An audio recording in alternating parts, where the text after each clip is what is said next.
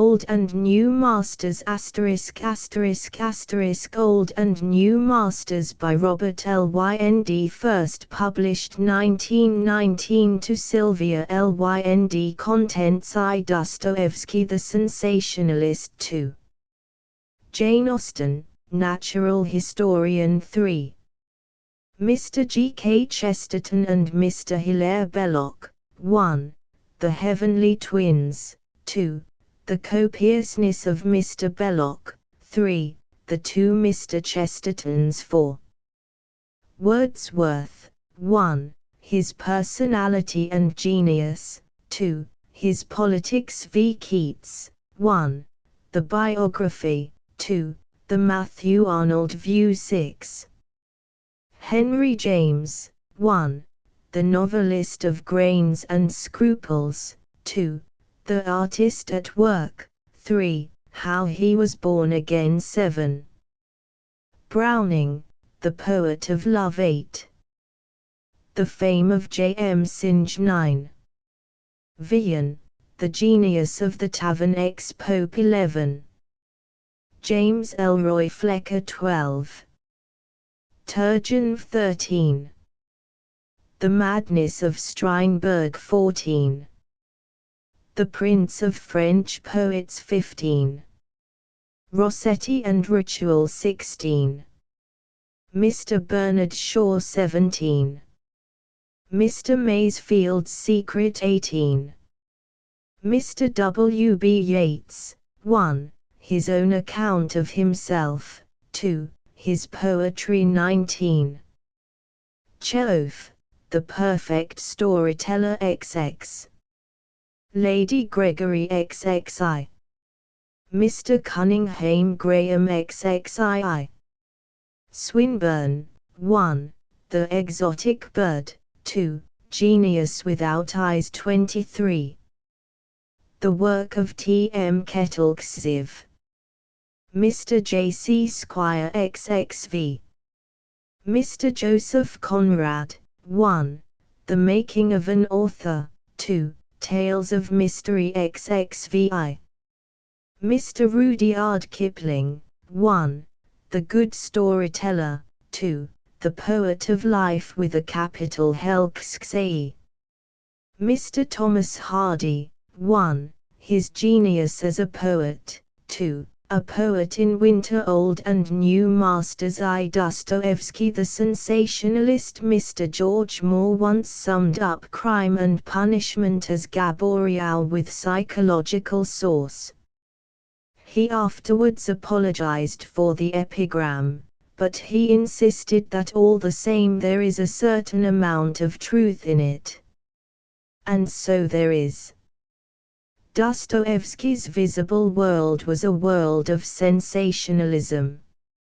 He may in the last analysis be a great mystic or a great psychologist, but he almost always reveals his genius on a stage crowded with people who behave like the men and women one reads about in the police news.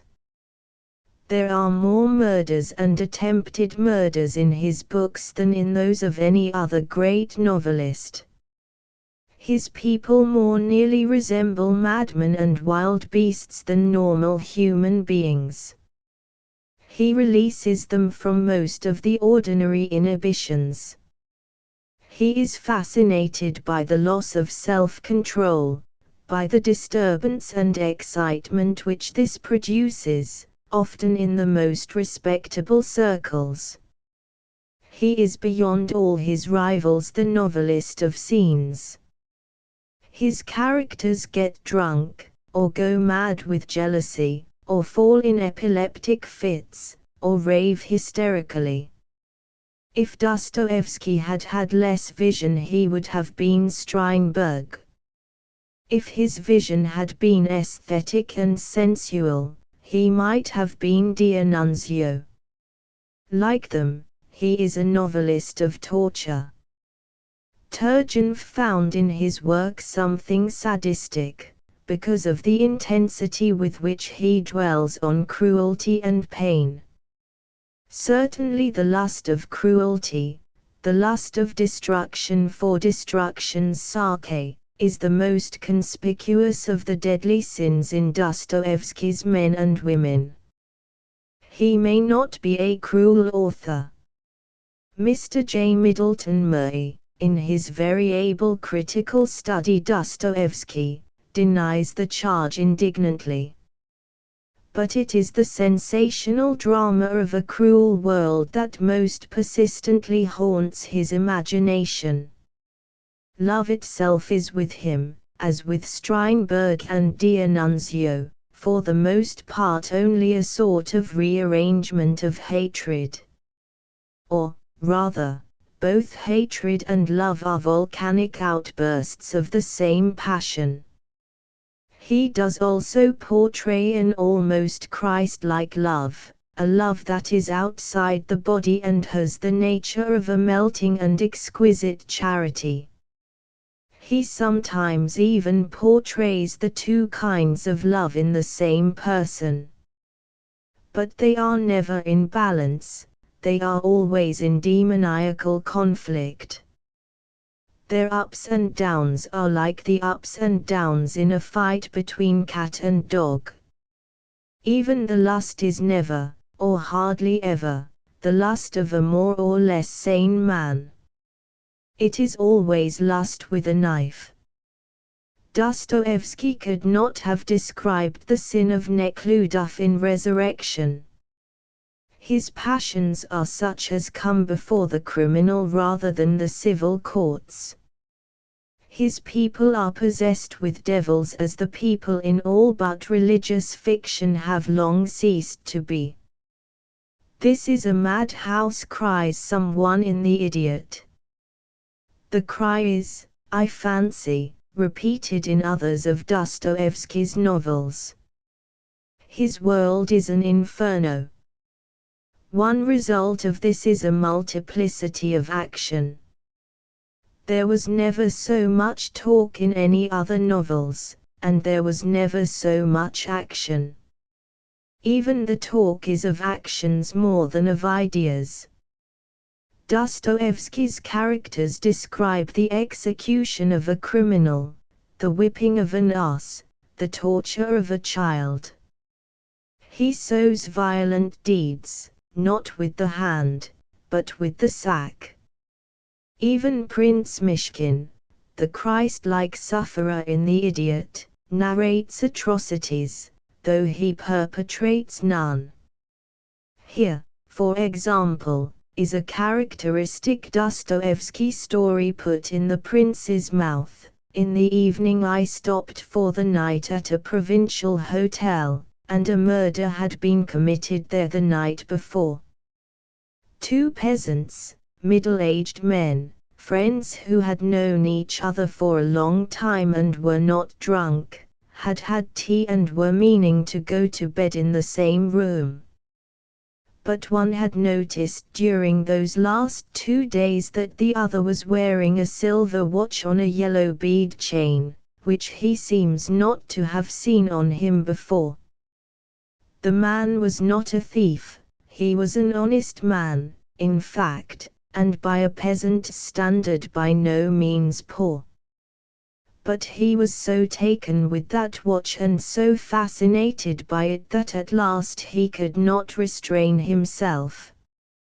He took a knife, and when his friend had turned away, he approached him cautiously from behind, took aim, turned his eyes heavenwards, crossed himself, and praying fervently, God forgive me, for Christ's sake, he cut his friend's throat at one stroke like a sheep and took his watch. One would not accept that incident from any Western author. One would not even accept it from Tolstoy or Turgenev. It is too abnormal, too obviously tainted with madness. Yet to Dostoevsky such aberrations of conduct make a continuous and overwhelming appeal. The crimes in his books seem to spring, not from more or less rational causes, but from some seed of lunacy. He never paints Everyman, he always projects Dostoevsky, or a nightmare of Dostoevsky. That is why Crime and Punishment belongs to a lower range of fiction than Anna Karenina or Fathers and Sons. Raskolnikov's crime is the cold-blooded crime of a diseased mind. It interests us like a story from Suetonius or like Bluebeard. But there is no communicable passion in it such as we find in Agamemnon or Othello. We sympathize, indeed, with the fears, the bravado, the despair that succeed the crime.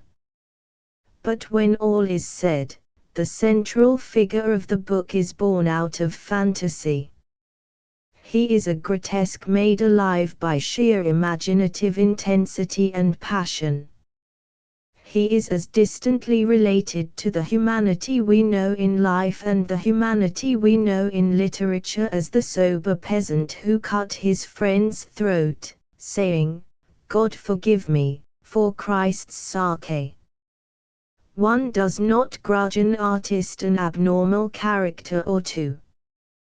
Dostoevsky, however, has created a whole flock of these abnormal characters and watches over them as a hen over her chickens. He invents vicious grotesques as Dickens invents comic grotesques. In The Brothers Karamazov he reveals the malignance of Smerdyakov by telling us that he was one who, in his childhood, was very fond of hanging cats, and burying them with great ceremony. He used to dress up in a sheet as though it were a surplice, and sang, and waved some object over the dead cat as though it were a censer. As for the Karamazovs themselves, he portrays the old father and the eldest of his sons hating each other and fighting like brutal maniacs. Dmitri threw up both hands and suddenly clutched the old man by the two tufts of hair that remained on his temples, tugged at them, and flung him with a crash on the floor. He kicked him 2 or 3 times with his heel in the face. The old man moaned shrilly. Ivan, though not so strong as Dmitri, threw his arms round him, and with all his might pulled him away. Alyosha helped him with his slender strength, holding Dmitri in front. "Madman! You've killed him," cried Ivan. "Serve him right," shouted Dmitri, breathlessly. "If I haven't killed him, I'll come again and kill him." It is easy to see why Dostoevsky has become a popular author. Incident follows breathlessly upon incident. No melodramatist ever poured out incident upon the stage from such a horn of plenty. His people are energetic and untamed, like cowboys or runaway horses. They might be described as runaway human beings. And Dostoevsky knows how to crowd his stage as only the inveterate melodramatists know. Scenes that in an ordinary novel would take place with 2 or 3 figures on the stage are represented in Dostoevsky as taking place before a howling, seething mob. A dozen men have broken in. A maid announces in one place in The Idiot, and they are all drunk. Show them all in at once, she is bidden. Dostoevsky is always ready to show them all in at once.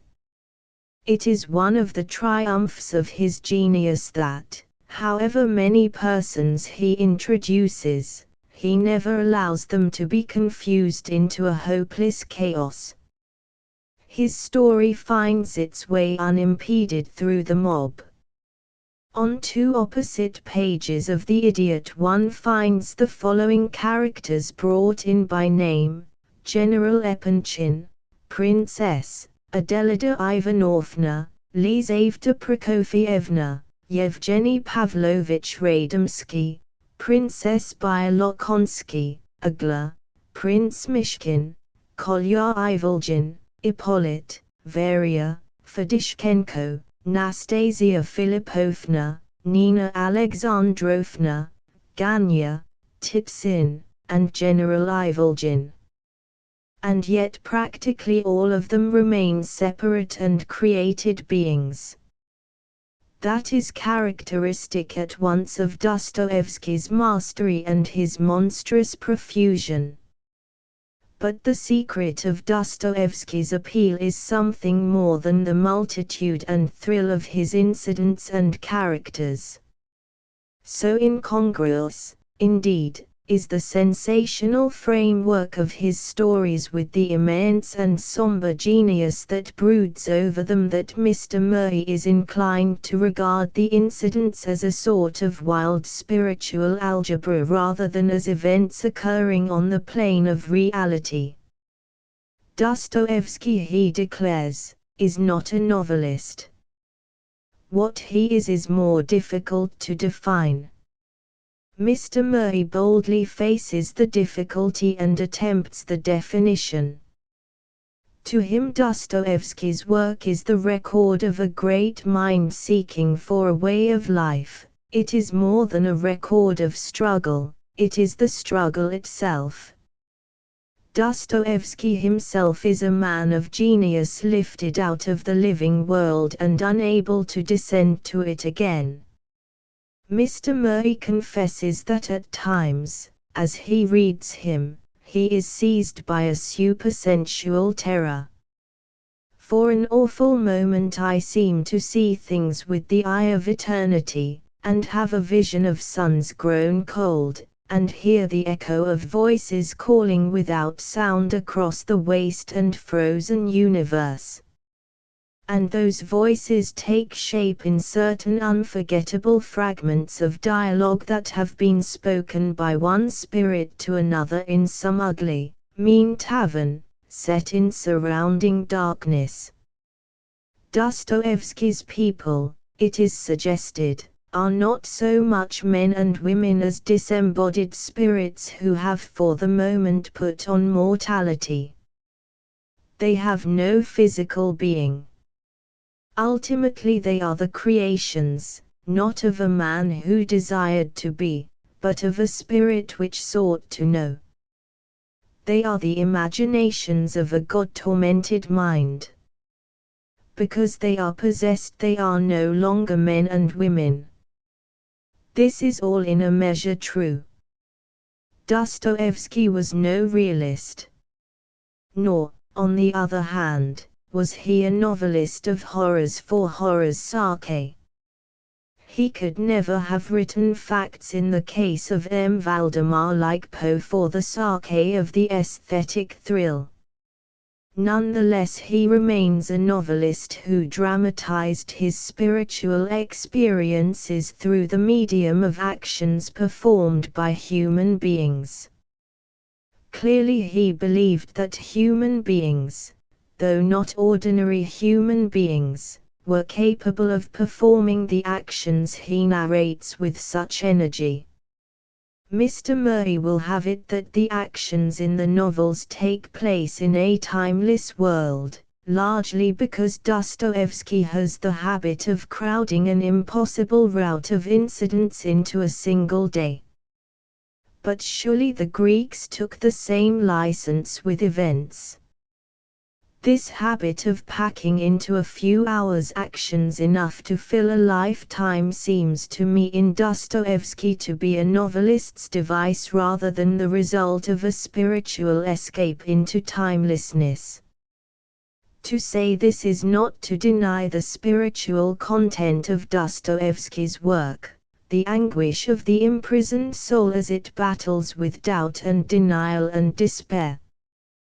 There is in Dostoevsky a suggestion of Caliban trying to discover some better God than Setebos.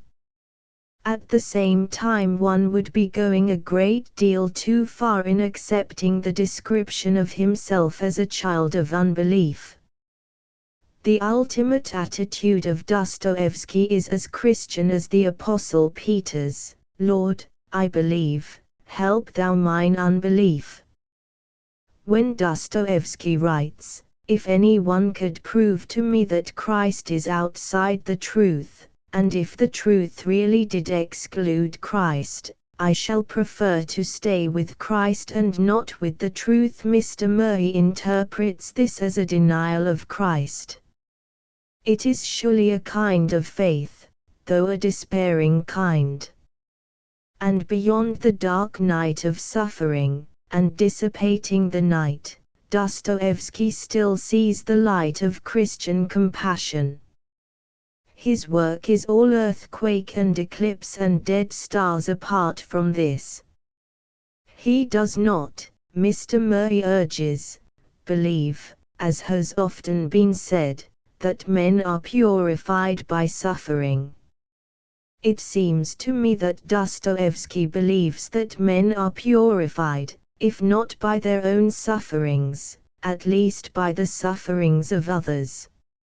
Or even by the compassion of others, like Prince Mishkin in The Idiot. But the truth is, it is by no means easy to systematize the creed of a creature at war with life, as Dostoevsky was, a man tortured by the eternal conflict of the devilish and the divine in his own breast. His work, like his face, bears the mark of this terrible conflict. The novels are the perfect image of the man.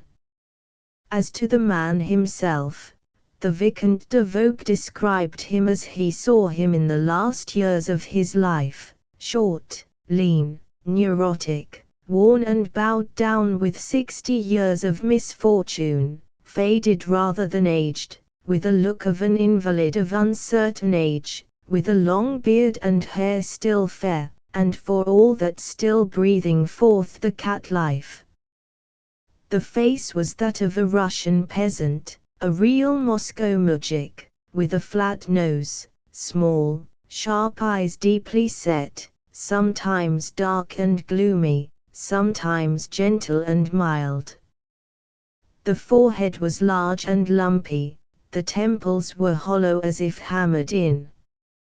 His drawn, twitching features seemed to press down on his sad-looking mouth. Eyelids, lips, and every muscle of his face twitched nervously the whole time. When he became excited on a certain point, one could have sworn that one had seen him before seated on a bench in a police court awaiting trial, or among vagabonds who passed their time begging before the prison doors. At all other times he carried that look of sad and gentle meekness seen on the images of old Slavonic saints. That is the portrait of the man one sees behind Dostoevsky's novels, a portrait one might almost have inferred from the novels. It is a figure that at once fascinates and repels. It is a figure that leads one to the edge of the abyss. One cannot live at all times with such an author. But his books will endure as the confession of the most terrible spiritual and imaginative experiences that modern literature has given us. To Jane Austen, natural historian Jane Austen has often been praised as a natural historian. She is a naturalist among tame animals. She does not study man, as Dostoevsky does, in his wild state before he has been domesticated. Her men and women are essentially men and women of the fireside. Nor is Jane Austen entirely a realist in her treatment even of these. She idealizes them to the point of making most of them good-looking, and she hates poverty to such a degree that she seldom can endure to write about anybody who is poor. She is not happy in the company of a character who has not at least £1,000. People get so horridly poor and economical in this part of the world, she writes on one occasion, that I have no patience with them. Kent is the only place for happiness, everybody is rich there. Her novels do not introduce us to the most exalted levels of the aristocracy. They provide us, however, with a natural history of county people and of people who are just below the level of county people and live in the eager hope of being taken notice of by them. There is more caste snobbishness, I think, in Jane Austen's novels than in any other fiction of equal genius. She, far more than Thackeray, is the novelist of snobs. How far Jane Austen herself shared the social prejudices of her characters it is not easy to say. Unquestionably, she satirized them. At the same time, she imputes the sense of superior rank not only to her butts, but to her heroes and heroines, as no other novelist has ever done. Emma Woodhouse lamented the deficiency of this sense in Frank Churchill. His indifference to a confusion of rank, she thought, bordered too much on inelegance of mind. Mr. Darcy, again, even when he melts so far as to become an avowed lover, neither forgets his social position, nor omits to talk about it. His sense of her inferiority, of its being a degradation, was dwelt on with a warmth which seemed due to the consequence he was wounding, but was very unlikely to recommend his suit. On discovering, to his amazement, that Elizabeth is offended rather than overwhelmed by his condescension, he defends himself warmly. Disguise of every sort, he declares, is my abhorrence. Nor am I ashamed of the feelings I related. They were natural and just. Could you expect me to rejoice in the inferiority of your connections? To congratulate myself on the hope of relations whose condition in life is so decidedly beneath my own? It is perfectly true that Darcy and Emma Woodhouse are the butts of Miss Austen as well as being among her heroes and heroines. She mocks them, Darcy especially, no less than she admires. She loves to let her wit play about the egoism of social caste. She is quite merciless in deriding it when it becomes overbearing, as in Lady Catherine de Bourgh, or when it produces flunkeyish reactions, as in Mr. Collins. But I fancy she liked a modest measure of it. Most people do. Jane Austen, in writing so much about the sense of family and position, chose as her theme one of the most widespread passions of civilized human nature. She was herself a clergyman's daughter. She was the seventh of a family of 8, born in the parsonage at Steventon, in Hampshire. Her life seems to have been far from exciting. Her father, like the clergy in her novels, was a man of leisure, of so much leisure, as Mr. Cornish reminds us, that he was able to read out Cowper to his family in the mornings. Jane was brought up to be a young lady of leisure.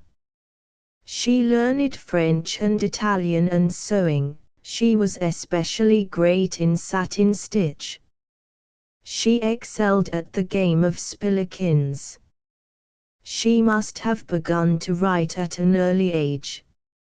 In later life, she urges an ambitious niece, aged 12, to give up writing till she is 16, adding that she had herself often wished she had read more and written less in the corresponding years of her life. She was only 20 when she began to write First Impressions, the perfect book, which was not published till 17 years later with the title altered to Pride and Prejudice. She wrote secretly for many years. Her family knew of it, but the world did not even the servants or the visitors to the house. She used to hide the little sheets of paper on which she was writing when anyone approached. She had not, apparently, a room to herself, and must have written under constant threat of interruption. She objected to having a creaking door mended on one occasion, because she knew by it when anyone was coming. She got little encouragement to write. Pride and Prejudice was offered to a publisher in 1797, he would not even read it. Northanger Abbey was written in the next 2 years. It was not accepted by a publisher, however, till 1803, and he, having paid £10 for it, refused to publish it. One of Miss Austen's brothers bought back the manuscript at the price at which it had been sold 12 or 13 years later, but even then it was not published till 1818, when the author was dead. The first of her books to appear was Sense and Sensibility. She had begun to write it immediately after finishing Pride and Prejudice. It was published in 1811, a good many years later, when Miss Austen was 36 years old. The title page merely said that it was written by a lady.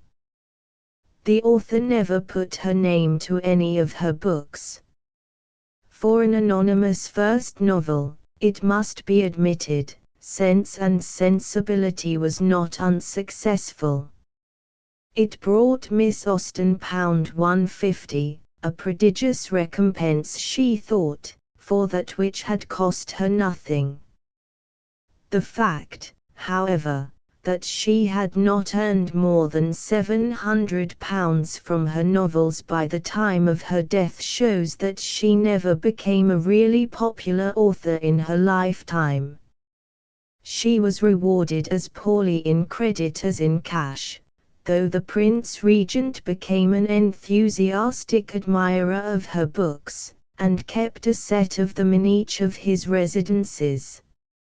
It was the Prince Regent's librarian, the Reverend J.S. Clark, who, on becoming chaplain to Prince Leopold of Saxe-Coburg, made the suggestion to her that an historical romance, illustrative of the history of the august House of Coburg, would just now be very interesting. Mr. Collins, had he been able to wean himself from Fordyce's sermons so far as to allow himself to take an interest in fiction, could hardly have made a proposal more exquisitely grotesque. One is glad the proposal was made, however, not only for its own sake, but because it drew an admirable reply from Miss Austen on the nature of her genius.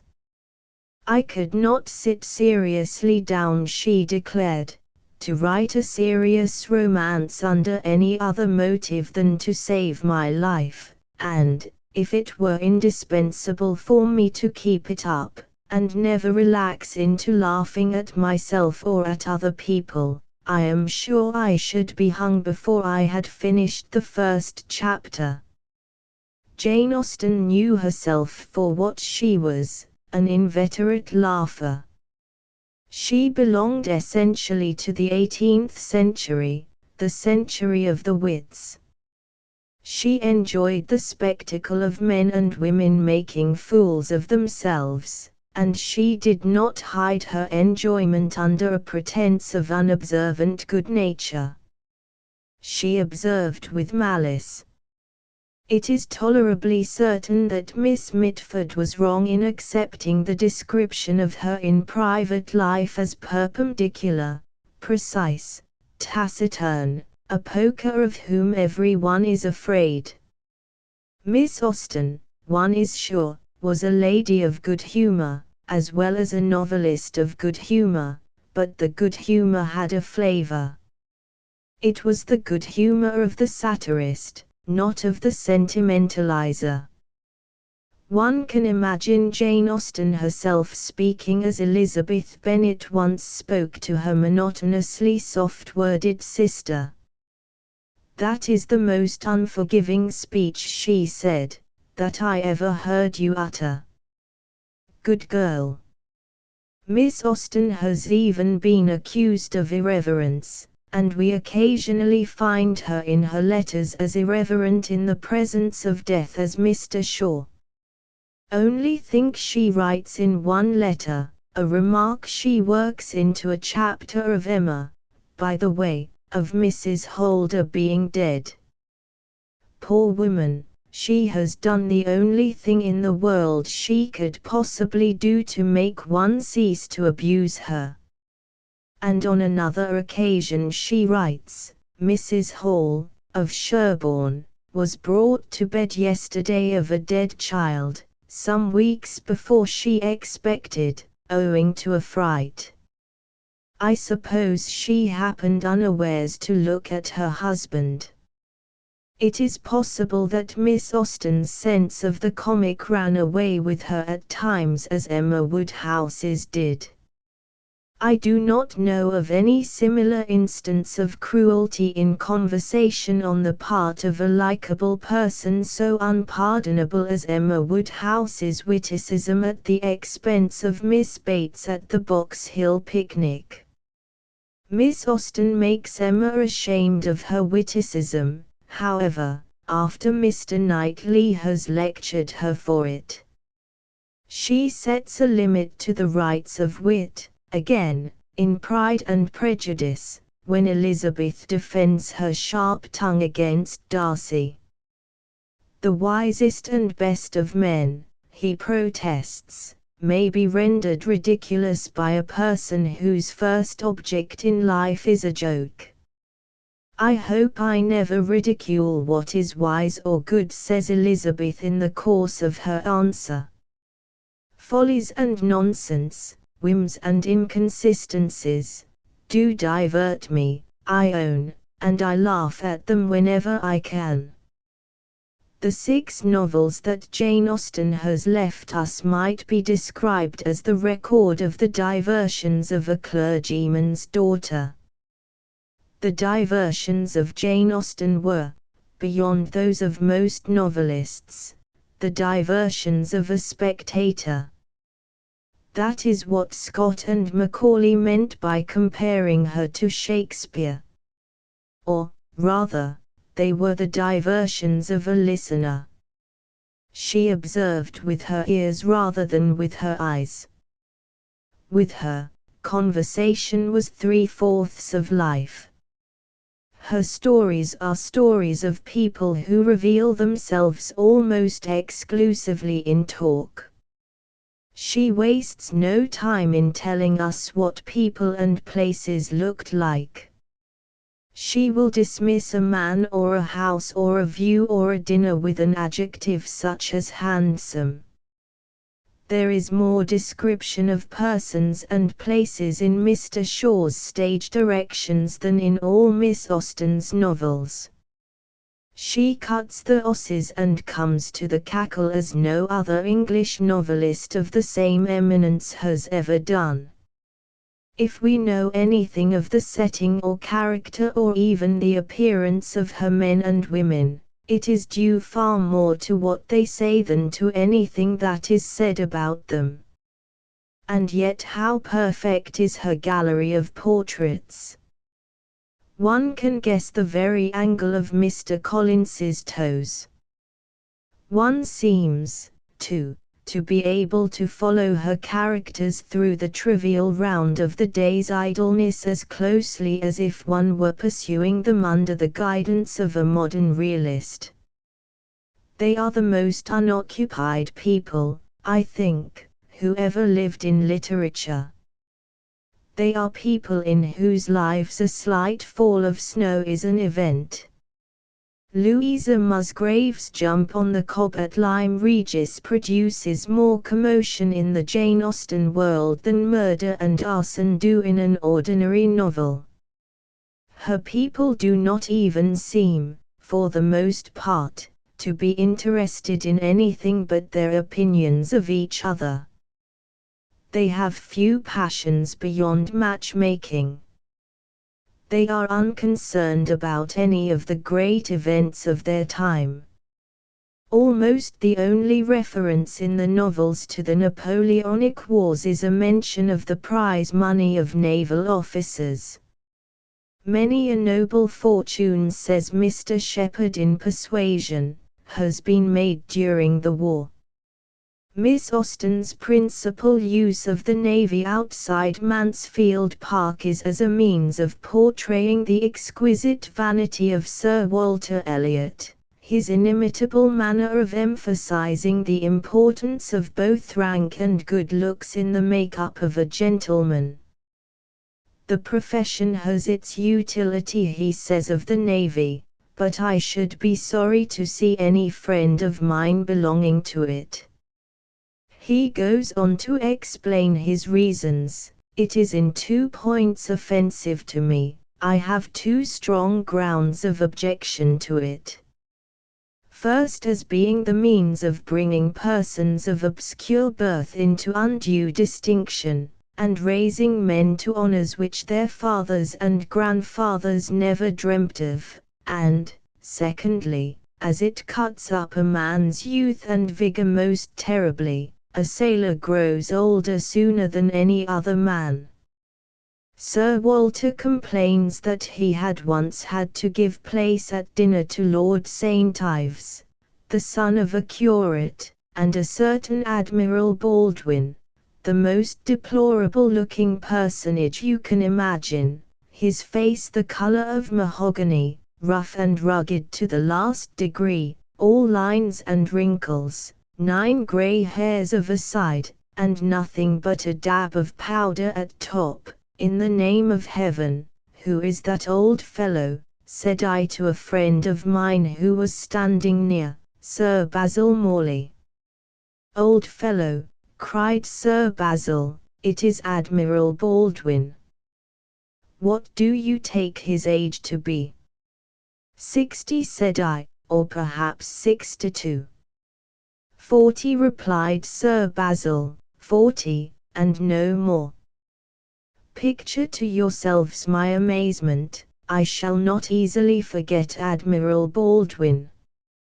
I never saw quite so wretched an example of what a seafaring life can do, but to a degree, I know, it is the same with them all.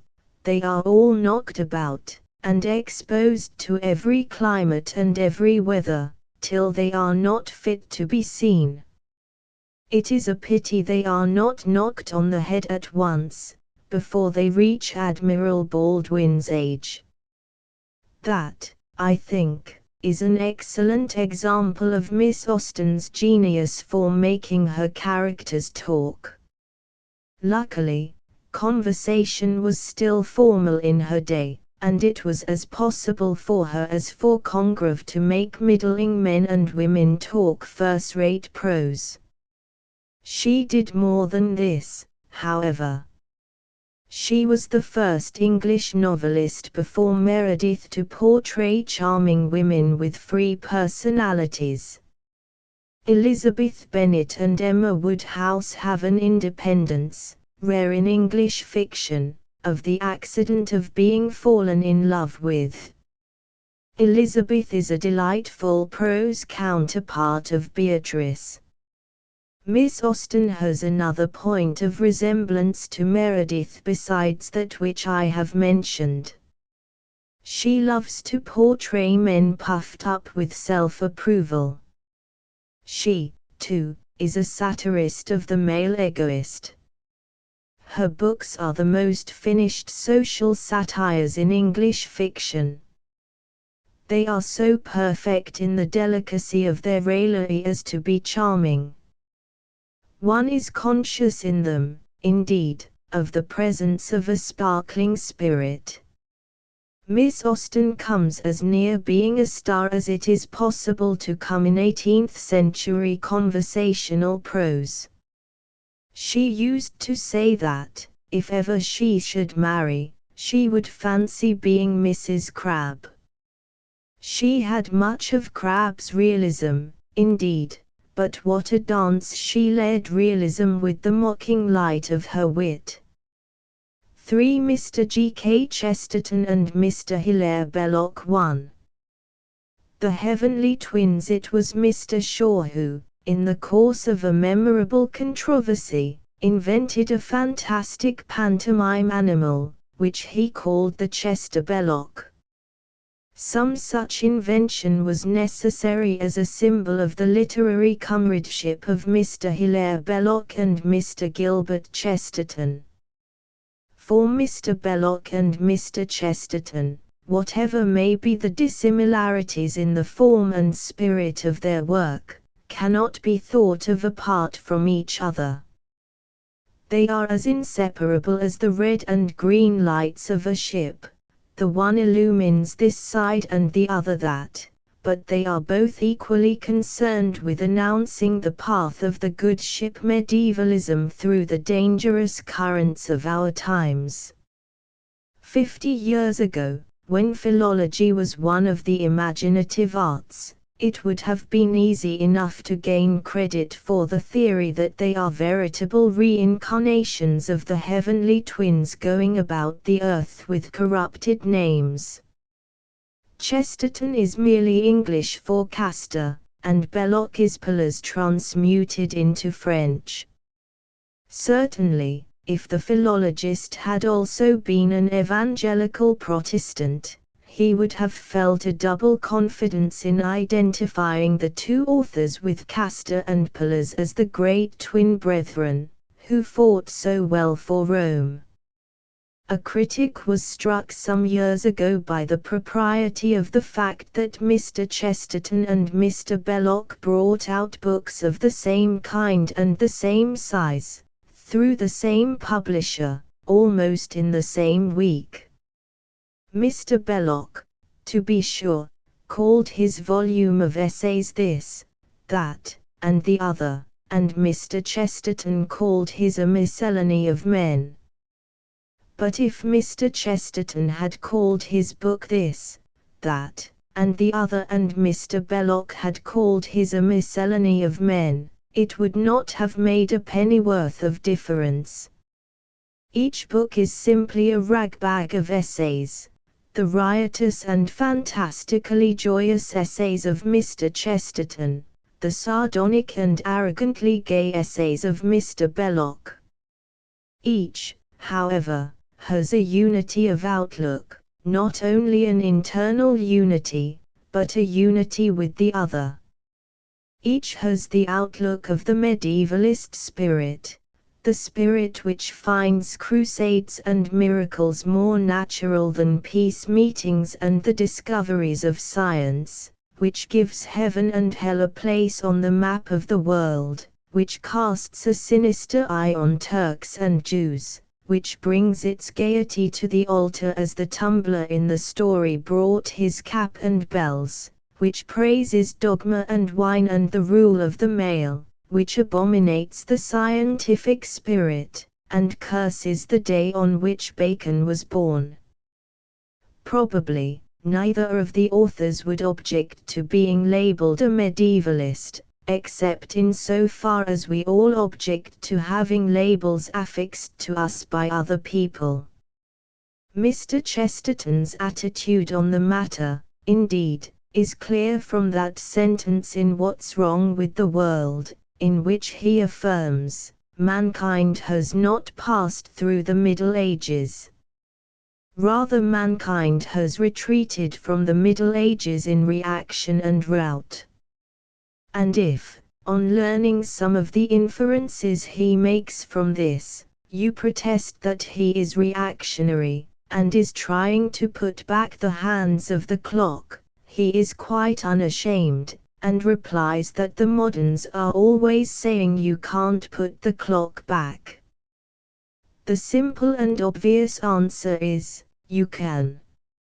A clock, being a piece of human construction, can be restored by the human finger to any figure or hour. The effrontery of an answer like that is so magnificent that it takes one's breath away. The chief difficulty of Mr. Chesterton and Mr. Belloc, however, seems to be that they want their clock to point to two different hours at the same time, neither of which happens to be the hour which the sun has just marked at Greenwich. They want it to point at once to 878 and 1789, to Ethandune and the French Revolution. Similar though they are in the revolutio-medievalist background of their philosophy, however, Mr. Chesterton and Mr. Belloc are as unlike as possible in the spirit in which they proclaim it. If Mr. Chesterton gets up on his box to prophesy against the times, he seems to do so out of a passionate and unreasoning affection for his fellows. If Mr. Belloc denounces the age, he seems also to be denouncing the human race. Mr. Chesterton is jovial and democratic, Mr. Belloc is, to some extent, saturnine and autocratic. Mr. Chesterton belongs to the exuberantly lovable tradition of Dickens. Indeed, he is, in the opinion of many people, the most exuberantly lovable personality which has expressed itself in English literature since Dickens. Mr. Belloc, on the other hand, has something of the gleaming and solitary fierceness of Swift and Hazlitt. Mr. Chesterton's vision, colored though it is with the colors of the past, projects itself generously into the future. He is foretelling the eve of the utopia of the poor and the oppressed when he speaks of the riot that all good men, even the most conservative, really dream of, when the sneer shall be struck from the face of the well-fed, when the wine of honor shall be poured down the throat of despair, when we shall, so far as to the sons of flesh is possible, take tyranny, and usury, and public treason, and bind them into bundles, and burn them. There is anger, as well as affection, in this eloquence, anger as of a new sort of knight thirsting to spill the blood of a new sort of barbarian in the name of Christ. Mr. Belloc's attack on the barbarians lacks the charity of these fiery sentences. He concludes his essay on the scientific spirit, as embodied in Lombroso, for instance, with the words, "the ass." And he seems to sneer the insult where Mr. Chesterton would have roared it. Mr. Chesterton and he may be at one in the way in which they regard the scientific criminologists, eugenists, collectivists, pragmatists, post-impressionists, and most of the otherists of recent times, as an army of barbarians invading the territories of medieval Christendom. But while Mr. Chesterton is in the gap of danger, waving against his enemies the sword of the Spirit, Mr. Belloc stands on a little height apart, aiming at them the more cruel shafts of the intellect. It is not that he is less courageous than Mr. Chesterton, but that he is more contemptuous.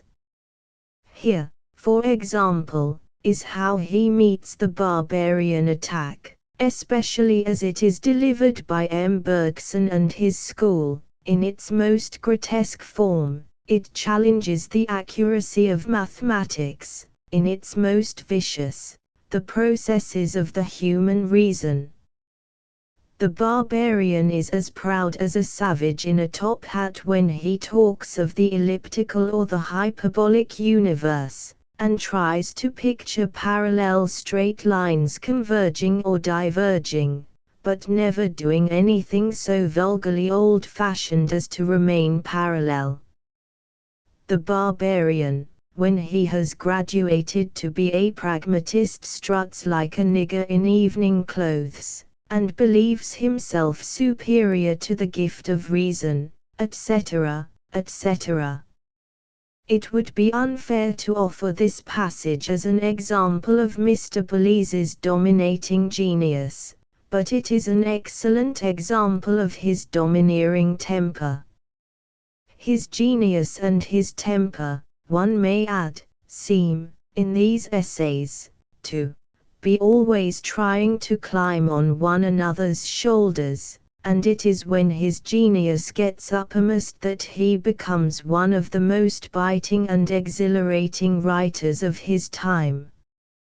On such occasions his malice ceases to be a talent, and rises into an enthusiasm, as in The Servants of the Rich, where, like a medieval bard, he shows no hesitation in housing his enemies in the circles of hell. His gloating proclamation of the eternal doom of the rich men's servants is an infectious piece of humor, at once grim and irresponsible. Their doom is an eternal sleeplessness and a nakedness in the gloom. These are those men who were wont to come into the room of the poor guest at early morning, with a steadfast and assured step, and a look of insult.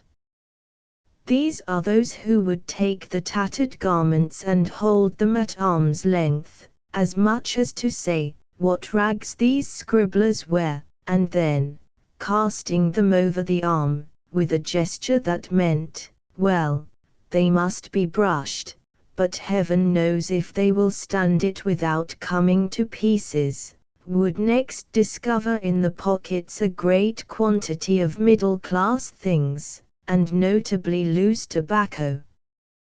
Then one would see him turn one's socks inside out, which is a ritual with the horrid tribe. Then a great bath would be trundled in, and he would set beside it a great can, and silently pronounce the judgment that, whatever else was forgiven the middle class, one thing would not be forgiven them: the neglect of the bath, of the splashing about of the water, and of the adequate wetting of the towel. All these things we have suffered, you and I, at their hands. But be comforted. They writhe in hell with their fellows.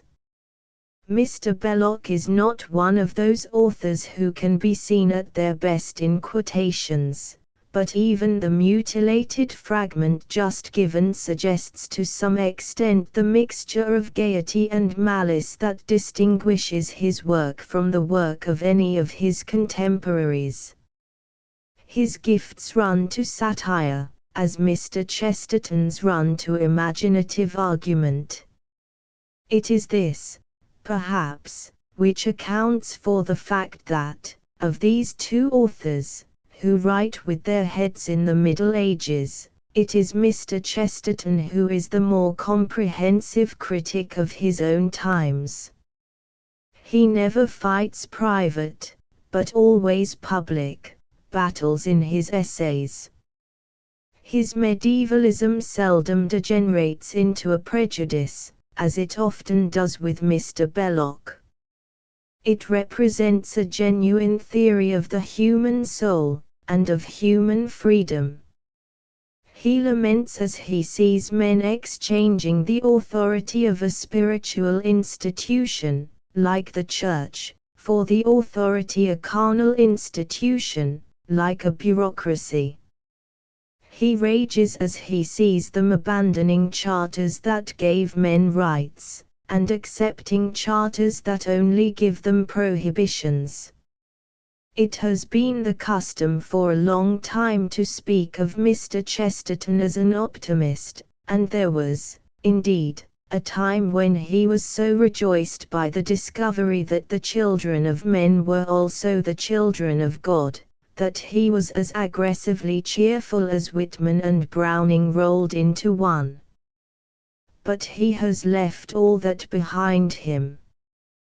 The insistent vision of a world in full retreat from the world of Alfred and Charlemagne and the saints and the fight for Jerusalem, from this and the allied world of Danton and Robespierre, and the rush to the Bastille, has driven him back upon a partly well-founded and partly ill-founded Christian pessimism.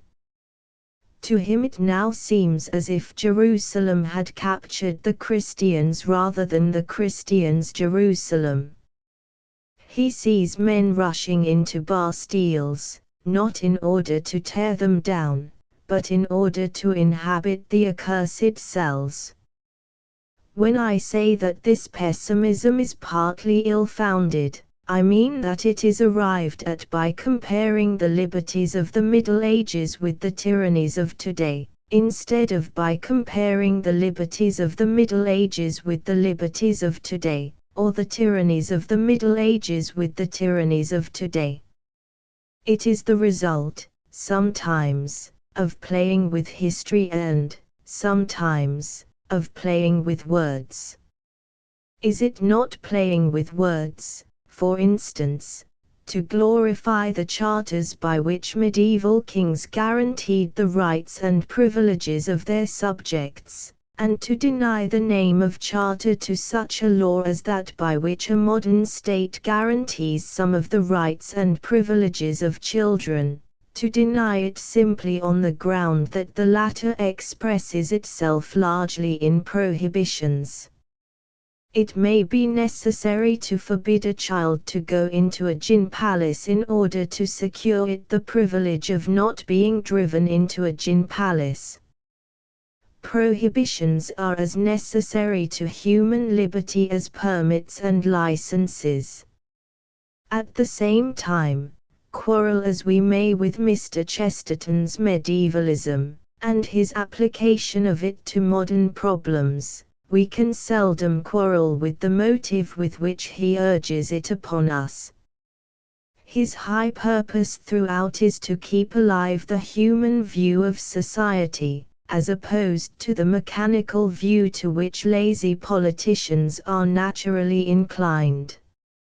If he has not been able to give us any very coherent vision of a utopia of his own, he has, at least, done the world a service in dealing some smashing blows at the utopia of machinery. Nonetheless, he and Mr. Belloc would be the most dangerous of writers to follow in a literal obedience. In regard to political and social improvements, they are too often merely devil's advocates of genius. But that is a necessary function, and they are something more than that. As I have suggested, above all the arguments and the rhetoric and the humors of the little political battles, they do bear aloft a banner with a strange device, reminding us that organized society was made for man, and not man for organized society. That, in the last analysis, is the useful thing for which Mr. Chesterton and Mr. Belloc stand in modern politics. It almost seems at times, however, as though they were ready to see us bound again with the fetters of ancient servitudes, in order to compel us to take part once more in the ancient struggle for freedom. To the copiousness of Mr. Belloc has during the last 4 or 5 years become a public man. Before that he had been acknowledged a man of genius. But even the fact that he had sat in the House of Commons never led any great section of Englishmen to regard him as a figure or an institution. He was generally looked on as one who made his bed aggressively among heretics, as a kind of Rabelaisian dissenter, as a settled interrupter, half rude and half jesting. And yet there was always in him something of the pedagogue who has been revealed so famously in these last months. Not only had he a passion for facts and for stringing facts upon theories. He had also a high-headed and dogmatic and assured way of imparting his facts and theories to the human race as it sat, or in so far as it could be persuaded to sit, on its little forms. It is his schoolmasterishness which chiefly distinguishes the genius of Mr. Belloc from the genius of his great and uproarious comrade, Mr. Chesterton. Mr. Belloc is not a humorist to anything like the same degree as Mr. Chesterton. If Mr. Chesterton were a schoolmaster, he would give all the triangles noses and eyes, and he would turn the Latin verbs into nonsense rhymes. Humor is his breath and being. He cannot speak of the kingdom of heaven or of Robert Browning without it any more than of asparagus. He is a laughing theologian, a laughing politician, a laughing critic, a laughing philosopher. He retains a fantastic cheerfulness even amid the blind furies, and how blindly furious he can sometimes be, of controversy. With Mr. Belloc, on the other hand, laughter is a separate and relinquishable gift. He can at will lay aside the mirth of one who has broken bounds for the solemnity of the man in authority. He can be scapegrace prince and sober king by turns, and in such a way that the two personalities seem scarcely to be related to each other. Compared with Mr. Chesterton, he is like a man in a mask, or a series of masks. He reveals more of his intellect to the world than of his heart. He is not one of those authors whom one reads with a sense of personal intimacy. He is too arrogant even in his merriment for that. Perhaps the figure we see reflected most obtrusively in his works is that of a man delighting in immense physical and intellectual energies. It is this that makes him one of the happiest of travelers. On his travels, one feels, every inch and nook of his being is intent upon the passing earth. The world is to him at once a map and a history and a poem and a church and an alehouse. The birds in the greenwood, the beer, the sight of an old battle, the meaning of an old road, sacred emblems by the roadside, the comic events of wayfaring, he has an equal appetite for them all. Has he not made a perfect book of these things, with 1,000 fancies added, in the Four Men? In the Four Men he has written a travel book which more than any other of his works has something of the passion of a personal confession. Here the pilgrim becomes nearly genial as he indulges in his humours against the rich and against policemen and in behalf of Sussex against Kent and the rest of the inhabited world. Mr. Chesterton has spoken of Mr. Belloc as one who did and does humanly and heartily love England, not as a duty but as a pleasure, and almost an indulgence. And the Four Men expresses this love humorously, inconsequently, and with a grave stepping eloquence. There are few speeches in modern books better than the conversations in the Four Men. Mr. Belloc is not one of those disciples of realism who believe that the art of conversation is dead, and that modern people are only capable of addressing each other in one-line sentences. He has the traditional love of the fine speech such as we find it in the ancient poets and historians and dramatists and satirists.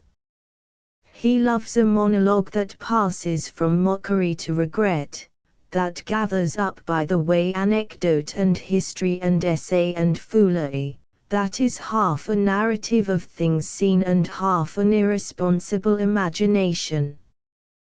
He can describe a runaway horse with the farcical realism of the authors of Some Experiences of an Irish R.M., can parody a judge, can paint a portrait, and can steep a landscape in vision. Two recent critics have described him as the best English prose writer since Dryden, but that only means that Mr. Belloc's rush of genius has quite naturally swept them off their feet.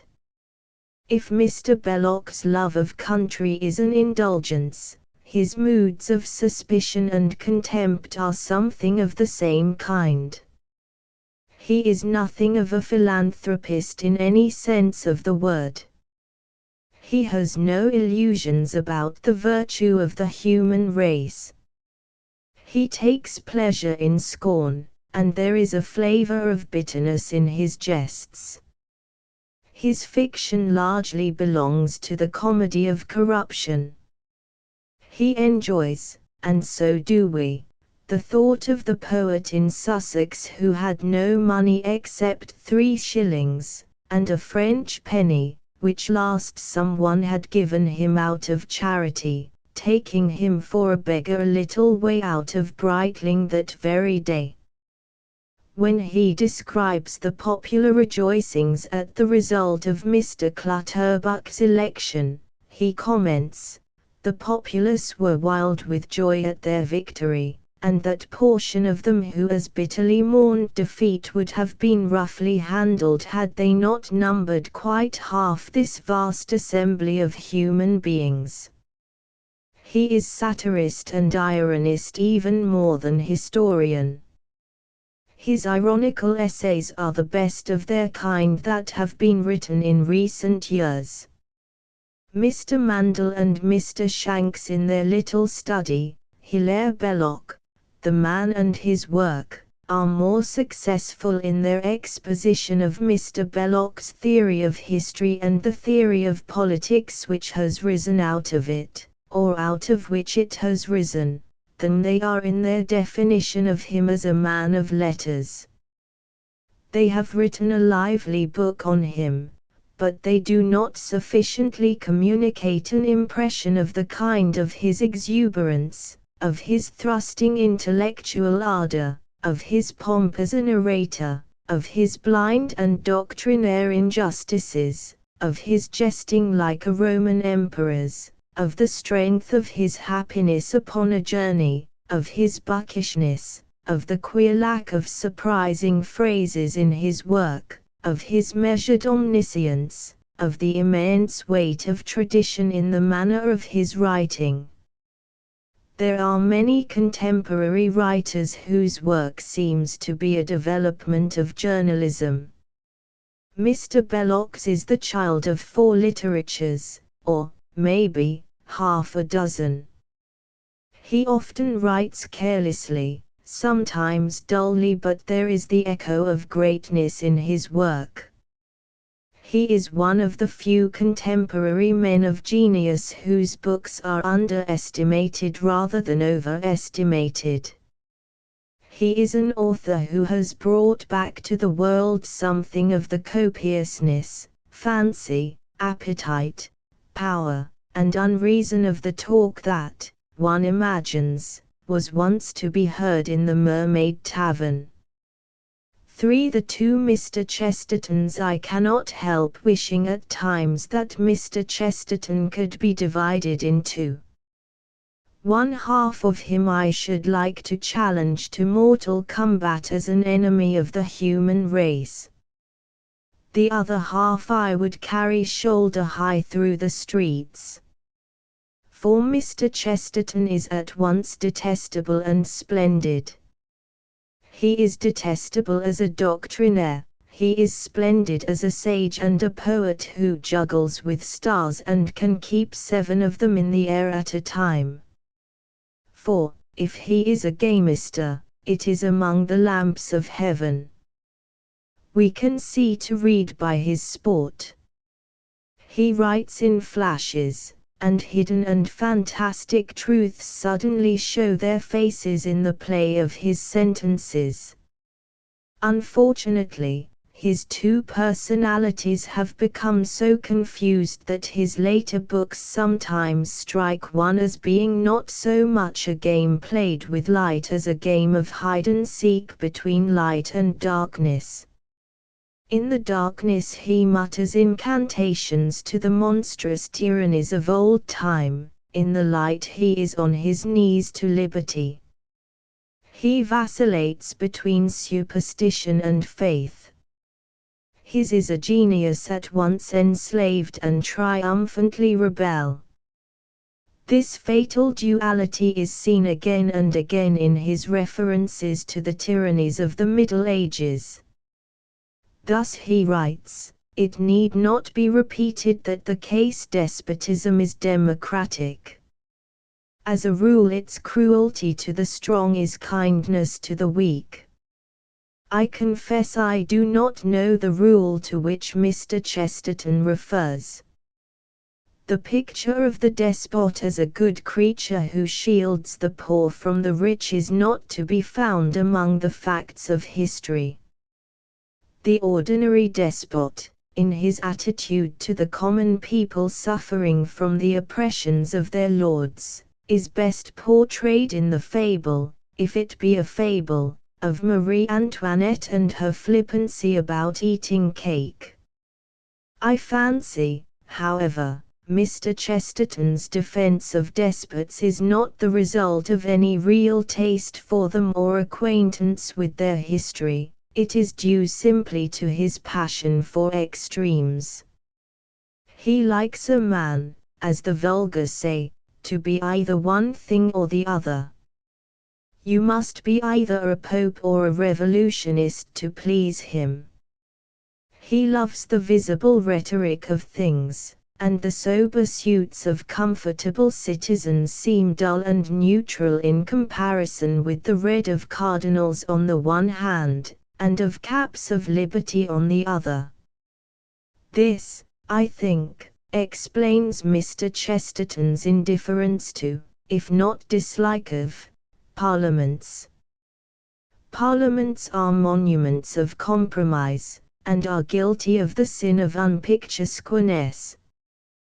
One would imagine that a historian of England who did not care for parliaments would be as hopelessly out of his element as a historian of Greece who did not care for the arts. And it is because Mr. Chesterton is indifferent to so much in the English genius and character that he has given us in his recent short History of England, instead of a History of England, a wild and wonderful pageant of argument. Already he cries, as he relates how Parliament certainly encouraged, and almost certainly obliged King Richard to break his pledge to the people after the Wat Tyler insurrection. Already Parliament is not merely a governing body, but a governing class. The history of England is to Mr. Chesterton largely the history of the rise of the governing class. He blames John Richard Green for leaving the people out of his history, but Mr. Chesterton himself has left out the people as effectually as any of the historians who went before him. The obsession of the governing class has thrust the people into the background. History resolves itself with him into a disgraceful epic of a governing class which despoiled Pope and King with the right hand, and the people with the left. It is a disgraceful epic patched with splendid episodes, but it culminates in an appalling cry of doubt whether, after all, It might not be better for England to perish utterly in the Great War while fighting for liberty than to survive to behold the triumph of the governing class in a servile state of old age pensions and insurance acts. This theory of history, as being largely the story of the evolution of the governing class, is an extremely interesting and even fruitful theory.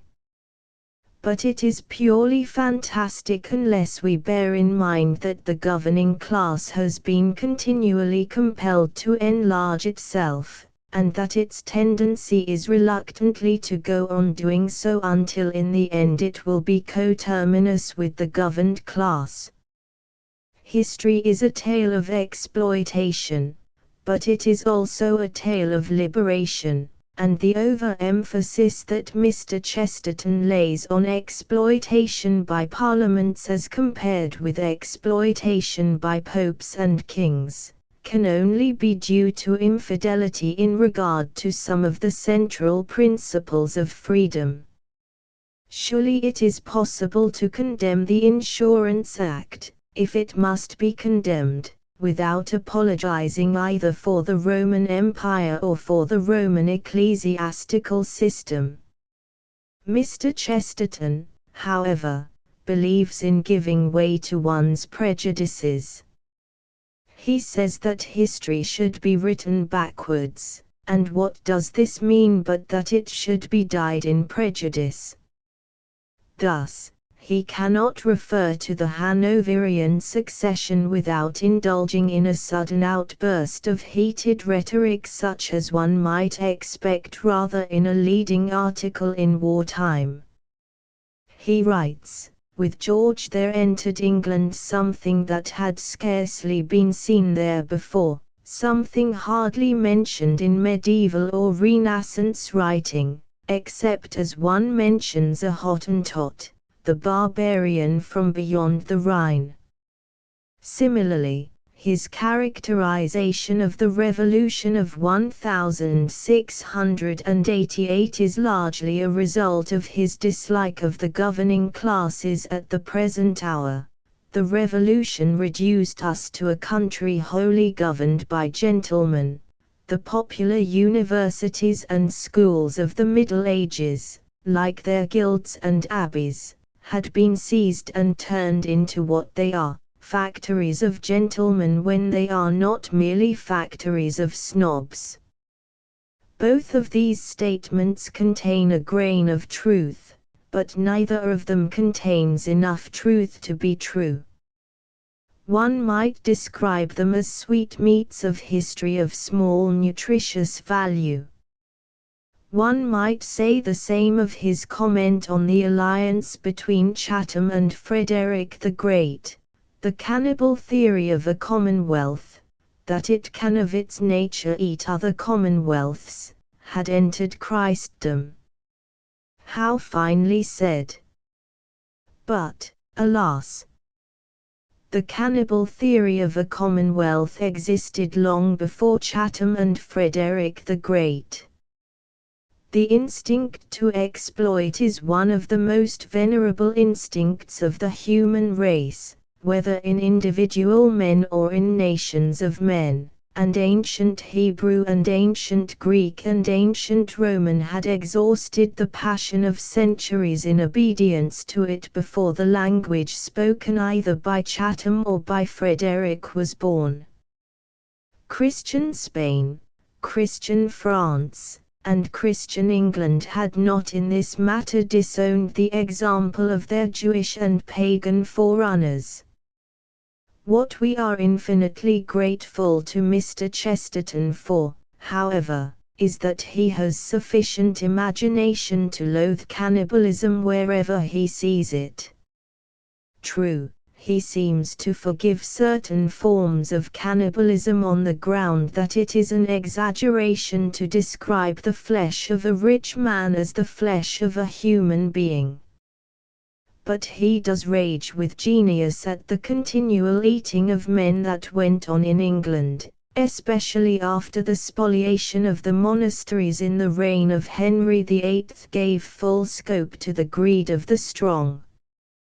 He sees that the England which Whig and Tory combined to defend as the perfection of the civilized world in the 18th and 19th centuries was an England governed by men whose chief claim to govern was founded on the fact that they had seized their country and were holding it against their countrymen. Mr. Chesterton rudely shatters the mirror of perfection in which the possessing class have long seen themselves. He writes in a brilliant passage, "It could truly be said of the English gentleman, as of another gallant and gracious individual, that his honour stood rooted in dishonour." He was, indeed, somewhat in the position of such an aristocrat of romance, whose splendor has the dark spot of a secret and a sort of blackmail. His glory did not come from the Crusades, but from the Great Pillage.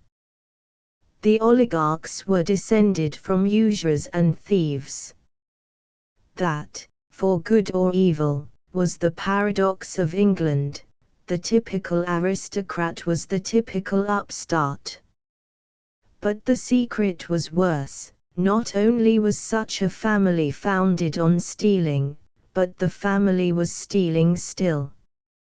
It is a grim truth that, all through the 18th century, all through the great Whig speeches about liberty, all through the great Tory speeches about patriotism, through the period of Wanderwash and Plassey, through the period of Trafalgar and Waterloo, one process was steadily going on in the central Senate of the nation.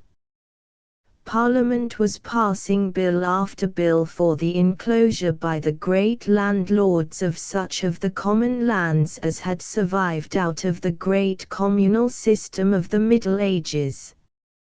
It is much more than a pun. It is the prime political irony of our history that the commons were destroying the commons. It would be folly to suggest, however, that, conscious though Mr. Chesterton is of the crimes of history, he has turned history into a mere series of floggings of criminals. He is forever laying down the whip and inviting the criminals to take their seats while he paints gorgeous portraits of them in all the colors of the rainbow. His praise of the mighty rhetoricians of the 18th century could in some passages scarcely be more unstinted if he were a Whig of the Whigs. He cannot but admire the rotund speech and swelling adventures of those days. If we go farther back, we find him portraying even the Puritans with a strange splendor of color. They were, above all things, anti-historic, like the Futurists in Italy, and there was this unconscious greatness about them, that their very sacrilege was public and solemn, like a sacrament, and they were ritualists even as iconoclasts. It was, properly considered, but a very secondary example of their strange and violent simplicity that one of them, before a mighty mob at Whitehall, cut off the anointed head of the sacramental man of the Middle Ages. For another, far away in the western shires, cut down the thorn of Glastonbury, from which had grown the whole story of Britain. This last passage is valuable, not only because it reveals Mr. Chesterton as a marvelous rhetorician doing the honors of prose to his enemies, but because it helps to explain the essentially tragic view he takes of English history. I exaggerated a moment ago when I said that to Mr. Chesterton English history is the story of the rise of a governing class. What it really is to him is the story of a thorn bush cut down by a Puritan.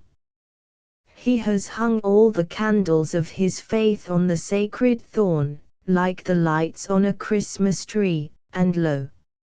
It has been cut down and cast out of England with as little respect as though it were a verse from the Sermon on the Mount. It may be that Mr. Chesterton's sight is erratic, and that what he took to be the sacred thorn was really a upas tree. But in a sense that does not matter. He is entitled to his own fable, if he tells it honestly and beautifully, and it is as a tragic fable or romance of the downfall of liberty in England that one reads his history. He himself contends in the last chapter of the book that the crisis in English history came with the fall of Richard II, following on his failures to use medieval despotism in the interests of medieval democracy. Mr. Chesterton's history would hardly be worth reading, if he had made nothing more of it than is suggested in that sentence. His book, apart from occasional sloughs of sophistry and fallacious argument, remains in the mind as a song of praise and dolor chanted by the imagination about an England that obeyed not God and despised the tree of life, but that may yet, he believes, hear once more the ancestral voices, and with her sons arrayed in trade unions and guilds, march riotously back into the Garden of Eden. For Wordsworth 1. His personality and genius. Dorothy Wordsworth, whom Professor Harper has praised not beyond reason as the most delightful, the most fascinating woman who has enriched literary history, once confessed in a letter about her brother William that his person is not in his favor and that he was certainly rather plain. He is the most difficult of all the great poets whom one reverences to portray as an attractive person. Horseface. I have heard satirists say Carlyle wrote of him, recalling a comparison of Hazlitt's, and the horseface seems to be symbolic of something that we find not only in his personal appearance, but in his personality and his work. His faults do not soften us, as the faults of so many favorite writers do. They were the faults, not of passion, but of a superior person, who was something of a Sir Willoughby Patterne in his pompous self-satisfaction. He says, records Lamb in one of his letters, he does not see much difficulty in writing like Shakespeare, if he had a mind to try it. Lamb adds, it is clear that nothing is wanting but the mind. Leigh Hunt, after receiving a visit from Wordsworth in 1815, remarked that he was as skeptical on the merit of all kinds of poetry but one as Richardson was on those of the novels of Fielding. Keats, who had earlier spoken of the reverence in which he held Wordsworth, wrote to his brother in 1818, I am sorry that Wordsworth has left a bad impression wherever he visited in town by his egotism, vanity, and bigotry. There was something frigidly unsympathetic in his judgment of others, which was as unattractive as his complacency in regard to his own work. When Trelawney, seeing him at Lausanne and, learning who he was, went up to him as he was about to step into his carriage and asked him what he thought of Shelley as a poet, he replied, nothing. Again, Wordsworth spoke with solemn reprobation of certain of Lamb's friendships, after Lamb was dead, as the indulgences of social humours and fancies which were often injurious to himself and causes of severe regrets to his friends, without really benefiting the object of his misapplied kindness. Nor was this attitude of Johnny Hedinaire the mark only of his later years. It appeared in the days when he and Coleridge collaborated in bringing out lyrical ballads. There is something sublimely egotistical in the way in which he shook his head over the Ancient Mariner as a drag upon that miraculous volume. In the course of a letter to his publisher, he wrote, "From what I can gather it seems that the Ancient Mariner has, on the whole, been an injury to the volume. I mean that the old words and the strangeness of it have deterred readers from going on. If the volume should come to a second edition, I would put in its place some little things which would be more likely to suit the common taste." It is when one reads sentences like these that one begins to take a mischievous delight in the later onslaught of a Scottish reviewer who, indignant that Wordsworth should dare to pretend to be able to appreciate Burns, denounced him as a retired, pensive, egotistical collector of stamps and as a melancholy, sighing, half-parson sort of gentleman, who lives in a small circle of old maids and sonneteers, and drinks tea now and then with the solemn laureate. One feels at times that no ridicule or abuse of this stiff-necked old fraud could be excessive, for, if he were not Wordsworth, as what but a fraud could we picture him in his later years, as he protests against Catholic emancipation, the extension of the franchise, the freedom of the press, and popular education. Can it, in a general view he asks, be good that an infant should learn much which its parents do not know? Will not a child arrogate a superiority unfavorable to love and obedience? He shuddered again at the likelihood that mechanics' institutes would make discontented spirits and insubordinate and presumptuous workmen. He opposed the admission of dissenters to Cambridge University, and he desired that a medical education should be kept beyond the reach of a poor student on the ground that the better able the parents are to incur expense, the stronger pledge have we of their children being above meanness and unfeeling and sordid habits. One might go on quoting instance after instance of this piety of success, as it might be called. Time and again the words seem to come from the mouth, not of one of the inspired men of the modern world, but of some puffed-up elderly gentleman in a novel by Jane Austen. His letter to a young relation who wished to marry his daughter Dora is a letter that Jane Austen might have invented. If you have thoughts of marrying, do look out for some lady with a sufficient fortune for both of you. What I say to you now I would recommend to every naval officer and clergyman who is without prospect of professional advancement. Ladies of some fortune are as easily won as those without, and for the most part as deserving.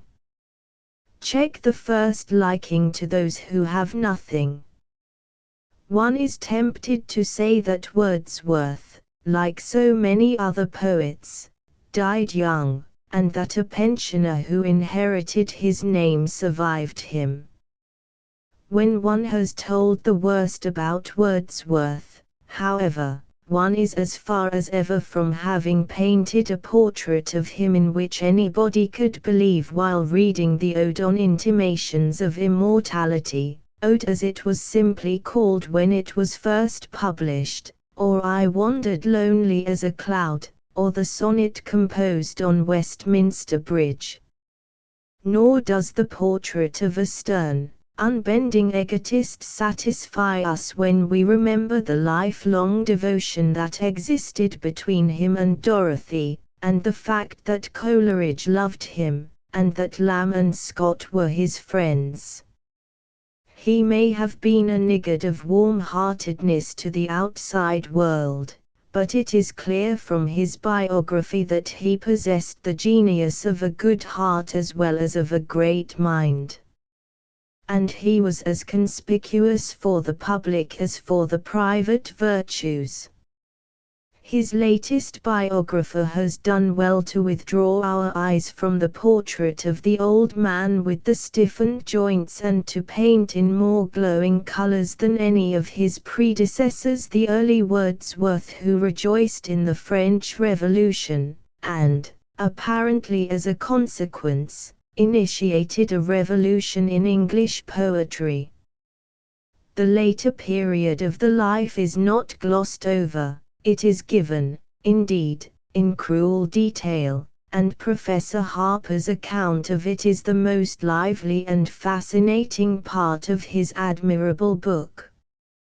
But it is to the heart of the young revolutionary, who dreamed of becoming a Girondist leader and of seeing England a republic, that he traces all the genius and understanding that we find in the poems. Wordsworth's connection, he writes, with the English Jacobins with the most extreme element opposed to the war or actively agitating in favor of making England a republic, was much closer than has been generally admitted. He points out that Wordsworth's first books of verse, An Evening Walk, and Descriptive Sketches, were published by Joseph Johnson, who also published Dr. Priestley, Horne Tooke, and Mary Wollstonecraft, and whose shop was frequented by Godwin and Payne. Professor Harper attempts to strengthen his case by giving brief sketches of famous Jacobins whom Wordsworth may or may not have met, but his case is strong enough without their help.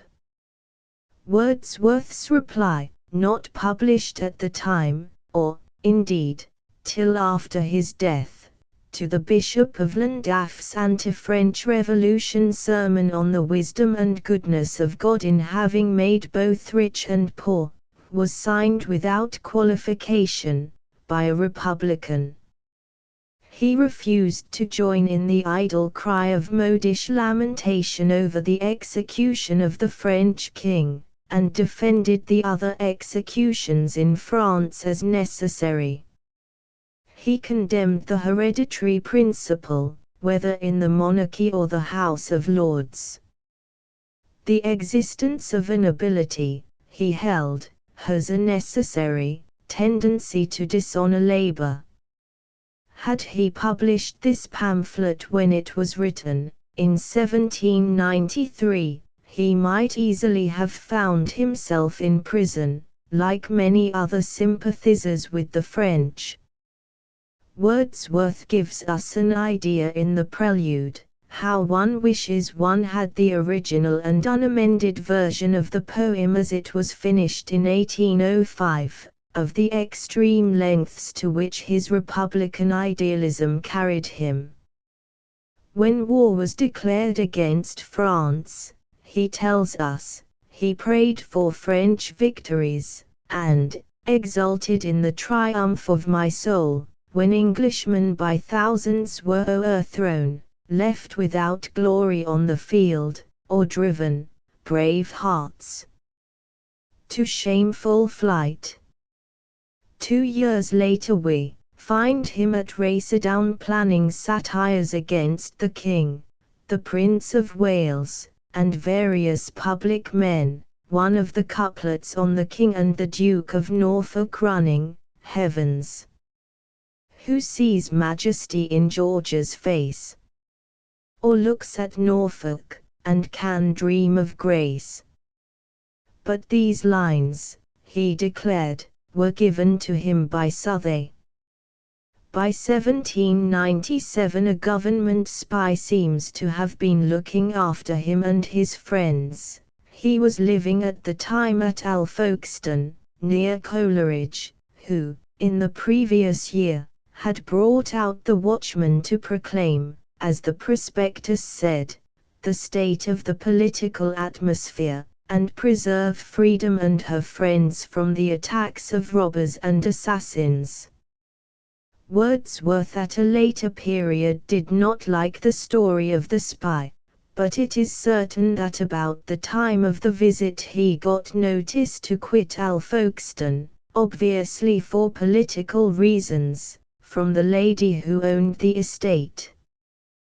Professor Harper's originality as a biographer, however, does not lie in his narration of facts like these, but in the patience with which he traces the continuance of French sympathies in Wordsworth on into the opening years of the 19th century. He has altered the proportions in the Wordsworth legend, and made the youth of the poet as long in the telling as his age. This was all the more necessary because various biographers have followed too closely the example of the official life, the materials for which Wordsworth entrusted to his nephew, the bishop, who naturally regarded Wordsworth, the pillar of church and state, as a more eminent and laudable figure than Wordsworth, the young revolutionary. Whether the bishop deliberately hushed up the fact that, during his early travels in France, Wordsworth fell in love with an aristocratic French lady who bore him an illegitimate child, I do not know.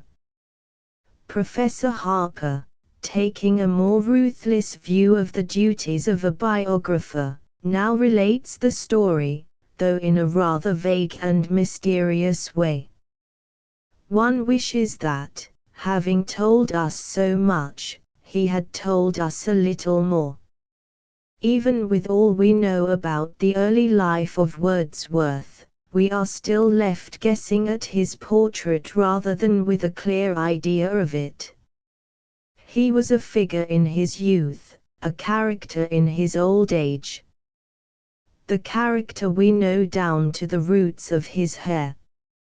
But the figure remains something of a secret. As a poet, Wordsworth may almost be called the first of the Democrats. He brought into literature a fresh vision, a vision bathing the world and its inhabitants in a strange and revolutionary light. He was the first great poet of equality and fraternity in the sense that he portrayed the lives of common country, people in their daily surroundings as faithfully as though they had been kings.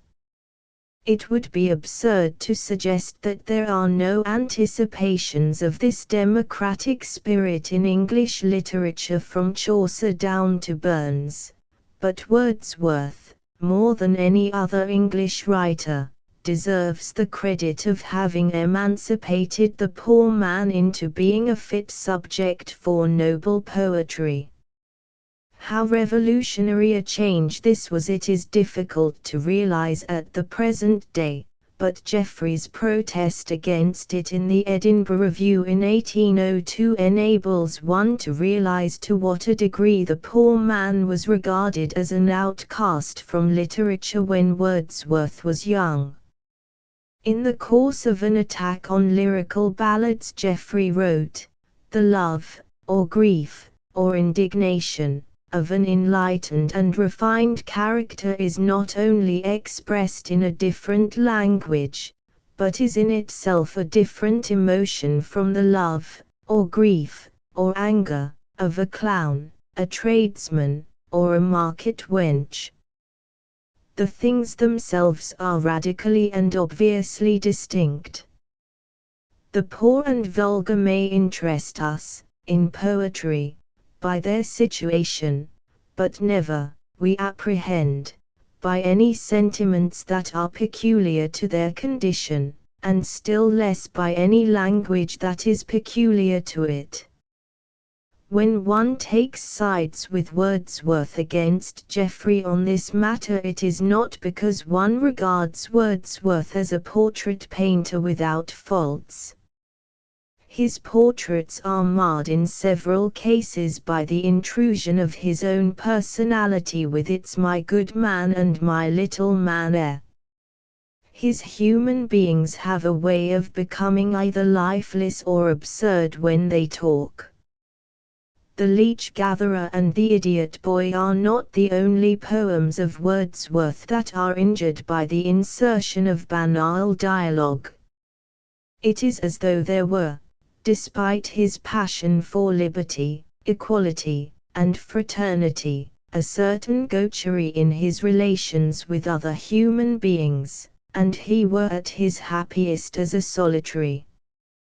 His nature, we may grant, was of mixed aspects, but, even as early as the 1807 poems in 2 volumes, had he not expressed his impatience of human society in a sonnet, "I am not one who much or oft delight to season my fireside with personal talk, of friends, who live within an easy walk, or neighbors, daily, weekly, in my sight, and, for my chance acquaintance, ladies bright, sons, mothers, maidens withering on the stalk, these all wear out of me, like forms, with chalk painted on rich men's floors, for one feast night.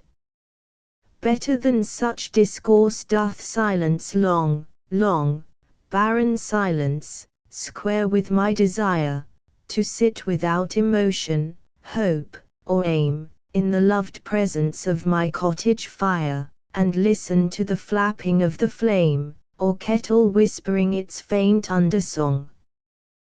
With Wordsworth, indeed, the light of revelation did not fall upon human beings so unbrokenly as upon the face of the earth.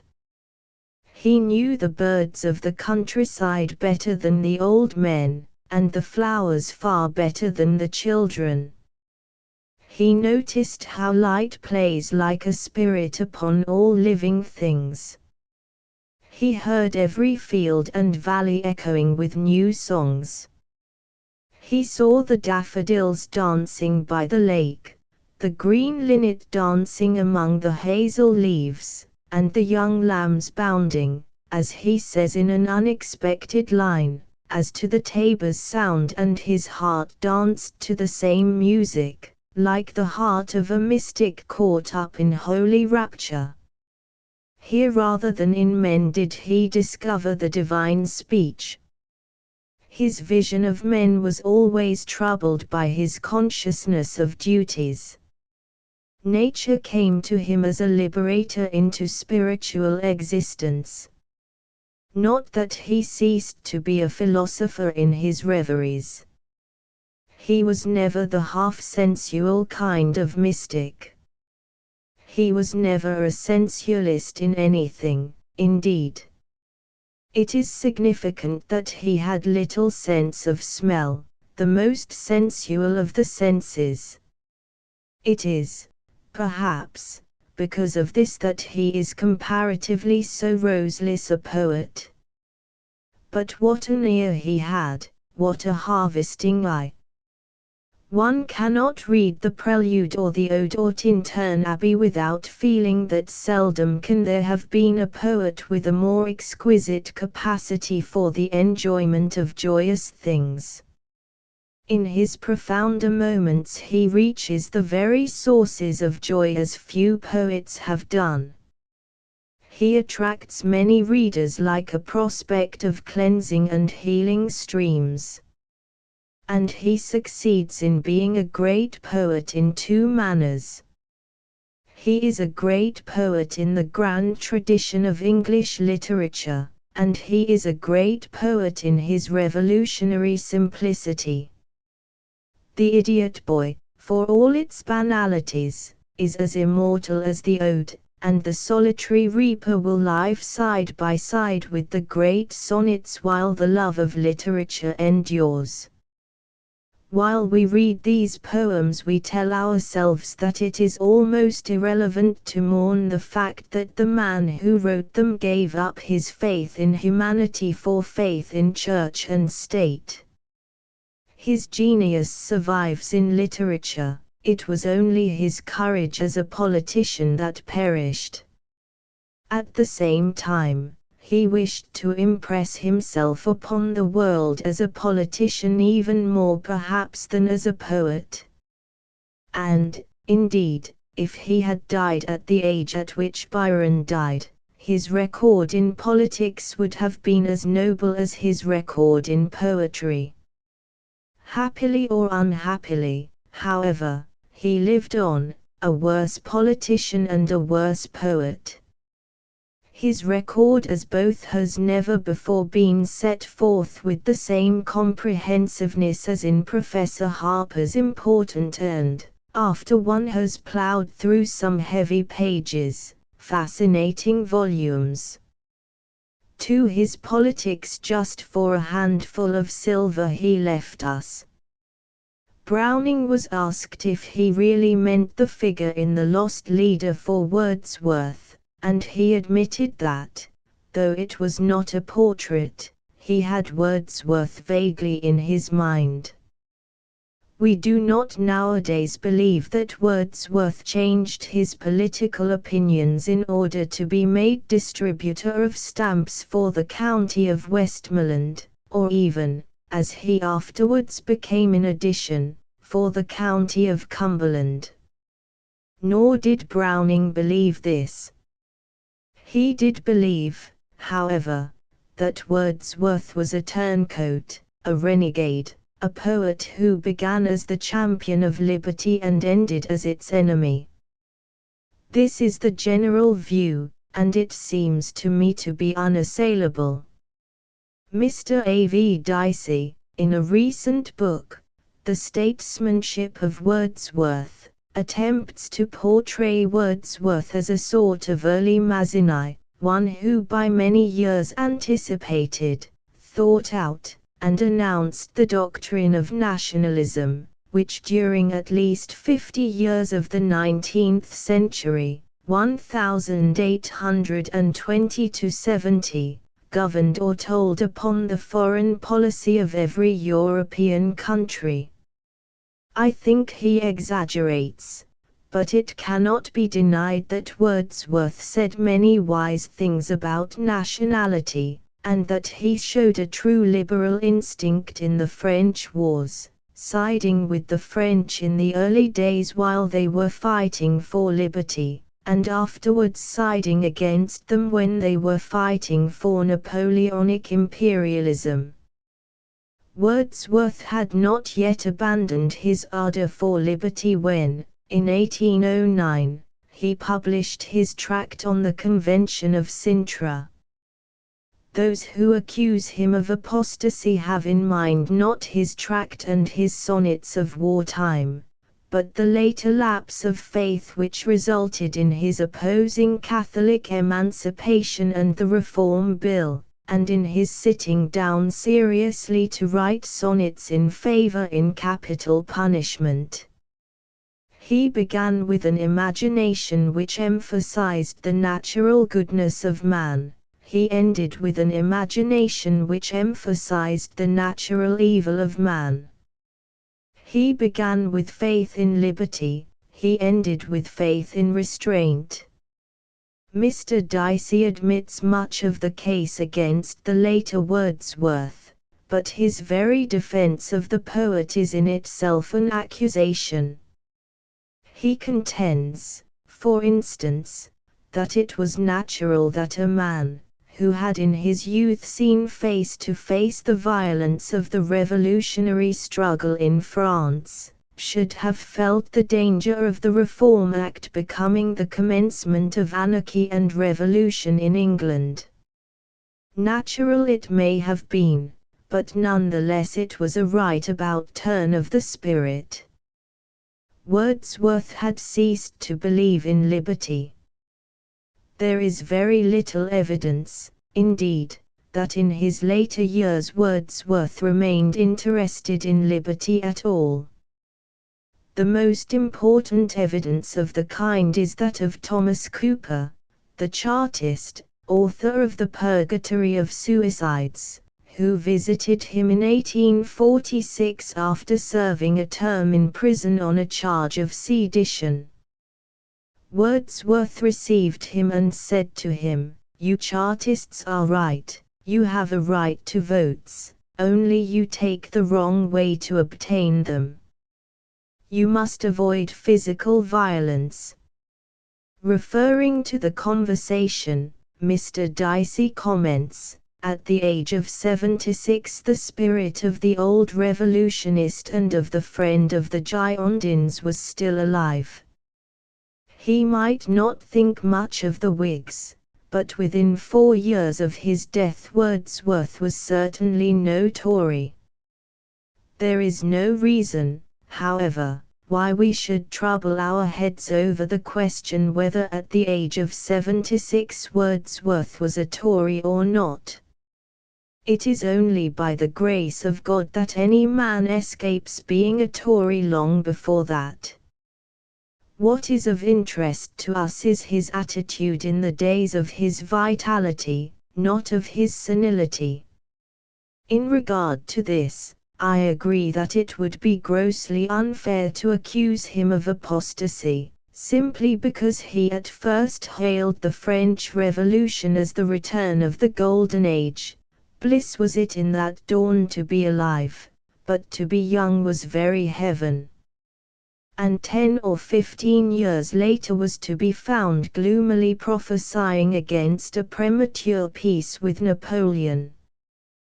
One cannot be sure that, if one had been living in those days oneself, one's faith in the revolution would have survived the September massacres and Napoleon undiminished. Those who had at first believed that the reign of righteousness had suddenly come down from heaven must have been shocked to find that human nature was still red in tooth and claw in the new era. Not that the massacres immediately alienated Wordsworth. In the year following them he wrote in defense of the French Revolution, and incidentally apologized for the execution of King Louis. If you had attended, he wrote in his unpublished apology for the French Revolution in 1793, to the history of the French Revolution as minutely as its importance demands, so far from stopping to bewail his death, you would rather have regretted that the blind fondness of his people had placed a human being in that monstrous situation which rendered him unaccountable before a human tribunal. In the prelude, to which, it will be remembered, though it was written early, Wordsworth left to be published after his death, we are given a perfect answer to those who would condemn the French Revolution, or any similar uprising, on account of its incidental horrors, when a taunt was taken up by scoffers in their pride, saying, "Behold the harvest that we reap from popular government and equality." I clearly saw that neither these nor aught of wild belief engrafted on their views by false philosophy had caused the woe, but a terrific reservoir of guilt and ignorance filled up from age to age. That would no longer hold its loathsome charge, but burst and spread in deluge through the land. Mr. Dicey insists that Wordsworth's attitude in regard to the horrors of September proves the statesmanlike calmness and firmness of his judgment. Wordsworth was hardly calm, but he remained on the side of France with sufficiently firm enthusiasm to pray for the defeat of his own countrymen in the War of 1793.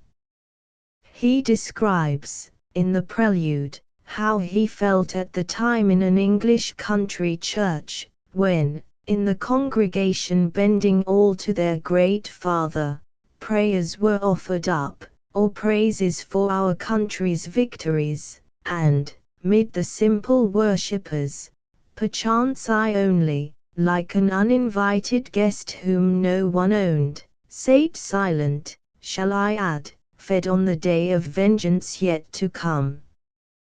The faith that survived the massacres, however, could not survive Napoleon. Henceforth Wordsworth began to write against France in the name of nationalism and liberty. He now becomes a political thinker, a great political thinker, in the judgment of Mr. Dicey. He sets forth a political philosophy, the philosophy of nationalism. He grasped the first principle of nationalism firmly, which is, that nations should be self-governed, even if they are governed badly. He saw that the nation which is oppressed from within is in a far more hopeful condition than the nation which is oppressed from without. In his tract he wrote, "The difference between inbred oppression and that which is from without, i.e. imposed by foreigners, is essential, inasmuch as the former does not exclude, from the minds of the people, the feeling of being self-governed, does not imply, as the latter does, when patiently submitted to, an abandonment of the first duty imposed by the faculty of reason." And he went on, "If a country have put on chains of its own forging, in the name of virtue, let it be conscious that to itself it is accountable, let it not have cause to look beyond its own limits for reproof, and, in the name of humanity, if it be self-depressed, let it have its pride and some hope within itself." The poorest peasant, in an unsubdued land, feels this pride. I do not appeal to the example of Britain or of Switzerland, for the one is free, and the other lately was free, and, I trust, will ere long be so again. But talk with the Swede, and you will see the joy he finds in these sensations. With him animal courage, the substitute for many and the friend of all the manly virtues, has space to move in, and is at once elevated by his imagination, and softened by his affections. It is invigorated also, for the whole courage of his country is in his breast. That is an admirable statement of the liberal faith. Sir Henry Campbell Bannerman was putting the same truth in a sentence when he said that good government was no substitute for self-government. Wordsworth, however, was not an out-and-out nationalist. He did not regard the principles of nationalism as applicable to all nations alike, small and great. He believed in the balance of power in which the smaller states must disappear, and merge in the large nations of widespread language. He desired national unity for Germany and for Italy, which was in accordance with the principles of nationalism, but he also blessed the union of Ireland with Great Britain, which was a violation of the principles of nationalism. He introduced certain limitations indeed, into the nationalist creed, which enable even an imperialist like Mr. Dicey to look like a kind of nationalist. At the same time, though he acquiesced in the dishonor of the Irish Union, his patriotism never became perverted into jingoism. He regarded the war between England and France, not as a war between angel and devil, but as a war between one sinner doing his best and another sinner doing his worst. He was gloomy as a Hebrew prophet in his summoning of England to a change of heart in a sonnet written in 1803, England. The time is come when thou shouldst wean thy heart from its emasculating food. The truth should now be better understood. Old things have been unsettled, we have seen fair seed time. Better harvest might have been but for thy trespasses, and, at this day, if for Greece, Egypt, India, Africa, aught good were destined, thou wouldst step between. England. All nations in this charge agree, but worse, more ignorant in love and hate, far, far more abject is thine enemy, therefore the wise pray for thee, though the freight of thy offences be a heavy weight, O grief, that earth's best hopes rest all with thee. All this means merely that the older Wordsworth grew, the more he became concerned with the duties rather than the rights of man. The revolutionary creed seems at times to involve the belief that, if you give men their rights, they will perform their duties as a necessary consequence. The conservative creed, on the other hand, appears to be based on the theory that men, as a whole, are scarcely fit for rights but must be kept to their duties with a strong hand. Neither belief is entirely true. As Mazzini saw, the French Revolution failed because it emphasized the rights so disproportionately in comparison with the duties of man. Conservatism fails, on the other hand, because its conception of duty inevitably ceases before long to be an ethical conception. Duty in the mouth of reactionaries usually means simply obedience to one's betters. The melancholy sort of moralist frequently hardens into a reactionary of this sort. Burke and Carlyle and Ruskin, all of them blasphemed the spirit of liberty in the name of duty. Mr. Dicey contends that Burke's and Wordsworth's political principles remained essentially consistent throughout. They assuredly did nothing of the sort. Burke's principles during the American War and his principles at the time of the French Revolution were divided from each other like crabbed age and youth. Burke lost his beliefs as he did his youth. And so did Wordsworth. It seems to me rather a waste of time to insist at all costs on the consistency of great men. The great question is, not whether they were consistent, but when they were right.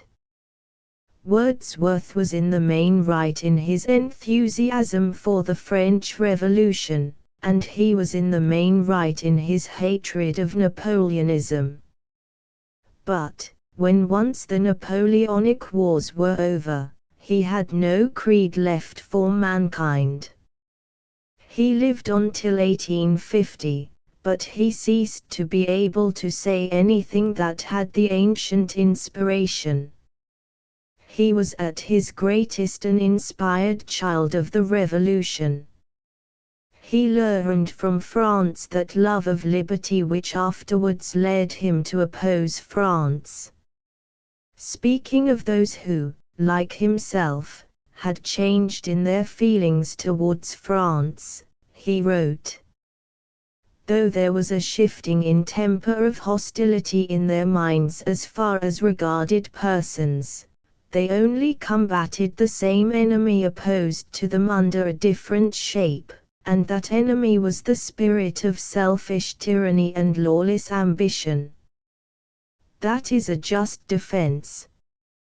But the undeniable fact is that, after that time, Wordsworth ceased to combat the spirit of selfish tyranny and lawless ambition as he once had done.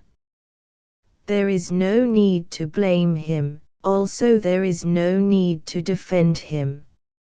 He was human, he was tired, he was growing old. The chief danger of a book like Mr. Dicey's is that, in accepting its defense of Wordsworth's maturity, we may come to disparage his splendid youth.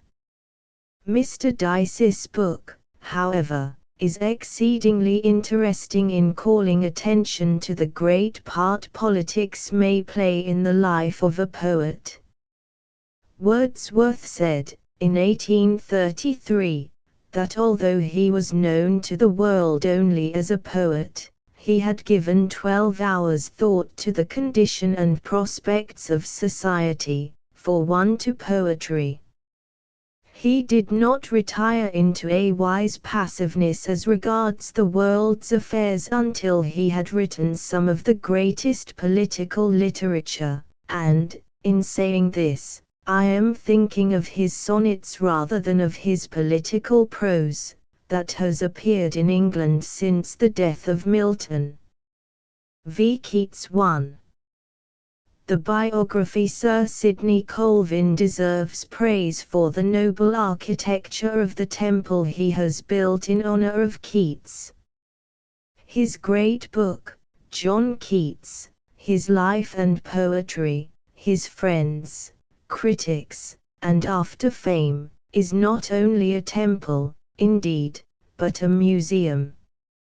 Sir Sidney has brought together here the whole of Keats's world, or at least all the relics of his world that the last of a band of great collectors has been able to recover, and in the result we can accompany Keats through the glad and sad and mad and bad hours of his short and marvelous life as we have never been able to do before under the guidance of a single biographer. We are still left in the dark, it is true, as to Keats's race and descent. Whether Keats's father came to London from Cornwall or not, Sir Sidney has not been able to decide on the rather shaky evidence that has been put forward. If it should hereafter turn out that Keats was a Cornishman at one remove, Matthew Arnold's conjecture as to the Celtic element in him, as in other English poets, may revive in the general esteem. In the present state of our knowledge, however, we must be content to accept Keats as a Londoner without ancestors beyond the father who was head ostler at the sign of the Swan and Hoop, Finsbury Pavement, and married his master's daughter. It was at the stable at the Swan and Hoop, not a public house, by the way, but a livery stable, that Keats was prematurely born at the end of October, 1795. He was scarcely 9 years old when his father was killed by a fall from a horse. He was only 14 when his mother, who had remarried unhappily and then been separated from her husband, died, a victim of chronic rheumatism and consumption. It is from his mother that Keats seems to have inherited his impetuous and passionate nature. There is the evidence of a certain wholesale tea dealer, the respectability of whose trade may have inclined him to censoriousness, to the effect that, both as girl and woman, she was a person of unbridled temperament, and that in her later years she fell into loose ways, and was no credit to the family. That she had other qualities besides those mentioned by the tea dealer is shown by the passionate affection that existed between her and her son John. Once as a young child, when she was ordered to be kept quiet during an illness, he is said to have insisted on keeping watch at her door with an old sword, and allowing no one to go in. As she lay dying, he sat up whole nights with her in a great chair, would suffer nobody to give her medicine, or even cook her food, but himself, and read novels to her in her intervals of ease. The Keats children were fortunately not left penniless. Their grandfather, the proprietor of the livery stable, had bequeathed a fortune of £13,000, a little of which was spent on sending Keats to a good school till the age of 16, and afterwards enabled him to attend Guy's Hospital as a medical student. It is almost impossible to credit the accepted story that he passed all his boyhood without making any attempt at writing poetry. He did not begin to write, says Sir Sidney Colvin, till he was near 18. If this is so, one feels all the more grateful to his old schoolfellow, Cowden Clarke, who lent him The Faerie Queene, with a long list of other books, and in doing so presented him with the key that unlocked the unsuspected treasure of his genius. There is only one person, indeed, in all the Keats circle to whom one is more passionately grateful than to Cowden Clarke, that is Fanny Brawne. Keats no doubt had labored to some purpose, occasionally, to fine purpose, with his genius before the autumn of 1818, when he met Fanny Brawne for the first time. Nonetheless, had he died before that date, he would have been remembered in literature not as a marvelous original artist, but rather as one of those inheritors of unfulfilled renown among whom Shelley surprisingly placed him. Fanny Brawne may, or may not, have been the bad fairy of Keats as a man. She was unquestionably his good fairy as a poet. This is the only matter upon which one is seriously disposed to quarrel with Sir Sidney Colvin as a biographer. He does not emphasize as he ought the debt we are under to Fanny Brawne as the intensifier of Keats's genius, the minx as Keats irritably called her, who transformed him in a few months from a poet of still doubtful fame into a master and an immortal. The attachment, Sir Sidney thinks, was a misfortune for him, though he qualifies this by adding that so probably under the circumstances must any passion for a woman have been. Well, let us test this misfortune by its consequences. The meeting with Fanny took place, as I have said, in the autumn of 1818. During the winter Keats continued to write Hyperion, which he seems already to have begun. In January 1819 he wrote The Eve of St. Agnes. During the spring of that year, he wrote the Ode to Psyche, the Ode on a Grecian Urn, the Ode to a Nightingale, and La Belle Dame sans Messie. In the autumn he finished Lamia, and wrote the Ode to Autumn. To the same year belongs the second greatest of his sonnets, Bright Star, Would I Were Steadfast as Thou Art. In other words, practically all the fine gold of Keats's work was produced in the months in which his passion for Fanny Brawne was consuming him as with fire. His greatest poems we clearly owe to that heightened sense of beauty which resulted from his translation into a lover. It seems to me a treachery to Keats's memory to belittle a woman who was at least the occasion of such a passionate expenditure of genius. Sir Sidney Colvin does his best to be fair to Fanny, but his presentation of the story of Keats's love for her will, I am afraid, be regarded by the long line of her disparagers as an endorsement of their blame. I can understand the dislike of Fanny Brawne on the part of those who dislike Keats and all his works. But if we accept Keats and The Eve of St. Agnes, we had better be honest and also accept Fanny, who inspired them. Keats, it must be remembered, was a sensualist. His poems belong to the literature of the higher sensualism. They reveal him as a man not altogether free from the vulgarities of sensualism, as well as one who was able to transmute it into perfect literature.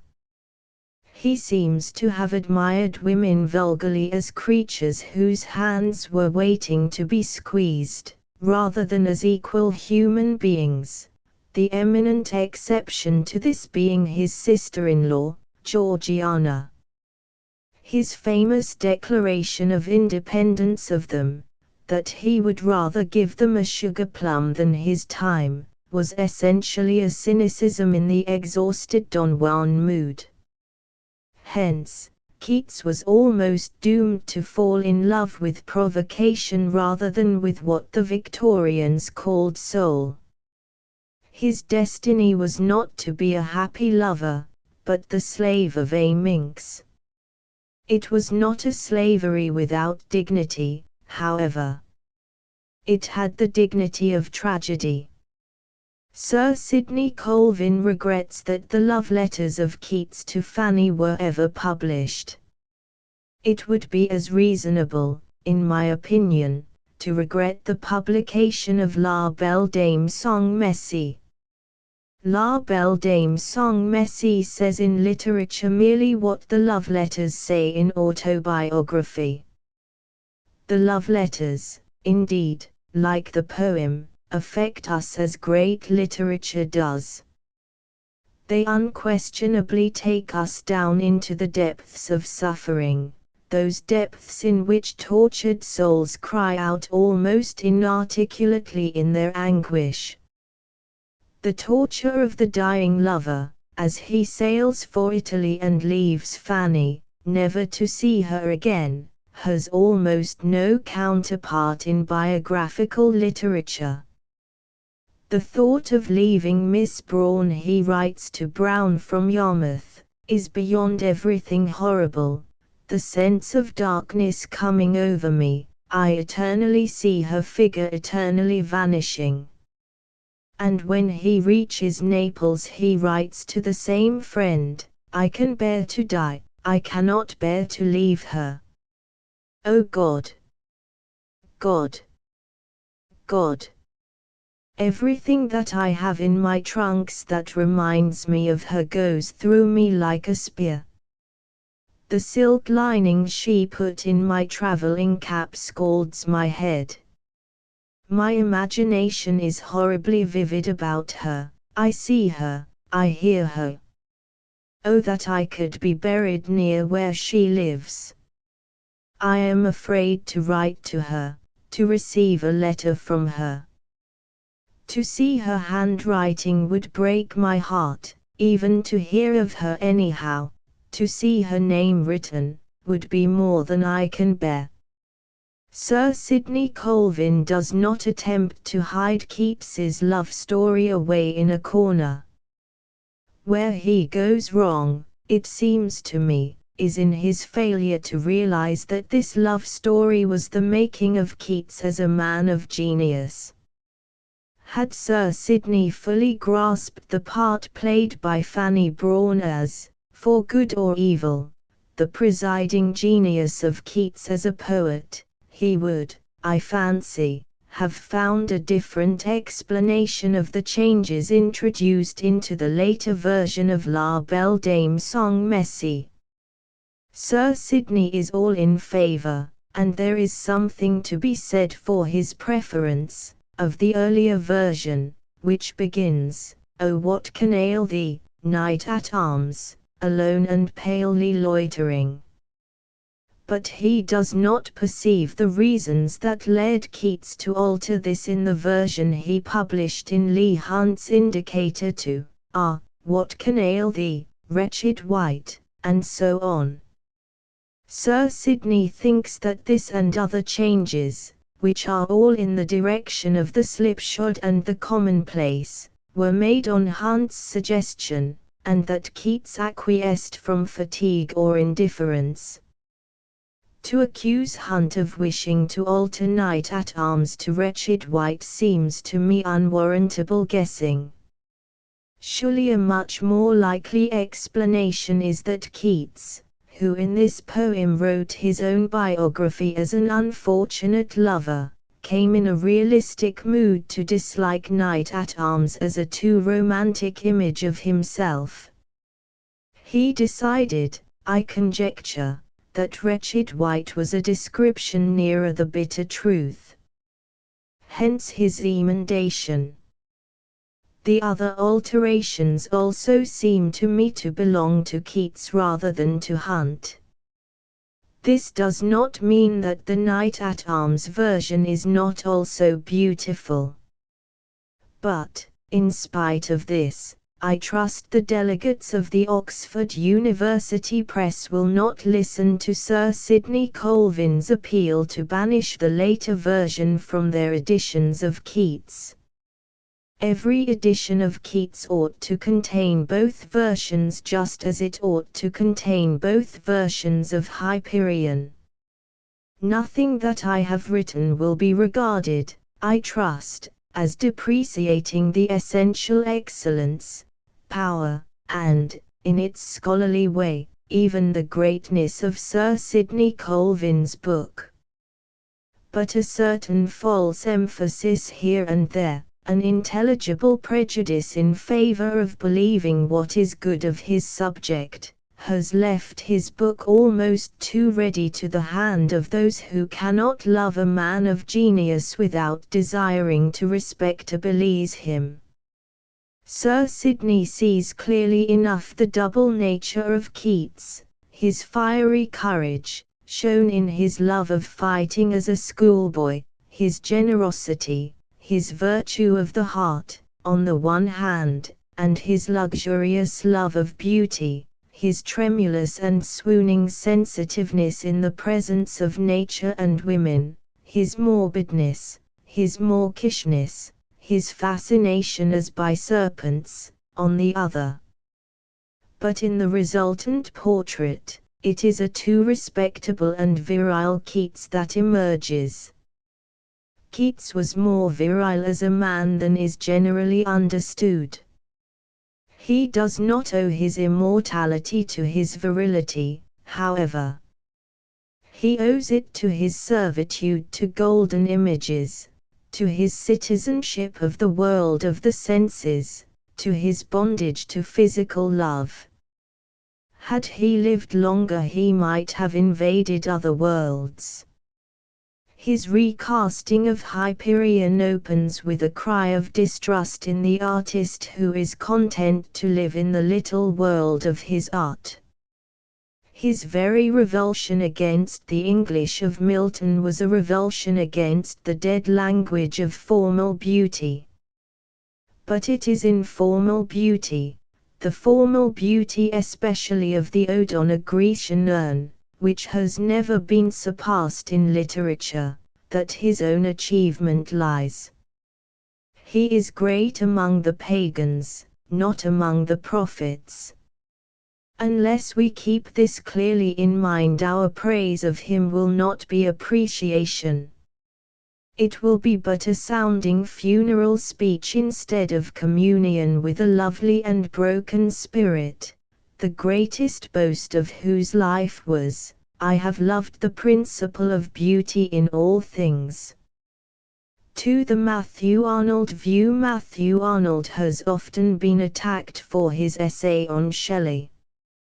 His essay on Keats, as a matter of fact, is much less sympathetic and penetrating. Here, more than anywhere else in his work, he seems to be a professor with whiskers drinking afternoon tea and discoursing on literature to a circle of schoolgirls. It is not that Matthew Arnold underestimated Keats. He is with Shakespeare, he declared, and in another sentence, in what we call natural magic, he ranks with Shakespeare.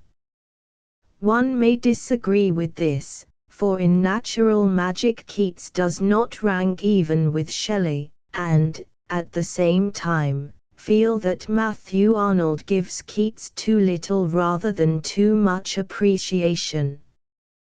He divorced Keats's poetry too gingerly from Keats's life. He did not sufficiently realize the need for understanding all that passion and courage and railing and ecstasy of which the poems are the expression. He was a little shocked, he would have liked to draw a veil. He did not approve of a young man who could make love in language so unlike the measured ardor of one of Miss Austen's heroes.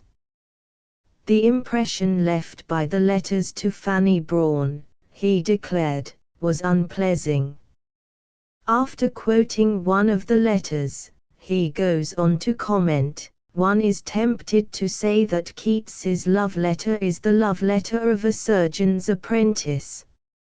It has in its relaxed self-abandonment something underbred and ignoble, as of a youth ill brought up, without the training which teaches us that we must put some constraint upon our feelings and upon the expression of them.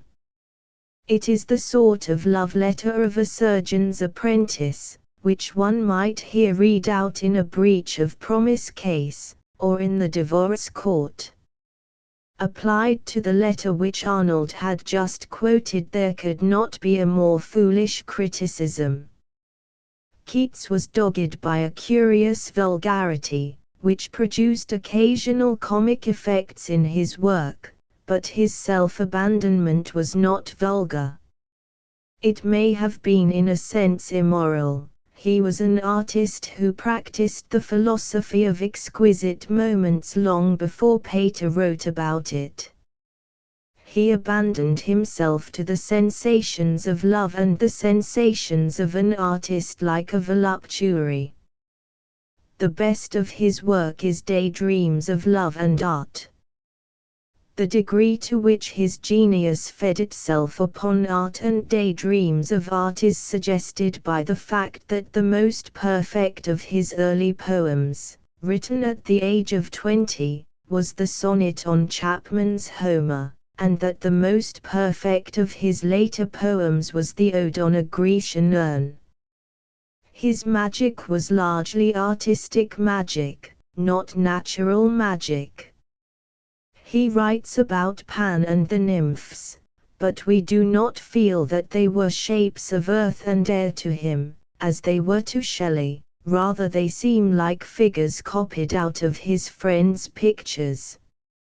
Consider, for example, the picture of a nymph who appeared to Endymion. It was a nymph uprising to the breast in the fountain's pebbly margin, and she stood 'mong lilies, like the youngest of her brood. To him her drooping hand she softly kissed, and anxiously began to plait and twist. The gestures of the nymph are as ludicrous as could be found in an Academy or Salon picture. Keats's human or quasi-human beings are seldom more than decorations, but this is a commonplace decoration. The figures in the Eve of St. Agnes and the later narratives are a part of the general beauty of the poems, but even there they are made, as it were, to match the furniture. It is the same in all his best poems. Keats's imagination lived in castles, and he loved the properties, and the men and women were among the properties. We may forget the names of Porphyro and Madeline, but we do not forget the background of casement and arras and golden dishes and beautiful sensual things against which we see them, charming figures of love-sickness. Similarly, in Lamia, we may remember the name of the serpent woman's lover with difficulty.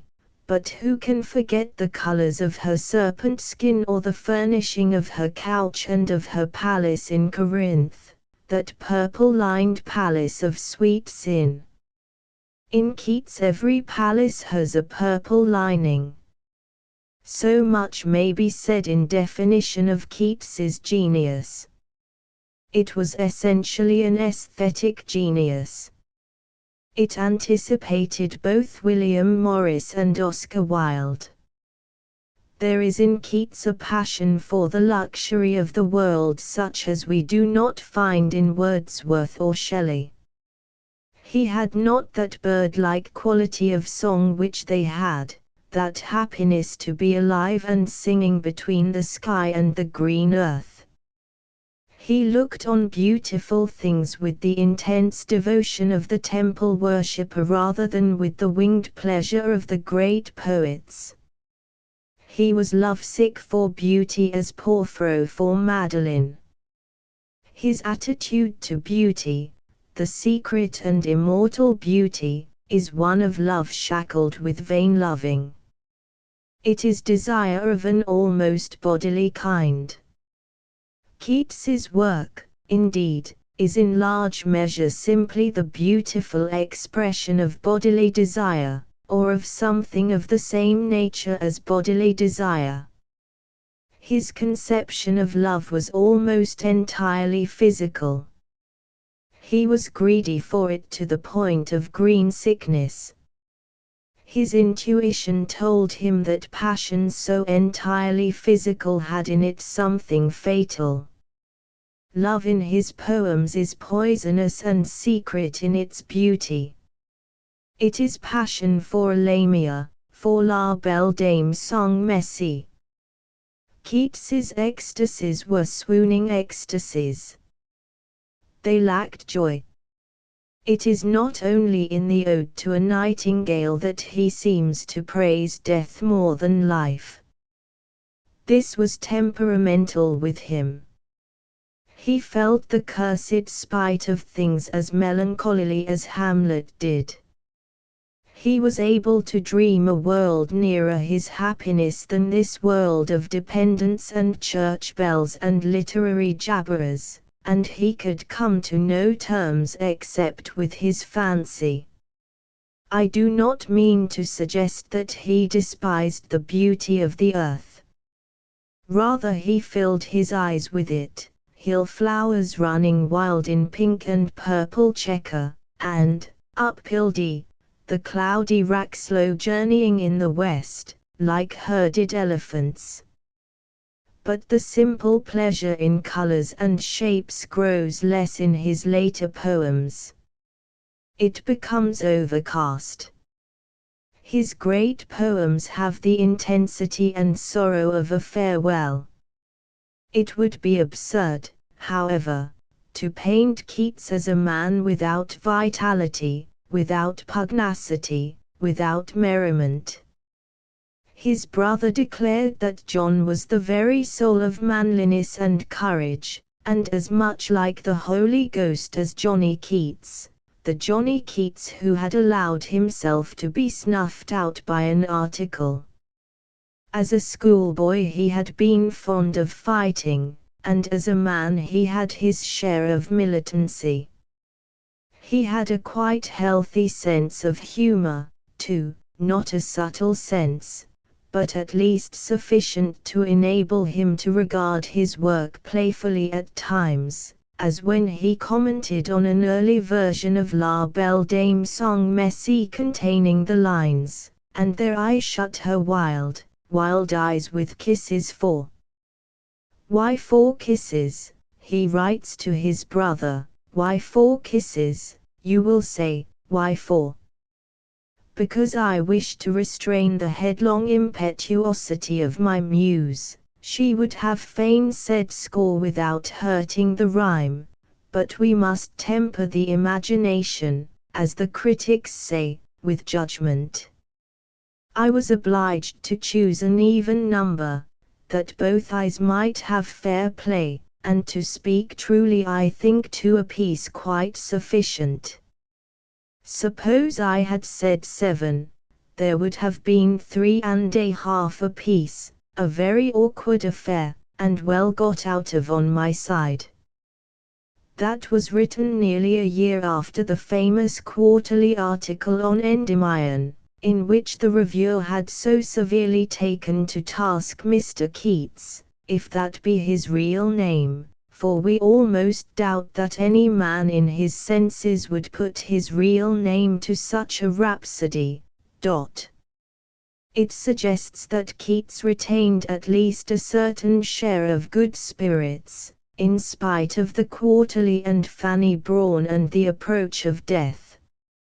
His observation, too, was often that of a spirited common-sense realist rather than an aesthete, as in his first description of Fanny Brawne, "She is about my height, with a fine style and countenance of the lengthened sort, she wants sentiment in every feature, she manages to make her hair look well, her nostrils are fine, though a little painful. Her mouth is bad and good, her profile is better than her full face, which, indeed, is not full but pale and thin, without showing any bone. Her shape is very graceful, and so are her movements. Her arms are good, her hands baddish, her feet tolerable. She is not 17, 19. But she is ignorant, monstrous in her behavior, flying out in all directions, calling people such names, that I was forced lately to make use of the term minx. This is, I think, not from any innate vice but from a penchant she has of acting stylishly. I am, however, tired of such style, and shall decline any more of it. Yet before many months he was writing to the minx, I will imagine you Venus tonight, and pray, pray, pray, pray to your star like a heathen. Certain it is, as I have already said, that it was after his meeting with Fanny Brawne that he grew, as in a night, into a great poet. Let us not then abuse Keats's passion for her as vulgar. And let us not attempt to make up for this by ranking him with Shakespeare. He is great among the second, not among the first poets. 6 Henry James 1. The novelist of Grains and Scruples. Henry James is an example of a writer who enjoyed immense fame but little popularity. Some of his best books, I believe, never passed into second editions. He was, above all novelists, an esoteric author. His disciples had the pleasure of feeling like persons initiated into mysteries. He was subject, like a religious teacher, to all kinds of conflicting interpretations. He puzzled and exasperated even intelligent people. They often wondered what he meant and whether it was worth writing about. Mr. Wells, or whoever wrote Boone, compared him to a hippopotamus picking up a pea. Certainly he labored over trifles as though he were trying to pile Pelion on Ossa. He was capable, had he been a poet, of writing an epic made up of incidents chosen from the gossip of an old maid in the upper middle classes. He was the novelist of Grains and Scruples. I have heard it urged that he was the supreme incarnation of the nonconformist conscience, perpetually concerned with infinitesimal details of conduct. As a matter of fact, there was much more of the aesthete in him than of the nonconformist. He lived for his tastes. It is because he is a novelist of tastes rather than of passions that he is unlikely ever to be popular, even to the degree to which Meredith is popular. One imagines him, from his childhood, as a perfect connoisseur, a dilettante. He has told us how, as a child, in New York, Paris, London, and Geneva, he enjoyed more than anything else the far from showy practice of wondering and dawdling and gaping.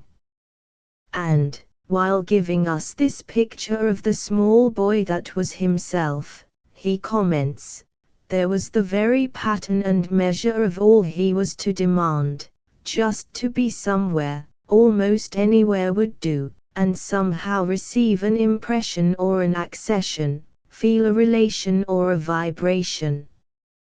That is the essential Henry James, the collector of impressions and vibrations. Almost anywhere would do. That is what makes some of his stories just miss being as insipid as the verse in a magazine. On the other hand, of few of his stories is this true. His personality was too definitely marked to leave any of his work flavorless. His work reflects him as the arrangement of a room may reflect a charming lady. He brings into every little world that he enters the light of a new and refined inquisitiveness. He is as watchful as a cat. Half his pleasure seems to come from waiting for the extraordinary to peep and peer out of the ordinary. That is his adventure. He prefers it to seas of bloodshed. One may quarrel with it, if one demands that art shall be as violent as war and shall not subdue itself to the level of a game. But those who enjoy the spectacle of a game played with perfect skill will always find reading Henry James an exciting experience. It would be unfair, however, to suggest that the literature of Henry James can be finally summed up as a game. He is unquestionably a virtuoso. He uses his genius as an instrument upon which he loves to reveal his dexterity, even when he is shy of revealing his immortal soul. But he is not so inhuman in his art as some of his admirers have held him to be. Mr. Hueffer, I think, has described him as pitiless, and even cruel. But can one call Daisy Miller pitiless? Or what Maisie knew? Certainly, those autobiographical volumes, A Small Boy and Others and Notes of a Son and Brother, which may be counted among the most wonderful of the author's novels, are pervaded by exquisite affections which to a pitiless nature would have been impossible. Henry James is even sufficiently human to take sides with his characters. He never does this to the point of lying about them. But he is in his own still way passionately on the side of the finer types. In The Turn of the Screw, which seems to me to be the greatest ghost story in the English language, he has dramatized the duel between good and evil, and the effect of it, at the end of all its horrors, is that of a hymn in praise of courage. One feels, though a more perverse theory of the story has been put forward, that the governess, who fights against the evil in the big house, has the author also fighting as her ally and the children's. Similarly, Maisie has a friend in the author. He is never more human, perhaps, than when he is writing, not about human beings, but about books. It is not inconceivable that he will live as a critic long after he is forgotten as a novelist. No book of criticism to compare with his notes on novelists has been published in the present century. He brought his imagination to bear upon books as he brought his critical and analytical faculty to bear upon human beings. Here there was room for real heroes. He idolized his authors as he idolized none of his characters. There is something of moral passion in the reverence with which he writes of the labors of Flaubert and Balzac and Stevenson and even of Zola. He lied none of them into perfection, it is true. He accepted, and even advertised their limitations. But in each of them he found an example of the hero as artist. His characterization of Flaubert as the operative conscience or vicarious sacrifice of a styleless literary age is the pure gold of criticism. The piety most real to her, Fleda says in The Spoils of Poynton, was to be on one's knees before one's high standard. Henry James himself had that kind of piety. Above all recent men of letters, he was on his knees to his high standard. People may wonder whether his standard was not, to an excessive degree, a standard of subtlety rather than of creative imagination, at least, in his later period. And undoubtedly his subtlety was to some extent a matter of make-believe. He loved to take a simple conversation, and, by introducing a few subtle changes, to convert it into a sort of hieroglyphics that need an interpreter. He grew more and more to believe that it was not possible to tell the simple truth except in an involved way. He would define a gesture with as much labor as Shakespeare would devote to the entire portrait of a woman. He was a realist of civilized society in which both speech and action have to be sifted with scientific care before they will yield their grain of motive. The humorous patience with which Henry James seeks for that grain is one of the distinctive features of his genius.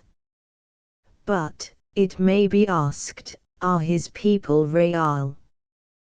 They certainly are real in the relationships in which he exhibits them, but they are real like people to whom one has been introduced in a foreign city rather than like people who are one's friends. One does not remember them like the characters in Meredith or Mr. Hardy. Henry James, indeed, is himself the outstanding character in his books. That fine and humorous collector of European ladies and gentlemen, that savourer of the little lives of the old world and the little adventures of those who have escaped from the new, that artist who brooded over his fellows in the spirit less of a poet than a man of science, that sober and fastidious trifler, this is the image which presides over his books, and which gives them their special character, and will attract tiny but enthusiastic companies of readers to them for many years to come. To the artist at work.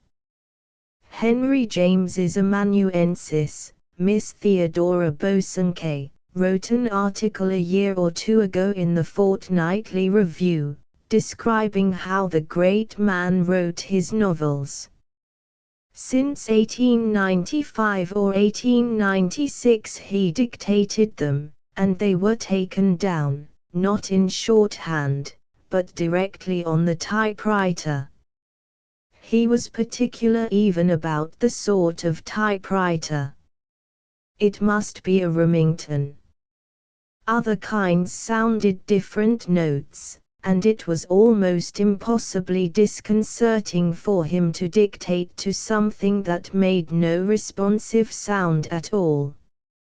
He did not, however, pour himself out to his amanuensis without having made a preliminary survey of the ground.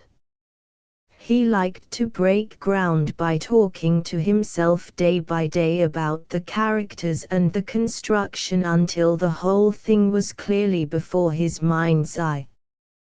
This preliminary talking out the scheme was, of course, duly recorded by the typewriter. It is not that he made rough drafts of his novels' sketches to be afterwards amplified. His method might better be compared with Zola's habit of writing long letters to himself about characters in his next book until they became alive enough for him to begin a novel about them.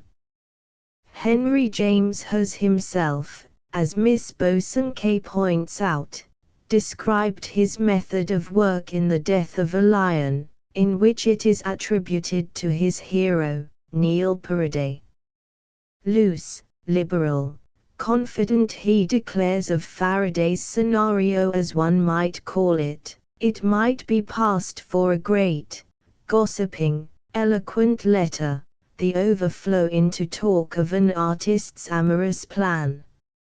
Almost the chief interest of Henry James's two posthumous novels is the fact that we are given not only the novels themselves, or, rather, the fragments of them that the author had written, but the great, gossiping, eloquent letters in which he soliloquized about them.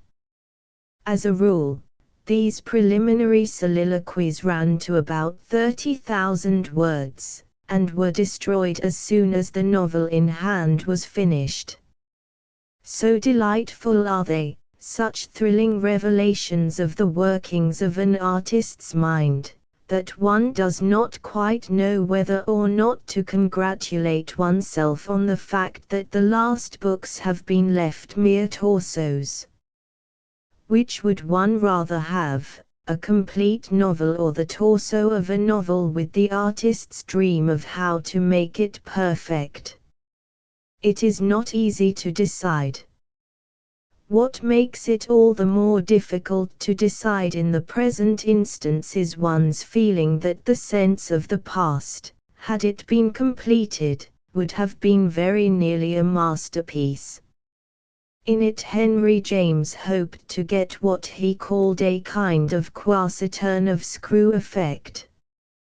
Here, as in the turn of the screw, he was dealing with a sort of ghosts, whether subjective or objective in their reality does not matter.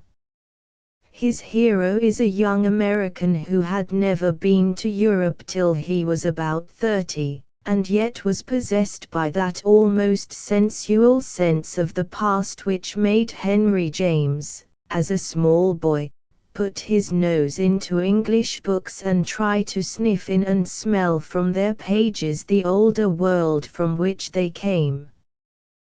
The inheritance of an old house in a London square, a house in which the clocks had stopped, as it were, in 1820, brings the young man over to England, though the lady with whom he is in love seeks to keep him in America and watch him developing as a new species, a rich, sensitive, and civilized American, untouched and unsubdued by Europe. This young man's emotions in London, amid old things in an atmosphere that also somehow seemed mellow and old, may, I fancy, be taken as a record of the author's own spiritual experiences as he drew in long breaths of appreciation during his almost lifelong wanderings in this hemisphere. For it is important to remember that Henry James never ceased to be a foreigner. He was enchanted by England as by a strange land. He saw it always, like the hero of the sense of the past, under the charm of the queer, incomparable London light, unless one frankly loved it rather as London shade, which he had repeatedly noted as so strange as to be at its finest sinister. However else this air might have been described, it was signally not the light of freshness, and suggested as little as possible the element in which the first children of nature might have begun to take notice. Ages, generations, inventions, corruptions, had produced it, and it seemed, wherever it rested, to be filtered through the bed of history. It made the objects about show for the time as in something turned on, something highly successful that he might have seen at the theatre.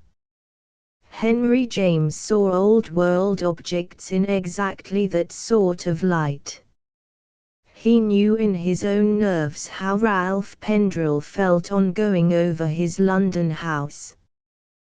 There wasn't, he says, an old hinge or an old brass lock that he couldn't work with love of the act.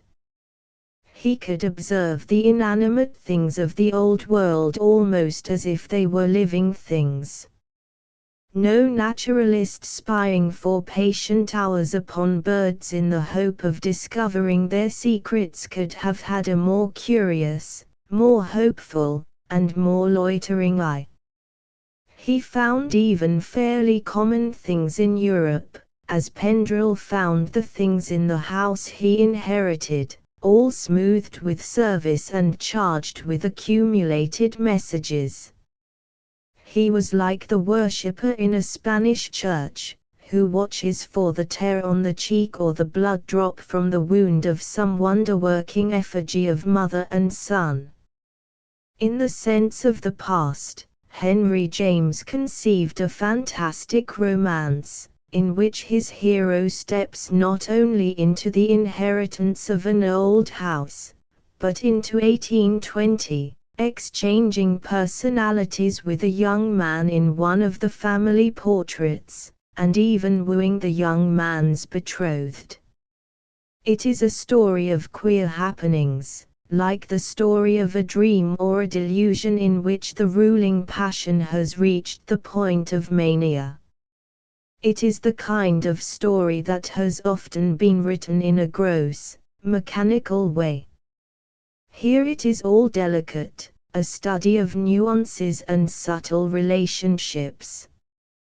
For Ralph, though perfect in the 1820 manner, has something of the changeling about him, something that gradually makes people think him queer and in the end arouses in him the dim beginnings of nostalgia for his own time.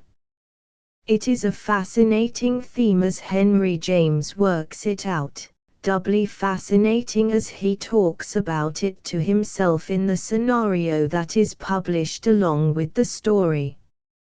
In the latter we see the author groping for his story, almost like a medium in a trance. Like a medium, he one moment hesitates and is vague, and the next, as he himself would say, fairly pounces on a certainty. No artist ever cried with louder joy at the sight of things coming absolutely right under his hand.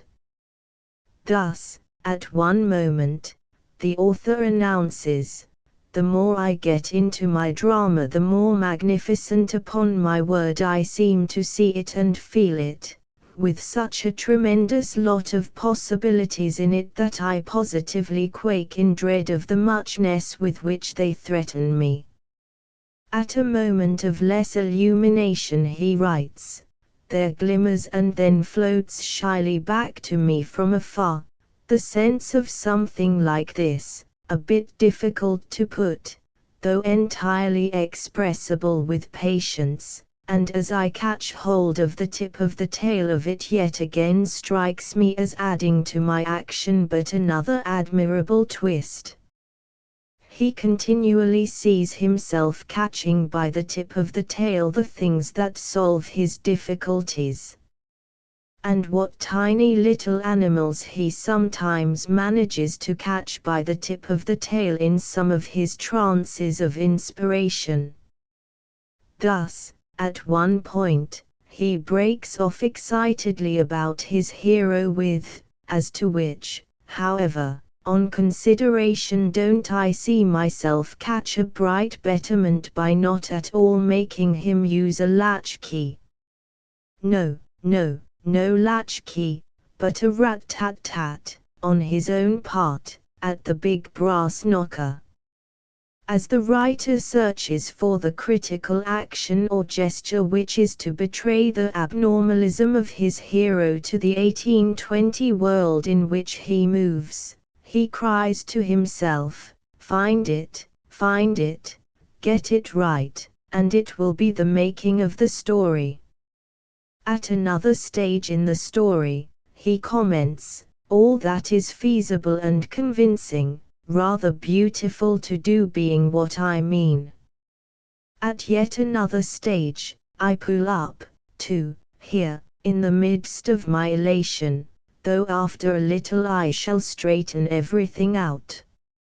He discusses with himself the question whether Ralph Pendrell, in the 1820 world, is to repeat exactly the experience of the young man in the portrait, and confides to himself, "Just now, a page or two back, I lost my presence of mind, I let myself be scared, by a momentarily confused appearance, an assumption, that he doesn't repeat it. I see, on recovery of my wits, not to say of my wit, that he very exactly does. Nowhere in the scenario is the artist's pleasure in his work expressed more finely than in the passage in which Henry James describes his hero at the crisis of his experience, when the latter begins to feel that he is under the observation of his alter ego, and is being vaguely threatened. There must, the author tells himself, there must be sequences here of the strongest, I make out, the successive driving in of the successive silver-headed nails at the very points and under the very tops that I reserve for them. That's it, the silver nail, the recurrence of it in the right place, the perfection of the salience of each, and the trick is played. Trick, he says, but Henry James resorted little to tricks, in the ordinary meaning of the word. He scorns the easy and the obvious, as in preparing for the return of the young hero to the modern world, a return made possible by a noble act of self-sacrifice on the part of a second 1820 girl who sends him from her, yet without an excess of the kind of romanticism I don't want. There is another woman, the modern woman whom Ralph had loved in America, who might help the machinery of the story, as the author thinks, if he brought her on the scene at a certain stage. But he thinks of the device only to exclaim against it, can't possibly do anything so artistically base. The notes for the ivory tower are equally alluring, though the ivory tower is not itself so good as the sense of the past. It is a story of contemporary American life, and we are told that the author laid it aside at the beginning of the war, feeling that he could no longer work upon a fiction supposed to represent contemporary or recent life. Especially interesting is the scenario because of the way in which we find Henry James trying, poor man, he was always an amateur at names, to get the right names for his characters. He ponders, for instance, on the name of his heroine. I want her name, her Christian one, to be Moira, and must have some bright combination with that, the essence of which is a surname of 2 syllables and ending in a consonant, also beginning with one. I am thinking of Moira Grabaum. The latter excellent thing was in the Times of 2 or 3 days ago. The only fault is a little too much meaning. Consciousness in artistry can seldom have descended to minuter details with a larger gesture. One would not have missed these games of genius with syllables and consonants for worlds. Is it all an exquisite farce or is it splendidly heroic? Are we here spectators of the incongruous heroism of an artist who puts a hero's earnestness into getting the last perfection of shine onto a boot, or the last fine shade of meaning into the manner in which he says, "No, thank you, no sugar"? No, it is something more than that. It is the heroism of a man who lived at every turn and trifle for his craft, who seems to have had almost no life outside it. In the temple of his art, he found the very dust of the sanctuary holy. He had the perfect piety of the artist in the least as well as in the greatest things. 3. How he was born again. As one reads the last fragment of the autobiography of Henry James, one cannot help thinking of him as a convert giving his testimony. Henry James was converted into an Englishman with the same sense of being born again as is felt by many a convert to Christianity.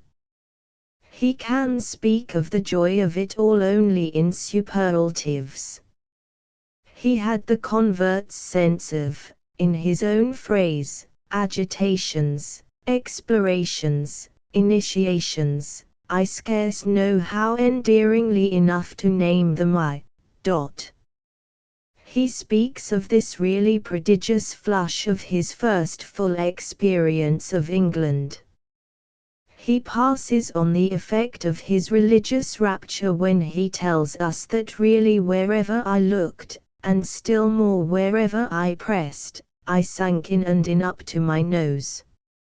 How breathlessly he conjures up the scene of his dedication, as he calls it, in the coffee room of a Liverpool hotel on that gusty, overwhelmingly English March morning in 1869, on which at the age of almost 26 he fortunately and fatally landed on these shores, with immediate intensities of appreciation, as I may call the muffled accompaniment, for fear of almost indecently overnumbing it. He looks back, with how exquisite a humor and seriousness, on that morning as having finally settled his destiny as an artist. This doom, he writes, this doom of inordinate exposure to appearances, aspects, images, every protrusive item almost, in the great beheld sum of things, I regard, as having settled upon me once for all, while I observed, for instance, that in England the plate of buttered muffins and its cover were sacredly set upon the slop bowl after hot water had been ingeniously poured into the same, and had seen that circumstance in a perfect cloud of accompaniments. It is characteristic of Henry James that he should associate the hour in which he turned to grace with a plate of buttered muffins. His fiction remained to the end to some extent the tale of a buttered muffin. He made mountains out of muffins all his days. His ecstasy and his curiosity were 9 times out of 10 larger than their objects. Thus, though he was intensely interested in English life, he was interested in it, not in its largeness as life so much as in its littleness as a museum, almost a museum of bric-a-brac. He was enthusiastic about the waiter in the coffee room in the Liverpool hotel chiefly as an illustration of the works of the English novelists. Again and again in his reminiscences one comes upon evidence that Henry James arrived in England in the spirit of a collector, a connoisseur, as well as that of a convert. His ecstasy was that of a convert, his curiosity was that of a connoisseur.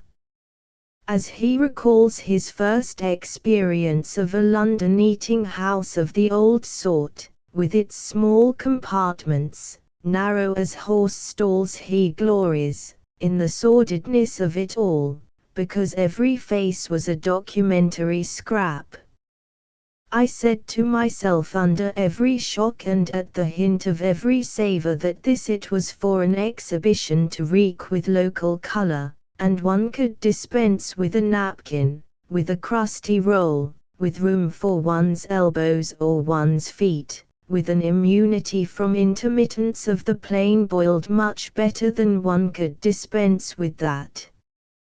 Here, again, one has an instance of the way in which the show of English life revealed itself to Henry James as an exhibition of eating. As one sat there, he says of his reeking restaurant, one understood. It is in the same mood of the connoisseur on the track of a precious discovery that he recalls the very first occasion of my sallying forth from Morley's Hotel in Trafalgar Square to dine at a house of sustaining, of inspiring hospitality in the Kensington Quarter. What an epicure the man was! The thrill of sundry invitations to breakfast still survived on his palate more than 40 years afterwards.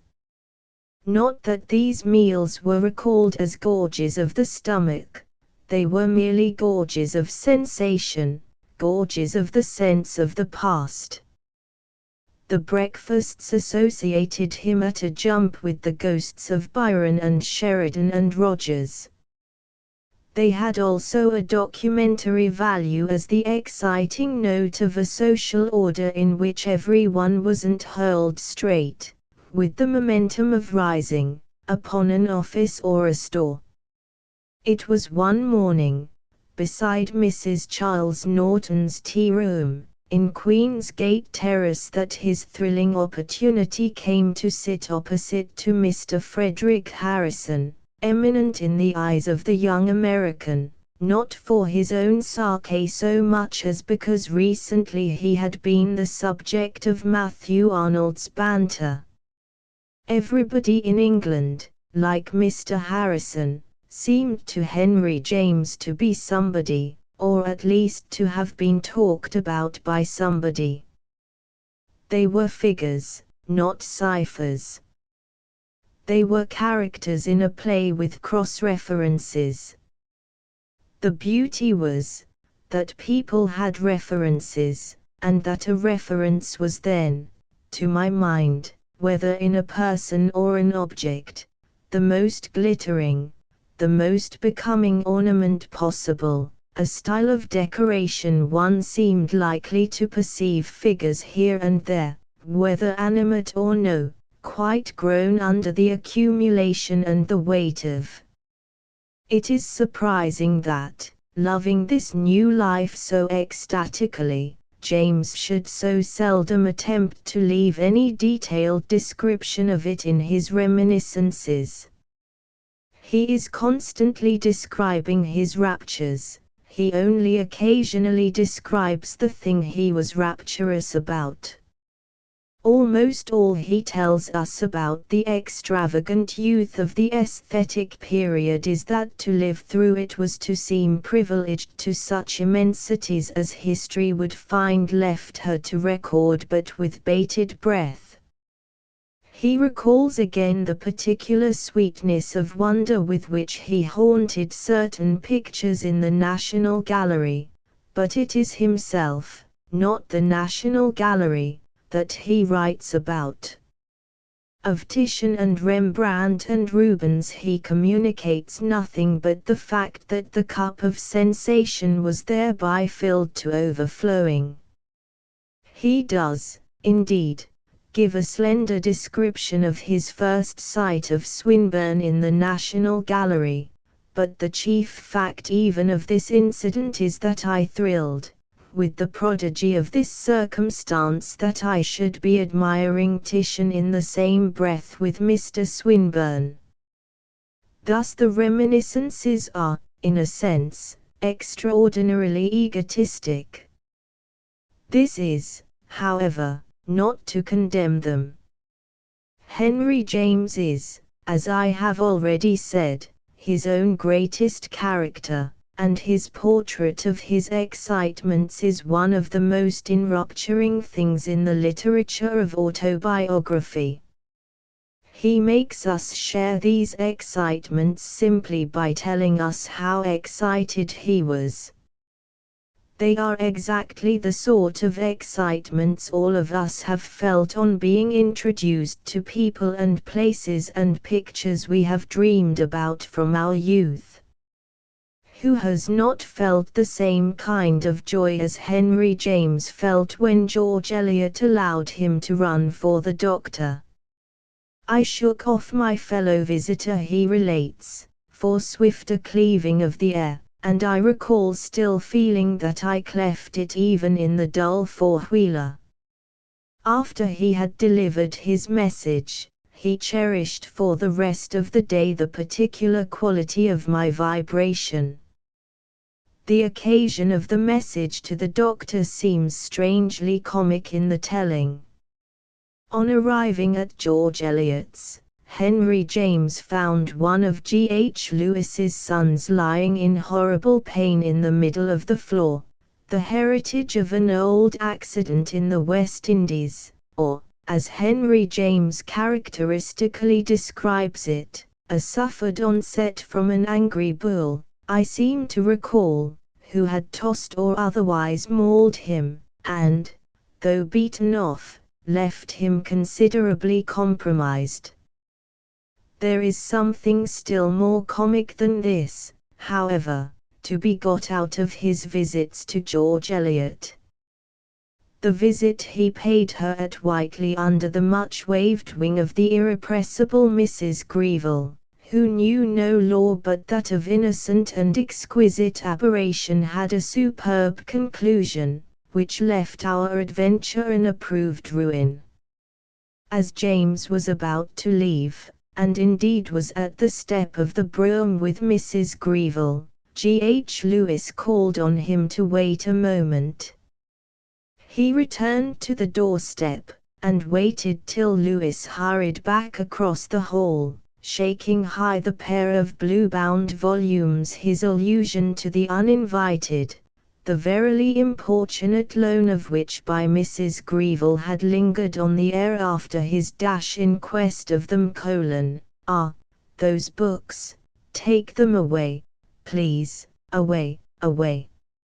I hear him unreservedly plead while he thrusts them again at me, and I scurry back into our conveyance. The blue-bound volumes happened to be a copy of Henry James's own new book, a presentation copy he had given to Mrs. Greville, and she, in turn, with the best intentions, had tried to leave with George Eliot, to be read and admired. George Eliot and Lewis had failed to connect their young visitor with the volumes. Hence a situation so comic that even its victim could not but enjoy it. Our hosts hadn't so much as connected book with author, or author with visitor, or visitor with anything but the convenience of his ridding them of an unconsidered trifle, grudging, as they so justifiably did, the impingement of such matters on their consciousness. The vivid demonstration of one's failure to penetrate there had been in the sweep of Lewis's gesture, which could scarcely have been bettered by his actually wielding a broom. Henry James was more fortunate in Tennyson as a host. Tennyson had read at least one of his stories and liked it. All the same, James was disappointed in Tennyson. He expected to find him a poet signed and stamped, and found him only a booming bard. Not only was Tennyson not Tennysonian, he was not quite real. His conversation came as a shock to his guest. He struck me as neither knowing nor communicating knowledge. As Tennyson read Locksley Hall to his guests, Henry James had to pinch himself, not at all to keep from swooning, but much rather to set up some rush of sensibility. What a lovely touch of malice there is in his description of Tennyson on an occasion on which the ineffable Mrs. Greville quoted some of his own verse to him. He took these things with a gruff philosophy, and could always repay them, on the spot, in heavily shovelled coin of the same mint, since it was a question of his genius. Henry James ever retained a beautiful detachment of intellect, even after his conversion. He was a wit as well as an enthusiast. The middle years, indeed, is precious in every page for its wit as well as for its confessional raptures. It may be objected that Henry James's wit is only a new form of the old-fashioned periphrases. He might be described as the last of the periphrastic humorists. At the same time, if ever in any book there was to be found the free play of an original genius, a genius however limited and even little, it is surely in the autobiography of Henry James. Those who can read it at all will read it with shining eyes. 7. Browning, the poet of love. Browning's reputation has not yet risen again beyond a half-tide. The fact that 2 books about him were published during the war, however, suggests that there is a revival of interest in his work. It would have been surprising if this had not been so. He is one of the poets who inspire confidence at a time when all the devils are loosed out of hell. Browning was the great challenger of the multitude of devils. He did not achieve his optimism by ignoring Satan, but by defying him.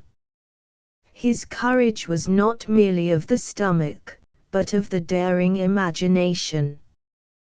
There is no more detestable sign of literary humbug than the pretense that Browning was an optimist simply because he did not experience sorrow and indigestion as other people do.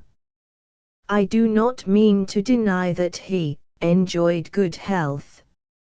As Professor Phelps, of Yale, says in a recent book, Robert Browning, How to Know Him, he had a truly wonderful digestion. It was his firm belief that one should eat only what one really enjoyed, desire being the infallible sign that the food was healthful. My father was a man of born fork, it said Barrett Browning to me. He was not very fond of meat, but liked all kinds of Italian dishes, especially with rich sauces. He always ate freely of rich and delicate things. He would make a whole meal off mayonnaise.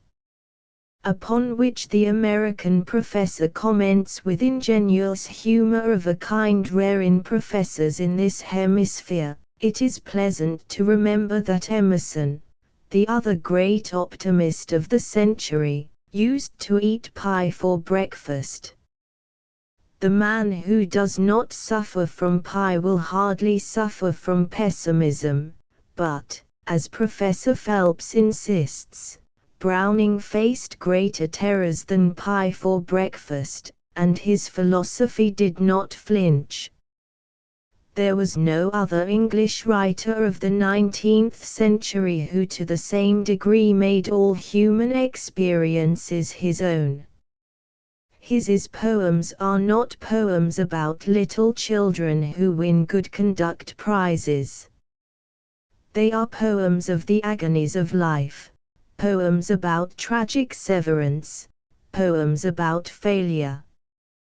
They range through the virtues and the vices with the magnificent boldness of Dostoevsky's novels.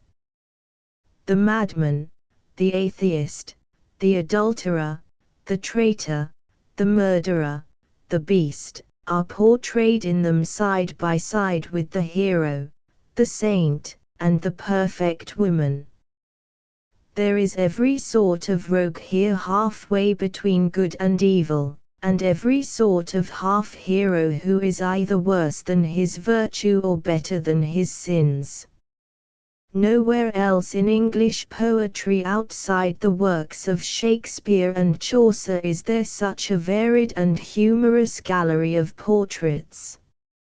Landor's often quoted comparison of Browning with Chaucer is a piece of perfect and essential criticism. Since Chaucer was alive and hale, no man hath walked along our roads with step so active, so inquiring eye, or tongue so varied in discourse. For Browning was a portrait painter by genius and a philosopher only by accident. He was a historian even more than a moralist. He was born with a passion for living in other people's experiences. So impartially and eagerly did he make himself a voice of the evil as well as the good in human nature that occasionally one has heard people speculating as to whether he can have led so reputable a life as the biographers make one believe. To speculate in this manner, however, is to blunder into forgetfulness of Browning's own answer, in how it strikes a contemporary, to all such calumnies on poets. Of all the fields of human experience, it was love into which the imagination of Browning most fully entered. It may seem an obvious thing to say about almost any poet, but Browning differed from other poets in being able to express, not only the love of his own heart, but the love of the hearts of all sorts of people. He dramatized every kind of love from the spiritual to the sensual. One might say of him that there never was another poet in whom there was so much of the obsession of love and so little of the obsession of sex. Love was for him the crisis and test of a man's life. The disreputable lover has his say in Browning's monologues no less than Count Gismond. Porphyria's lover, mad and a murderer, lives in our imaginations as brightly as the idealistic lover of Christina. The dramatic lyric and monologue in which Browning set forth the varieties of passionate experience was an art form of immense possibilities, which it was a work of genius to discover. To say that Browning, the inventor of this amazingly fine form, was indifferent to form has always seemed to me the extreme of stupidity. At the same time, its very newness puzzles many readers, even today. Some people cannot read Browning without note or comment, because they are unable to throw themselves imaginatively into the eye of each new poem. Our artistic sense is as yet so little developed that many persons are appalled by the energy of imagination which is demanded of them before they are reborn, as it were, into the setting of his dramatic studies. Professor Phelps's book should be of especial service to such readers, because it will train them in the right method of approach to Browning's best work. It is a very admirable essay in popular literary interpretation.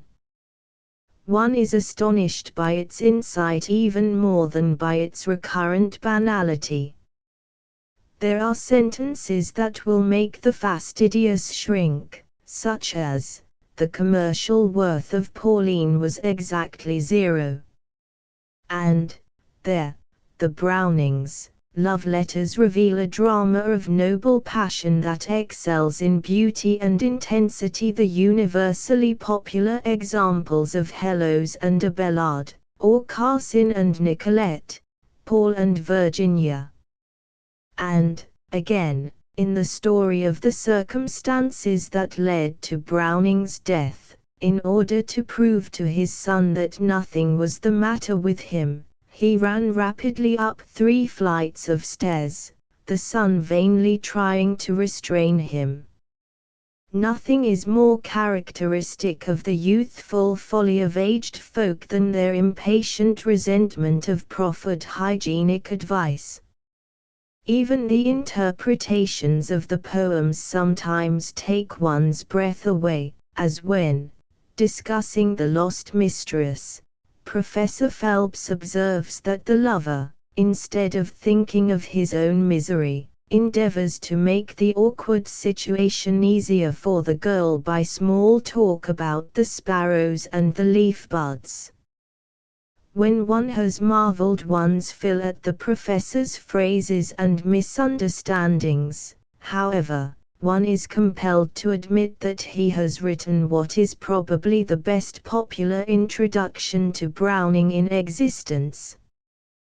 Professor Phelps's book is one of those rare essays in popular criticism which will introduce an average reader to a world of new excitements. One of its chief virtues is that it is an anthology as well as a commentary. It contains more than 50 complete poems of Browning quoted in the body of the book. And these include, not merely short poems like Meeting at Night, but long poems, such as Andrea del Sarto, Caliban on Setebos, and Childe Roland to the Dark Tower Came. This is the right kind of introduction to a great author. The poet is allowed as far as possible to be his own interpreter. At the outset, Professor Phelps quotes in full Transcendentalism and how it strikes a contemporary as Browning's confession of his aims as an artist. The first of these is Browning's most energetic assertion that the poet is no philosopher concerned with ideas rather than with things, with abstractions rather than with actions. His disciples have written a great many books that seem to reduce him from a poet to a philosopher, and one cannot protest too vehemently against this dulling of an imagination richer than a child's in adventures and in the passion for the detailed and the concrete. In Transcendentalism he bids a younger poet answer whether there is more help to be got from Jacob Boehme with his subtle meanings, or some stout midge like him of Halberstadt, John, who made things Boehme wrote thoughts about. With how magnificent an image he then justifies the poet of things as compared with the philosopher of thoughts: he with a look you vents a brace of rhymes, and in there breaks the sudden rose herself, over us, under, round us every side, nay, in and out the tables and the chairs and musty volumes, Boehme's book and all, buries us with a glory, young once more, pouring heaven into this poor house of life. One of the things one constantly marvels at as one reads Browning is the splendid aestheticism with which he lights up prosaic words and pedestrian details with beauty. The truth is, if we do not realize that he is a great singer and a great painter as well as a great humorist and realist, we shall have read him in vain. No doubt his phrases are often as grotesque as jagged teeth, as when the mourners are made to say in a grammarian's funeral, "Look out if yonder be not day again."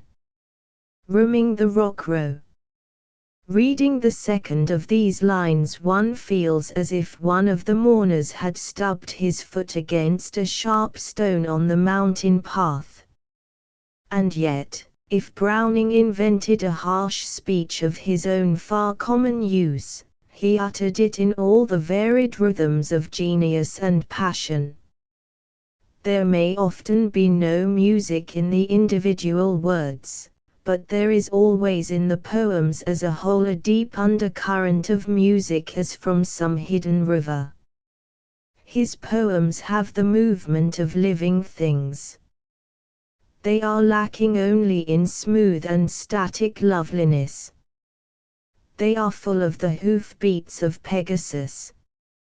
We find in his poems, indeed, no fastidious escape from life, but an exalted acceptance of it.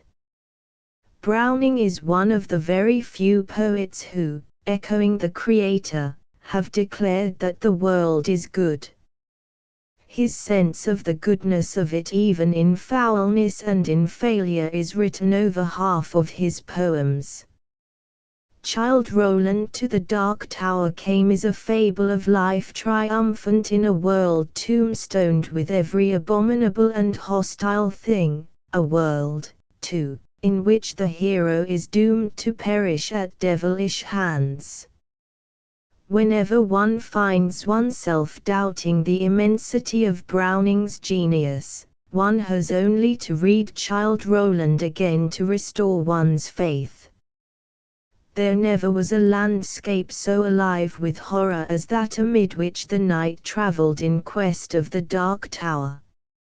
As detail is added to detail, it becomes horrible as suicide, a shrieking progress of all the torments, till one is wrought up into a very nightmare of apprehension, and the tower itself appears, the round squat tower, blind as the fool's heart. Was there ever such a pause and gathering of courage as in the verses that follow, in which the last of the knights takes his resolve, not see? Because of night perhaps, why, day came back again for that. Before it left, the dying sunset kindled through a cleft, the hills, like giants at a hunting, lay chin upon hand, to see the game at bay, now stab and end the creature, to the heft. Not here. When noise was everywhere, it tolled increasing like a bell. Names in my ears, of all the lost adventurers my peers, how such a one was strong, and such was bold, and such was fortunate, yet each of old lost. One moment knelled the woe of years. There they stood, ranged along the hillside, met to view the last of me, a living frame for one more picture. In a sheet of flame I saw them, and I knew them all. And yet dauntless the slug horn to my lips I set, and blew. Childe Roland to the Dark Tower came. There, if anywhere in literature, is the summit of tragic and triumphant music. There, it seems to me, is as profound and imaginative expression of the heroic spirit as is to be found in the English language. To belittle Browning as an artist after such a poem is to blaspheme against art. To belittle him as an optimist is to play the fool with words. Browning was an optimist only in the sense that he believed in what Stevenson called the ultimate decency of things, and that he believed in the capacity of the heroic spirit to face any test devised for it by inquisitors or devils. He was not defiant in a fine attitude like Byron. His defiance was rather a form of magnanimity. He is said, on Robert Buchanan's authority, to have thundered no when in his later years he was asked if he were a Christian. But his defiance was the defiance of a Christian, the dauntlessness of a knight of the Holy Ghost. Perhaps it is that he was more Christian than the Christians. Like the Pope in The Ring and the Book, he loathed the association of Christianity with respectability. Some readers are bewildered by his respectability in trivial things, such as dress, into failing to see his hatred of respectability when accepted as a standard in spiritual things. He is more sympathetic towards the disreputable suicides in apparent failure than towards the vacillating and respectable lovers in the statue and the bust. There was at least a hint of heroism in the last madness of the doomed men. Browning again and again protests, as Blake had done earlier, against the mean moral values of his age.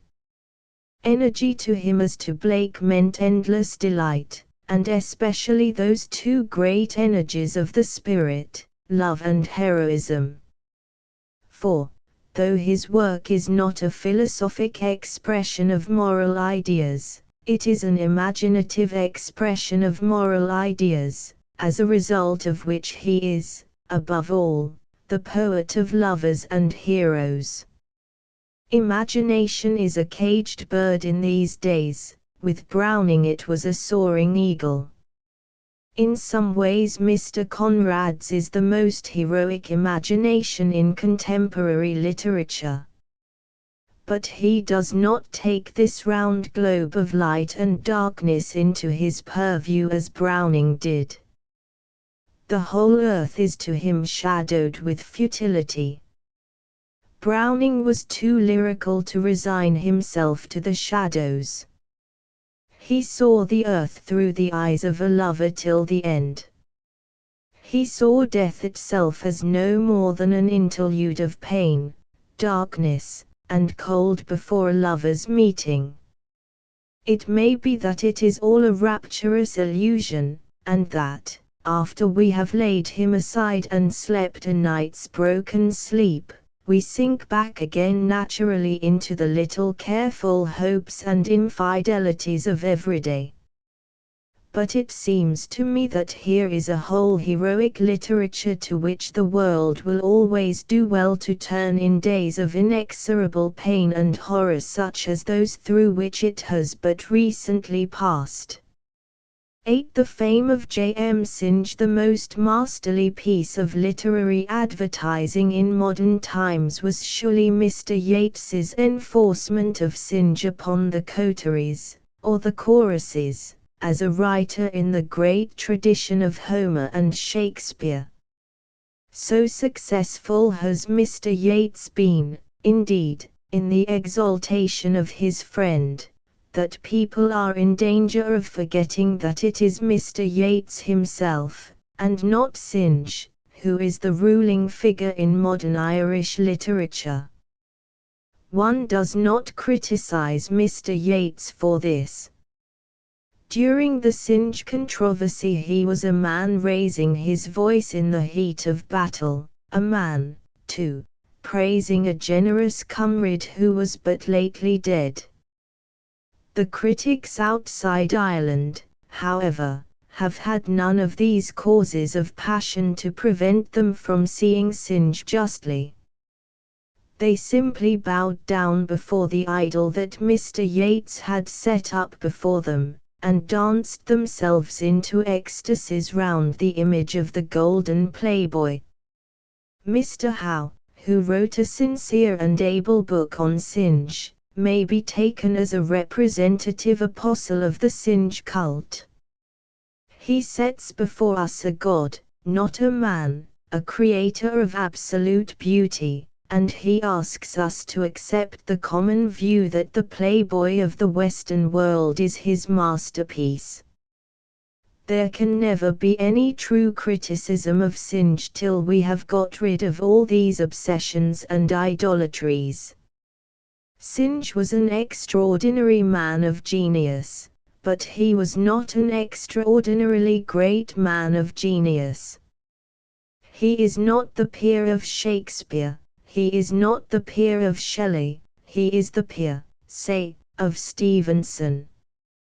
His was a byway, not a highroad, of genius. That is why he has an immensely more enthusiastic following among clever people than among simple people. Once and once only Synge achieved a piece of art that was universal in its appeal, satisfying equally the artistic formula of Pater and the artistic formula of Tolstoy. This was Riders to the Sea.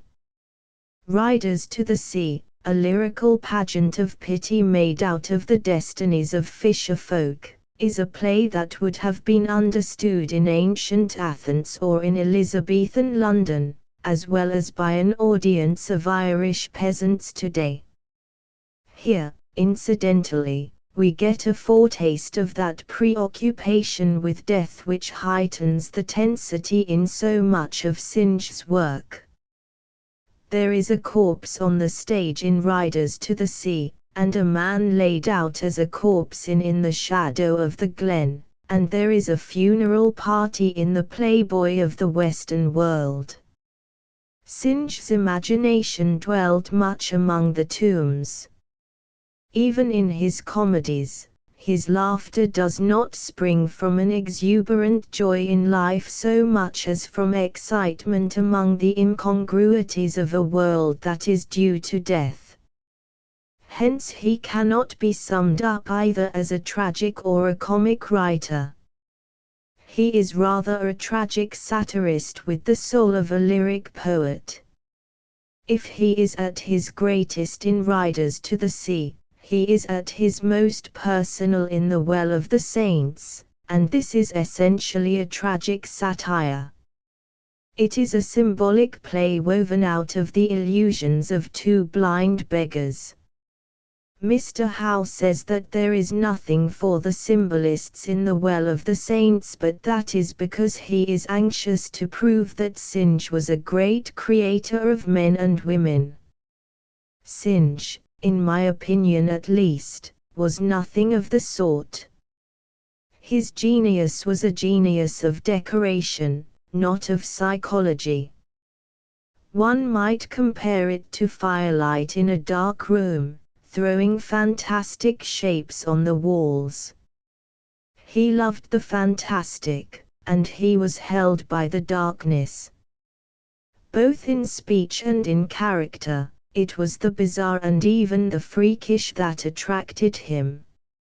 In Riders to the Sea he wrote as one who had been touched by the simple tragedy of human life.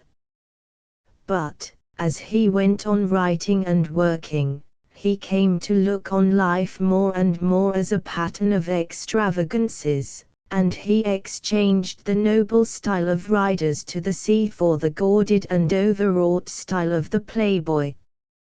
With the playboy of the Western world, says Mr. Howe, Synge placed himself among the masters. But then Mr. Howe thinks that P. Jean Mike is one of the most beautiful and living figures in all drama, and that she is the normal, and that Synge, with an originality more absolute than Wordsworth's, insisted that his readers should regain their poetic feeling for ordinary life, and presented them with P. Jean with the stink of pochine on her, and a playboy wet and crusted with his father's blood. The conception of ordinary life, or is it only ordinary Irish life, in the last half-sentence leaves one meditating. But, after all, it is not Synge's characters or his plots, but his language, which is his great contribution to literature. I agree with Mr. Howe that the question how far his language is the language of the Irish countryside is a minor one. On the other hand, it is worth noting that he wrote most beautifully in the first enthusiasm of his discovery of the wonders of Irish peasant speech. His first plays express, as it were, the delight of first love. He was always a shaping artist, of course, in search of figures and patterns, but he kept his passion for these things subordinate to reality in the early plays. In the Playboy he seemed to be determined to write riotously, like a man straining after vitality. He exaggerated everything. He emptied bagfuls of wild phrases, the collections of years, into the conversations of a few minutes. His style became, in a literary sense, vicious, a thing of tricks and conventions, blank verse rhythms. I am sure there are 100 blank verse lines in the play, and otiose adjectives crept in and spoilt it as prose. It became like a parody of the beautiful English Synge wrote in the noon of his genius. I cannot understand the special enthusiasm for the Playboy except among those who read it before they knew anything of Synge's earlier and better work. With all its faults, however, it is written by the hand of genius, and the first hearing or reading of it must come as a revelation to those who do not know Riders to the Sea or The Well of the Saints. even when it is played, as it is now played, in an expurgated form, and with sentimentality substituted for the tolerant but Mephistophelan malice which Synge threaded into it, the genius and originality are obvious enough. The Playboy is a marvelous confection, but it is to riders to the sea one turns in search of Synge the immortal poet. 9. Villon, the genius of the tavern. It is to Stevenson's credit that he was rather sorry that he had ever written his essay on Villon. He explains that this was due to the fact that he regarded Villon as a bad fellow, but one likes to think that his conscience was also a little troubled because through lack of sympathy he had failed to paint a just portrait of a man of genius. Villon was a bad fellow enough in all conscience. He was not so bad, however, as Stevenson made him out. He was, no doubt, a thief. He had killed a man, and it may even be, if we are to read autobiography into one of the most shocking portions of the Grand Testament, that he lived for a time on the earnings of La Grosse Margot. But, for all this, he was not the utterly vile person that Stevenson believed.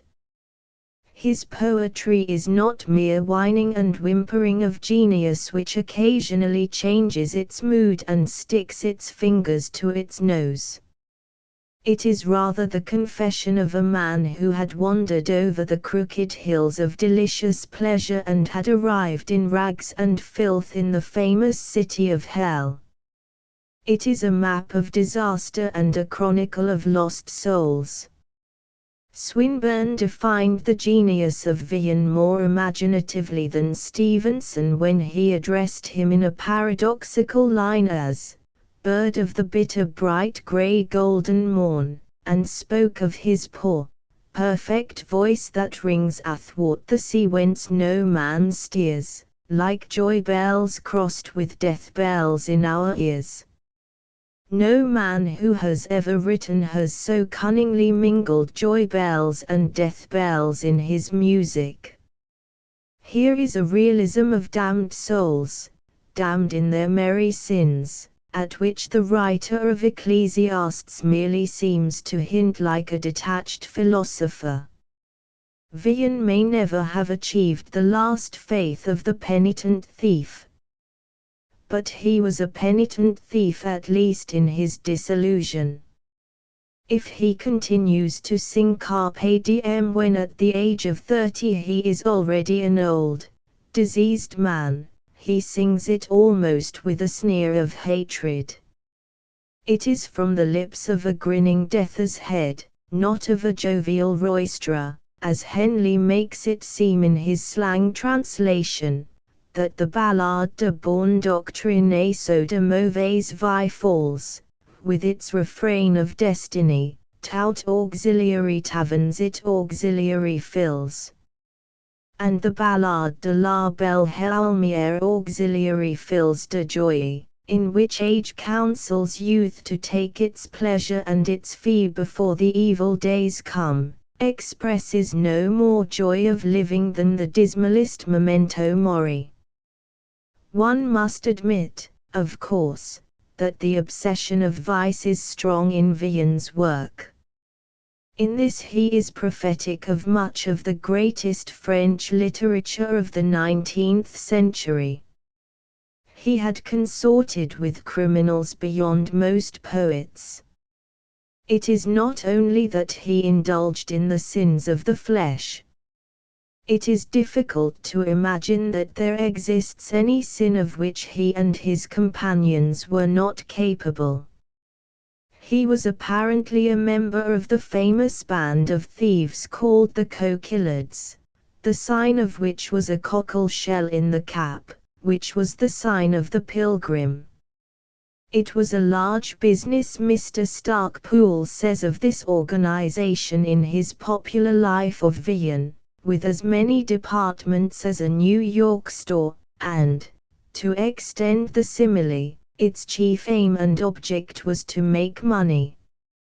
Coining, burglary, highway robbery, selling indulgences and false jewelry, card sharping, and dice playing with loaded dice, were chief among its industries.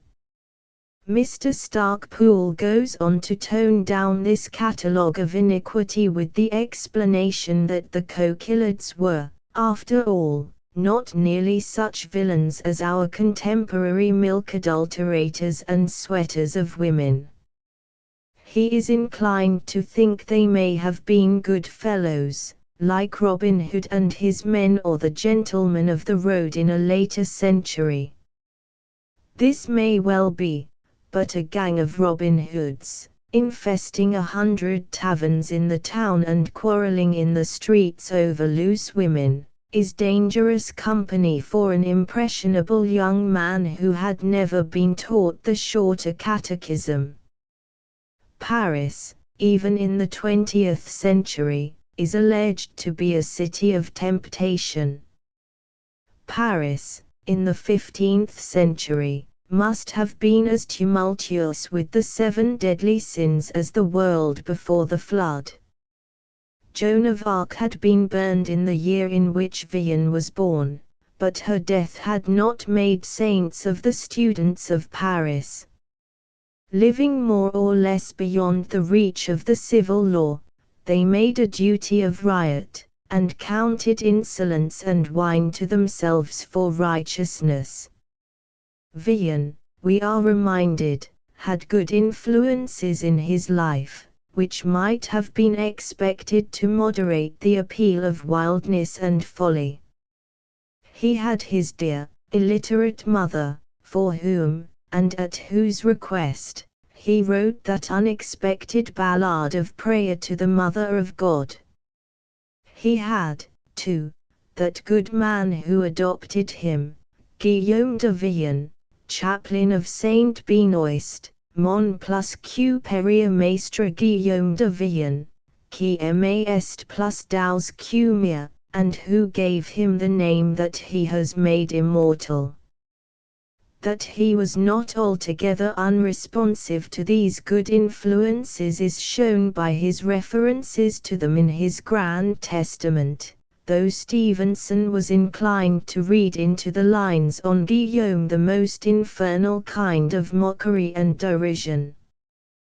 One of Villon's bequests to the old man, it will be remembered, was the Roman du Pet or Diable, which Stevenson refers to again and again as an improper romance. Mr. Starkpool has done a service to English readers interested in Villon by showing that the Romaunt was nothing of the sort, but was a little epic, possibly witty enough, on a notorious conflict between the students and civilians of Paris. One may accept the vindication of Villon's goodness of heart, however, without falling in at all points with Mr. Starkpool's tendency to justify his hero.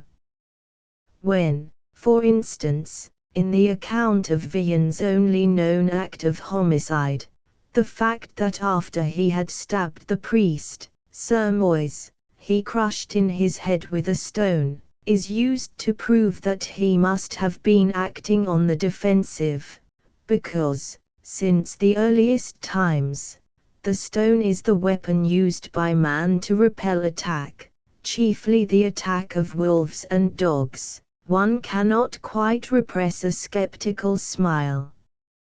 I admit that, in the absence of evidence, we have no right to accuse Villon of deliberate murder. But it is the absence of evidence that acquits him, not the fact that he killed his victim with a stone as well as a dagger.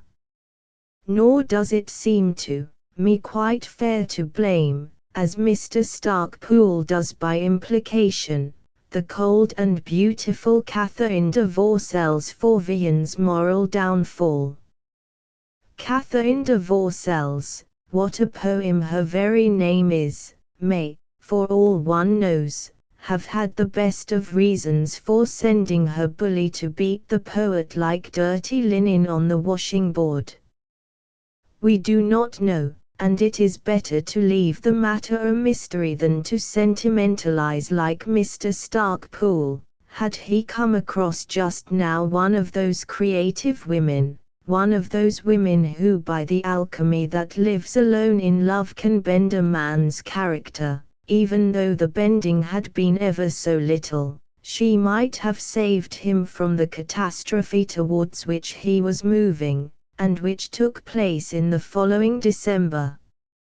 All we know is that the Lady of Miracles did not arrive, and that in her absence Vian and a member of companion gallows birds occupied the dark of one winter's night in robbing the chapel of the Collège de Navarre. This was in 1456, and not long afterwards Vian wrote his petty testament, and skipped from Paris. We know little of his wanderings in the next 5 years, nor do we know whether the greater part of them was spent in crimes or in reputable idleness. Mr. Starkpool writes a chapter on his visit to Charles of Orleans, but there are few facts for a biographer to go upon during this period. Nothing with a date happened to Vian till the summer of 1461, when Thibault d'Orsini, Bishop of Orleans, for some cause or other, real or imaginary, had him cast into a pit so deep that he could not even see the lightning of a thunderstorm, and kept him there for 3 months with neither stool to sit nor bed to lie on, and nothing to eat but bits of bread flung down to him by his gaolers. Here, during his 3 months' imprisonment in the pit, he experienced all that bitterness of life which makes his grand testament a de profundis without parallel in scapegrace literature. Here, we may imagine with Mr. Starkpool, his soul grew in the grace of suffering, and the death bells began to bring a solemn music among the joy bells of his earlier follies. He is henceforth the companion of lost souls.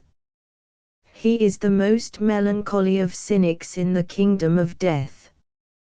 He has ever before him the vision of men hanging on gibbets.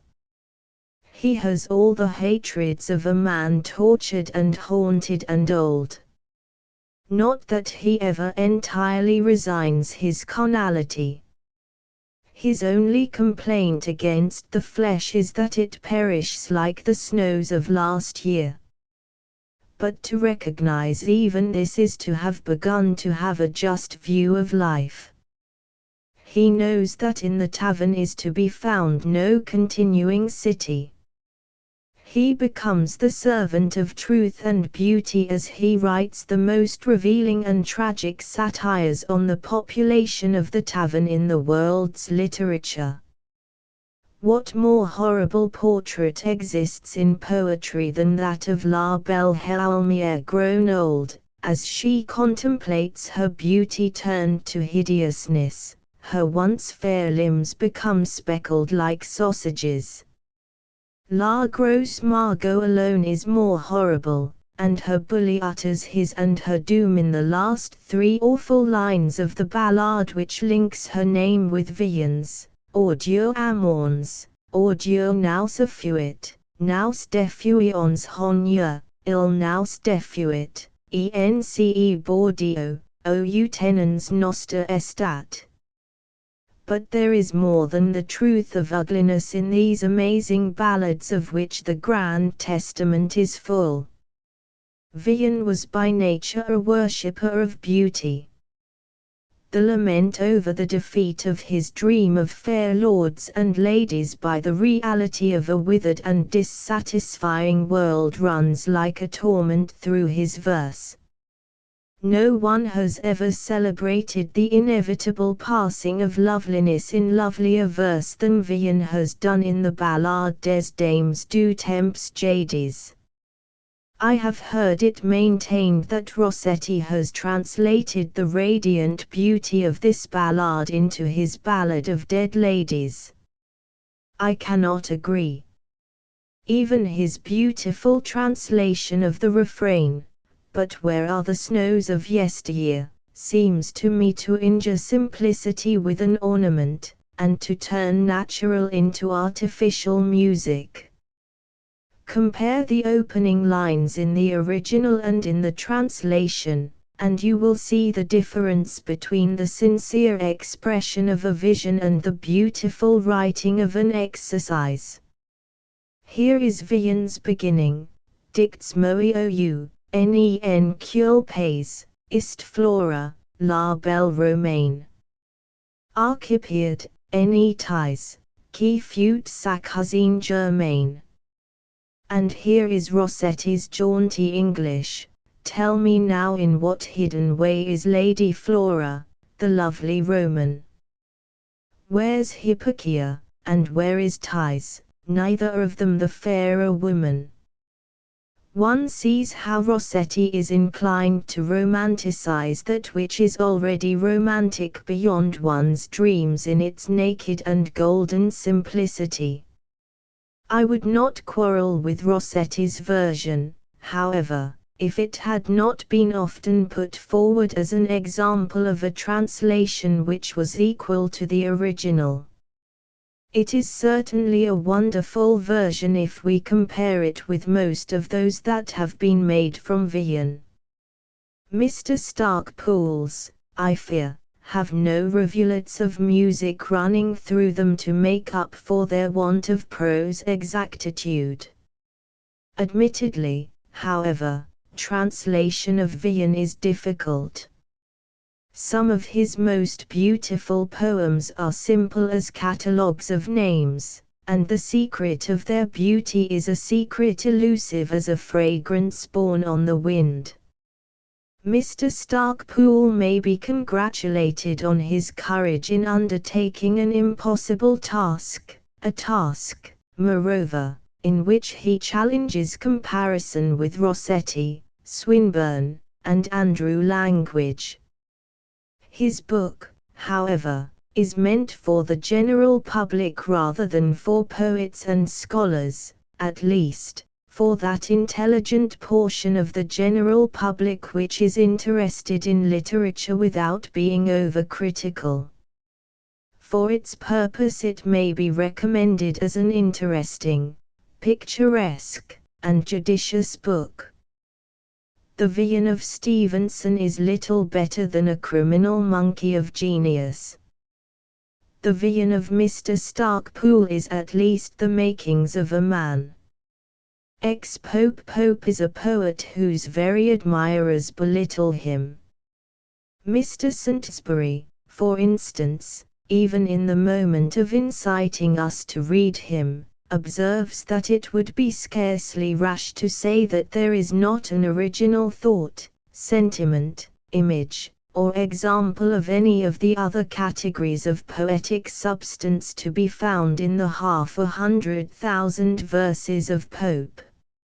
And he has still less to say in favor of Pope as a man. He denounces him for rascality and goes on with characteristic irresponsibility to suggest that perhaps there is a natural connection between the two kinds of this dexterity of fingering, that of the artist in words, and that of the pickpocket or the forger. If Pope had been a contemporary, Mr. Saintsbury, I imagine, would have stunned him with a huge mattock of adjectives. As it is, he seems to be in two minds whether to bury or to praise him. Luckily, he has tempered his moral sense with his sense of humor, and so comes to the happy conclusion that as a matter of fact, when we read about Pope, some of the proofs which are most damning morally, positively increase one's aesthetic delight. One is interested in Pope's virtues as a poet and his vices as a man almost equally. It is his virtues as a man and his vices as a poet that are depressing.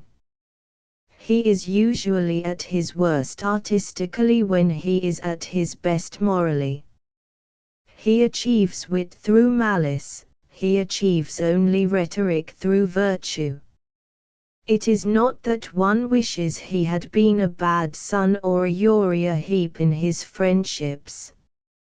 It is pleasant to remember the pleasure he gave his mother by allowing her to copy out parts of his translation of the Iliad, and one respects him for refusing a pension of £300 a year out of the Secret Service money from his friend Craggs. But one wishes that he had put neither his filial piety nor his friendship into writing. Mr. Saintsbury, I see, admires the masterly and delightful craftsmanship in words of the tribute to Craggs, but then Mr. Saintsbury also admires the elegy on an unfortunate lady, a mere attitude in verse, as chill as a weeping angel in a graveyard. Pope's attractiveness is less that of a real man than of an inhabitant of Lilliput, where it is a matter of no importance whether or not one lives in obedience to the 10 Commandments. We can regard him with amusement as a liar, a forger, a glutton, and a slanderer of his kind. If his letters are the dullest letters ever written by a wit, it is because he reveals in them not his real vices but his imaginary virtues. They only become interesting when we know the secret history of his life and read them as the moralizings of a dull Pecksniff. Historians of literature often assert, mistakenly, I think, that Pliny's letters are dull, because they are merely the literary exercises of a man overconscious of his virtues. But Pliny's virtues, however tip-tilted, were at least real. Pope's letters are the literary exercises of a man platitudinizing about virtues he did not possess. They have an impersonality, like that of the leading articles in the Times. They have all the qualities of the essay except intimate confession. They are irrelevant scrawls which might as readily have been addressed to one correspondent as another. So much so is this, that when Pope published them, he altered the names of the recipients of some of them so as to make it appear that they were written to famous persons when, as a matter of fact, they were written to private and little-known friends. The story of the way in which he tampered with his letters and arranged for their unauthorized publication by a pirate publisher is one of the most amazing in the history of forgery. It was in reference to this that Whitewell Elwyn declared that Pope displayed a complication of imposture, degradation, and effrontery which can only be paralleled in the lives of professional forgers and swindlers. When he published his correspondence with Wycherley, his contemporaries were amazed that the boyish Pope should have written with such an air of patronage to the aged Wycherley and that Wycherley should have suffered it. We know, now, however, that the correspondence is only in part genuine, and that Pope used portions of his correspondence with Carroll and published them as though they had been addressed to Wycherley. Wycherley had remonstrated with Pope on the extravagant compliments he paid him. Pope had remonstrated with Carroll on similar grounds. In the Wycherley correspondence, Pope omits Wycherley's remonstrance to him and publishes his own remonstrance to Carroll as a letter from himself to Wycherley. From that time onwards Pope spared no effort in getting his correspondence surreptitiously published. He engaged a go-between, a disreputable actor disguised as a clergyman, to approach Curll, the publisher, with an offer of a stolen collection of letters, and, when the book was announced, he attacked Curll as a villain, and procured a friend in the House of Lords to move a resolution that Curll should be brought before the House on a charge of breach of privilege. One of the letters, it was stated, having been written to Pope by a peer. Curll took a number of copies of the book with him to the Lords, and it was discovered that no such letter was included. But the advertisement was a noble one. Unfortunately, even a man of genius could not devise elaborate schemes of this kind without ultimately falling under suspicion, and Curll wrote a narrative of the events which resulted in seriously discrediting Pope. Pope was surely one of the least enviable authors who ever lived. He had fame and fortune and friends. But he had not the constitution to enjoy his fortune, and in friendship he had not the gift of fidelity. He secretly published his correspondence with Swift and then set up a pretense that Swift had been the culprit. He earned from Bolingbroke in the end a hatred that pursued him in the grave. He was always begging Swift to go and live with him at Twickenham. But Swift found even a short visit trying. Two sick friends never did well together, he wrote in 1727, and he has left us verses descriptive of the miseries of great wits in each other's company. Pope has the talent well to speak, but not to reach the ear. His loudest voice is low and weak, the Dean too deaf to hear. A while they on each other look, then different studies choose. The Dean sits plodding o'er a book, Pope walks and courts the Muse.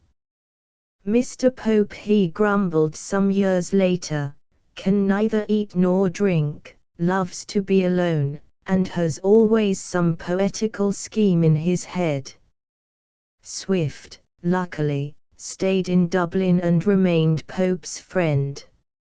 Lady Mary Wortley Montagu went to Twickenham and became Pope's enemy. The reason seems to have been that he was more eager for an exchange of compliments than for friendship. He affected the attitude of a man in love, when Lady Mary saw in him only a monkey in love. He is even said to have thrown his little makeshift of a body, in its canvas bodice and its 3 pairs of stockings, at her feet, with the result that she burst out laughing. Pope took his revenge in the Epistle to Martha Blount, where, describing Lady Mary as Sappho, he declared of another lady that her different aspects agreed as ill with each other, as Sappho's diamonds with her dirty smock, or Sappho at her toilet's greasy task with Sappho fragrant at an evening mask, so morning insects, that in muck begun, shine, buzz, and fly blow in the evening sun. His relations with his contemporaries were too often begun in compliments only to end in abuse of this kind. Even while he was on good terms with them, he was frequently doing them ill turns.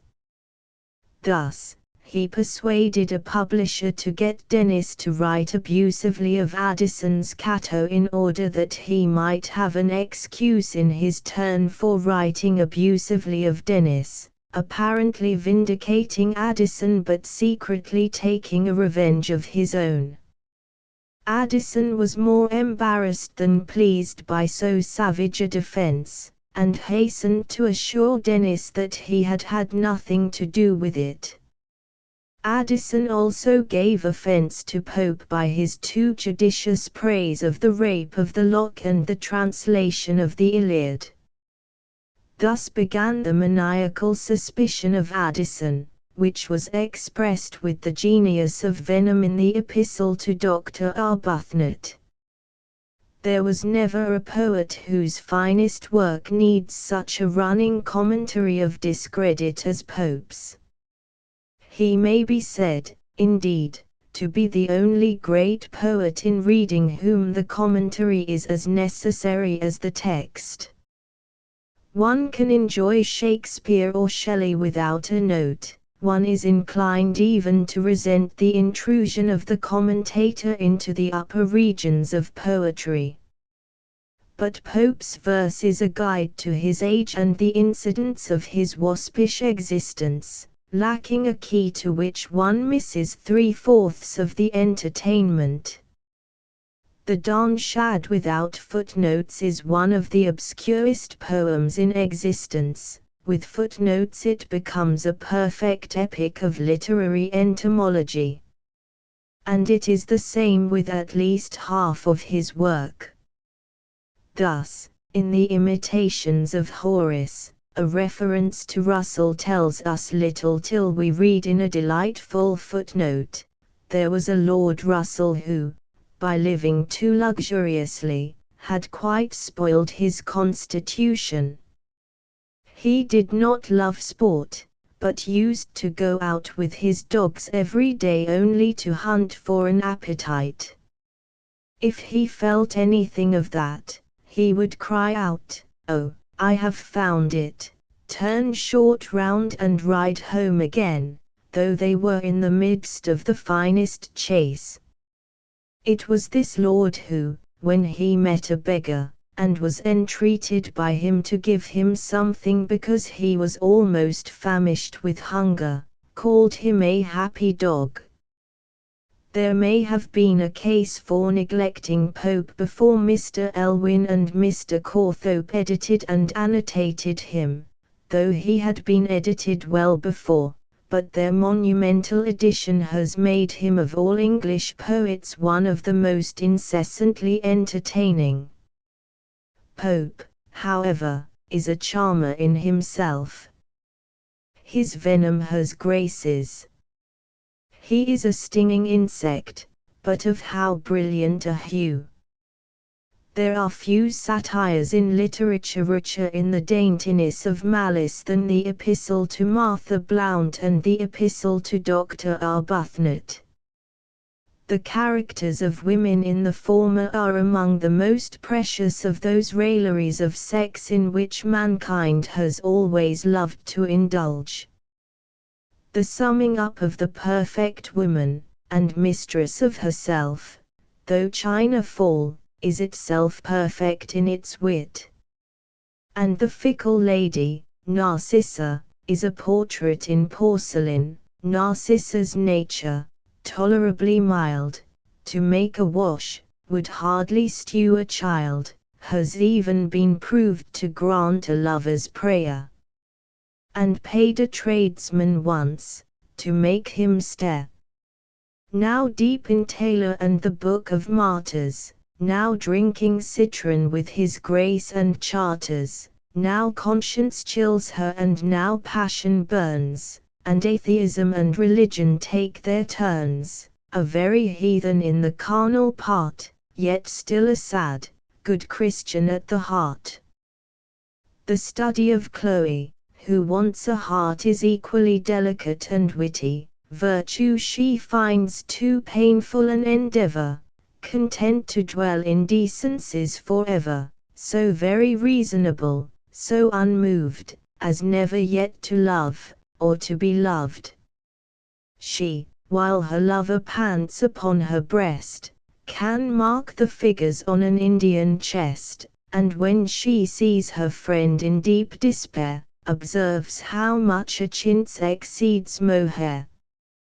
Would Chloe know if you're alive or dead? She bids her footman put it in her head. Chloe is prudent, would you too be wise? Then never break your heart when Chloe dies. The Epistle to Dr. Arbuthnot is still more dazzling. The venom is passionate without ever ceasing to be witty. Pope has composed a masterpiece of his vanities and hatreds. The characterizations of Addison as Atticus, and of Lord Hervey as Sporus, that mere white curd of ass's milk, Sporus, the bug with gilded wings, are portraits one may almost call beautiful in their bitter phrasing. There is nothing make-believe here as there is in the virtue of the letters. This is Pope's confession, the image of his soul.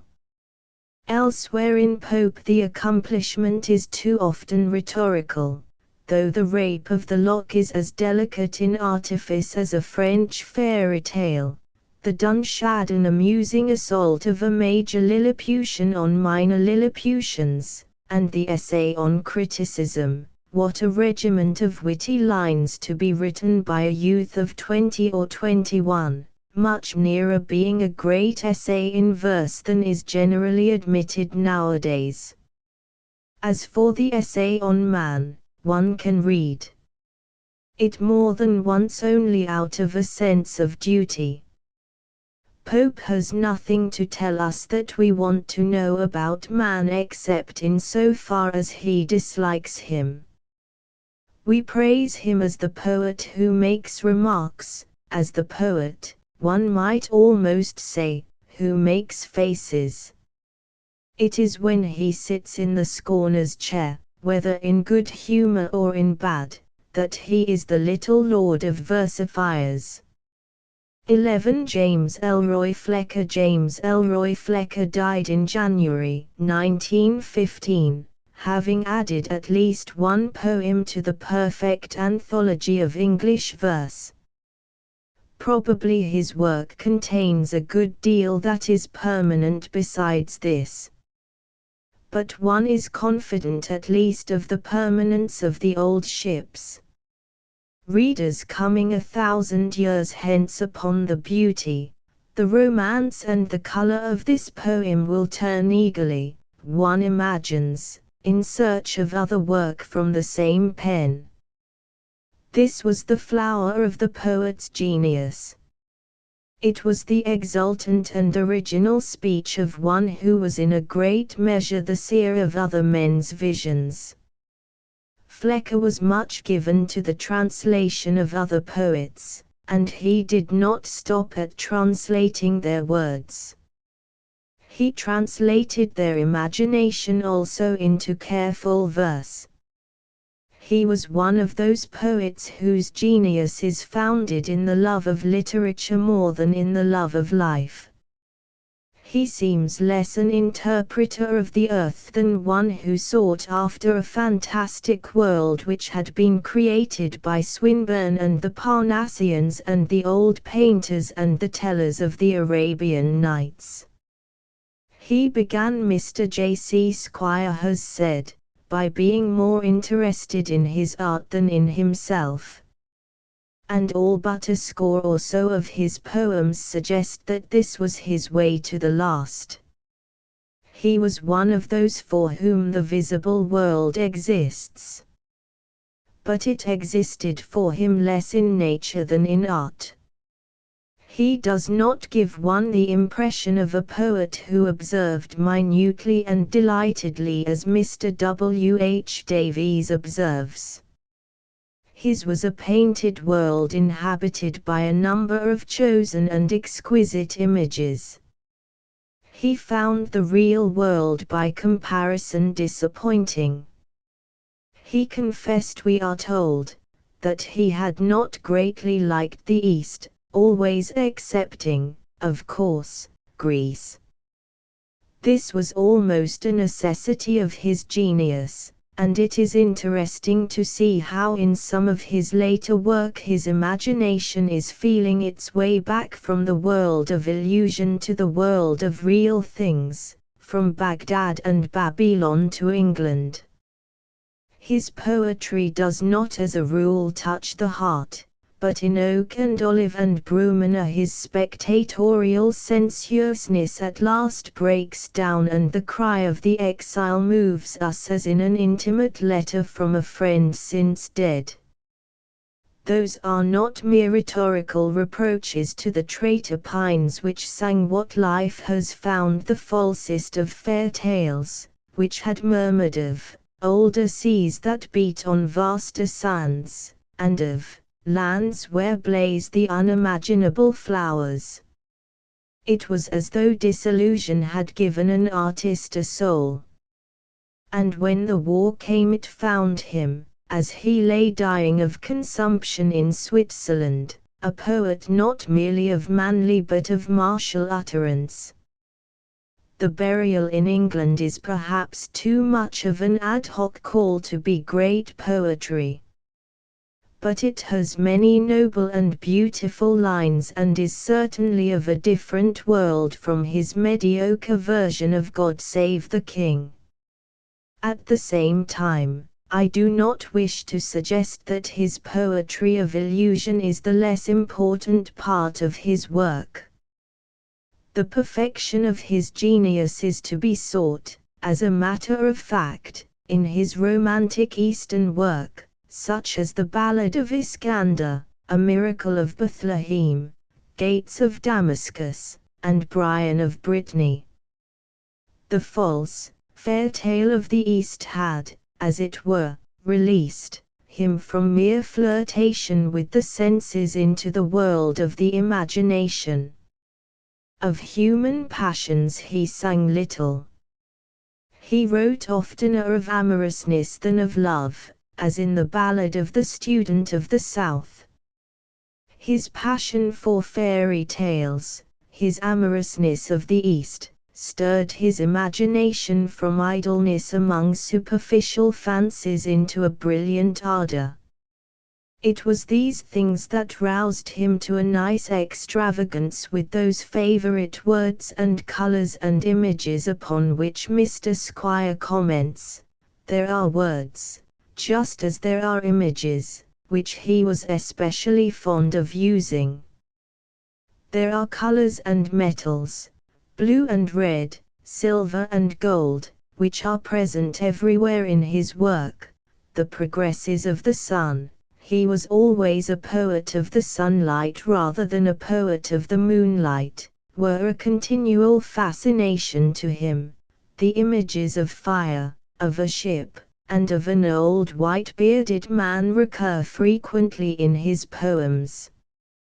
Mr. Squire contends justly enough that in spite of this Flecker is anything but a monotonous poet. But the image of a ship was almost an obsession with him. It was his favorite toy. Often it is a silver ship.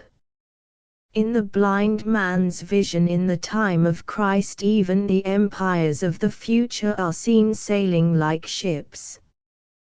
The keeper of the west gate of Damascus sings of the sea beyond the sea, when no wind breathes or ripple stirs. And there on Roman ships, they say, stand rows of metal mariners. Those lines are worth noting for the way in which they suggest how much in the nature of toys were the images with which Flecker's imagination was haunted. His world was a world of nursery ships and nursery caravans.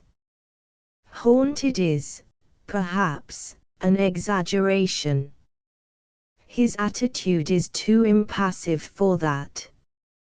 He works with the deliberateness of a prose writer.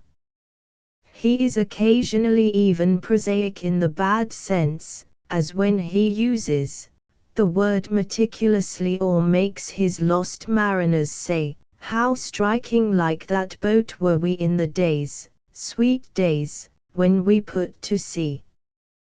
That he was a poet of the fancy rather than of the imagination also tended to keep his poetry near the ground. His love of the ballad design and the good-colored things of earth was tempered by a kind of infidel humor in his use of them. His ballads are the ballads of a brilliant dilettante, not of a man who is expressing his whole heart and soul and faith, as the old ballad writers were. In the result he walked a golden pavement rather than mounted into the golden air. He was an artist in ornament, in decoration. Like the Queen in the Queen's song, he would immortalize the ornament at the cost of slaying the soul. Of all recent poets of his kind, Flecker is the most successful. The classical tradition of poetry has been mocked and mutilated by many of the noisy young in the last few years. Flecker was a poet who preserved the ancient balance in days in which want of balance was looked on as a sign of genius. That he was what is called a minor poet cannot be denied, but he was the most beautiful of recent minor poets. His book, indeed, is a treasury of beauty rare in these days. Of that beauty, The Old Ships is, as I have said, the splendid example. And, as it is foolish to offer anything except a poet's best as a specimen of his work, one has no alternative but to turn again to those gorgeously colored verses which begin, I have seen old ships sail like swans asleep beyond the village which men still call Tyre, with leaden age o'ercargoed, dipping deep for Famagusta and the hidden sun that rings black Cyprus with a lake of fire, and all those ships were certainly so old, who knows how oft with squat and noisy gun, questing brown slaves, or Syrian oranges. The pirate Genos hell raked them till they rolled blood, water, fruit and corpses up the hold. But now through friendly seas they softly run, painted the mid-sea blue or shore sea green, still patterned with the vine and grapes in gold. That is the summary and the summit of Flecker's genius. But the rest of his verse, too, is the work of a true and delightful poet, a faithful priest of literature, an honest craftsman with words. 12 Turgenev Mr. Edward Garnett has recently collected his prefaces to the novels and stories of Turgenev, and refashioned them into a book in praise of the genius of the most charming of Russian authors. I am afraid the word charming has lost so much of its stamp and brightness with use as to have become almost meaningless. But we apply it to Turgenev in its fullest sense. We call him charming as Pater called Athens charming. He is one of those authors whose books we love because they reveal a personality sensitive, affectionate, pitiful. There are some persons who, when they come into a room, immediately make us feel happier. Turgenev seems to come into the room in his books with just such a welcome presence. That is why I wish Mr. Garnett had made his book a biographical, as well as a critical, study. He quotes Turgenev as saying, "All my life is in my books." Still, there are a great many facts recorded about him in the letters and reminiscences of those who knew him, and he was known in half the countries of Europe, out of which we can construct a portrait. One finds in the life of Sir Charles Dilke, for instance, that Dilke considered Turgenev in the front rank as a conversationalist. This opinion interested one all the more because one had come to think of Turgenev as something of a shy giant. I remember, too, reading in some French book a description of Turgenev as a strange figure in the literary circles of Paris, a large figure with a curious chastity of mind who seemed bewildered by some of the barbarous jests of civilized men of genius. There are, indeed, as I have said, plenty of suggestions for a portrait of Turgenev, quite apart from his novels. Mr. Garnett refers to some of them in two excellent biographical chapters. He reminds us, for example, of the immense generosity of Turgenev to his contemporaries and rivals, as when he introduced the work of Tolstoy to a French editor. "Listen," said Turgenev. "Here is copy for your paper of an absolutely first-rate kind. This means that I am not its author. The master, for he is a real master, is almost unknown in France, but I assure you, on my soul and conscience, that I do not consider myself worthy to unloose the latchet of his shoes."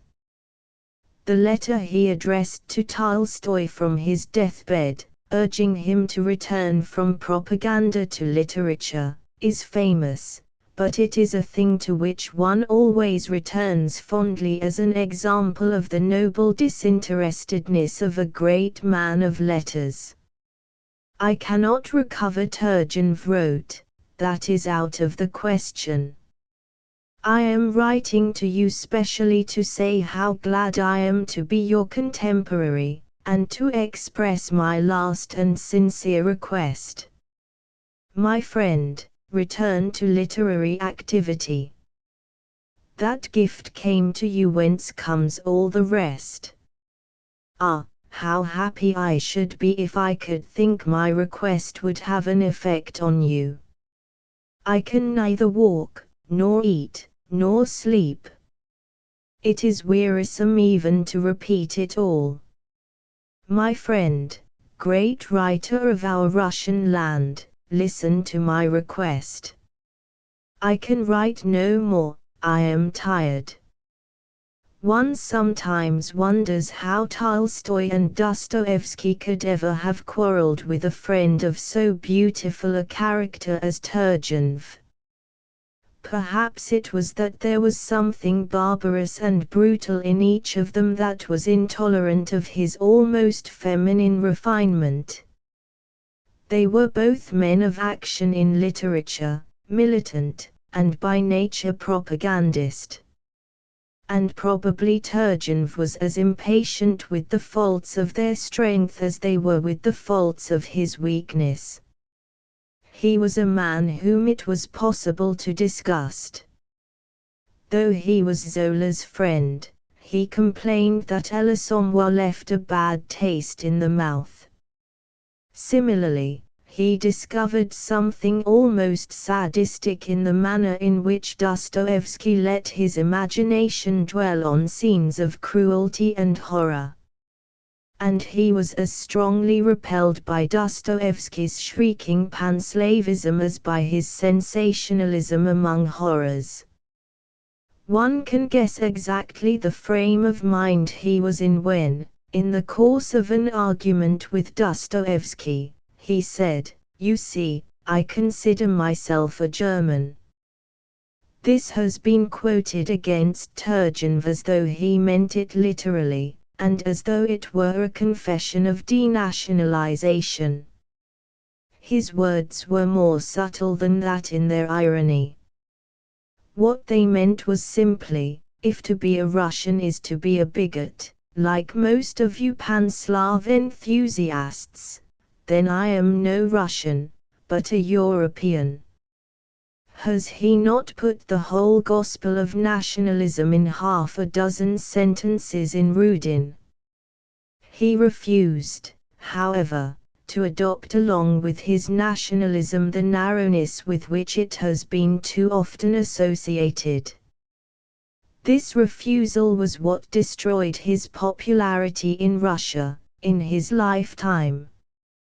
It is because of this refusal that he has been pursued with belittlement by one Russian writer after another since his death.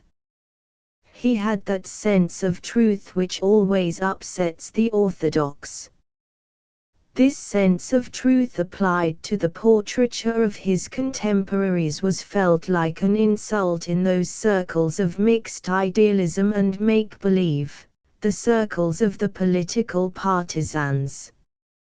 A great artist may be a member, and an enthusiastic member, of a political party, but in his art he cannot become a political partisan without ceasing to be an artist. In his novels, Turgenev regarded it as his life work to portray Russia truthfully, not to paint and powder and prettify it for show purposes, and the result was an outburst of fury on the part of those who were asked to look at themselves as real people instead of as the masterpieces of a professional flatterer. When Fathers and Children was published in 1862, the only people who were pleased were the enemies of everything in which Turgenev believed.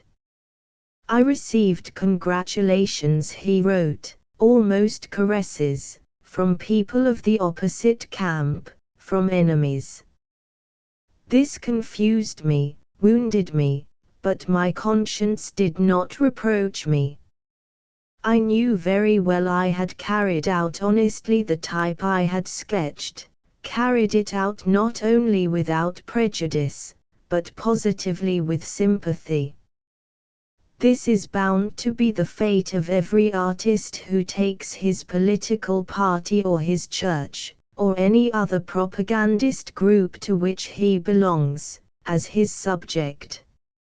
He is a painter, not a vindicator, and he is compelled to exhibit numerous crooked features and faults in such a way as to wound the vanity of his friends and delight the malice of his enemies. Artistic truth is as different from propagandist truth as daylight from limelight, and the artist will always be hated by the propagandist as worse than an enemy, a treacherous friend.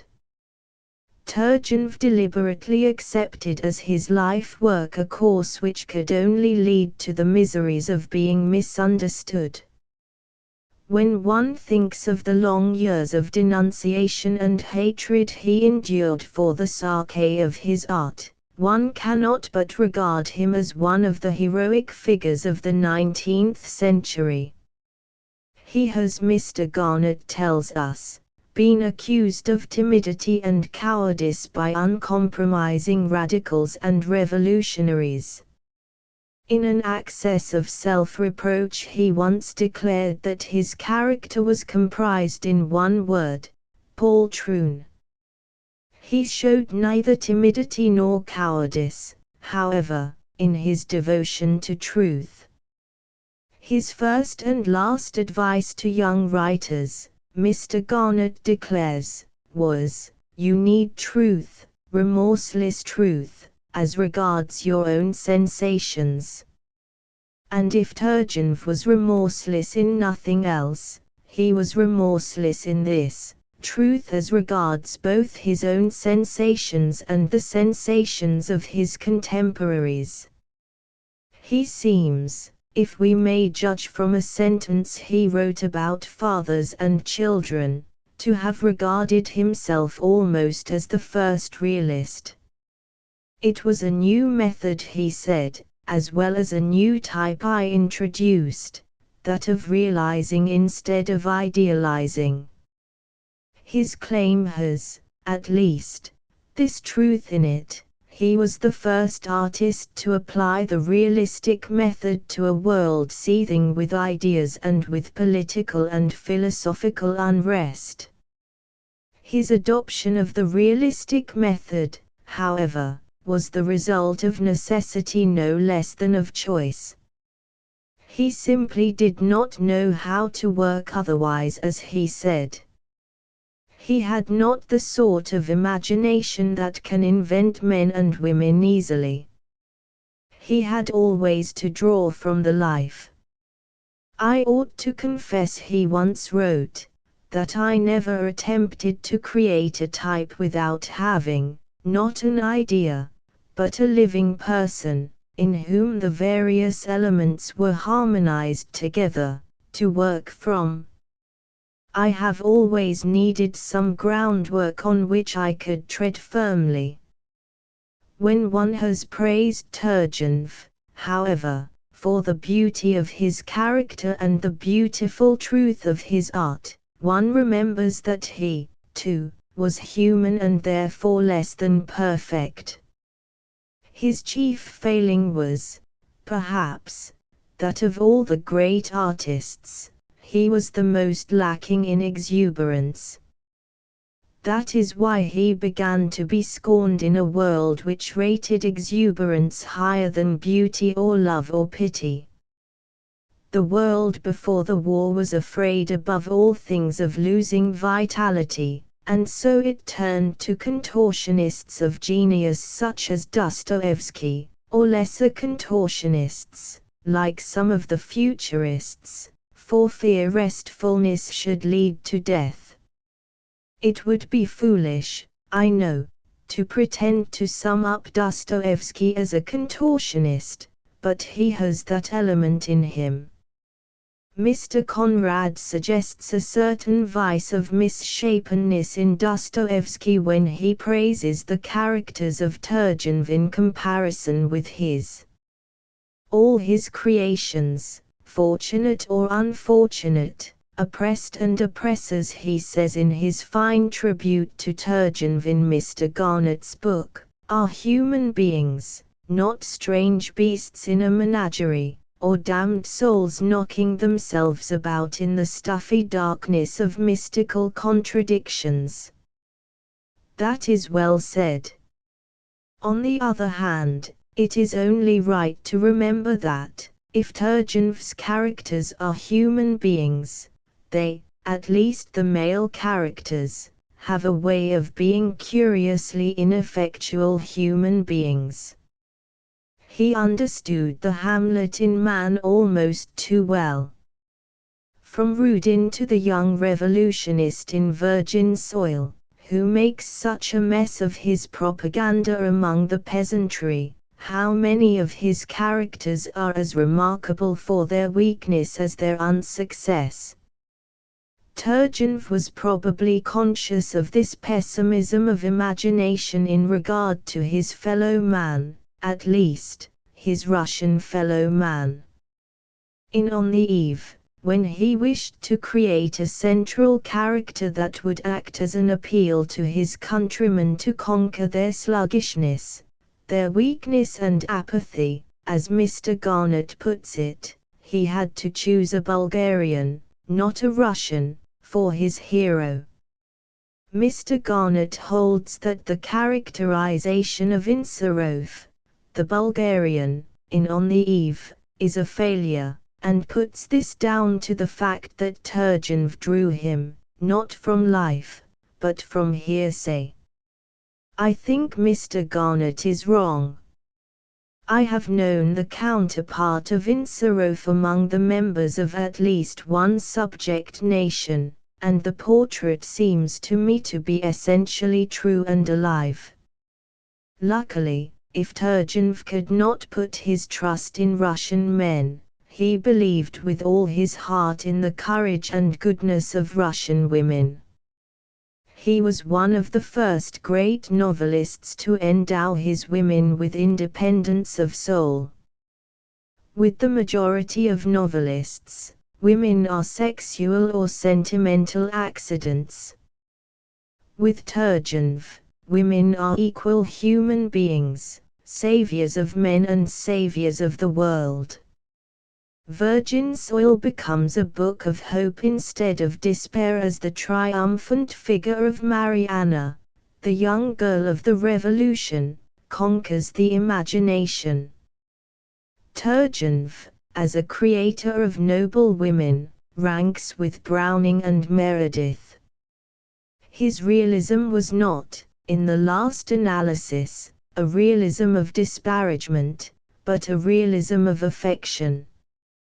His farewell words, Mr. Garnett tells us, were, "Live and love others as I have always loved them, 13. The madness of Strindberg. The mirror that Strindberg held up to nature was a cracked one.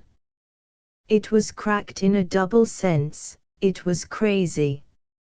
It gave back broken images of a world which it made look like the chaos of a lunatic dream.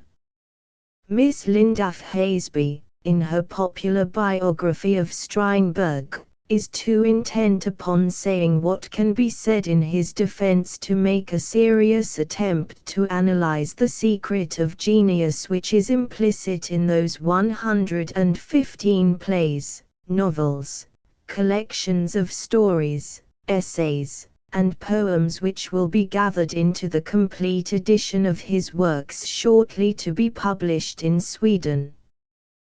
The biography will supply the need of that part of the public which has no time to read Strindberg, but has plenty of time to read about him. It will give them a capably potted Strindberg, and will tell them quietly and briefly much that he himself has told violently and at length in The Son of a Servant, The Confession of a Fool, and, indeed, in nearly everything he wrote. On the other hand, Miss Lynd's book has little value as an interpretation. She does not do much to clear up the reasons which have made the writings of this mad Swede matter of interest in every civilized country in the world. She does, indeed, quote the remark of Gorky, who, at the time of Strindberg's death, compared him to the ancient Danubian hero, Danko, who, in order to help humanity out of the darkness of problems, tore his heart out of his breast, lit it, and holding it high, led the way. Strindberg, Miss Lynd declares, patiently burnt his heart for the illumination of the people, and on the day when his body was laid low in the soil, the flame of his self-immolation was seen, pure and inextinguishable. This will not do. Patiently is impossible, so is pure and inextinguishable. Strindberg was at once a man of genius, and therefore noble, and a creature of doom, and therefore to be pitied. But to sum him up as a spontaneous martyr in the greatest of great causes is to do injustice to language and to the lives of the saints and heroes. He was a martyr, of course, in the sense in which we call a man a martyr to toothache. He suffered, but most of his sufferings were due, not to tenderness of soul, but to tenderness of nerves. Other artists lay hold upon life through an exceptional sensibility. Strindberg laid hold on life through an exceptional excitability, even an exceptional irritability. In his plays, novels, and essays alike, he is a specialist in the jars of existence. He magnified even the smallest worries until they assumed mountainous proportions. He was the kind of man who, if something went wrong with the kitchen boiler, felt that the devil and all his angels had been loosed upon him, as upon the righteous Job, with at least the connivance of heaven. He seems to have regarded the unsatisfactoriness of a servant as a scarcely less tremendous evil than the infidelity of a wife. If you wish to see into twit follies of exaggeration Strindberg's want of the sense of proportion led him, you cannot do better than turn to those pages in Zones of the Spirit, as the English translation of his Blue Book is called, in which he tells us about his domestic troubles at the time of the rehearsals of the dream play. My servant left me, my domestic arrangements were upset, within 40 days I had 6 changes of servants, one worse than the other. At last I had to serve myself, lay the table, and light the stove. I ate black broken victuals out of a basket. In short, I had to taste the whole bitterness of life without knowing why. Much as one may sympathize with a victim of the servant difficulty, one cannot but regard the last sentence as, in the vulgar phrase, rather a tall order.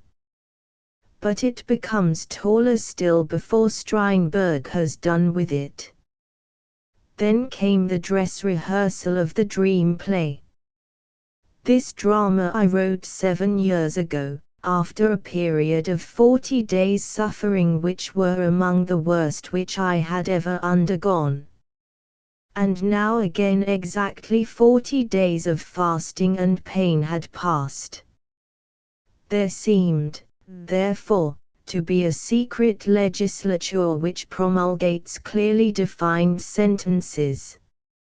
I thought of the 40 days of the flood, the 40 years of wandering in the desert, the 40 days fast kept by Moses, Elijah, and Christ. There you have Strindberg's secret.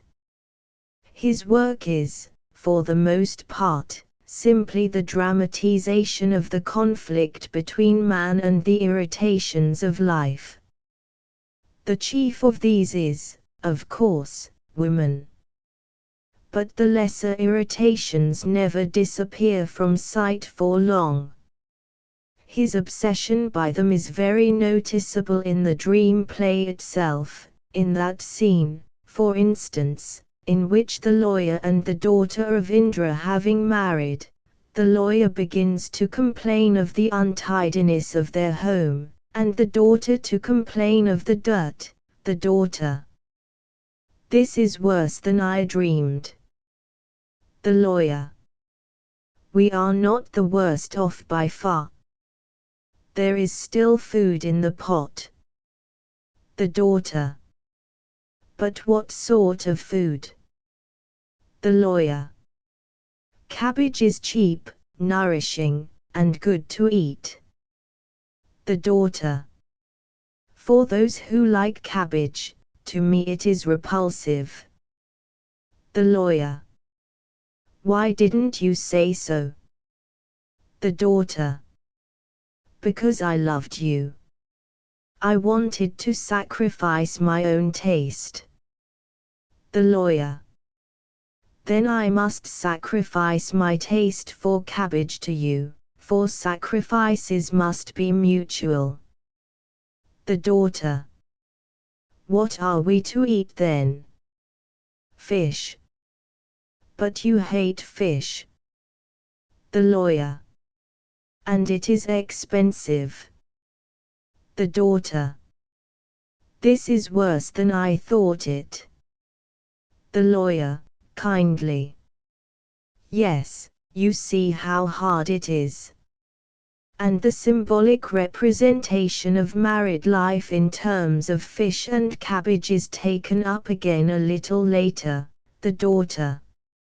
I fear I shall begin to hate you after this. The lawyer. Woe to us, then. But let us forestall hatred. I promise never again to speak of any untidiness, although it is torture to me. The daughter. And I shall eat cabbage, though it means agony to me. The lawyer. A life of common suffering, then. One's pleasure the other one's pain. One feels that, however true to nature the drift of this may be, it is little more than bacilli of truth seen as immense through a microscope. The agonies and tortures arising from eating cabbage and such things may, no doubt, have tragic consequences enough, but somehow the men whom these things put on the rack refuse to come to life in the imagination on the same tragic plane where Prometheus lies on his crag and Oedipus strikes out his eyes that they may no longer look upon his shame. Strindberg is too anxious to make tragedy out of discomforts instead of out of sorrows. When he is denouncing woman as a creature who loves above all things to deceive her husband, his supreme way of expressing his abhorrence is to declare, if she can trick him into eating horse flesh without noticing it, she is happy. Here, and in a score of similar passages, we can see how physical were the demons that endlessly consumed Strindberg's peace of mind. His attitude to women, as we find it expressed in The Confession of a Fool, The Dance of Death, and all through his work, is that of a man overwhelmed with the physical. He raves now with lust, now with disgust, two aspects of the same mood. He turns from love to hatred with a change of front as swift as a drunkard's. He is the mad mullah of all the sex antagonism that has ever troubled men since they began to think of woman as a temptress. He was the most enthusiastic modern exponent of the point of view of that Adam who explained, "The woman tempted me." Strindberg deliberately wrote those words on his banner and held them aloft to his generation as the summary of an eternal gospel. Miss Lynd Haysby tells us that, at one period of his life, he was sufficiently free from the physical obsessions of sex to preach the equality of men and women and even to herald the coming of women's suffrage.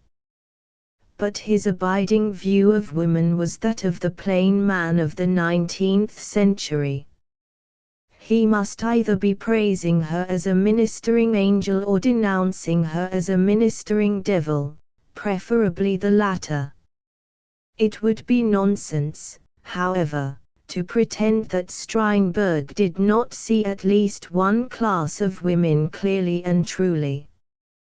The accuracy with which he portrays woman the parasite, the man-eater, the siren, is quite terrible. No writer of his day was so shudderingly conscious of every gesture, movement, and intonation with which the spider-woman sets out to lure the mate she is going to devour. It may be that he prophesies against the sins of women rather than subtly analyzes and describes them as a better artist would have done. The Confessions of a Fool is less a revelation of the soul of his first wife than an attack on her. But we must, in fairness to Strindberg, remember that in his violences against women he merely gives us a new rendering of an indictment that goes back to the beginning of history. The world to him was a long lane of oglings, down which man must fly in terror with his eyes shut and his ears covered. His foolishness as a prophet consists, not in his suspicions of women regarded as an animal, but in his frothing at the mouth at the idea that she should claim to be treated as something higher than an animal. Nonetheless, he denied to the end that he was a woman-hater. His denial, however, was grimly unflattering. "I have said that the child is a little criminal, incapable of self-guidance, but I love children all the same. I have said that woman is what she is, but I have always loved some women, and been a father. Whoever, therefore, calls me a woman-hater is a blockhead, a liar, or a noodle. Or all three together." Sex, of course, was the greatest cross Strindberg had to bear. But there were hundreds of other little changing crosses, from persecution mania to poverty, which supplanted each other from day to day on his back. He suffered continually both from the way he was made and from the way the world was made.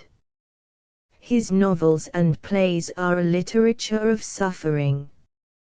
He reveals himself there as a man pursued by furies, a man without rest.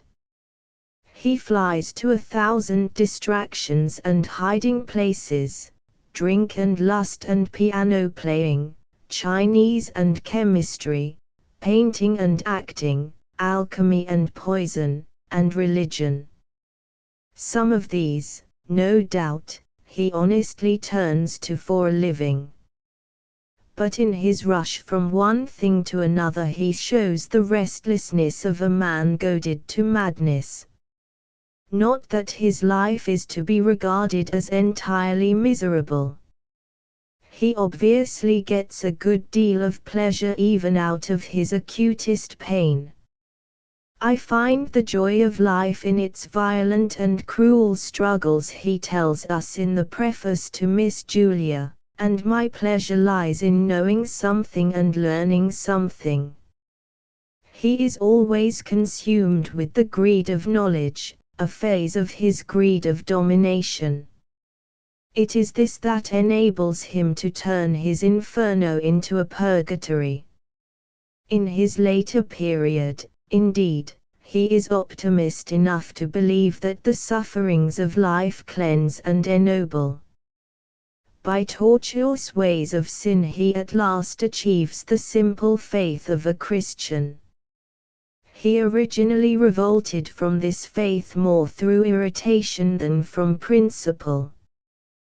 One feels that, with happier nerves and a happier environment, he might easily have passed his boyhood as the model pupil in the Sunday school. It is significant that we find him in the Confession of a Fool reciting Longfellow's Excelsior to the first and worst of his wives. Strindberg may have been possessed of a devil, he undoubtedly liked to play the part of a devil, but at heart he was constantly returning to the Longfellow sentiment, though, of course, his hungry intellectual curiosity was something that Longfellow never knew. In his volume of fables, In Midsummer Days, we see how essentially good and simple were his ideas when he could rid himself of sex mania and persecution mania. Probably his love of children always kept him more or less in chains to virtue. Ultimately he yielded himself a victim, not to the furies, but to the still more remorseless pursuit of the Hound of Heaven. On his deathbed, Miss Lynd tells us, he held up the Bible and said, "This alone is right." Through his works, however, he serves virtue best, not by directly praising it, but by his eagerly earnest account of the madness of the 7 deadly sins, as well as of the 77 deadly irritations. He has not the originality of fancy or imagination to paint virtue well. His genius was the genius of frank and destructive criticism. His work is a jumble of ideas and an autobiography of raw nerves rather than a revelation of the emotions of men and women. His great claim on our attention, however, is that his autobiography is true as far as the power of truth was in him. His Pilgrim's Progress through madness to salvation is neither a pretty nor a sensational lie. It is a genuine document. That is why, badly constructed though his plays and novels are, some of them have a fair chance of being read 100 years hence. As a writer of personal literature, he was one of the bold and original men of his time. 14 The prince of French poets. It is difficult nowadays to conceive that, within half a century of his death, Ronsard's fame suffered so dark an eclipse that no new edition of his works was called for between 1629 and 1857. When he died, he was, as M. Jusserand reminds us, the most illustrious man of letters in Europe. He seemed, to have all those gifts of charm of mood and music, which make immortality certain. And yet, in the rule of thumb ages that were to follow, he sank into such disesteem in his own country that Boileau had not a good word for him, and Voltaire roundly said of him that he spoiled the language. Later, we have Arnauld asserting that France had only done herself dishonor by her enthusiasm for the wretched poetry of Ronsard. Fenelon, as M. Jusserand tells us, discusses Ronsard as a linguist, and ignores him as a poet. It was the Romantic revival of the 19th century that placed Ronsard on a throne again. Even today, however, there are pessimistic Frenchmen who doubt whether their country has ever produced a great poet. Mr. Bennet has told us of one who, on being asked who was the greatest of French poets, replied, Victor Hugo, Hellas. And in the days when Hugo was still but a youth, the doubt must have been still more painful. So keenly was the want of a national poet felt that, if one could not have been discovered, the French would have had to invent him. It was necessary for the enthusiastic young romanticists to possess a great indigenous figure to stand beside those imported idols, Shakespeare, Byron, Goethe, and Dante. Sainte-Beuve, who brought out a Ronsard anthology with a critical essay in 1828, showed them where to look. After that, it was as though French literature had begun with Ronsard. He was the ideal ancestor. He was, as it were, a rediscovered fatherland. But his praise since then has been no mere task of patriotism. It has been a deep enthusiasm for literature.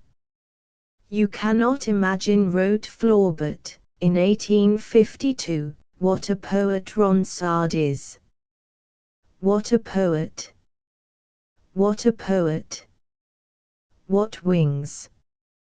This morning, at 12:30, I read a poem aloud which almost upset my nerves, it gave me so much pleasure.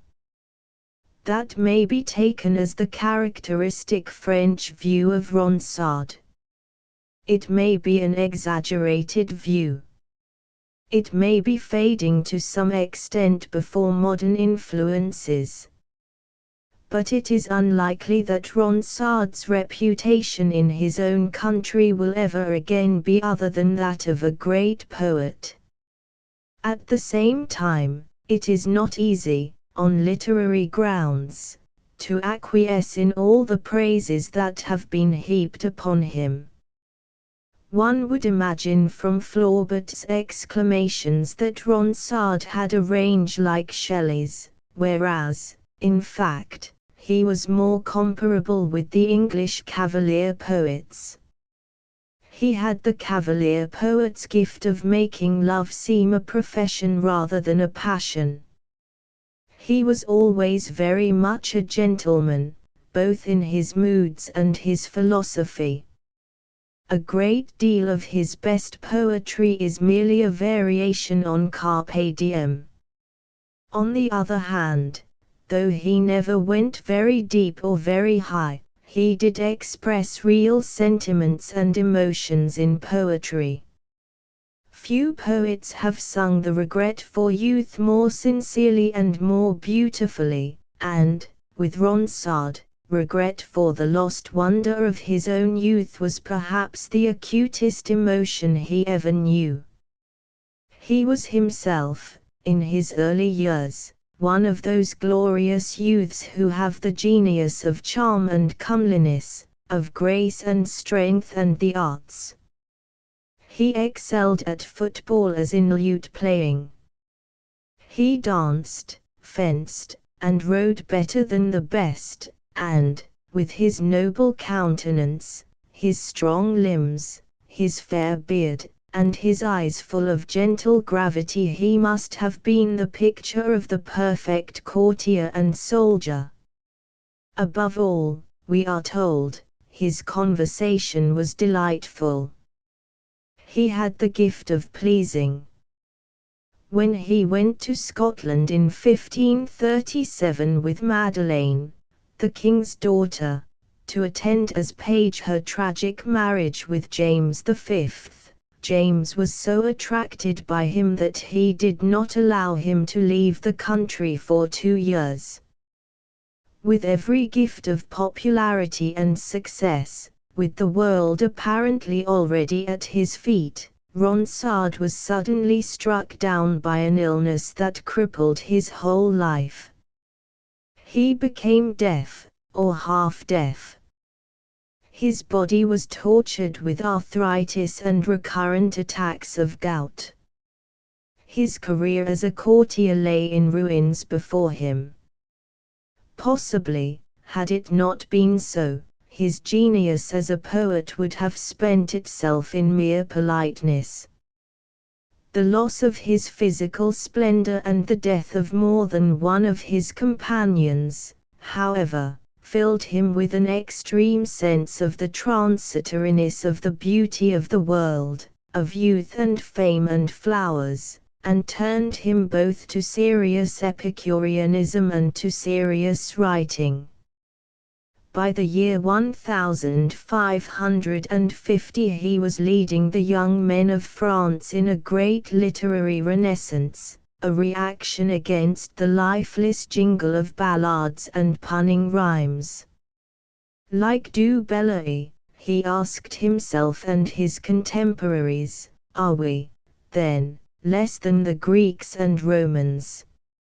And he set out to lay the foundations in France of a literature as individual in its genius as the ancient classics. M. Jusserand, in a most interesting chapter, relates the story of the battles over form and language which were fought by French men of letters in the days of La Pléiade. In an age of awakenings, of conquests, of philosophies, of discussions on everything under the sun, the literature of tricksters was ultimately bound to give way before the bold originality and the sincerities of the new school. But Ronsard had to endure a whole parliament of mockery before the day of victory. Of his life, apart from his work in literature, there is little to tell. For a man who lived in France in days when Protestantism and Catholicism were murderously at one another's throats, he had a peculiarly uneventful career. This, too, though he threw himself earnestly into the battle against the heretics. He had begun by sympathizing with Protestantism, because it promised much needed reforms in the Church, but the sympathy was short-lived. In 1553, though a layman, he was himself filling various ecclesiastical offices. He drew the salaries of several priories during his life, more lowly paid priests apparently doing the work. Though an earnest Catholic, however, Ronsard was never faithless to friends who took the other side.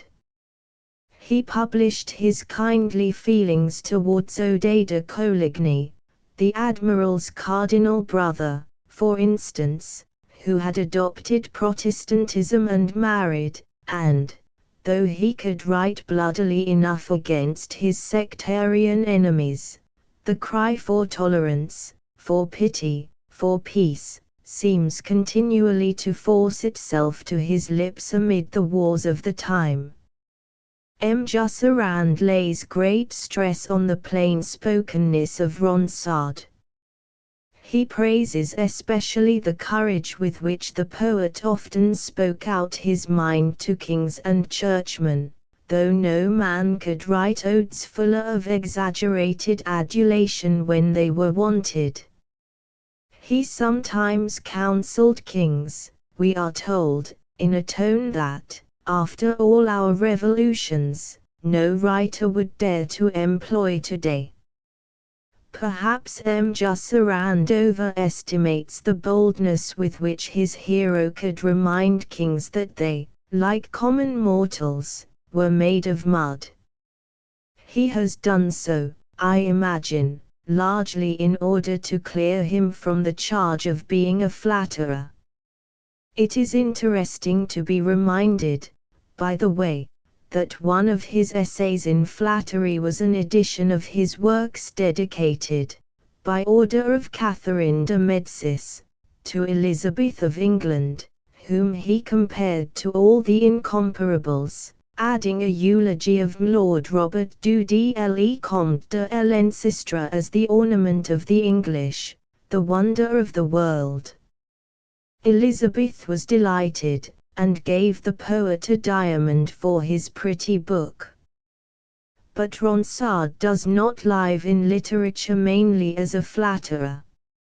Nor is he remembered as a keeper of the conscience of princes, or as a religious controversialist. If nothing but his love poems had survived, we should have almost all his work that is of literary importance. He fell in love in the grand manner 3 times, and from these 3 passions most of his good poetry flowed. First there was Cassandra, the beautiful girl of Florentine extraction, whom he saw singing to her lute, when he was only 22, and loved to distraction. She married another and became the star of Ronsard's song. She was the eruptive heroine of that witty and delightful sonnet on the Iliad. Je volerai en trois jours à l'Iliade de Homeria, it poursuit, Corydon, ferme bnl who is sur moi, sirène me vient trouble, je t'assure ma foi, tu sentiras combien pesante est ma colère.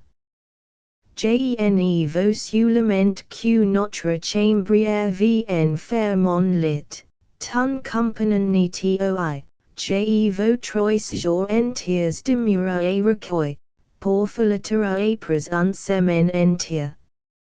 Mais, si quelqu'un venait de la part de Cassandra, avalui toute la portée, it en la face attendra. Soudain enter en ma chambre it me executera.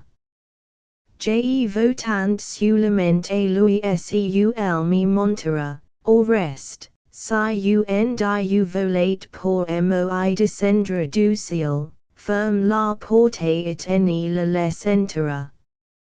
9 years after Cassandra came Marie, the 15-year-old daughter of an Angevin villager, nut brown, smiling, and with cheeks the color of a May rose. She died young, but not before she had made Ronsard suffer by coquetting with another lover. What is more important still, not before she had inspired him to write that sonnet which has about it so much of the charm of the morning, Mignon, lèves vous etes périsseuse. J'ai la guy alouette au ciel fredon, it j'ai le rossignol doucement jargon, dissus l'épinacie, sa complainte amarieuse. Sus. Debautians voient herbelet perlus, it votre beau rosier de boutons coron, it vos élits aims aux skills avies d'un higher au soir de l'od en main si soigneurs. Ha soyen vous couchant vous jurats vos yodiata plus tot qmoice matin veli, mais le dormir de l'aube, auxiliary fils gracio, vous tient dun dans sommeil encore les yeux scellés. Qje les baies, it votre beauté, cent fois, pour vous apprendre et vous lever matin. Ronsard was old and grey, at least, he was old before his time and grey, when he met Hélène de Sorges, maid of honour to the Queen, and began the third of his grand passions. He lived all the life of a young lover over again. They went to dances together, Hélène in a mask. Hélène gave her poet a crown of myrtle and laurel. They had childish quarrels and swore eternal fidelity. It was for her that Ronsard made the most exquisite of his sonnets, Quand vous serez bien violé sonnet, of which Mr. Yeats has written a magical version in English. It is in referring to the sonnets for Hélène that M. Jusserand calls attention to the realism of Ronsard's poetry. He points out that one seems to see the women Ronsard loves far more clearly than the heroines of many other poets. He notes the same genius of realism again when he is relating how Ronsard, on the eve of his death, as he was transported from priory to priory, in hope of relief in each new place, wrote a poem of farewell to his friends, in which he described the skeleton horrors of his state with a minute carefulness. Ronsard, indeed, showed himself a very personal chronicler throughout his work. He cannot hide the fact that he likes to sleep on the left side, that he hates cats, dislikes servants with slow hands, believes in omens, adores physical exercises and gardening, and prefers, especially in summer, vegetables to meat. M. Jusserand, I may add, has written the just and scholarly praise of a most winning poet.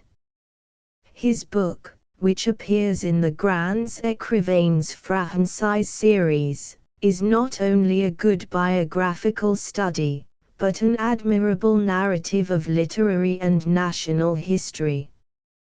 15 Rossetti and Ritual. Rossetti's great gift to his time was the gift of beauty to be worshipped in the sacred hush of a temple. His work is not richer in the essentials of beauty than Browning's, it is not, indeed, nearly so rich, but, while Browning served beauty joyously, a god in a firmament of gods, Rossetti burned a lonely candle to it as to the only true God. To Browning, the temple of beauty was but a house in a living world.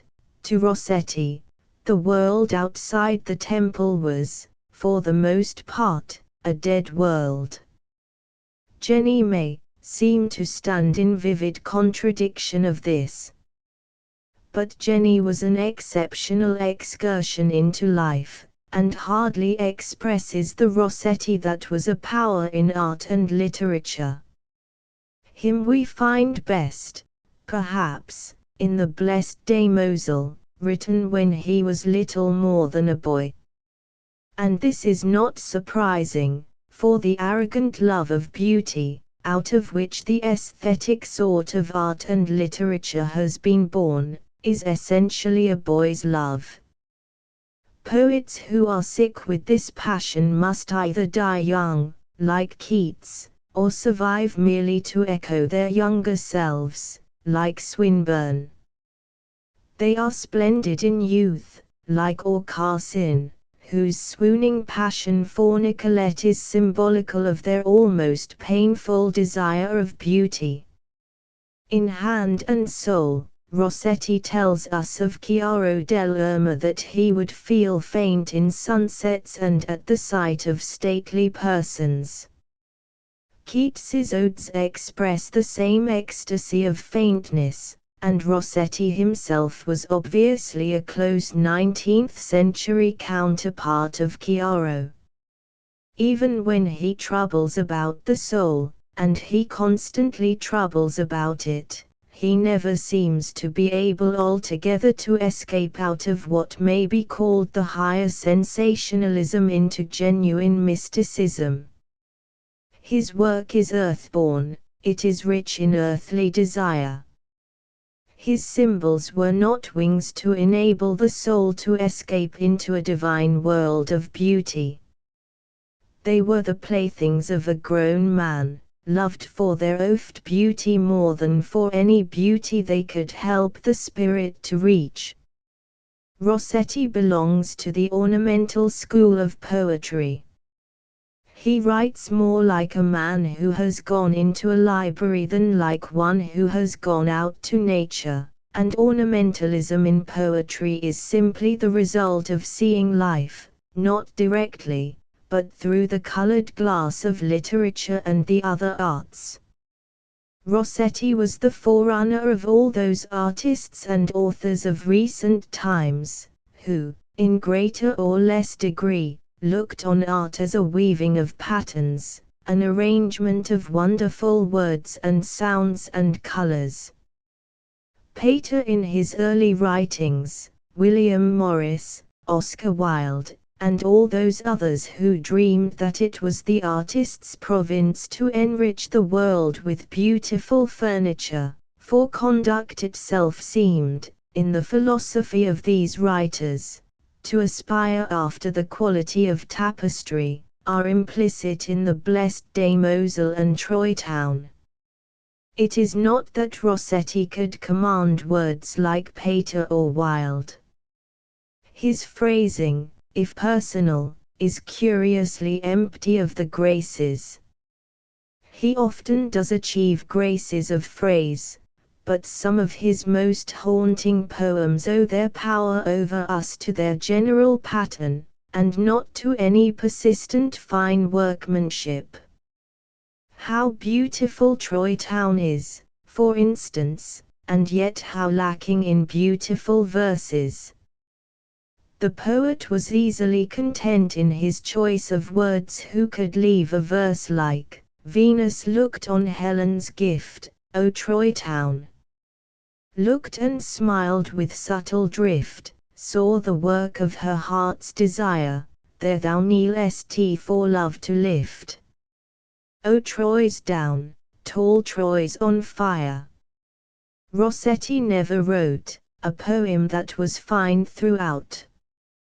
There is nothing to correspond to the Skylark or the Ode to a Grecian urn or Childe Roland to the Dark Tower came in his work.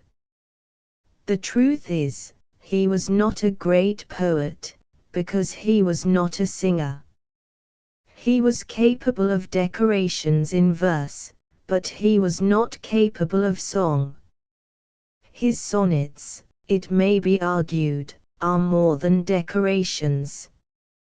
But even they are laden with beauty, they are never, as it were, light and alight with it, as are shall I compare thee to a summer's day? And where lies the land to which yon ship must go?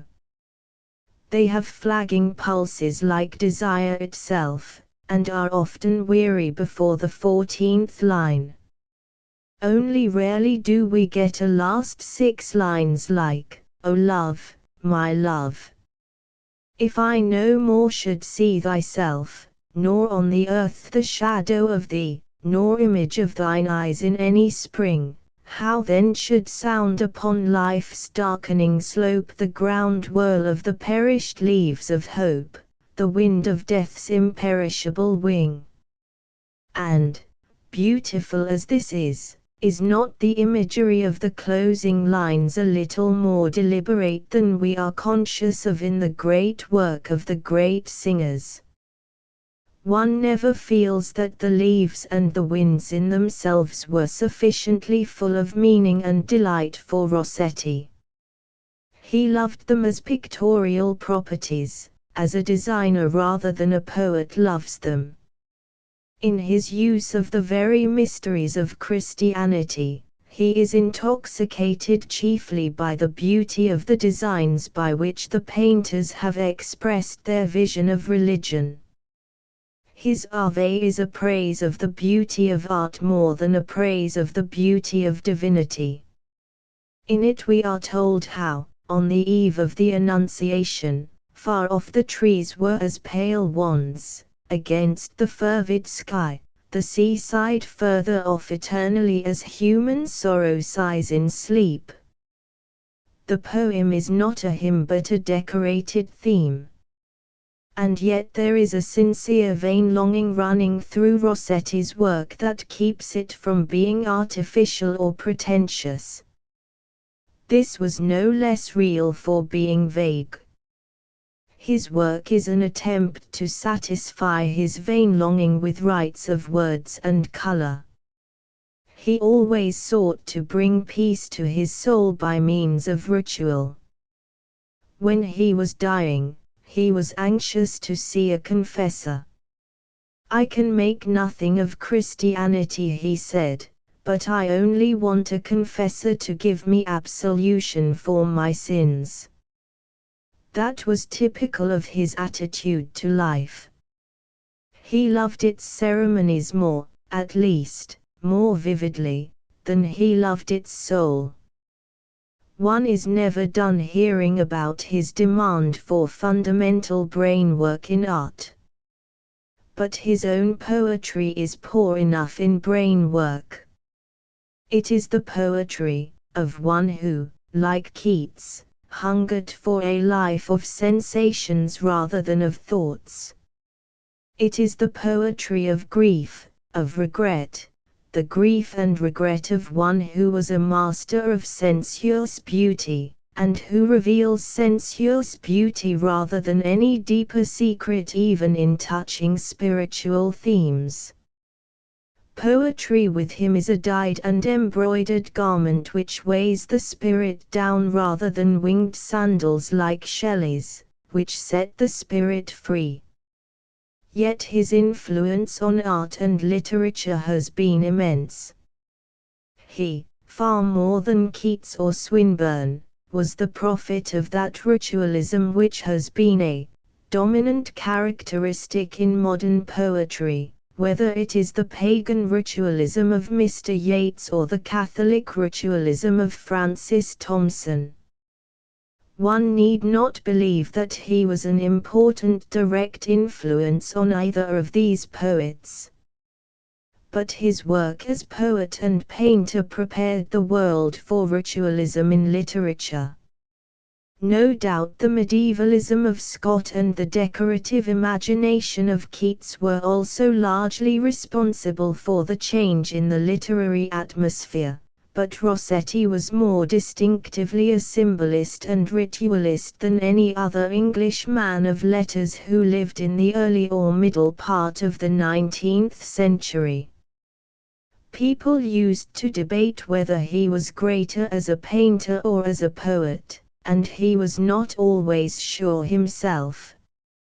When, however, he said to Burne-Jones, in 1857, "If any man has any poetry in him, he should paint, for it has all been said and written, and they have scarcely begun to paint it," he gave convincing proof that painting, and not poetry, was his essential gift.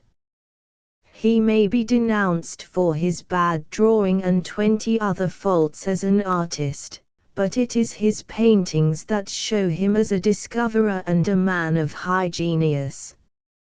At the same time, how well he can also paint in verse, as in those ever-moving lines on Jenny's wanderings in the Haymarket: "Jenny, you know the city now. A child can tell the tale there, how some things which are not yet enrolled in market lists are bought and sold, even till the early Sunday light, when Saturday night is market night everywhere, be it dry or wet, and market night in the Haymarket. Our learned London children know, poor Jenny, all your pride and woe, have seen your lifted silken skirt advertise dainties through the dirt, have seen your coach wheels splash rebuke on virtue, and have learned your look when wealth and health slipped past. You stare along the streets alone, and there, round the long park, across the bridge, the cold lamps at the pavement's edge wind on together and apart, a fiery serpent for your heart. In most of his poems, unfortunately, the design, as a whole, rambles.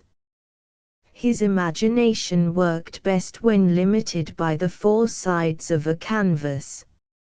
16 Mr. Bernard Shaw. Mr. Shaw came for a short time recently to be regarded less as an author than as an incident in the European War. In the opinion of many people, it seemed as if the Allies were fighting against a combination composed of Germany, Austria-Hungary, Turkey, and Mr. Shaw. Mr. Shaw's gift of infuriating people is unfailing. He is one of those rare public men who can hardly express an opinion on potato culture, and he does express an opinion on everything, without making a multitude of people shake their fists in impotent anger. His life, at least, his public life, has been a jibe opposed to a rage. He has gone about, like a pickpocket of illusions, from the world of literature to the world of morals, and from the world of morals to the world of politics, and, everywhere he has gone, an innumerable growl has followed him. Not that he has not had his disciples, men and women who believe that what Mr. Shaw says on any conceivable subject is far more important than what the Times or the Manchester Guardian says. He has never founded a church, however, because he has always been able to laugh at his disciples as unfeelingly as at anybody else. He has courted unpopularity as other men have courted popularity.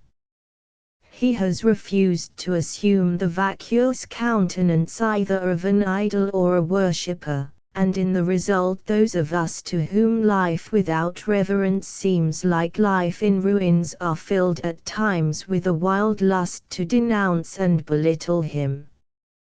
He has been called more names than any other man of letters alive.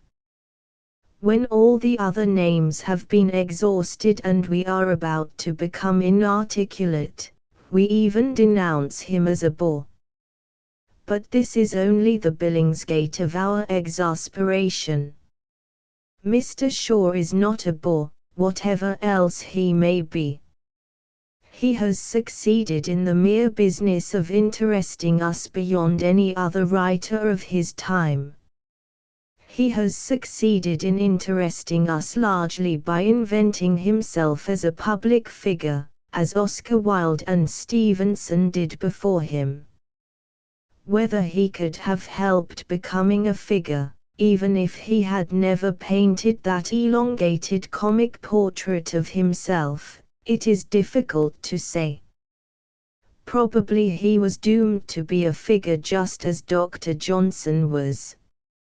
If he had not told us legends about himself, other people would have told them, and they could scarcely have told them so well. That would have been the chief difference.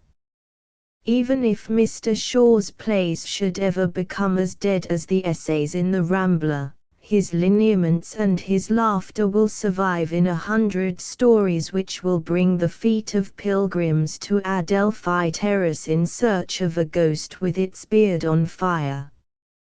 His critics often accuse him, in regard to the invention of the Shaw myth, of having designed a poster rather than painted a portrait. And Mr. Shaw always hastens to agree with those who declare he is an advertiser in an age of advertisement. M. Hammond quotes him as saying, "Stop advertising myself." On the contrary, I must do it more than ever. Look at Pears's soap. There is a solid house if you like, but every wall is still plastered with their advertisements. If I were to give up advertising, my business would immediately begin to fall off. You blame me for having declared myself to be the most remarkable man of my time. But the claim is an arguable one. Why should I not say it when I believe that it is true? One suspects that there is as much fun as commerce in Mr. Shaw's advertisement. Mr. Shaw would advertise himself in this sense even if he were the inmate of a workhouse. He is something of a natural peacock. He is in the line of all those tramps and stage Irishmen who have gone through life with so fine a swagger of words. This only means that in his life he is an artist. He is an artist in his life to an even greater extent than he is a moralist in his art.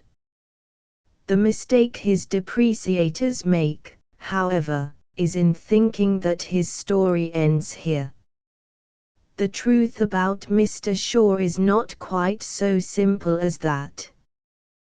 The truth about Mount Shaw cannot be told until we realize that he is an artist, not only in the invention of his own life, but in the observation of the lives of other people.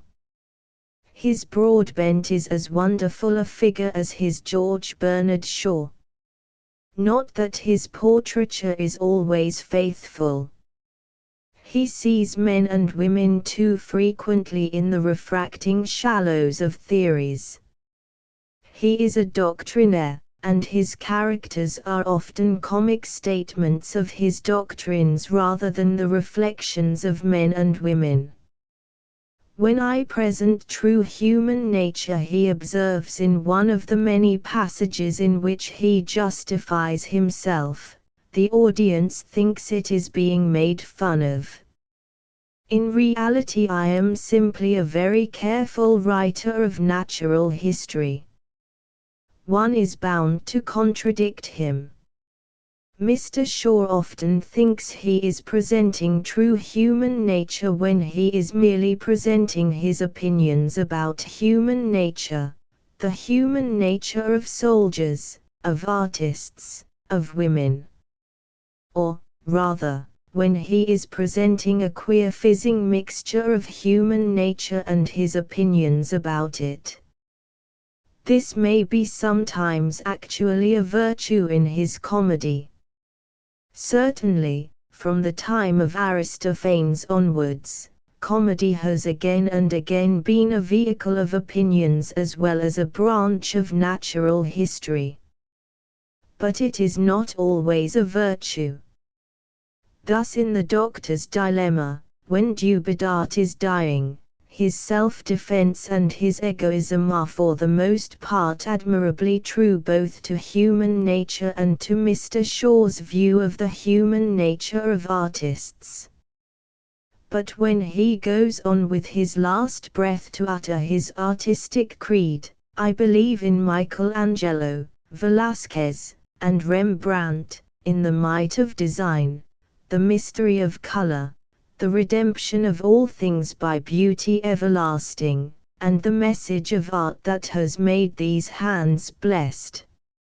Amen, Amen. These sentences are no more natural or naturalistic than the deathbed utterances in one of Mr. G.R. Sims's ballads. Dubedat would not have thought these things, he would not have said these things. In saying them he becomes a mere mechanical figure, without any admixture of humanity, repeating Mr. Shaw's opinion of the nature of the creed of artists. There is a similar falsification in the same play in the characterization of the newspaper man who is present at Dubedat's death and immediately afterwards is anxious to interview the widow. Do you think, he asks, she would give me a few words on how it feels to be a widow? Rather a good title for an article, isn't it? These sentences are bad because into an atmosphere of more or less naturalistic comedy they simply introduce a farcical exaggeration of Mr. Shaw's opinion of the incompetence and impudence of journalists. Mr. Shaw's comedies are repeatedly injured by a hurried alteration of atmosphere in this manner.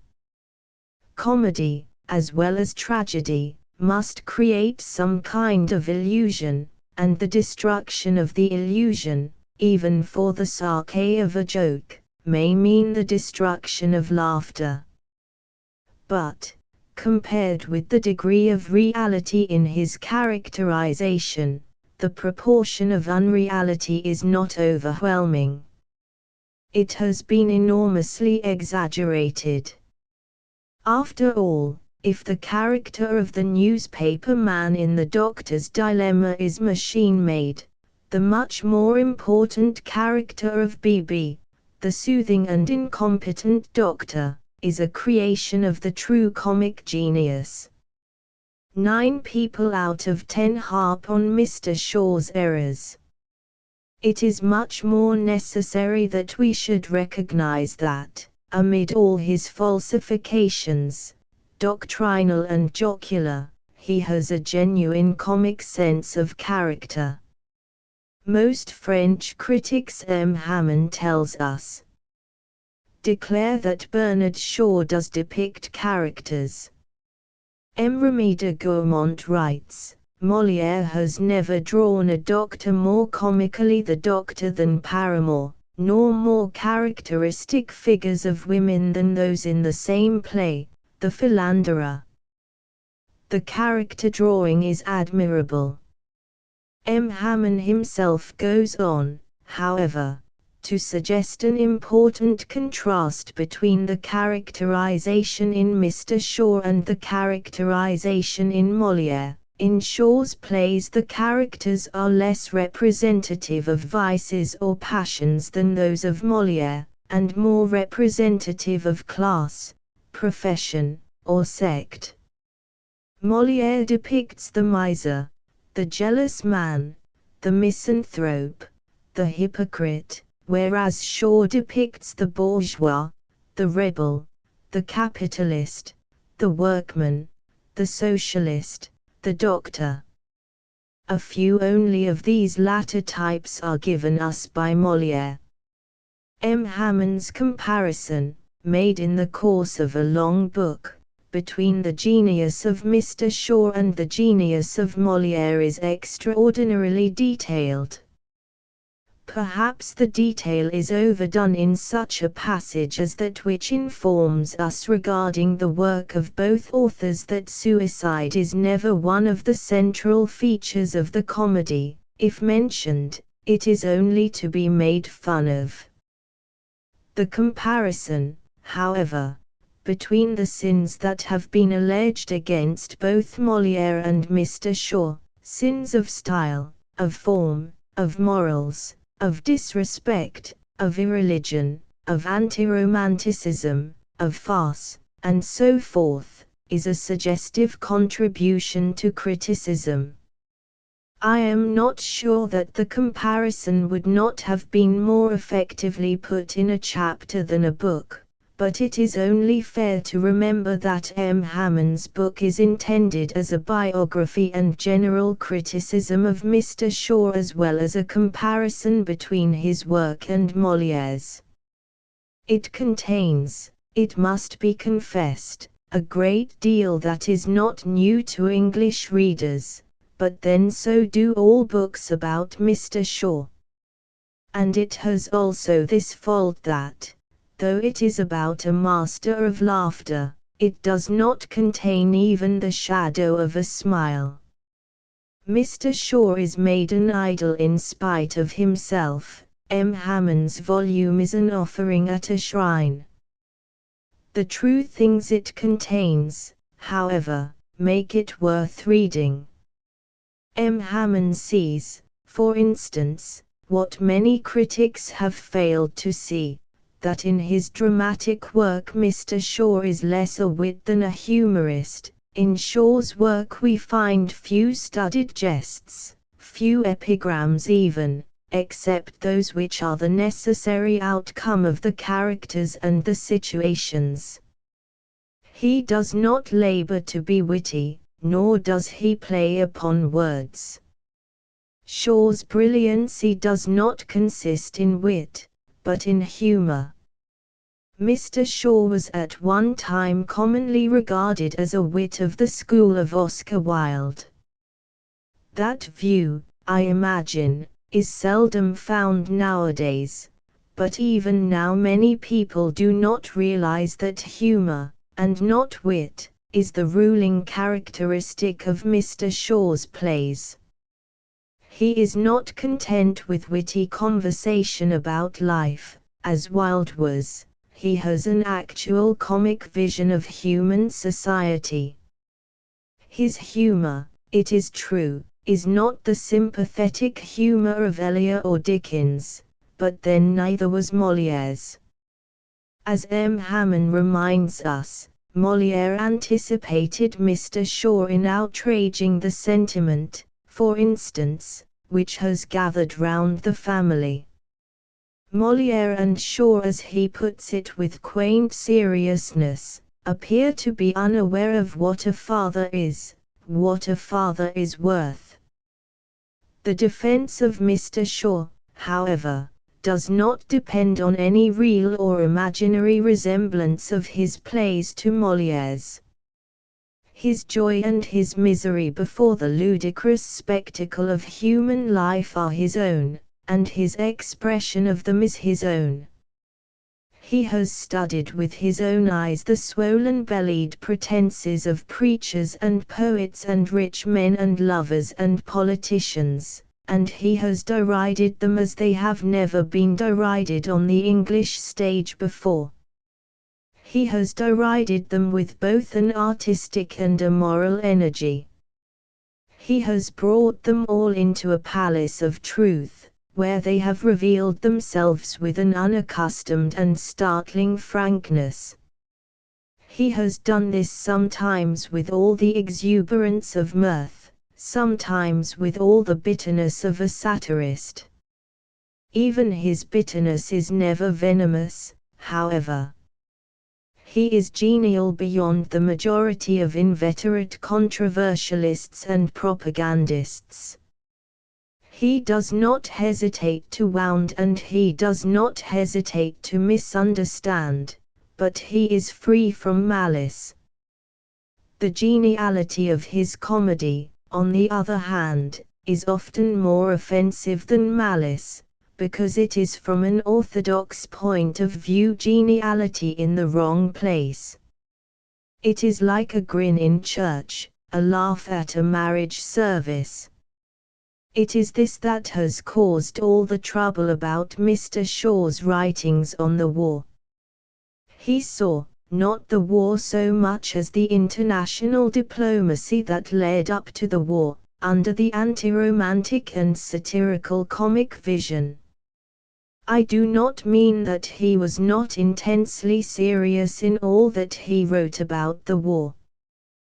But his seriousness is essentially the seriousness of, in the higher sense of the word, the comic artist, of the disillusionist. He sees current history from the absolutely opposite point of view, say, to the lyric poet. He was so occupied with his satiric vision of the pretenses of the diplomatic world that, though his attitude to the war was as anti-Prussian as M. van der Velde's, a great number of people thought he must be a pro-German. The fact is, in wartime more than at any other time, people dread the vision of the satirist and the skeptic. It is a vision of only one half of the truth, and of the half that the average man always feels to be more or less irrelevant. And, even at this, it is not infallible. This is not to disparage Mr. Shaw's contributions to the discussion of politics.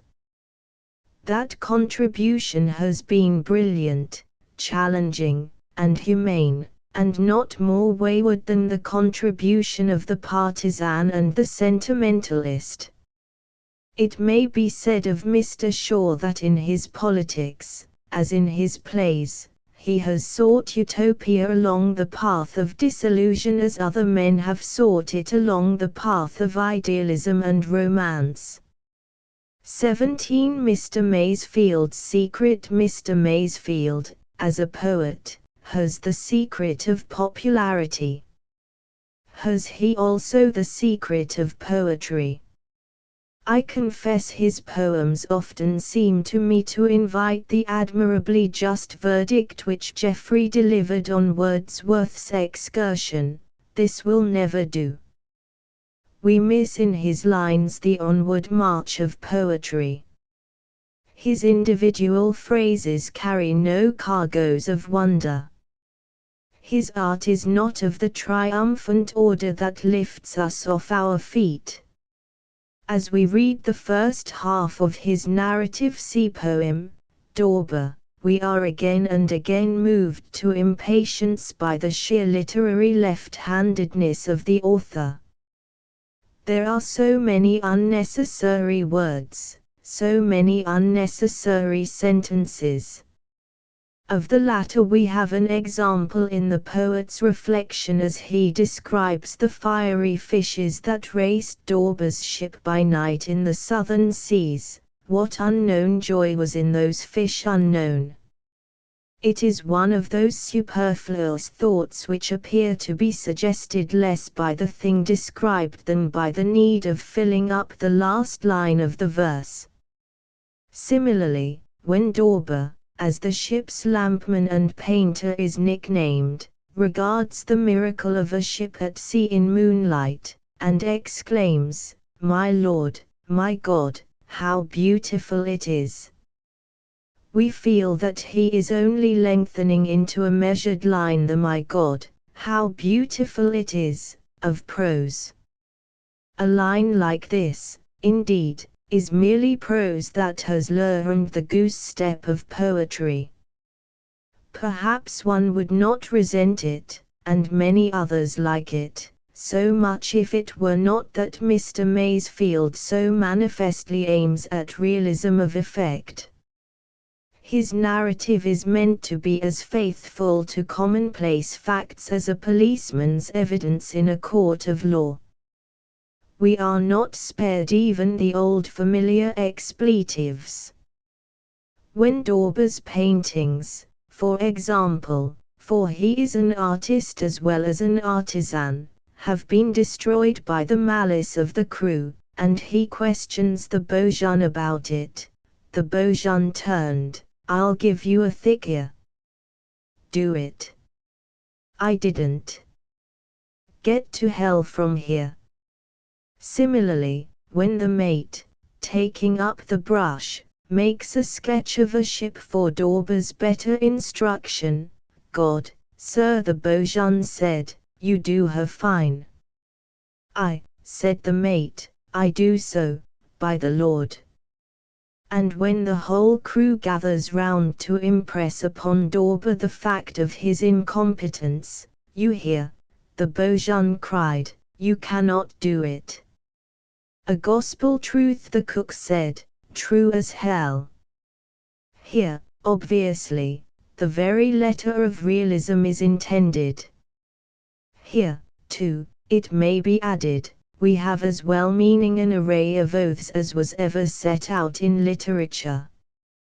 When Mr. Kipling repeats a soldier's oath, he seems to do so with a chuckle of appreciation. When Mr. Masefield puts down the oaths of sailors, he does so rather as a melancholy duty. He swears, not like a trooper, but like a virtuous man. He does not, as so many realists do, love the innumerable coarsenesses of life which he chronicles, that is what makes his oaths often seem as innocent as the conversation of elderly sinners echoed on the lips of children. He has a splendid innocence of purpose, indeed. He wishes to give us the prosaic truth of actual things as a kind of correspondence to the poetic truth of spiritual things of which they are the setting and the frame. Or it may be that he repeats these oaths and all the rest of it simply as a part of the technicalities of life at sea. He certainly shows a passion for technicalities hardly less than Mr. Kipling's own. He tells us, for instance, how, in the height of the fury of frost and surge and gale round Cape Horn, at last they frapped the cringled Krujik's icy pelt, in frozen bulge and bunt they made it fast. And, again, when the storm was over and Dorber had won the respect of his mates by his manhood, we have an almost unintelligible verse describing how the Bojan, in a mood of friendship, set out to teach him some of the cunning of the sea. Then, while the Dorber counted, Bojan took some mullein from his pocket. Here he said, "You want to know square senate. So fash. Look. 8 foxes take, and stop the ends with thread. I've known an engineer would give his head to know square senate." As the boass began, the Dorber felt promoted to a man. Mr. Masefield has generously provided 6 pages of glossary at the end of his poem, where we are told the meaning of futtock shrouds, poop break, scuttlebutt, mudhooks and other items in the jargon of the sea. So much for Mr. Masefield's literary method. Let me be equally frank about his genius, and confess at once that, in any serious estimate of this, all I have said will scarcely be more relevant than the charge against Burke that he had a clumsy delivery. Mr. Masefield has given us in Dorber a poem of genius, one of the great storm pieces of modern literature, a poem that for imaginative infectiousness challenges comparison with the prose of Mr. Conrad's Typhoon. To criticize its style takes us no nearer its ultimate secret than piling up examples of bathos takes us to the secret of Wordsworth, or talking about maniacal construction and characterization takes us to the secret of Dostoevsky. There is no use pretending that the methods of these writers are good because their achievements are good. On the other hand, compared with the marvel of achievement, the faultiness of method in each case sinks into a matter almost of indifference. Mr. Masefield gives us in Dorber a book of revelation. If he does this in verse that is often merely prose crooked into rhyme, if he does it with a hero who is at first almost as bowelless a human being and as much an appeal for pity as Smike in Nicholas Nickleby, that is his affair. In art, more than anywhere else, the end justifies the means, and the end of Dorber is vision, intense, terrible, pitiful, heroic vision. Here we have in literature what poor Dorber himself aimed at putting down on his inexpert canvases, a revealing of passionate men in battle with the sea, high on an unseen stage, shaking and reeling, and men through him would understand their feeling, their might, their misery, their tragic power, and all by suffering pain a little hour. That verse suggests both the kind and the degree of Mr. Masefield's sensitiveness as a recorder of the life of the sea. His is the witness less of a doer than of a sufferer. He is not a reveler in life, he is one, rather, who has found himself tossed about in the foaming tides of anguish, and who clings with a desperate faith to some last spar of beauty or heroism. He is a martyr to the physical as well as to the spiritual pain of the world. He communicates to us, not only the horror of humiliation, but the horror of a numbed boy, cut to the ghost by the polar gale, as high in the yards Dorber fights against the ship's doom, having been ordered up when sails and spars were flying and going mad among the stars. How well, too, he imparts the dread and the danger of the coming storm, as the ship gets nearer the Horn. All through the windless night the clipper rolled in a great swell with oily gradual heaves, which rolled her down, until her time bells tolled, clang, and the weltering water moaned like beeves. And the next verse reiterates the prophecies of the moving waters. Like the march of doom came those great powers of marching silences. Then fog came down, dead cold, and hid the seas. The night was spent in dread of fog, in dread of ice, and the ship seemed to respond to the dread of the men as her horn called out into the impenetrable wilderness of mists and waters. She bayed there like a solitary hound lost in a covert. Morning came, bringing no release from fear, so the night passed, but then no morning broke, only a something showed that night was dead. A sea-bird, cackling like a devil, spoke, and the fog drew away and hung like lead. Like mighty cliffs it shaped, sullen and red, like glowering gods at watch it did appear, and sometimes drew away, and then drew near. Then suddenly swooped down the immense black fiend of the storm, catching, as the Beaujean put it, the ship in her ball dress. The blackness crunched all memory of the sun. Henceforth we have a tale of white fear changing into heroism as Dorber clambers to his giddy place in the rigging, and goes out on the yard to his task, sick at the mighty space of air displayed below his feet, where soaring birds were wheeling. It was all a withering rush of death, an orgy of snow, ice, and howling seas.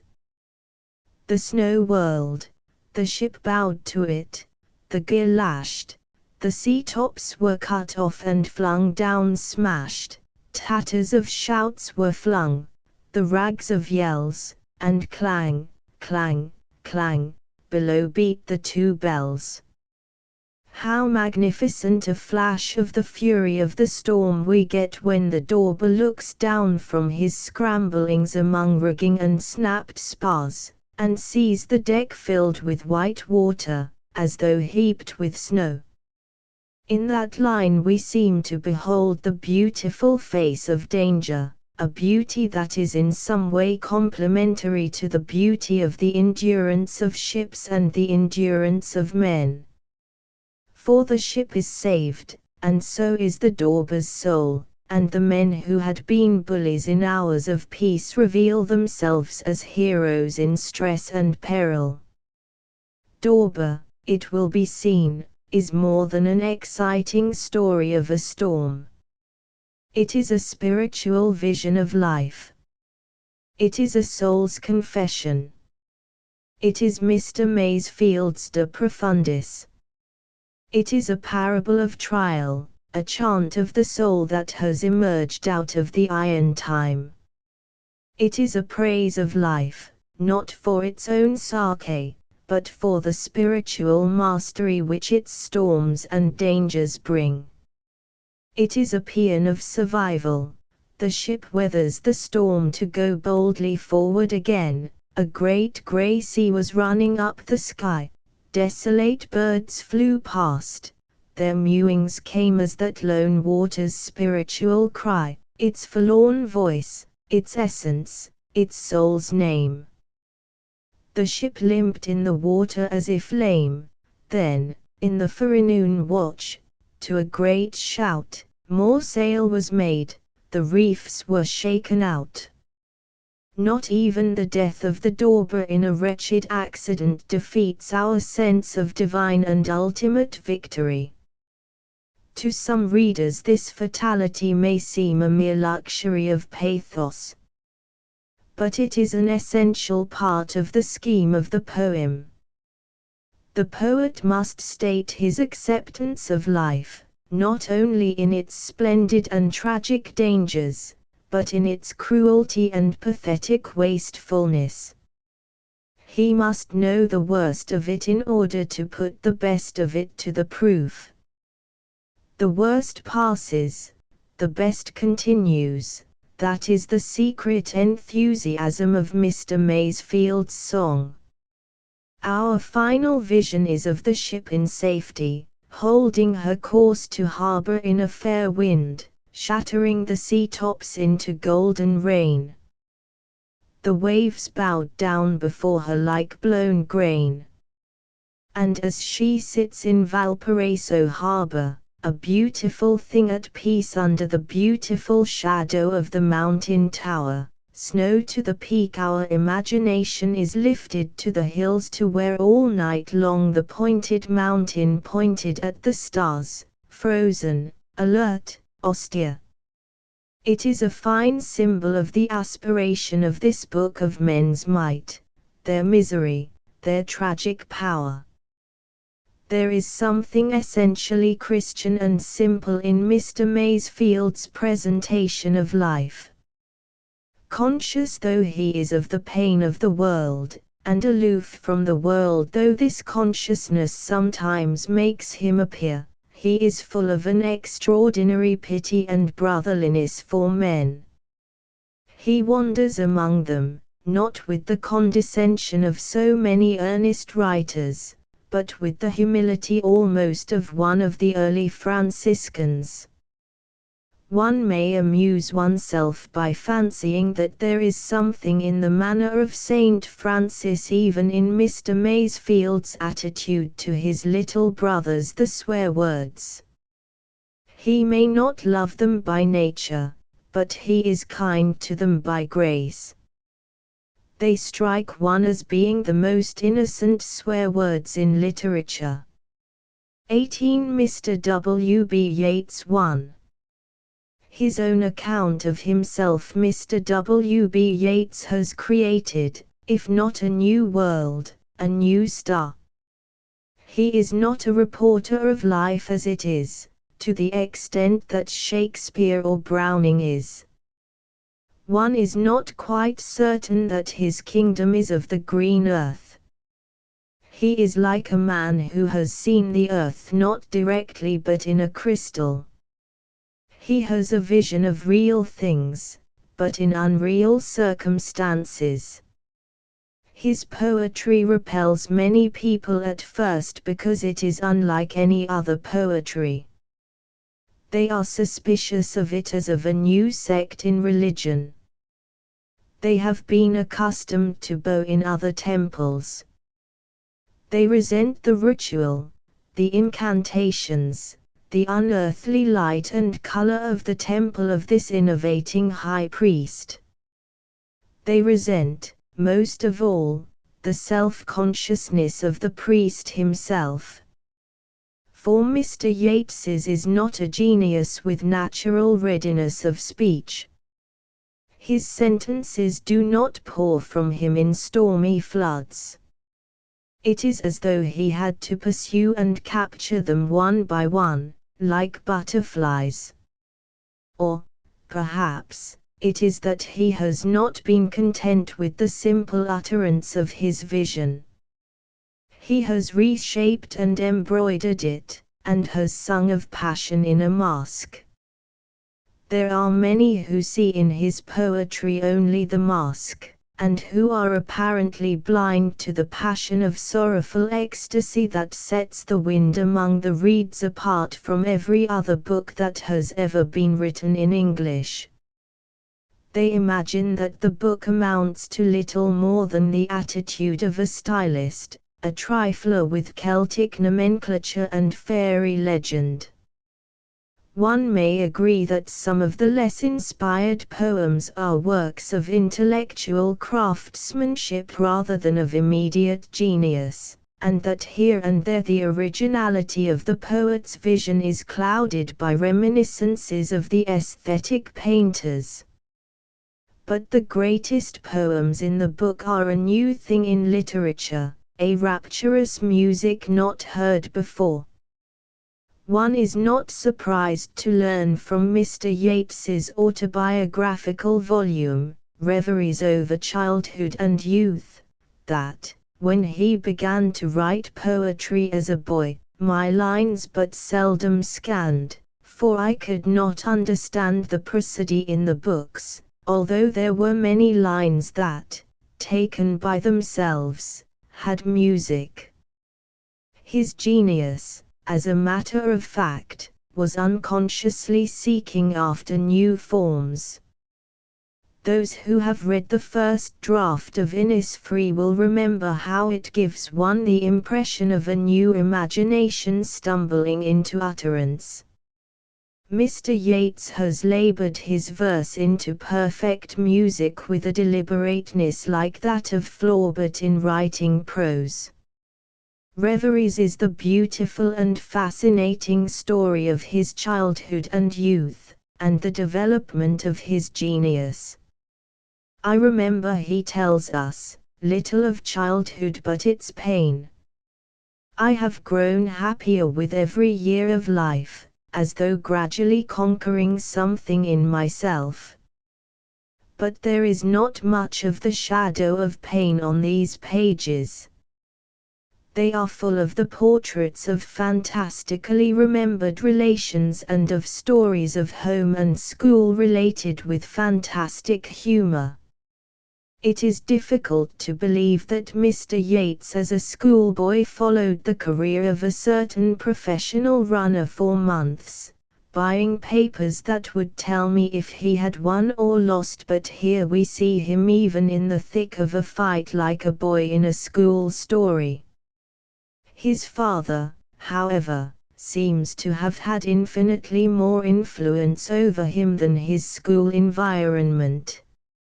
It was his father who grew so angry when the infant poet was taught at school to sing Little Drops of Water, and who indignantly forbade him to write a school essay on the subject of the capacity of men to rise on stepping stones of their dead selves to higher things. Mr. Yeats's upbringing in the home of an artist ante-Victorian to the fingertips was obviously such as would lead a boy to live self-consciously, and Mr. Yeats tells us that when he was a boy at school he used to feel as proud of myself as a March cock when it crows to its first sunrise. He remembers how one day he looked at his schoolfellows on the playing field and said to himself, "If when I grow up I am as clever among grown-up men as I am among these boys, I shall be a famous man." Another sentence about these days suggests what a difficult inarticulate genius was his. "My thoughts," he says, "were a great excitement. But when I tried to do anything with them, it was like trying to pack a balloon into a shed in a high wind." Though he was always near the bottom of his class, and was useless at games, I cannot, he writes, remember that I ever kicked a goal or made a run. He showed some promise as a naturalist, and used to look for butterflies, moths, and beetles in Richmond Park. Later, when living on the Dublin coast, he planned someday to write a book about the changes through a 12-month among the creatures of some hole in the rock. These passages in his autobiography are specially interesting as evidence to refute the absurd theory that Mr. Yeats is a mere vague daydreamer among poets. The truth is, Mr. Yeats's early poems show that he was a boy of eager curiosity and observation, a boy with a remarkable intellectual machine, as well as a visionary who was one day to build a new altar to beauty. He has never been entirely aloof from the common world. Though at times he has conceived it to be the calling of a man of letters to live apart like a monk, he has mingled with human interests to a far greater extent than most people realize. He has nearly always been a politician and always a fighter. At the same time, we need not read far in his autobiography to discover why people who hate self-consciousness in artists are so hostile to him. Reveries Over Childhood and Youth is the autobiography of one who was always more self-conscious than his fellows. Mr. Yeats describes himself as a youth in Dublin, sometimes walking with an artificial stride in memory of Hamlet, and stopping at shop windows to look at my tie, gathered into a loose sailor knot, and to regret that it could not be always blown out by the wind like Byron's tie in the picture. Even the fits of abstraction of the young poet must often have been regarded as self-conscious attitudinizing by his neighbors, especially by the stupid stout woman who lived in the villa next to his father's, and who, as he amusingly relates, mocked him aloud. I had a study with a window opposite some window of hers, and one night when I was writing, I heard voices full of derision, and saw the stout woman and her family standing at the window. I have a way of acting what I write, and speaking it aloud without knowing what I am doing. Perhaps I was on my hands and knees, or looking down over the back of a chair, talking into what I imagined an abyss. It will be seen that Mr. Yeats is as interesting a figure to himself as he is to Mr. George Moore. If he were not, he would not have troubled to write his autobiography. And that would have been a loss to literature. Reveries Over Childhood and Youth is a book of extraordinary freshness. It does not, like Wordsworth's Prelude, set forth the full account of the great influences that shaped a poet's career. But it is a delightful study of early influences, and depicts a dedicated poet in his boyhood as this has never been done before in English prose. Of all the influences that have shaped his career, none was more important than the Irish atmosphere to which he early returned from London. He is distinctively an Irish poet, though we find him in his youth writing plays and poems in imitation of Shelley and Spenser. Irish places have done more to influence his imagination even than the masterpieces of English literature. It was apparently while he was living in Sligo, not far from the lakes, that he conceived the longing which he afterwards expressed with such originality of charm in the Lake Isle of Innisfree. My father had read to me some passage out of Walden, and I planned to live some day in a cottage on a little island called Innisfree. I thought that, having conquered bodily desire and the inclination of my mind towards women and love, I should live as Thoreau lived, seeking wisdom. It is the little world of Sligo, indeed, that provides all the spacious and twilit landscape in Mr. Yeats's verse. Here were those fishermen and raths and mountains of the sea and desolate lakes which repeat themselves as images through his work. Here, too, he had relatives eccentric and adventurous to excite his imagination, such as the merchant skipper that leaped overboard after a ragged hat in Biscay Bay. Mr. Yeats's relations seem in his autobiography as real as the characters in fiction.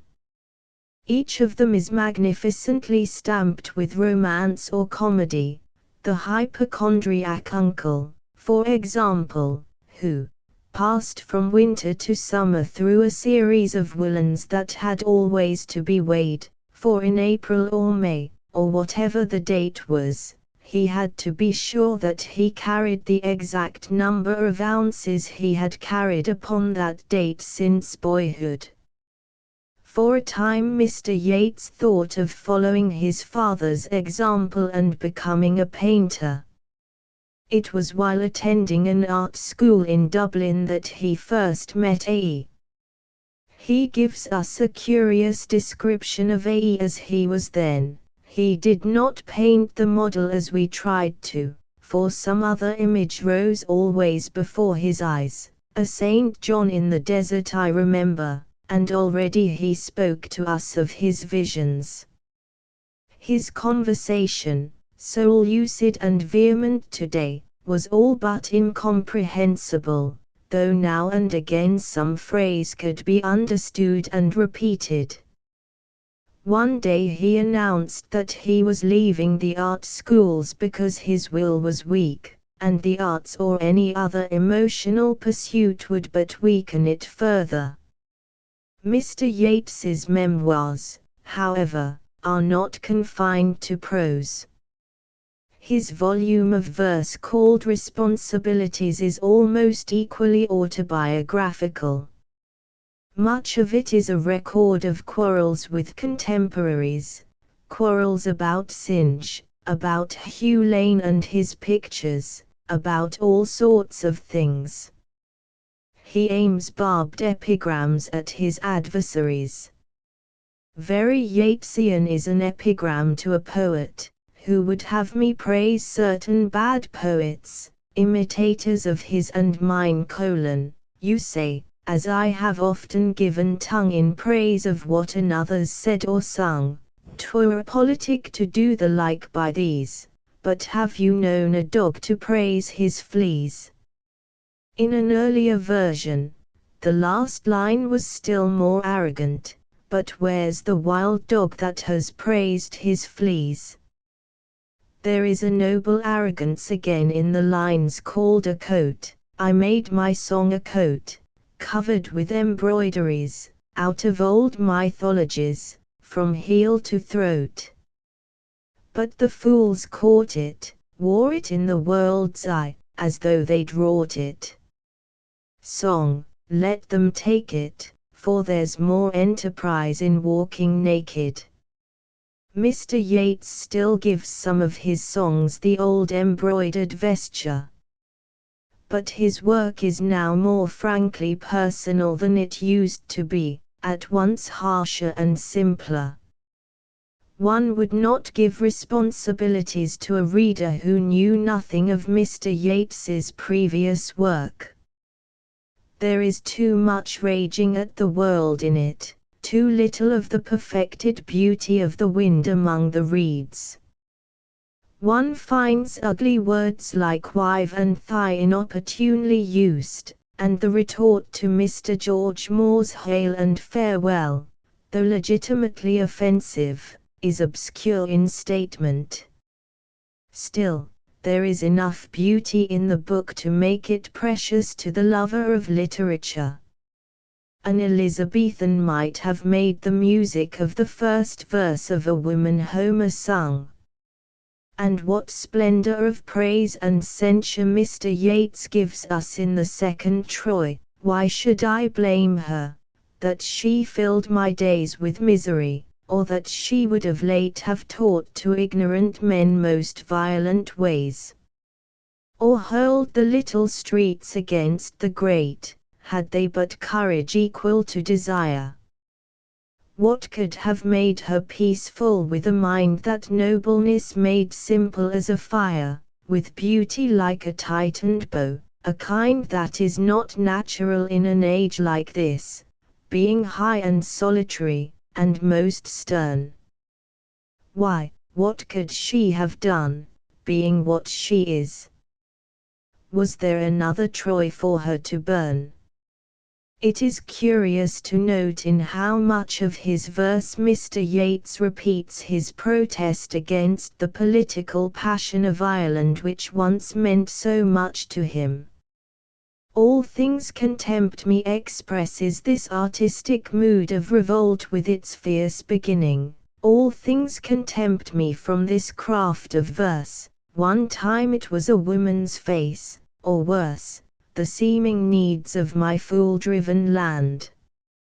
Some of the most excellent pages of Reveries, however, are those which recall certain famous figures in Irish nationalism like John O'Leary and J. F. Taylor, the orator whose temper so stood in his way.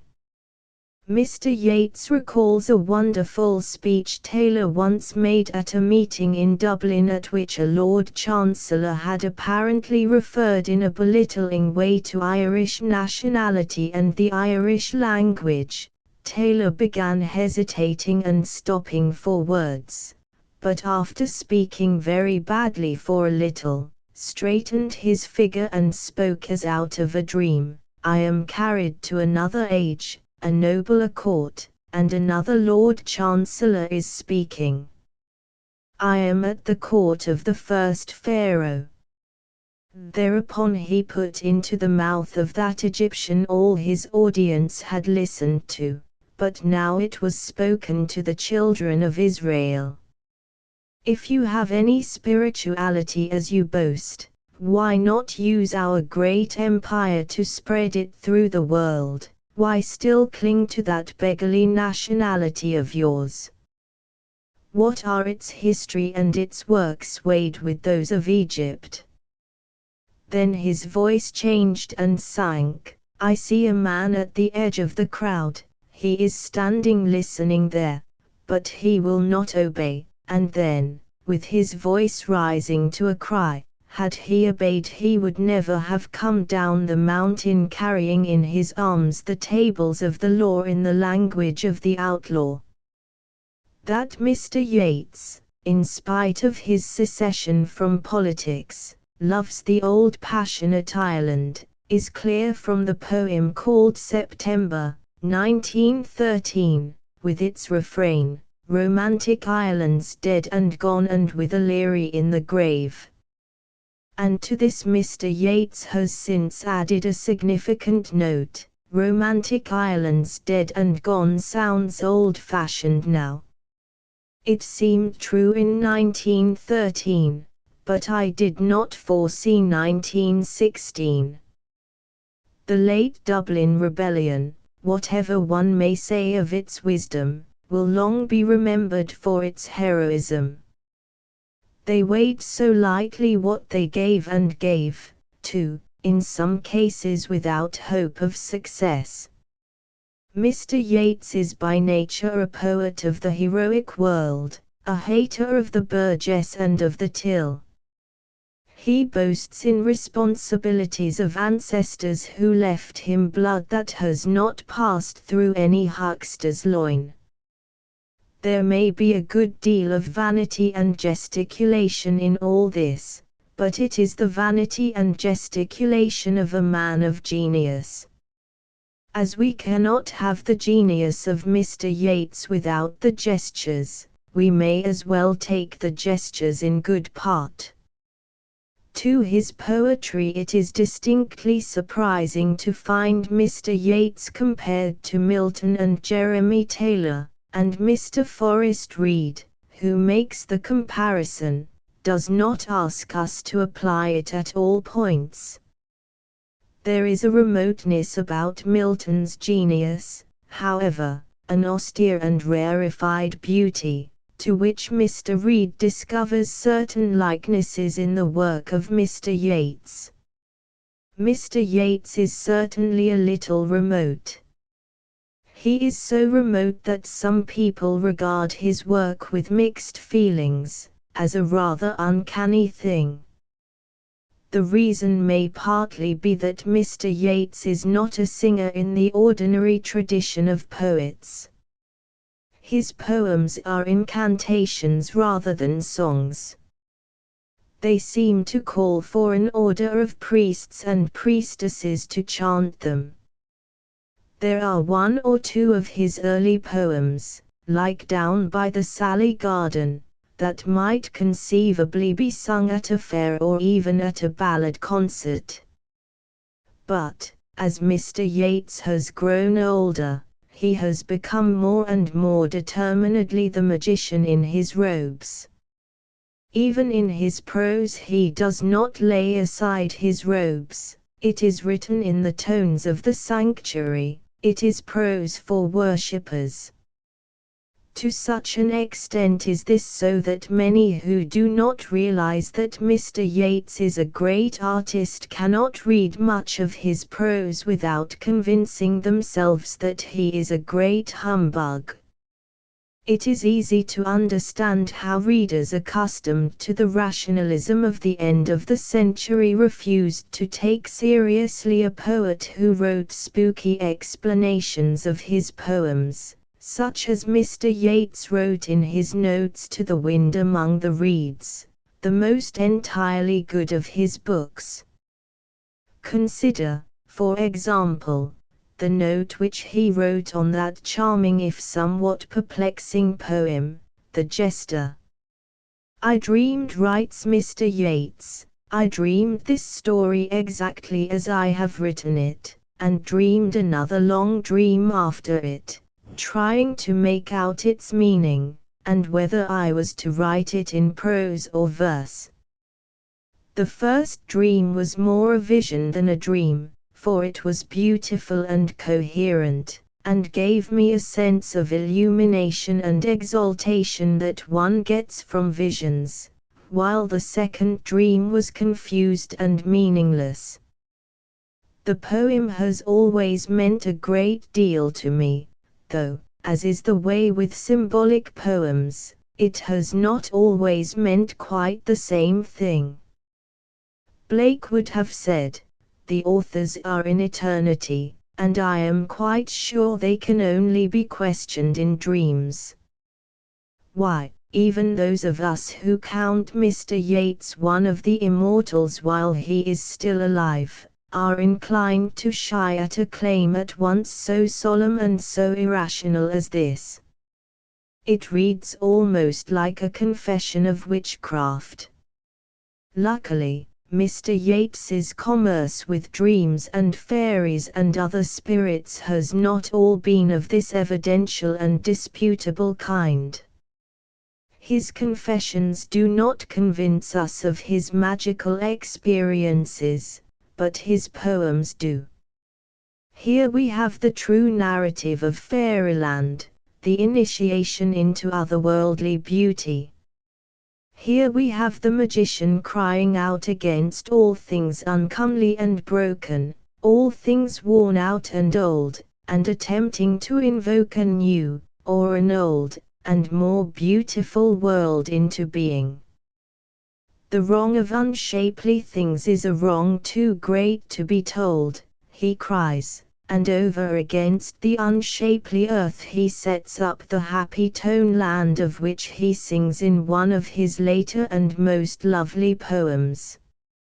It would not be easy to write a prose paraphrase of the happy tone land, but who is there who can permanently resist the spell of this poem, especially of the first verse and its refrain?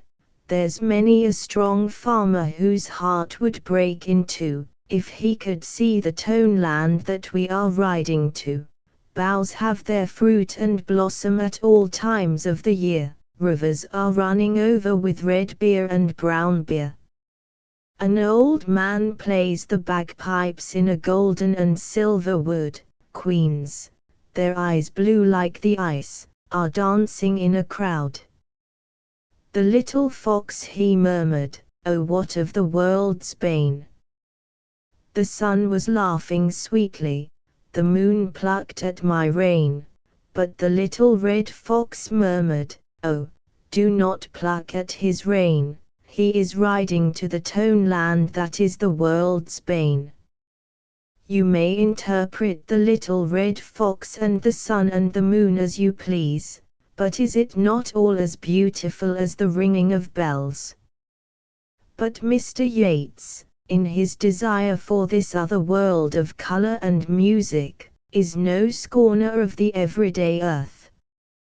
His early poems especially, as Mr. Reid points out, give evidence of a wondering observation of nature almost Wordsworthian. In The Stolen Child, which tells of a human child that is enticed away by the fairies, the magic of the earth the child is leaving is the means by which Mr. Yeats suggests to us the magic of the world into which it is going, as in the last verse of the poem, "Away with us he's going, the solemn-eyed, he'll hear no more the lowing of the calves on the warm hillside, or the kettle on the hob sing peace into his breast, or see the brown mice bob round and round the oatmeal chest. For he comes, the human child, to the waters and the wild with a furrowy, hand in hand, from a world more full of weeping than he can understand." There is no painting here, no adjective work. But no painting or adjectives could better suggest all that the world and the loss of the world mean to an imaginative child than this brief collection of simple things. To read The Stolen Child is to realize both that Mr. Yeats brought a new and delicate music into literature and that his genius had its birth in a sense of the beauty of common things. Even when in his early poems the adjectives seem to be chosen with the too delicate care of an artist, as when he notes how, in autumnal solitudes arise the leopard-colored trees, his observation of the world about him is but proved the more conclusively. The trees in autumn are leopard-colored, though a poet cannot say so without becoming dangerously ornamental. What I have written so far, however, might convey the impression that in Mr. Yeats's poetry we have a child's rather than a man's vision at work. One might even gather that he was a passionless singer with his head in the moon. This is exactly the misunderstanding which has led many people to think of him as a minor poet.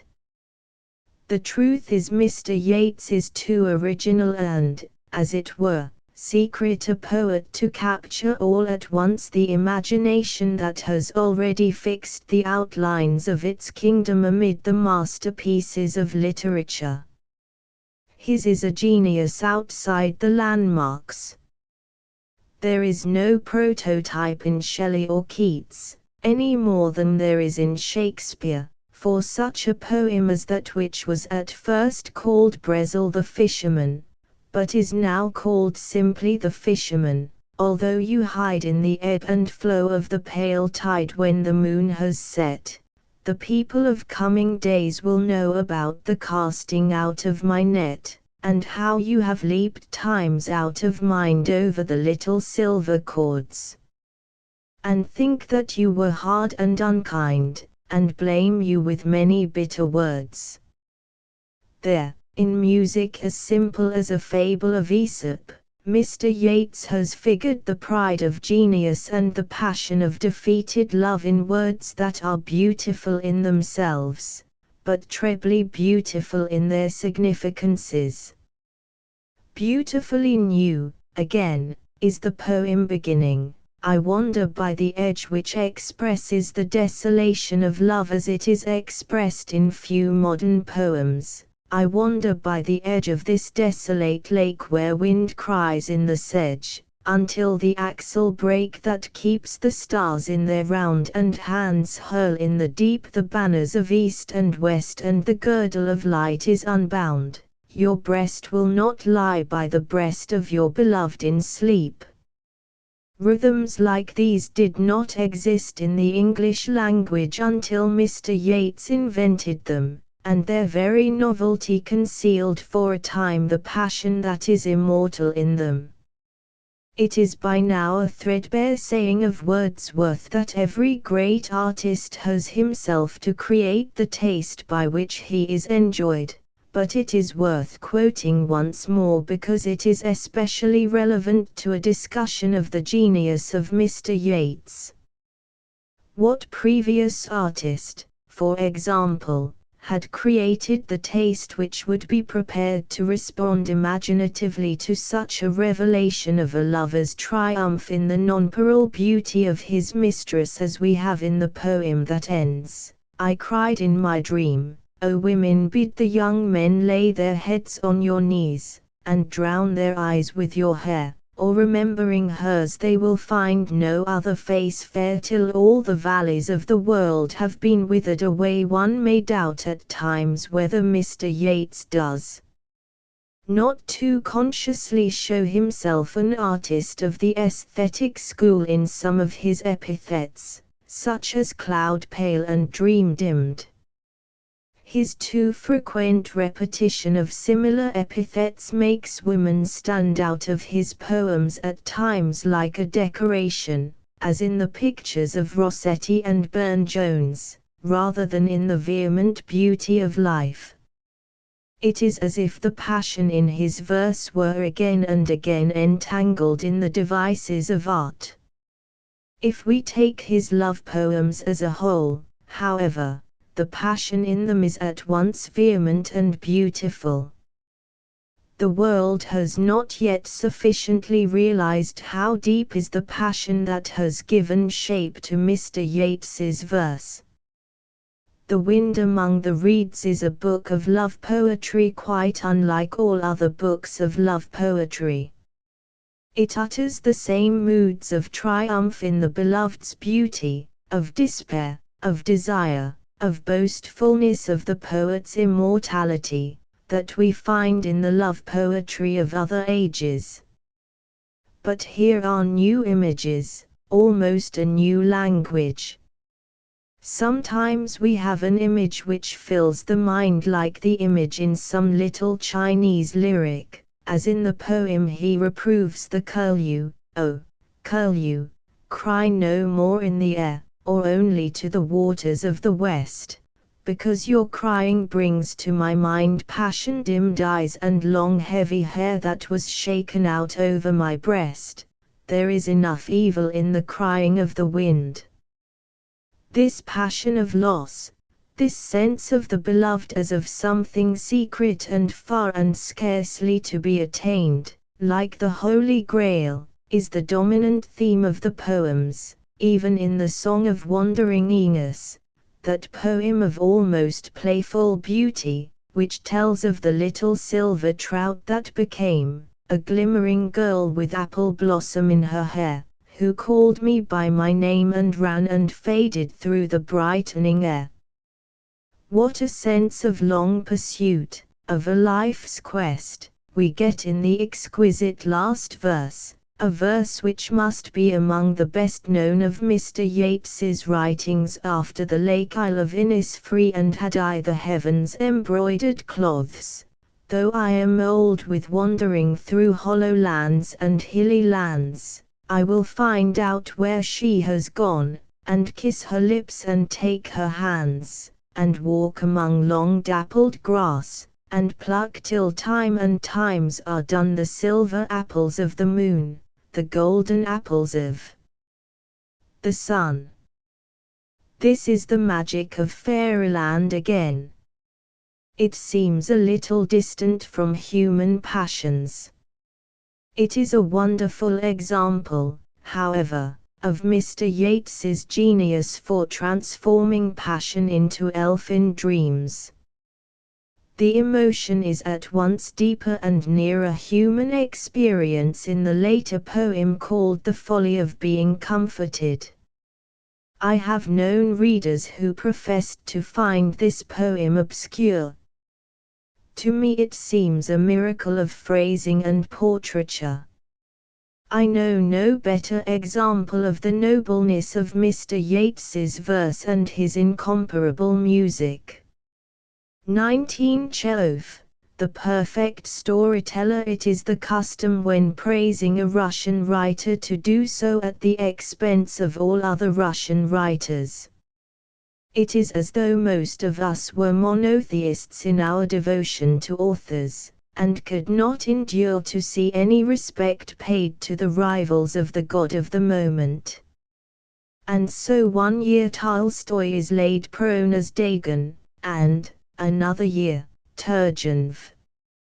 And, no doubt, the day will come when Dostoevsky will fall from his huge eminence.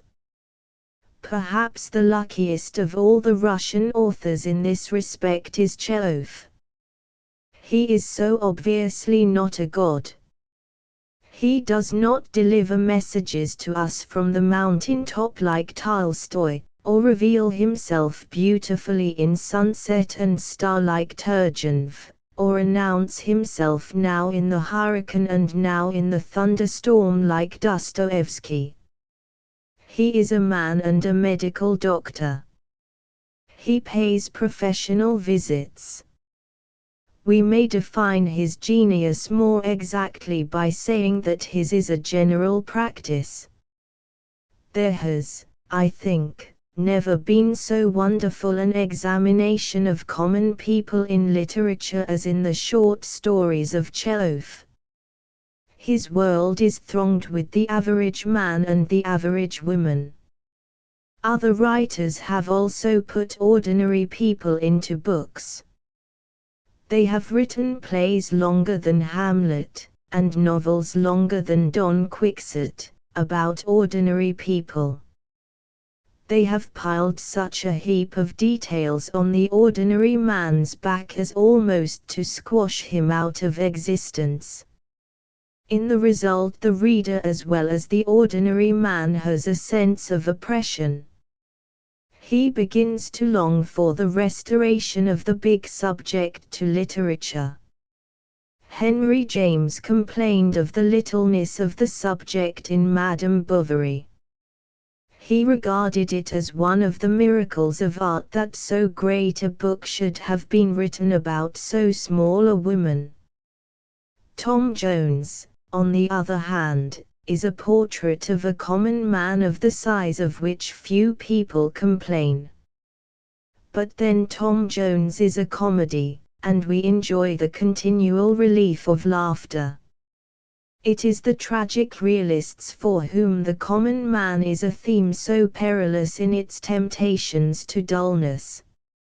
At the same time he is a theme that they were bound to treat.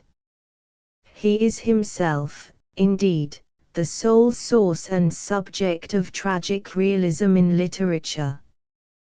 Were it not for the oppression of his futile and philoprogenitive presence, imaginative writers would be poets and romancers.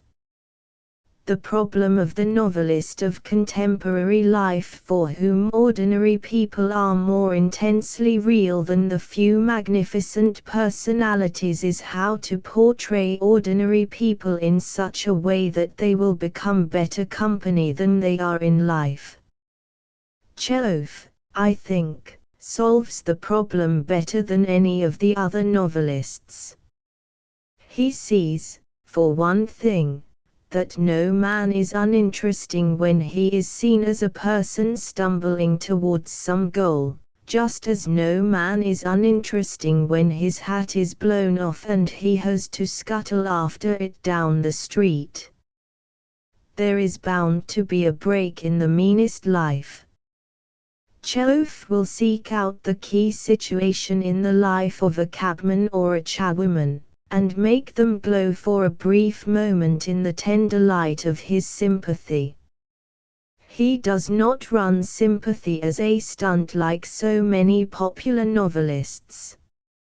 He sympathizes merely in the sense that he understands in his heart as well as in his brain.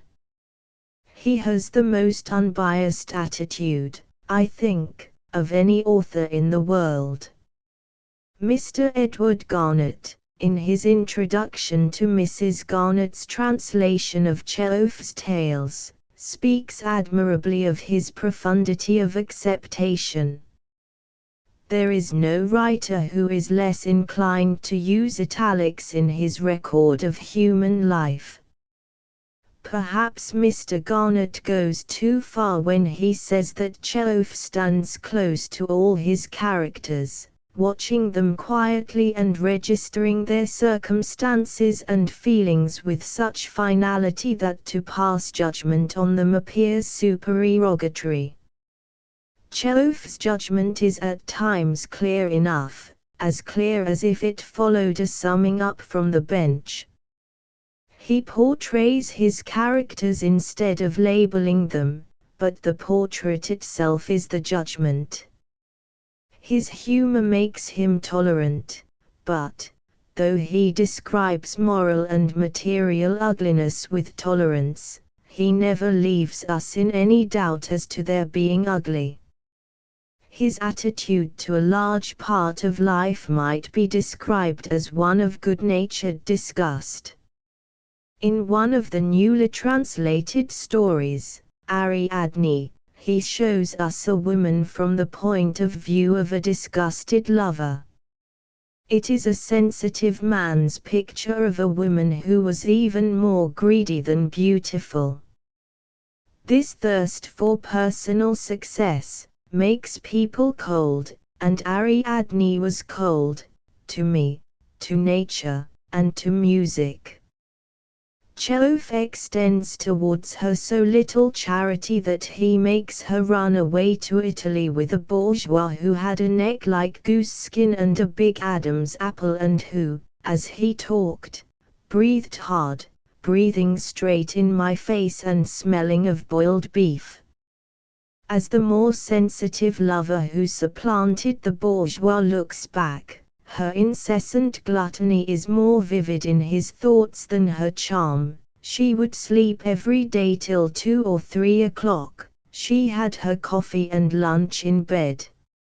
At dinner she would eat soup, lobster, fish, meat, asparagus, game, and after she had gone to bed I used to bring up something, for instance, roast beef, and she would eat it with a melancholy, careworn expression, and if she waked in the night she would eat apples or oranges. The story, it is only fair to say, is given in the words of a lover dissatisfied with lust, and the judgment may therefore be regarded as the lover's rather than as Chekhov's. Chekhov sets down the judgment, however, in a mood of acute perceptiveness of everything that is jarring and vulgar in sexual vanity. Ariadne's desire to please is never permitted to please us as, say, Beatrix Esmond's is. Her will to fascinate does not fascinate when it is refracted in Chekhov's critical mind. She waked up every morning with the one thought of pleasing. It was the aim and object of her life. If I told her that in such a house, in such a street, there lived a man who was not attracted by her, it would have caused her real suffering. She wanted every day to enchant, to captivate, to drive men crazy. The fact that I was in her power and reduced to a complete nonentity before her charms gave her the same sort of satisfaction that victors used to get in tournaments. She had an extraordinary opinion of her own charms. She imagined that if somewhere, in some great assembly, men could have seen how beautifully she was made and the color of her skin, she would have vanquished all Italy, the whole world. Her talk of her figure, of her skin, offended me, and observing this, she would, when she was angry, say all sorts of vulgar things taunting me. A few strokes of cruelty are added to the portrait, even at a good-humored moment. She could always insult a servant or kill an insect without a pang. She liked bullfights, liked to read about murders, and was angry when prisoners were acquitted. As one reads Ariadne, one feels that those who say the artist is not a judge are in error. What he must avoid becoming is a prosecuting, perhaps even a defending, counsel. Egoism seems to be the quality which offends Cheof most. He is no more in love with it when it masquerades as virtue than when it parades as vice. An artist's story, a beautiful sad story, which might almost have been written by Turgenev, contains a fine critical portrait of a woman absorbed in the egoism of good works. She is always looking after the poor, serving on committees, full of enthusiasm for nursing and education. She lacks only that charity of the heart which loves human beings, not because they are poor, but because they are human beings. She is by nature a boss. She bosses her mother and her younger sister, and when the artist falls in love with the latter, the stronger will of the women of high principles immediately separates lovers so frivolous that they had never sat on a committee in their lives. When, the evening after the artist confesses his love, he waits for the girl to come to him in the garden of her house, he waits in vain. He goes into the house to look for her, but does not find her. Then through one of the doors he overhears the voice of the lady of the good works. God sent a crow, she said in a loud, emphatic voice, probably dictating. God sent a crow a piece of cheese. A crow. A piece of cheese. Who's there? She called suddenly, hearing my steps. It's I. Ah. Excuse me, I cannot come out to open this minute, I'm giving Dasha her lesson. Is Ekaterina Pavlovna in the garden? No, she went away with my sister this morning to our aunt in the province of Penza. And in the winter they will probably go abroad, she added after a pause. God sent, the crow, a piece of cheese. Have you written it? I went into the hall and stared vacantly at the pond and the village, and the sound reached me of a piece of cheese.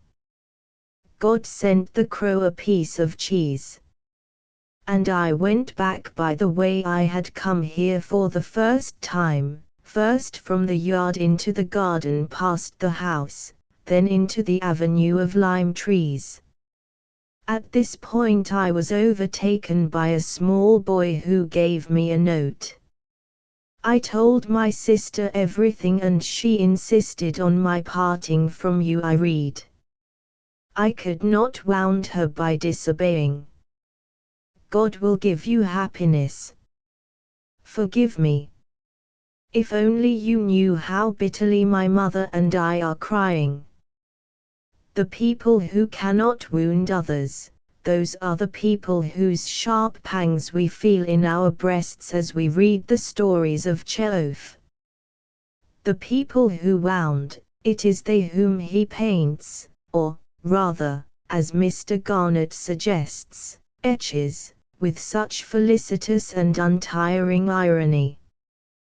But, though he often makes his people beautiful in their sorrow, he more often than not sets their sad figures against a common and ugly background. In Anyuta, the medical student and his mistress live in a room disgusting in its squalor, crumpled bedclothes, pillows thrown about, boots, clothes, a big filthy slop, pail filled with soap suds in which cigarette ends were swimming, and the litter on the floor, all seemed as though purposely jumbled together in one confusion. And, if the surroundings are no more beautiful than those in which a great part of the human race lives, neither are the people more beautiful than ordinary people. In the trousseau, the poor thin girl who spends her life making a trousseau for a marriage that will never take place becomes ridiculous as she flushes at the entrance of a stranger into her mother's house. Her long nose, which was slightly pitted with smallpox, turned red first, and then the flush passed up to her eyes and her forehead. I do not know if a blush of this sort is possible, but the thought of it is distressing. The woman in The Darling, who marries more than once and simply cannot live without someone to love and to be an echo to, is not half bad to look at. But she is ludicrous even when most unselfish and adoring, especially when she rubs with eau de cologne her little, thin, yellow-faced, coughing husband with the curls combed forward on his forehead and wraps him in her warm shawls to an accompaniment of endearments. "You're such a sweet pet," she used to say with perfect sincerity, stroking his hair. "You're such a pretty dear." Thus sympathy and disgust live in a curious harmony in Chehof's stories. And, as he seldom allows disgust entirely to drive out sympathy in himself, he seldom allows it to do so in his readers either. His world may be full of unswept rooms and unwashed men and women, but the presiding genius in it is the genius of gentleness and love and laughter. It is a dark world, but Chehof brings light into it. There is no other author who gives so little offense as he shows us offensive things and people. He is a writer who desires above all things to see what men and women are really like, to extenuate nothing and to set down naught in malice. As a result, he is a pessimist, but a pessimist who is black without being bitter. I know no writer who leaves one with the same vision of men and women as lost sheep. We are now apparently to have a complete edition of the Tales of Chehof in English from Mrs. Garnett. It will deserve a place, both for the author's and the translator's sake, beside her Turgenev and Dostoevsky. In lifelikeliness and graciousness her work as a translator always reaches a high level. Her latest volumes confirm one in the opinion that Chehof is, for his variety, abundance, tenderness and knowledge of the heart of the rapacious and unclean animal called man, the greatest short story writer who has yet appeared on the planet. XX Lady Gregory. It was Mr. Bernard Shaw who, in commenting on the rowdy reception of the Irish players in some American theatres, spoke of Lady Gregory as the greatest living Irishwoman. She is certainly a remarkable enough writer to put a generous critic a little off his balance. Equal mistress in comedy and tragedy, essayist, gatherer of the humours of folklore, imaginative translator of heroic literature, venturesome translator of Molière, she has contributed a greater variety of grotesque and beautiful things to Anglo-Irish literature than any of her contemporaries. She owes her chief fame, perhaps, to the way in which, along with Mr. G. A. Birmingham and the authors of Some Experiences of an Irish R.M., she has kept alive the tradition of Ireland as a country in which laughter has frequent occasion to hold both his sides. She surpasses the others in the quality of her comedy, however. Not that she is more comic, but that she is more comprehensively true to life. Mr. Birmingham has given us farce with a salt of reality, Miss Somerville and Miss Ross, practical jokers of literature, turned to reality as upper-class patrons of the comic, but Lady Gregory has gone to reality as to a cave of treasure. She is one of the discoverers of Ireland. Her genius, like Synge's, opened its eyes one day and saw spread below it the immense sea of Irish common speech, with its colour, its laughter, and its music. It is a sort of second birth which many Irish men and women of the last generation or so have experienced. The beggar on the road, the piper at the door, the old people in the workhouse, are henceforth accepted as a sort of aristocracy in exile. Lady Gregory obviously sought out their company as the heirs to a great inheritance, an inheritance of imaginative and humorous speech. Not that she plundered them of their fantastic tropes so greedily as Synge did. She studied rather their common turn of phrase, its heights and its hollows, its exquisite illogic, its passionate underflow of poetry. Has she not herself told us how she could not get on with the character of Bartley Fallon in spreading the news, till one day she met a melancholy man by the sea at Duras, who, after describing the crosses he endured at home, said, "But I'm thinking if I went to America, it's long ago I'd be dead. And it's a great expense for a poor man to be buried in America."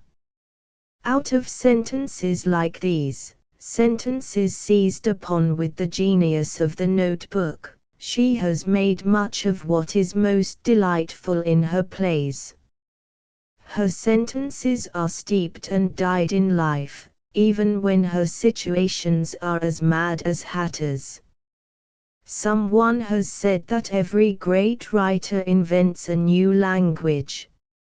Lady Gregory, whom it would be unfair to praise as a great writer, has at least qualified as one by inventing a new language out of her knowledge of Irish peasant speech. This, perhaps, is her chief literary peril. Having discovered the beautiful dialect of the Kiltartan peasantry, she was not content to leave it a peasant dialect, as we find it in her best dramatic work, 7 short plays, but she set about transforming it into a tongue into which all literature and emotion might apparently be translated. Thus, she gave us Molière in Kiltartan, a ridiculously successful piece of work, and she gave us Finn and Cuchulainn in modified Kiltartan, and this, too, was successful, sometimes very beautifully so. Here, however, she had masterpieces to begin with.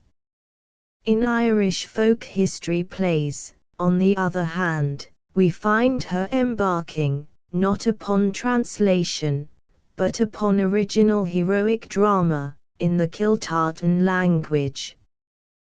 The result is unreality as unreal as if Meredith had made a farm labourer talk like Diana of the Crossways. Take, for instance, the first of the plays, Grania, which is founded on the story of the pursuit of Diarmuid and Grania by Finn MacCool, to whom Grania had been betrothed.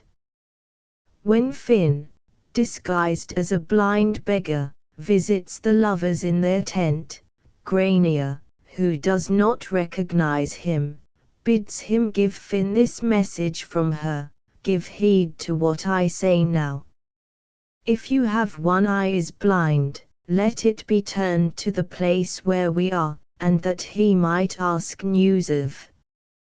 And if you have one seeing eye, cast it upon me, and tell Finn you saw a woman no way sad or afraid, but as airy and high-minded as a mountain filly would be challenging the winds of March. I flatly refuse to take the high-minded mountain filly seriously as a tragic heroine, and I confess I hold Finn equally suspect, disguised as a beggar though he is, when he speaks of himself to Grania as a hard man, as hard as a barren stepmother's slap, or a highway gander's gob. After all, in heroic literature, we must have the illusion of the heroic. If we can get the peasant statement of the heroic, that is excellent, its sincerity brings its illusion.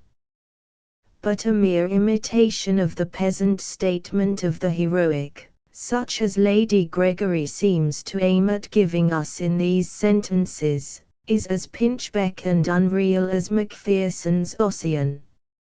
It reaches a grotesque absurdity when at the close of Act 2 Finn comes back to the door of the tent and, in order to stir up Diomede's jealousy, says, "It is what they were saying a while ago. The king of foreign is grunting and sighing, around and about the big red sally tree beside the stream." To write like that is to use not a style but a jargon. If you want a standard of reality with which to compare these passages of amphitheatre rhetoric, you have only to turn to Lady Gregory's own notes at the end of Irish folk history plays, where she records a number of peasant utterances on Irish history. Here, and not in the plays, in the tragic plays, at any rate, is the real folk history of her book to be found.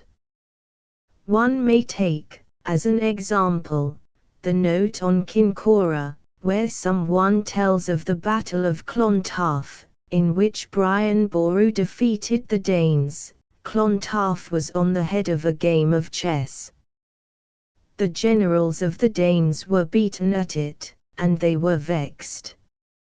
It was Broder, that the Brodericks are descended from, that put a dagger through Brian's heart, and he attending to his prayers. What the Danes left in Ireland were hens and weasels. And when the cock crows in the morning the country people will always say, "It is for Denmark they are crowing, crowing they are to be back in Denmark." Lady Gregory reveals more of life, leaping, imaginative life, in that little note than in all the 3 acts about Grania and the 3 about Brian.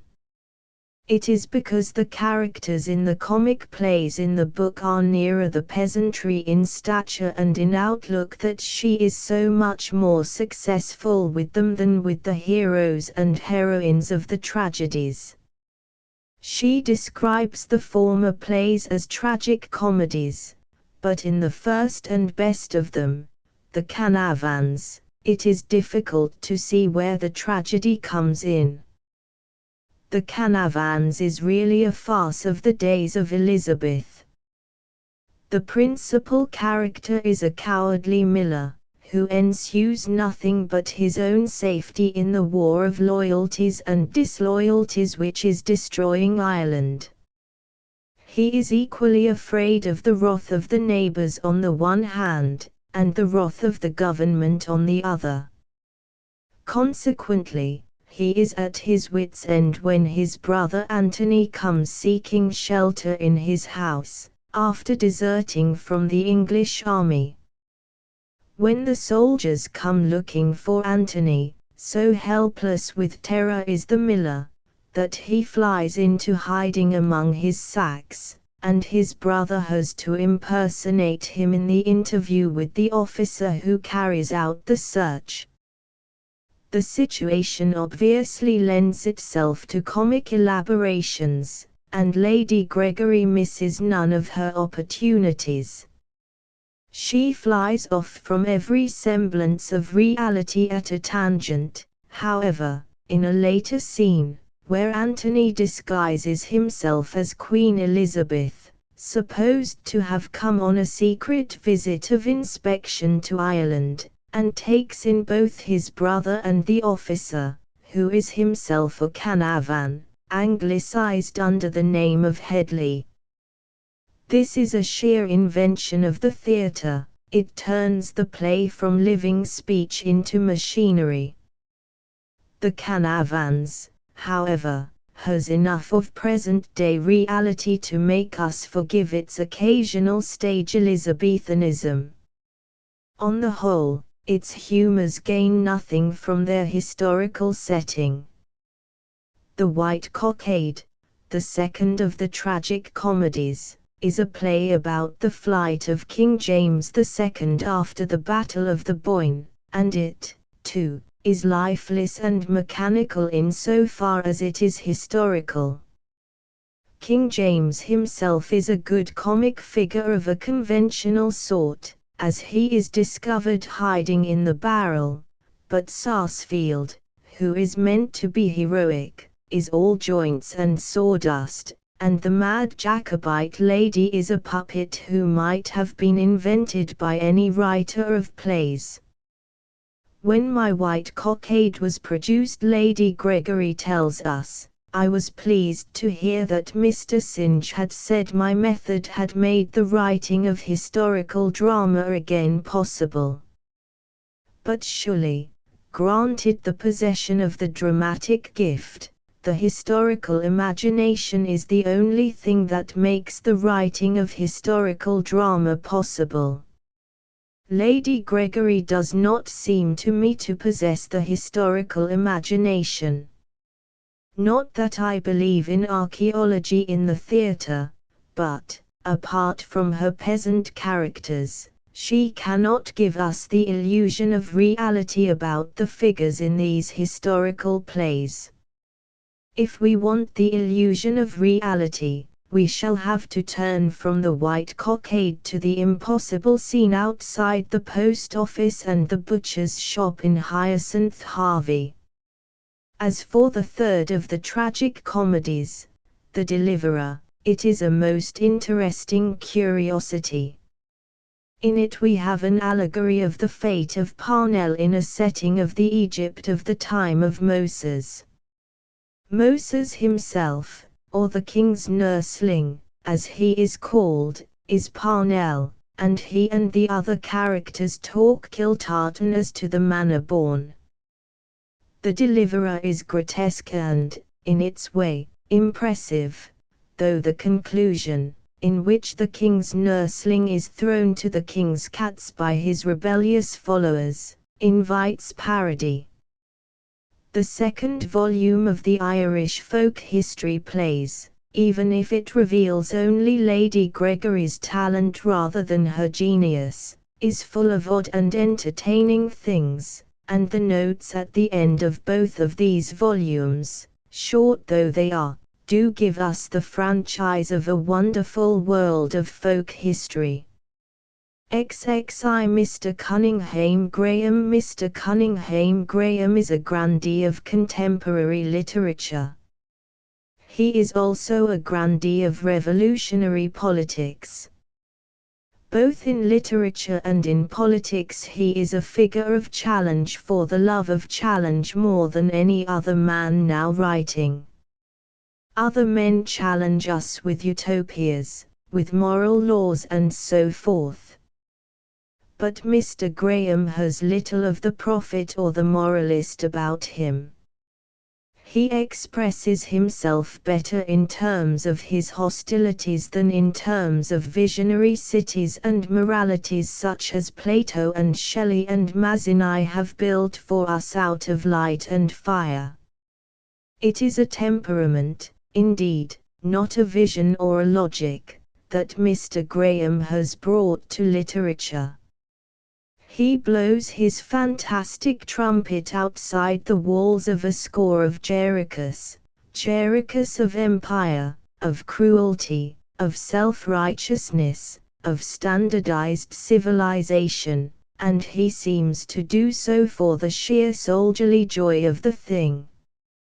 One feels that if all the walls of all the Jerichos were suddenly to collapse before his trumpet call, he would be the loneliest man alive. For he is one of those for whom, above all, the fight's the thing. It would be difficult to find any single purpose running through the sketches which fill most of his books. His characteristic book is a medley of cosmopolitan things seen and comments grouped together under a title in which irony lurks.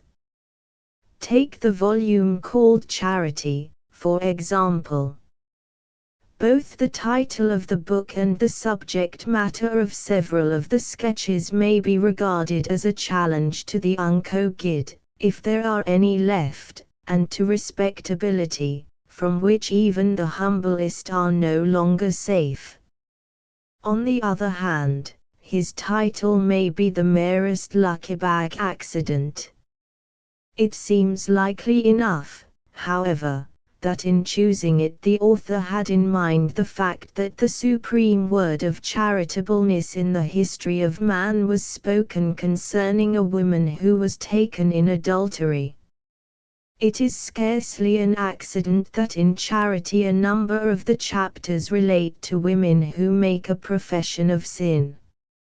Mr. Graham is unique in his treatment of these members of the human family. If he does not throw stones at them, as the Pharisees of virtue did, neither does he glorify them as the Pharisees of vice have done in a later generation. He simply accepts them as he would accept a broken-down nation or a wounded animal, and presents them as characters in the human drama. It would be more accurate to say as figures in the human picture, for he is far more of a painter than a dramatist. But the point to be emphasized is that these stories are records, tragic, grim or humorous, as the portraits in Chaucer are, acceptances of life as it is, at least, of life as it is outside the vision of policemen and other pillars of established interests. For Mr. Graham can forgive you for anything but two things: being successful, in the vulgar sense of the term, or being a policeman. It would be wrong, however, to suggest that Mr. Graham achieves the very finest things in Charity. It is the charity of tolerance, or the minor charity, that is most frequent in his pages. The larger charity which we find in Tolstoy and the great teachers is not here. We could not imagine Mr. Graham forgetting himself so far in his human sympathies as Ruskin did when he stooped and kissed the filthy beggar outside the church door in Rome. Nor do we find in any of these sketches of outcasts that sense of humanity bruised and exiled that we get in such a story as Maupassant's Boulet de Suif. Mr. Graham gloriously insists upon our recognizing our human relations, but many of them he introduces to us as first cousins once removed rather than as brothers and sisters by the grace of God. He does more than this in his preface, indeed, a marvelous piece of reality and irony which tells how a courtesan in Gibraltar fell madly in love with a gentleman sponger who lived on her money while he could, and then took the first boat home with discreet heartlessness on coming into a bequest from a far-off cousin. Good God, a pretty sight I should have looked, he explained to a kindred spirit as they paced the deck of the boat to get an appetite. I like her well enough, but what I say is, charity begins at home, my boy. Ah, there's the dinner bell. Mr. Graham has a noble courtesy, an unerring chivalry that makes him range himself on the side of the bottom dog, a detestation of anything like bullying, every gift of charity, indeed, except the shy genius of pity. For lack of this last, some of his sketches, such as Un autre monsieur, are mere anecdotes and decorations. Possibly, it is as a romantic decorator that Mr. Graham, in his art as opposed to his politics, would prefer to be judged. He has dredged half the world for his themes and colors, and Spain and Paraguay and Morocco and Scotland and London's tangled streets all provide settings for his romantic rearrangements of life in this book. He has a taste for uncivil scenes, as Henley had a taste for uncivil words. Even a London street becomes a scene of this kind as he pictures it in his imagination, with huge motor buses, like demons of violence, smashing their way through the traffic. Or he takes us to some South American forest, where the vampire bats suck the blood of horses during the night. Or he introduces us to a Spanish hidalgo, tall, wry-necked, and awkwardly built, with a nose like a lamprey and feet like coracles. For there is the same note of violence, of exaggeration, in his treatment of persons as of places.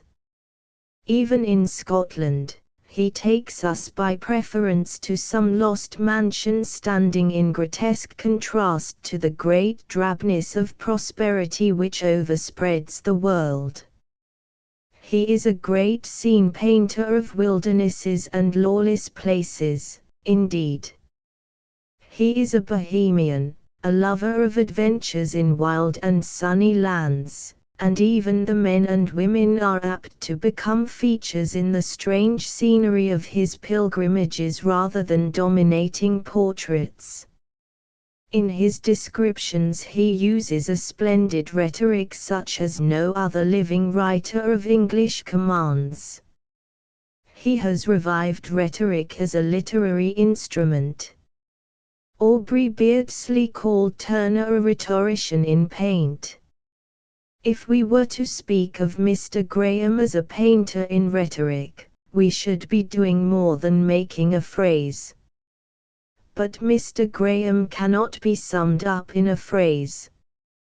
To meet him in his books is one of the desirable experiences of contemporary literature, as to hear him speak is one of the desirable experiences of modern politics. Protest, daring, chivalry, the passion for the color of life and the color of words. He is the impersonation of these things in a world that is muddling its way half-heartedly towards the promised land. XXII Swinburne 1. The exotic bird Swinburne was an absurd character.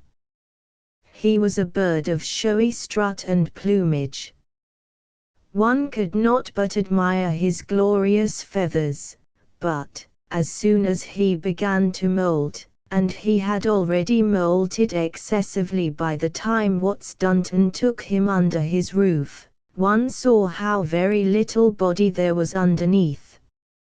Mr. Gosse in his biography compared Swinburne to a coloured and exotic bird, a scarlet and azure macaw to be precise, and the comparison remains in one's imagination. Watts Dunton, finding the poor creature moulted and off its feed, carried it down to Putney, resolved to domesticate it. He watched over it as a farmer's wife watches over a sick hen. He taught it to eat out of his hand. He taught it to speak, to repeat things after him, even God Save the Queen. Some people say that he ruined the bird by these methods. Others maintain that, on the contrary, but for him the bird would have died of a disease akin to the stagger's.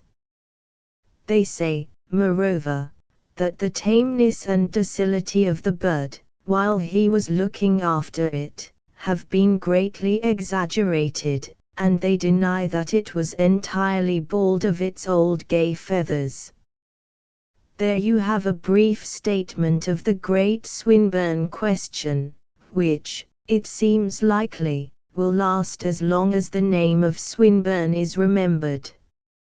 It is not a question of any importance, but that will not prevent us from arguing it hotly. The world takes a malicious joy in gibing at men of genius and their associates, and a generous joy in defending them from gibes.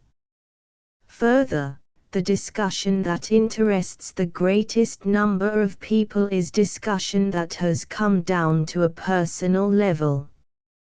10 people will be bored by an argument as to the nature of Swinburne's genius for one who will be bored by an argument as to the nature of Swinburne's submissiveness to Watts Dunton. Was Watts Dunton, in a phrase deprecated by the editors of a recent book of letters, a kind of amiable Svengali? Did he allow Swinburne to have a will of his own? Did Swinburne, in going to Putney, go to the devil? Or did not Watts Dunton rather play the part of the Good Samaritan? Unfortunately, all those who have hitherto attempted to describe the relations of the two men have succeeded only in making them both appear ridiculous. Mr. Gosse, a man of letters with a sting, has done it cleverly. The others, like the editors to whom I have referred, have done it inadvertently. They write too solemnly.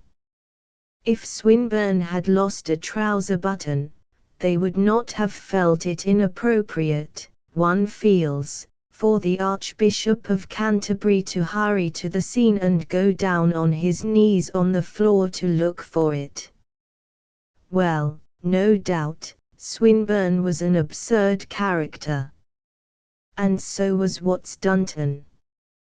And so, perhaps, is the Archbishop of Canterbury. Most of us have, at one time or another, fallen under the spell of Swinburne owing to the genius with which he turned into music the enthusiasm of the heretic. He fluttered through the sooty and sabbatic air of the Victorian era, uttering melodious cries of protest against everything in morals, politics, and religion for which Queen Victoria seemed to stand. He was like a rebellious boy who takes more pleasure in breaking the Sabbath than in the voice of nightingales. He was one of the few Englishmen of genius who have understood the French zest for shocking the bourgeois. He had little of his own to express, but he discovered the heretic's gospel in Gautier and Baudelaire and set it forth in English in music that he might have learned from the sirens who sang to Ulysses. He revelled in blasphemous and licentious fancies that would have made Byron's hair stand on end.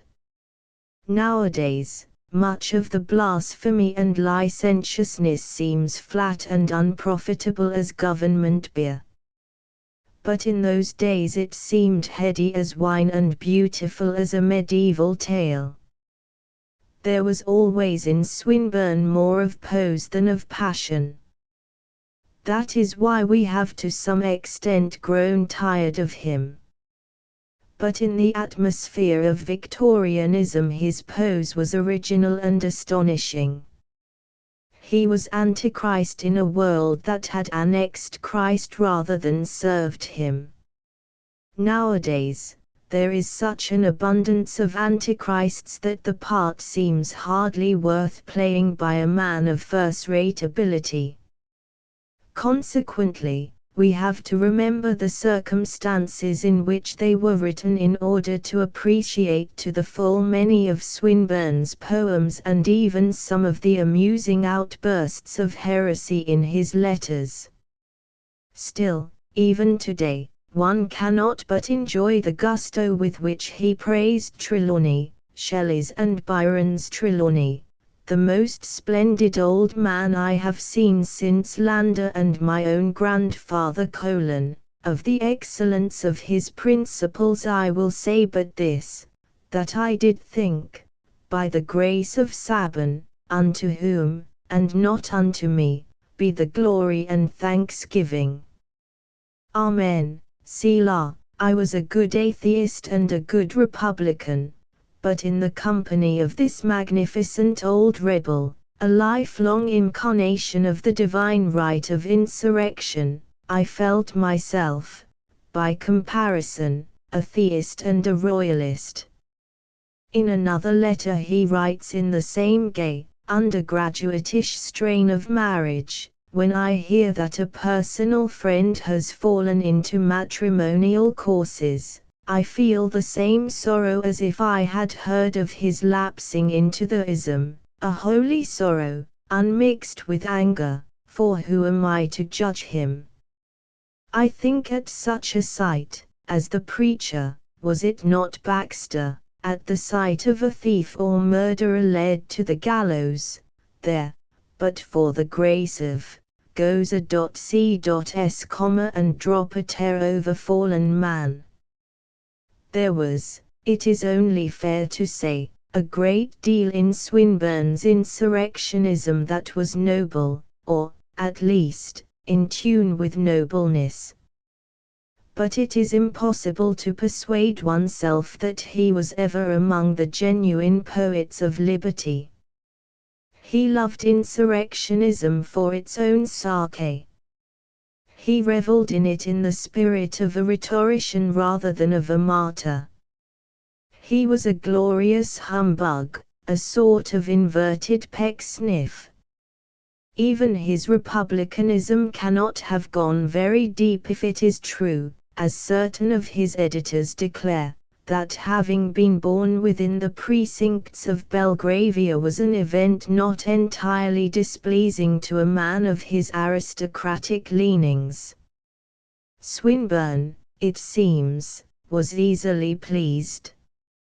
One of his proudest boasts was that he and Victor Hugo bore a close resemblance to each other in one respect: both of them were almost dead when they were born, certainly not expected to live an hour.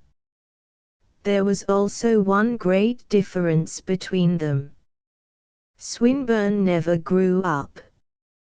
His letters, some of which Messrs. Hake and Compton Roquette have given us, are interesting and amusing, but they do not increase one's opinion of Swinburne's mind. He reveals himself as a sensitive critic in his remarks on the proofs of Rossetti's poems, in his comments on Morris, and in his references to Tennyson's dramas. But, as a rule, his intemperance of praise and blame makes his judgments appear mere eccentricities of the blood. He could not praise Falstaff, for instance, without speaking of the ever dear and honoured presence of Falstaff and applauding the sweet, sound, ripe toothsome, wholesome kernel of Falstaff's character as well as humour. He even defied the opinion of his idol, Victor Hugo, and contended that Falstaff was not really a coward. All the world will agree that Swinburne was right in glorifying Falstaff. He glorified him, however, on the wrong plane. He mixed his planes in the same way in his paean over Captain Webb's feat in swimming the English Channel. I consider it, he said, as the greatest glory that has befallen England since the publication of Shelley's greatest poem, whatever that may have been. This is shouting, not speech. But then, as I have said, Swinburne never grew up. He never learned to speak. He was ever a shouter. The question that has so far not been settled is, did Watts-Dunton put his hand over Swinburne's mouth and forcibly stop him from shouting. As we know, he certainly stopped him from swearing before ladies, except in French.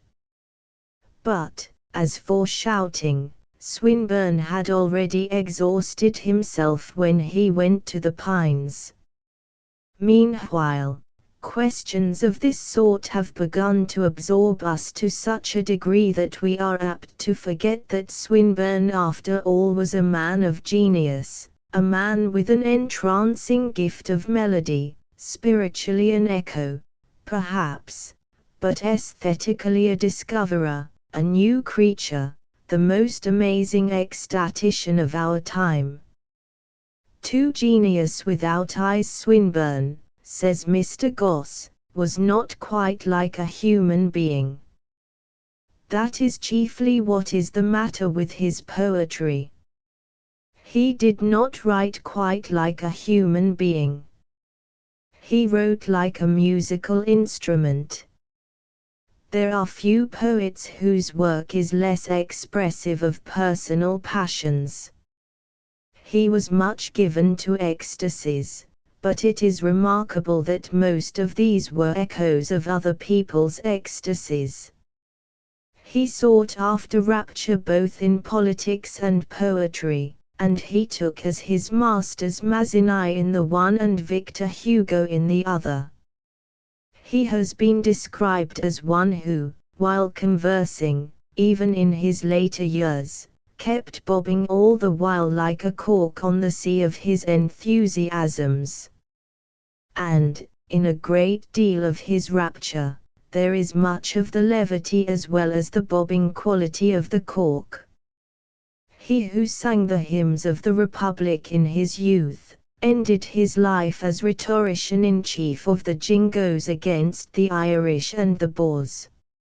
Nor does one feel that there was any philosophic basis for the change in his attitude as there was for a similar change in the attitude of Burke and Wordsworth in their later years. He was influenced more by persons than by principles. One does not find any real vision of a republic in his work as one finds it in the work of Shelley.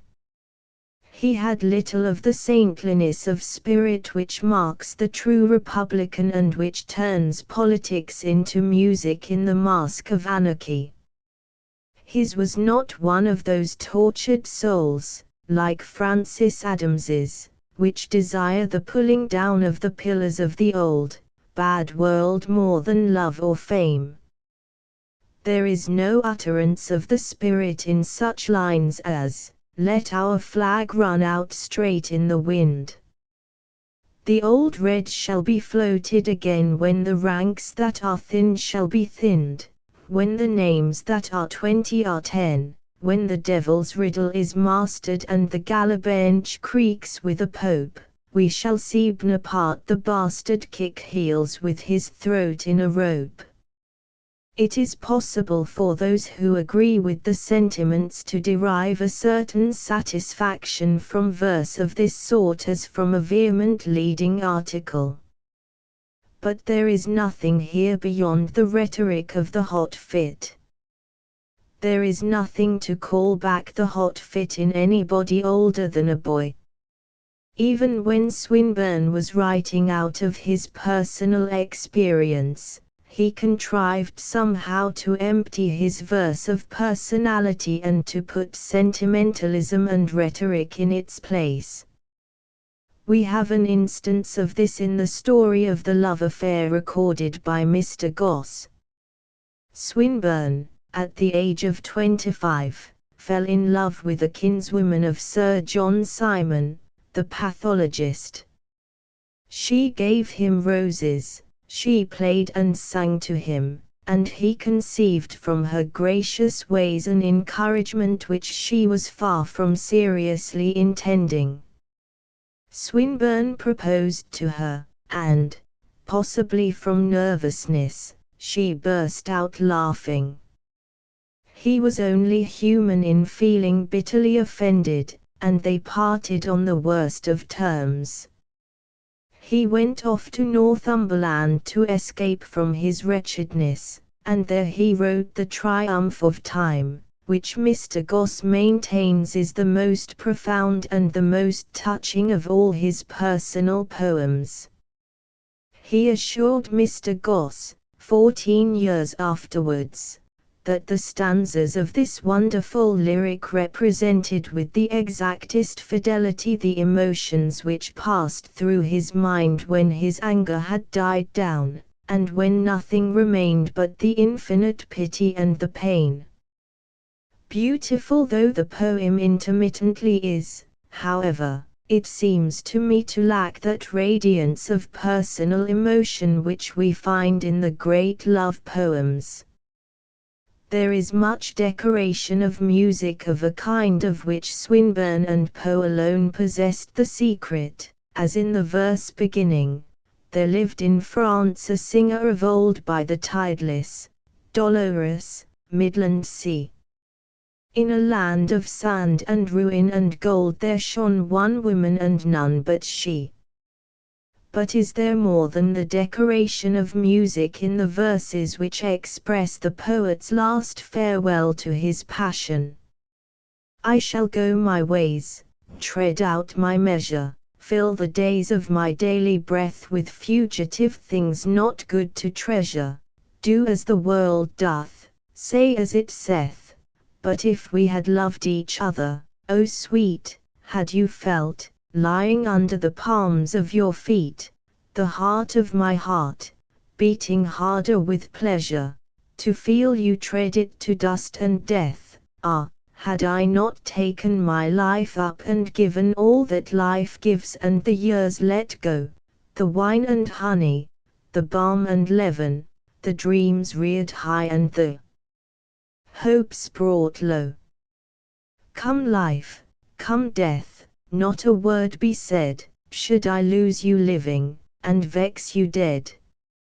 I shall never tell you on earth, and in heaven, if I cry to you then, will you care to know?"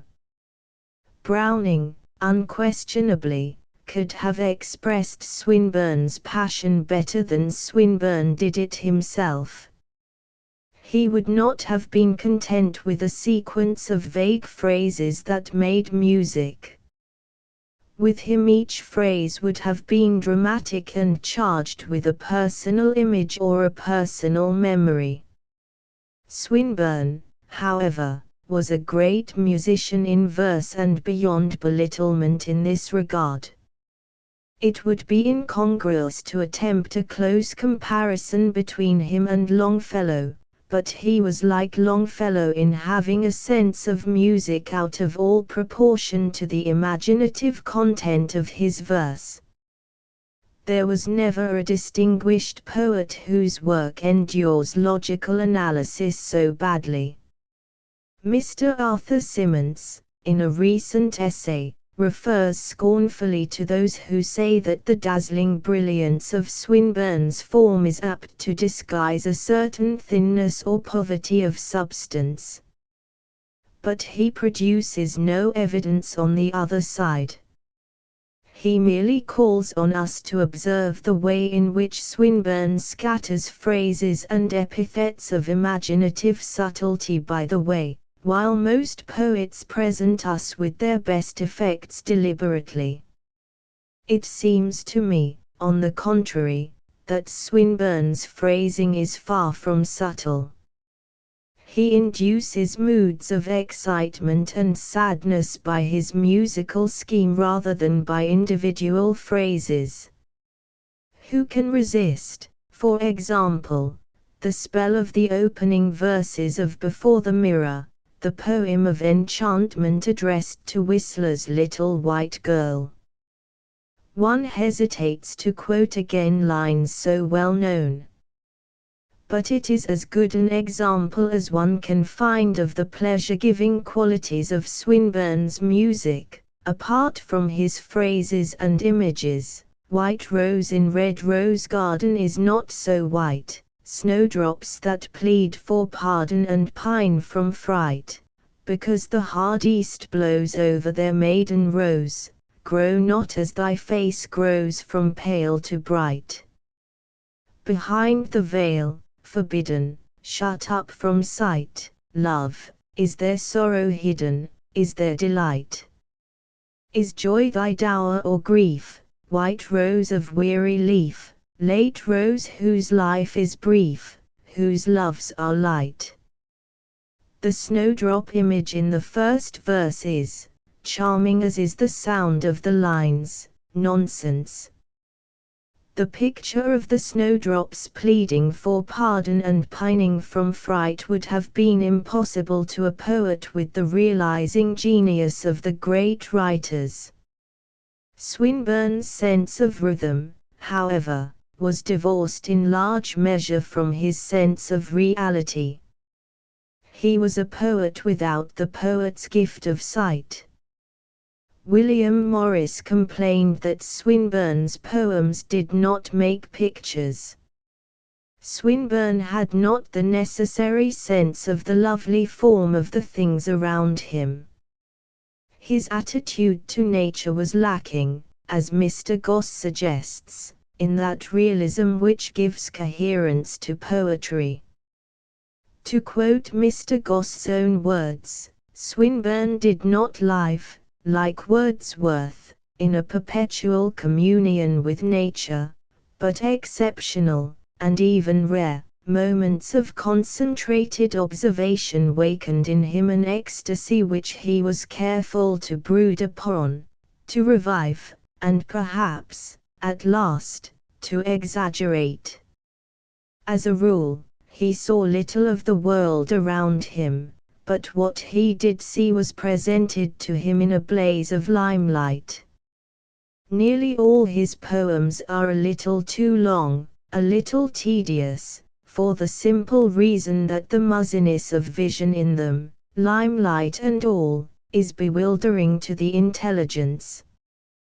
There are few of his poems which close in splendor equal to the splendor of their opening verses. The Garden of Proserpine is one of the few that keep the good wine for the last. Here, however, as in the rest of his poems, we find beautiful passages rather than beauty informing the whole poem. Swinburne's poems have no spinal cord.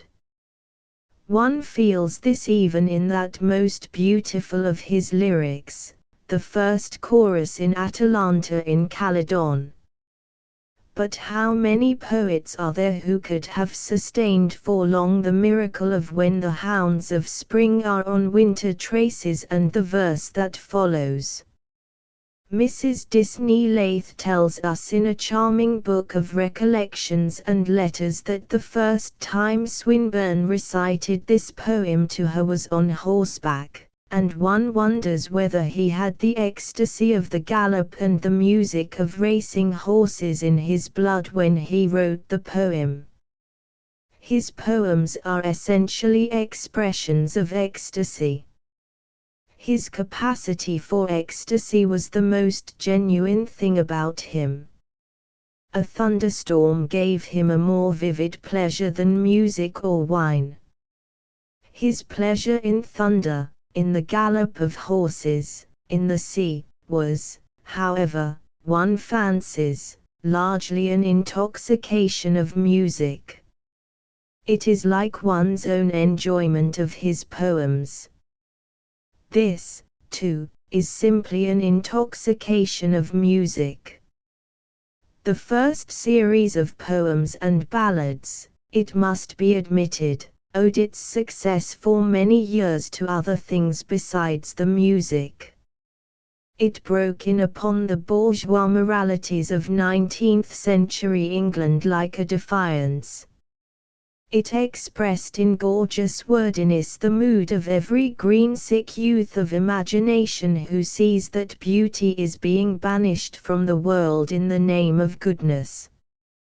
One has only to look at the grey and yellow and purple brick houses built during the reign of Victoria to see that the green-sick youth had a good right to protest.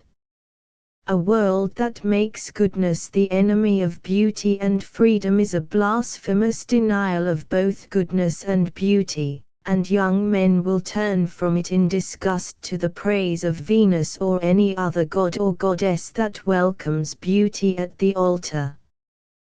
The first volume of Poems and Ballads was a challenge to the lie of tall-hatted religion. There is much truth in Mr. Goss saying that the poet is not a lotus-eater who has never known the gospel, but an evangelist turned inside out. He had been brought up puritanically by his mother, who kept all fiction from him in his childhood, but grounded him with the happiest results in the Bible and Shakespeare. This acquaintance with the text of the Bible, says Mr. Goss, he retained to the end of his life, and he was accustomed to be emphatic about the advantage he had received from the beauty of its language. His early poems, however, were not a protest against the atmosphere of his home, but against the atmosphere of what can only be described by the worn-out word respectability. Mrs. Disney Lath declares that she never met a character more reverent-minded.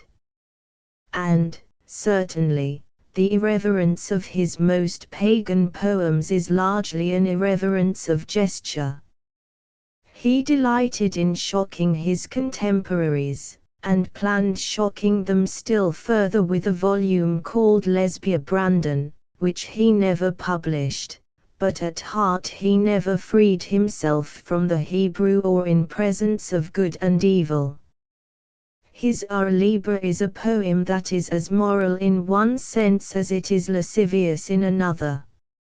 As Mr. Goss says, his imagination was always swinging, like a pendulum, between the North and the South, between paganism and Puritanism, between resignation to the instincts and an ascetic repudiation of their authority. It is the conflict between the two moods that is the most interesting feature in Swinburne's verse, apart from its purely artistic qualities. Some writers find Swinburne as great a magician as ever in those poems in which he is free from the obsession of the flesh. But I doubt if Swinburne ever rose to the same great heights in his later work as in the two first series of Poems and Ballads. Those who praise him as a thinker quote Hertha as a masterpiece of philosophy in music, and it was Swinburne's own favorite among his poems. But I confess I find it a too long sermon. Swinburne's philosophy and religion were as vague as his vision of the world about him. I might call myself, if I wished he wrote in 1875, a kind of Christian, of the Church of Blake and Shelley, but assuredly in no sense a theist. Mr. Goss has written Swinburne's life with distinction and understanding, but it was so eventless a life that the biographers is not an easy task. The book contains plenty of entertainment, however. It is amusing to read of the author of Anactoria as a child going about with Bowdler's Shakespeare under his arm and, in later years, assisting Jowett in the preparation of a child's Bible. 23. The work of T.M. Kettle to have written books and to have died in battle has been a common enough fate in the last few years. But not many of the young men who have fallen in the war have left us with such a sense of perished genius as Lieutenant T.M. Kettle, who was killed at Ginchy. He was one of those men who have almost too many gifts to succeed. He had the gift of letters and the gift of politics. He was a mathematician, an economist, a barrister, and a philosopher. He was a bohemian as well as a scholar. As one listened to him, one suspected at times that he must be one of the most brilliant conversationalists of the age. He lived in a blaze of adoration as a student, and, though this adoration was tempered by the abuse of opponents in his later years, he still had a way of going about as a conqueror with his charm. Had he only had a little ordinariness in his composition to harden him, he would almost certainly have ended as the leading Irish statesman of his day. He was undoubtedly ambitious of success in the grand style. But with his ambition went the mood of Ecclesiastes, which reminded him of the vanity of ambition. In his youth he adhered to Herbert Spencer's much-quoted saying, "What I need to realize is how infinitesimal is the importance of anything I can do, and how infinitely important it is that I should do it." But, while with Spencer this was a call to action, with Kettle it was rather a call to meditation, to discussion. He was the Hamlet of modern Ireland. And it is interesting to remember that in one of his early essays he defended Hamlet against the common charge of inability to act and protested that he was the victim, not of a vacillating will, but of the fates. He contended that, so great were the issues and so dubious the evidence, Hamlet had every right to hesitate. The commercial blandness, he wrote, with which people talk of Hamlet's plain duty makes one wonder if they recognize such a thing as plain morality. The removal of an uncle without due process of law and on the unsupported evidence of an unsubpoenable ghost, the widowing of a mother and her casting off as unspeakably vile, are treated as enterprises about which a man has no right to hesitate or even to feel unhappy. This is not mere speciousness. There is the common sense of pessimism in it too. The normal Irish man of letters begins as something of a utopian. Kettle was always too much of a pessimist, he himself would have said a realist, to yield easily to romance.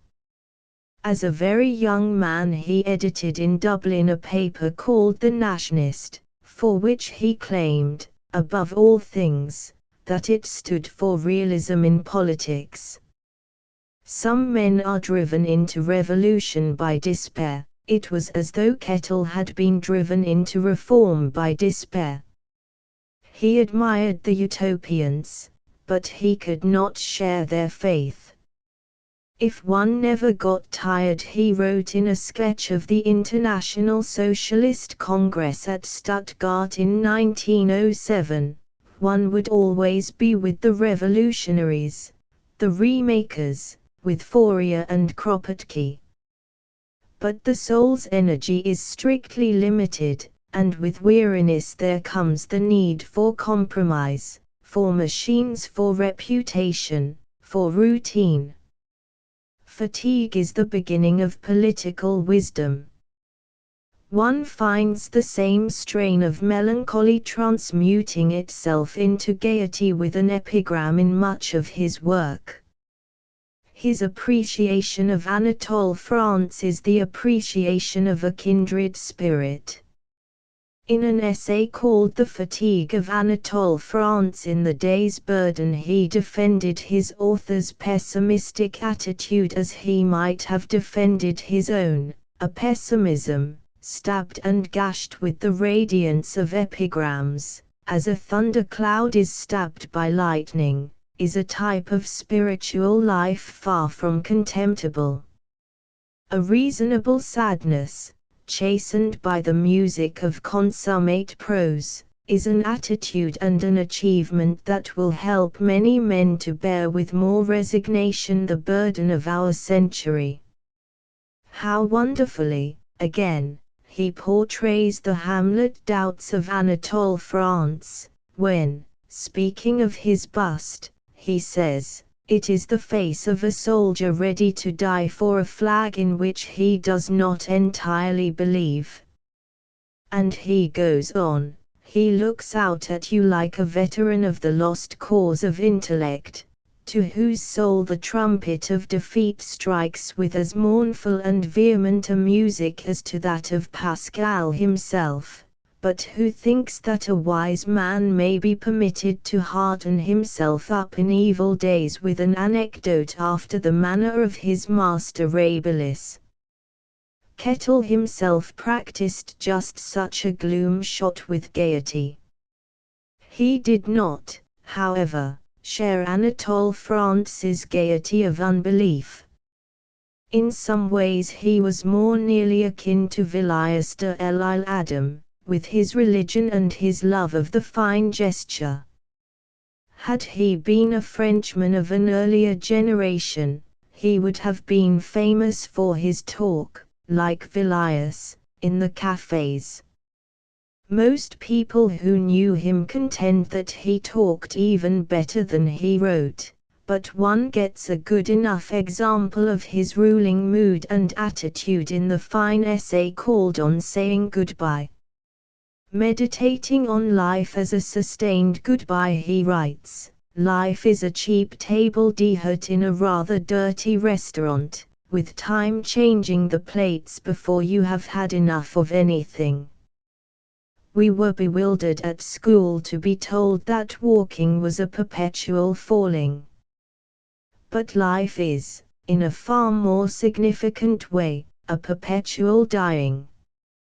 Death is not an eccentricity, but a settled habit of the universe. The drums of today call to us, as they call to young Fortinbras in the fifth act of Hamlet, over corpses piled up in such abundance as to be almost ridiculous. We praise the pioneer, but we praise him on wrong grounds. His strength lies not in his leaning out to new things, that may be mere curiosity, but in his power to abandon old things. All his courage is a courage of adieus. This meditativeness on the passing nature of things is one of the old moods of mankind. Kettle, however, was one of the men of our time in whom it has achieved imaginative expression. I remember his once saying, in regard to some hostile criticisms that had been passed on his own power to abandon old things, "The whole world is nothing but the story of a renegade. The bud is renegade to the tree, and the flower to the bud, and the fruit to the flower." Though he rejoiced in change as a politician, however, he bewaited the necessity of change as a philosopher. His praise of death in the essay I have just quoted from is the praise of something that will put an end to changes and goodbyes. There is only one journey, as it seems to me, in which we attain our ideal of going away and going home at the same time. Death, normally encountered, has all the attractions of suicide without any of its horrors. The old woman, an old woman previously mentioned who complained that the only bothersome thing about walking was that the miles began at the wrong end, the old woman when she comes to that road will find the miles beginning at the right end. We shall all bid our first real adieu to those brother jesters of ours, time, and space, and though the handkerchiefs flutter, no lack of courage will have power to cheat or defeat us.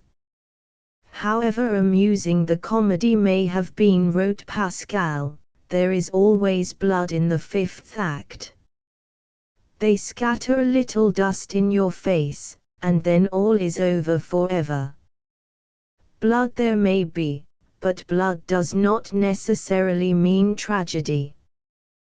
The wisdom of humility bids us pray that in that fifth act we may have good lines and a timely exit, but, fine or feeble, there is comfort in breaking the parting word into its two significant halves, adieu.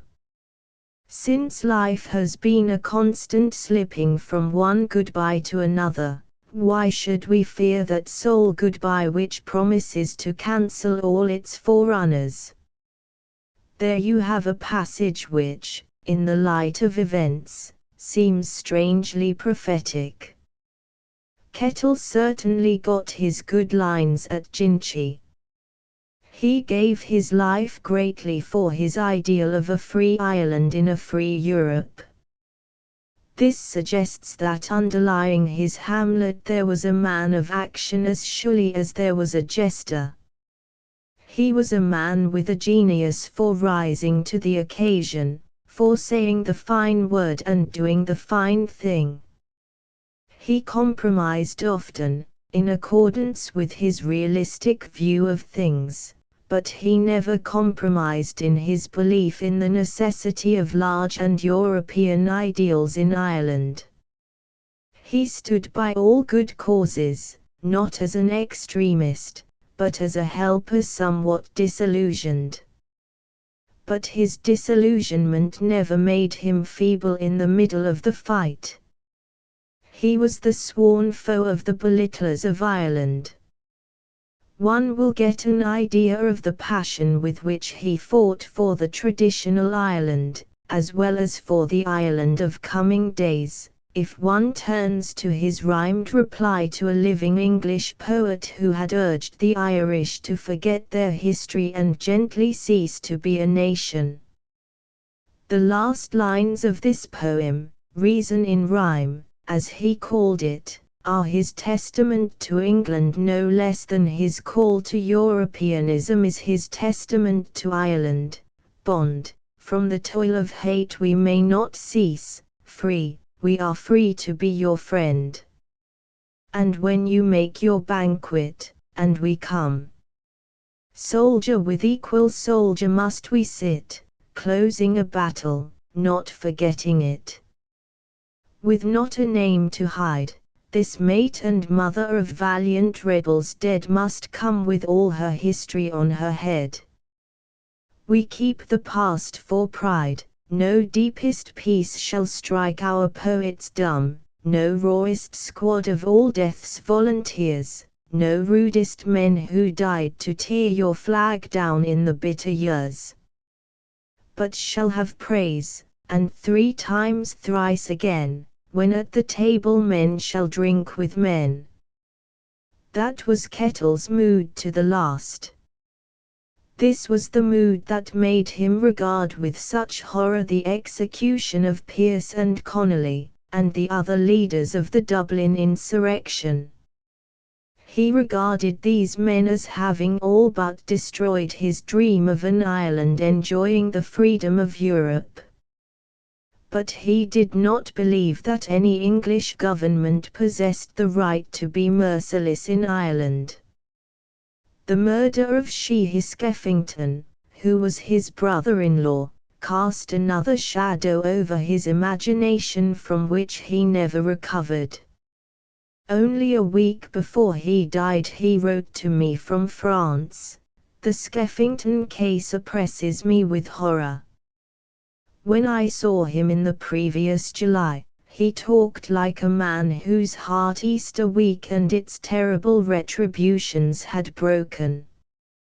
But there must have been exaltation in those days just before his death, as one gathers from the last, or all but the last, of his letters home. We are moving up tonight into the Battle of the Somme.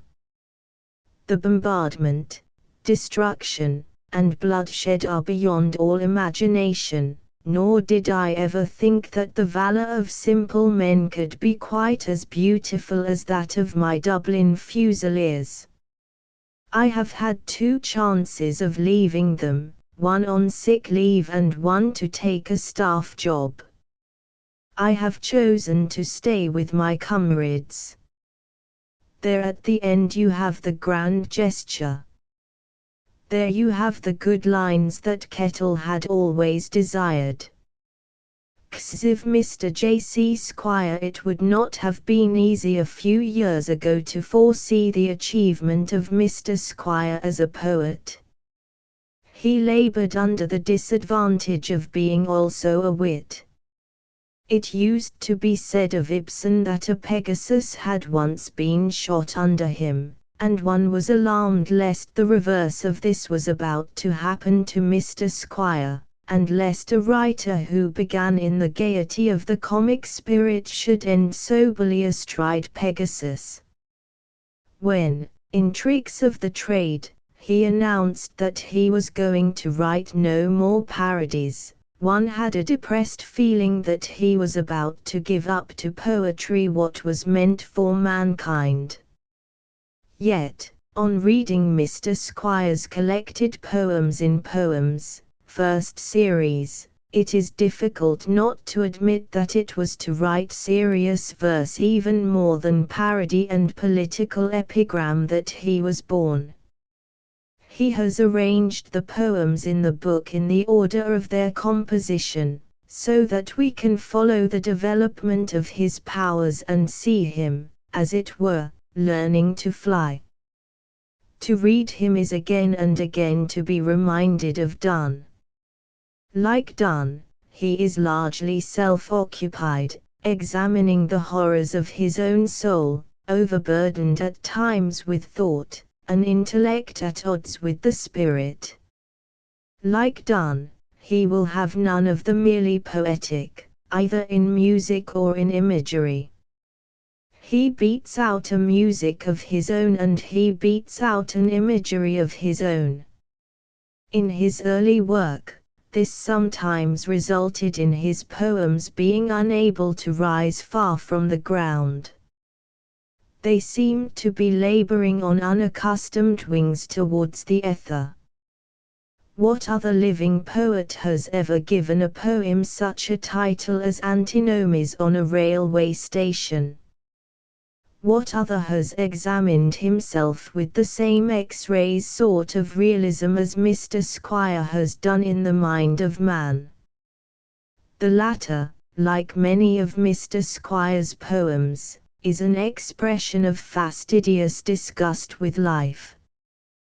The early Mr. Squire was a master of disgust, and we see the same mood dominant even in the ode, in a restaurant, where the poet suddenly breaks out, "Soul, this life is very strange, and circumstances very foul attend the belly's stormy howl."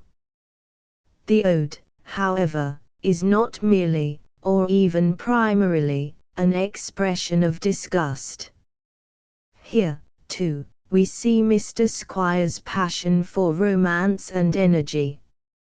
Here, too, we see him as a fisherman of strange imagery, as when he describes the sounds of the restaurant band as they float in upon him from another room and die again, like keen-drawn threads of ink dropped into a glass of water, which curl and relax and soften and pass. The ode, in a restaurant, is perhaps the summit of Mr. Squire's writing as a poet at odds with himself, a poet who floats above the obscene and dull realities of every day, like a draggled seagull over dreary flats of mud. He has already escaped into blue levels in the poem, On a Friend Recently Dead, written in the same or the following year. Here he ceases to be a poet floating and bumping against a ceiling. He is now ranging the heaven of the emancipated poets. Even when he writes of the common and prosaic things, he now charges them with significance for the emotions. He is no longer a satirist and philosopher, but a lover. How well he conjures up the picture of the room in which his friend used to sit and talk, capricious friend. Here in this room, not long before the end, here in this very room 6 months ago you poised your foot and joked and chuckled so. Beyond the window shook the ash tree bough, you saw books, pictures, as I see them now. The sofa then was blue, the telephone listened upon the desk and softly shone even as now the fire irons in the grate, and the little brass pendulum swung, a seal of fate stamping the minutes, and the curtains on window and door just moved in the air, and on the dark boards of the floor these same discreetly colored rugs were lying. And then you never had a thought of dying. How much richer, too, by this time Mr. Squire's imagery has become. His observation is both exact and imaginative when he notes how the frail ash tree hisses with a soft sharpness like a fall of mount grain. Elsewhere in the same poem Mr. Squire has given us a fine new image of the brevity of man's life, and I see myself as one of a heap of stones, wetted a moment to life as the flying wave goes over. It was not, however, till the Lily of Malud appeared that readers of poetry in general realized that Mr. Squire was a poet of the imagination even more than of the intellect. This is a flower that has blossomed out of the vast swamps of the anthropologists. It is the song of the ritual of initiation. Mr. Squire's power in the sphere both of the grotesque and of lovely imagery is revealed in the triumphant close of this poem, and the surly thick-lipped men, as they sit about their huts making drums out of guts, grunting gruffly now and then, carving sticks of ivory, stretching shields of wrinkled skin, smoothing sinister and thin squatting gods of ebony, chip and grunt and do not see.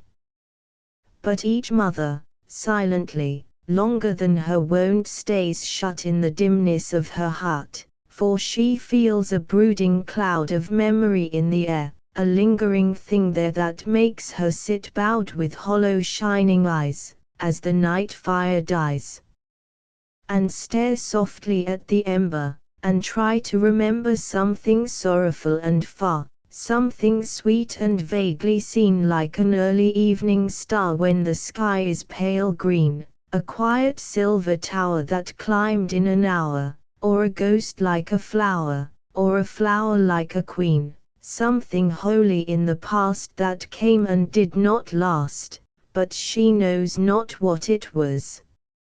It is easy to see in the last lines that Mr. Squire has escaped finally from the idealist's disgust to the idealist's exaltation. He has learned to express the beautiful mystery of life, and he is no longer haunted in his nerves by the ugliness of circumstances. Not that he has shut himself up in an enchanted world. He still remains a poet of this agonizing earth. In the stronghold he summons up a vision of easeful death only to turn aside from it as Christian turned aside from the temptations on his way. But, oh, if you find that castle, draw back your foot from the gateway, let not its peace invite you, let not its offerings tempt you. For faded and decayed like a garment, love to a dust will have fallen, and song and laughter will have gone with sorrow, and hope will have gone with pain, and of all the throbbing heart's high courage nothing will remain. And these later poems are not only nobler in passion than the early introspective work, they are also more moving. Few of the in memoriam poems of the war touch the heart as does that poem, To a Bulldog, with its moving close, and though you run expectant as you always do to the uniforms we meet, you will never find Willie among all the soldiers even in the longest street. Nor in any crowd, yet, strange and bitter thought, even now were the old words said, if I tried the old trick, and said where's Willie? You would quiver and lift your head. and your brown eyes would look to ask if I was serious, and wait for the word to spring. Sleep undisturbed, I shan't say that again, you innocent old thing.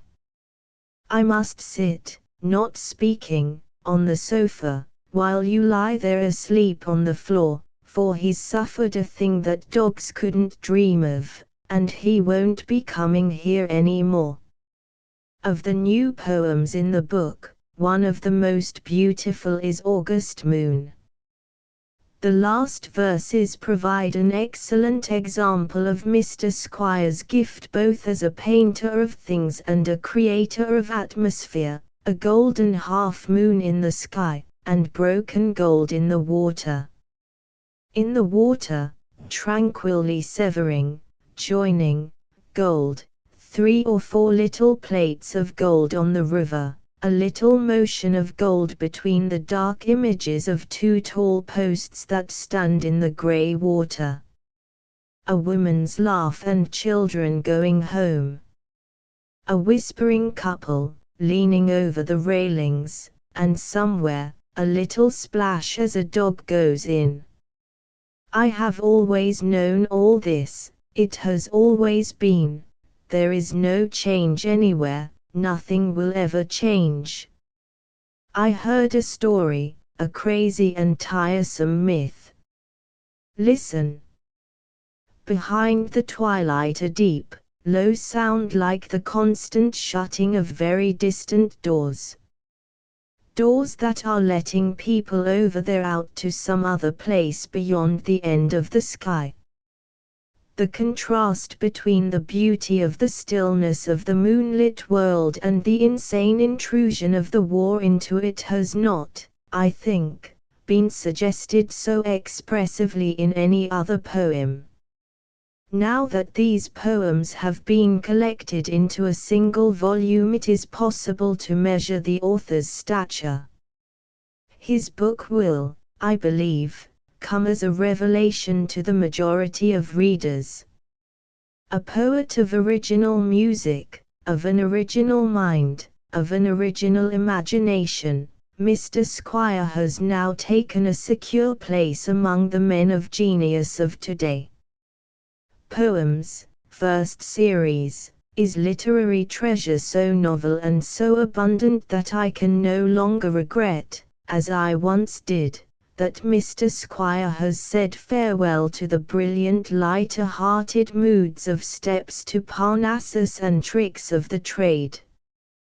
He has brought us gifts better even than those. XXVR Joseph Conrad 1. The making of an author. Mr. Joseph Conrad is one of the strangest figures in literature. He has called himself the most unliterary of writers.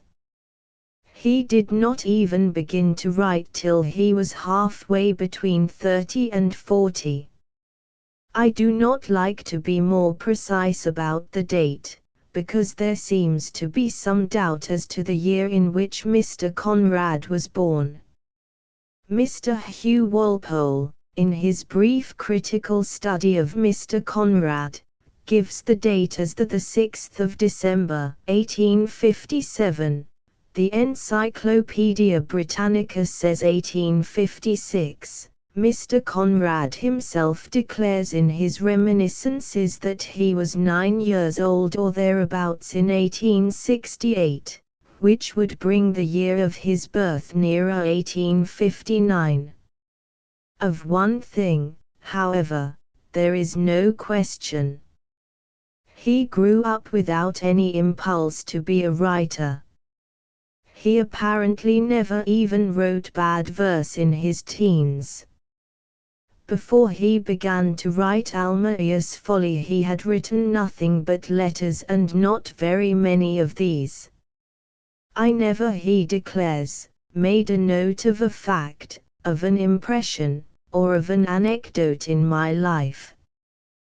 The ambition of being an author had never turned up among those precious imaginary existences one creates fondly for oneself in the stillness and immobility of a daydream. At the same time, Mr. Conrad's is not a genius without parentage or pedigree. His father was not only a revolutionary, but in some degree a man of letters. Mr. Conrad tells us that his own acquaintance with English literature began at the age of 8 with the Two Gentlemen of Verona, which his father had translated into Polish. He has given us a picture of the child he then was, dressed in a black blouse with a white border in mourning for his mother, as he knelt in his father's study chair, with my elbows on the table and my head held in both hands over the pile of loose pages. While he was still a boy he read Hugo and Don Quixote and Dickens, and a great deal of history, poetry, and travel. He had also been fascinated by the map. It may be said of him even in his childhood, as Sir Thomas Browne has said in general of every human being, that Africa and all her prodigies were within him. No passage in his autobiography suggests the first prophecy of his career so markedly as that in which he writes, "It was in 1868, when 9 years old or thereabouts, that while looking at a map of Africa of the time and putting my finger on the blank space then representing the unsolved mystery of that continent, I said to myself with absolute assurance and an amazing audacity which are no longer in my character now, when I grow up I shall go there." Mr. Conrad's genius, his consciousness of his destiny, may be said to have come to birth in that hour. What but the second sight of genius could have told this inland child that he would one day escape from the torturing round of rebellion in which the soul of his people was imprisoned to the sunless jungles and secret rivers of Africa, where he would find an imperishable beauty of wonder and monstrous fear? Many people regard Heart of Darkness as his greatest story. Heart of Darkness surely began to be written on the day on which the boy of 9 or thereabouts put his finger on the blank space of the map of Africa and prophesied. He was in no hurry, however, to accomplish his destiny. Mr. Conrad has never been in a hurry, even in telling a story. He has waited on fate rather than run to meet it. I was never, he declares, one of those wonderful fellows that would go afloat in a wash-tub for the sake of the fun. On the other hand, he seems always to have followed in his own determined fashion certain sudden intuitions, much as great generals and saints do. Alexander or Napoleon could not have seized the future with a more splendid defiance of reason than did Mr. Conrad, when, though he did not yet know 6 words of English, he came to the resolve, if a seaman, then an English seaman. He has always been obedient to a star. He likes to picture himself as a lazy creature, but he is really one of the most dogged day laborers who have ever served literature. In Typhoon and Youth he has written of the triumph of the spirit of man over tempest and fire. We may see in these stories not only the record of Mr. Conrad's 20 years' toil as a seaman, but the image of his desperate doggedness as an author writing in a foreign tongue. Line by line he writes, rather than page by page, was the growth of Almaeus' folly. He has earned his fame in the sweat of his brow. He speaks of the terrible bodily fatigue that is the lot of the imaginative writer even more than of the manual laborer. I have, he adds, carried bags of wheat on my back, bent almost double under a ship's deck beams, from 6 in the morning till 6 in the evening, with an hour and a half off for meals, so I ought to know.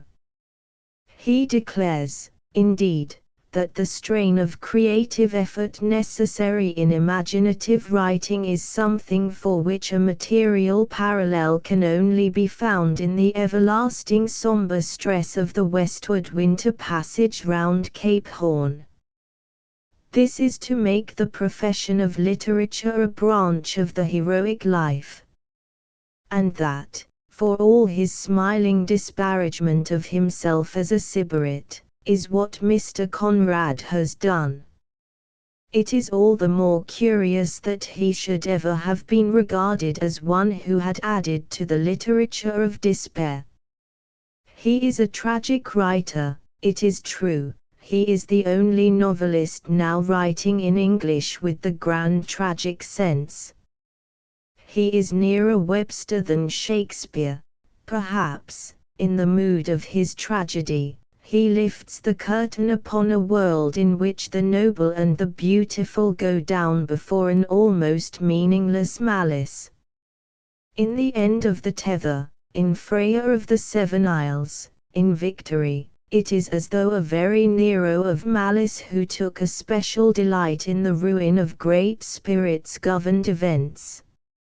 On the other hand, as in Samson Agonists, so in the stories of Mr. Conrad we are confronted with the curious paradox that some deathless quality in the dying hero forbids us utterly to despair. Mr. Hardy has written the tragedy of man's weakness, Mr. Conrad has written the tragedy of man's strength with courage never to submit or yield.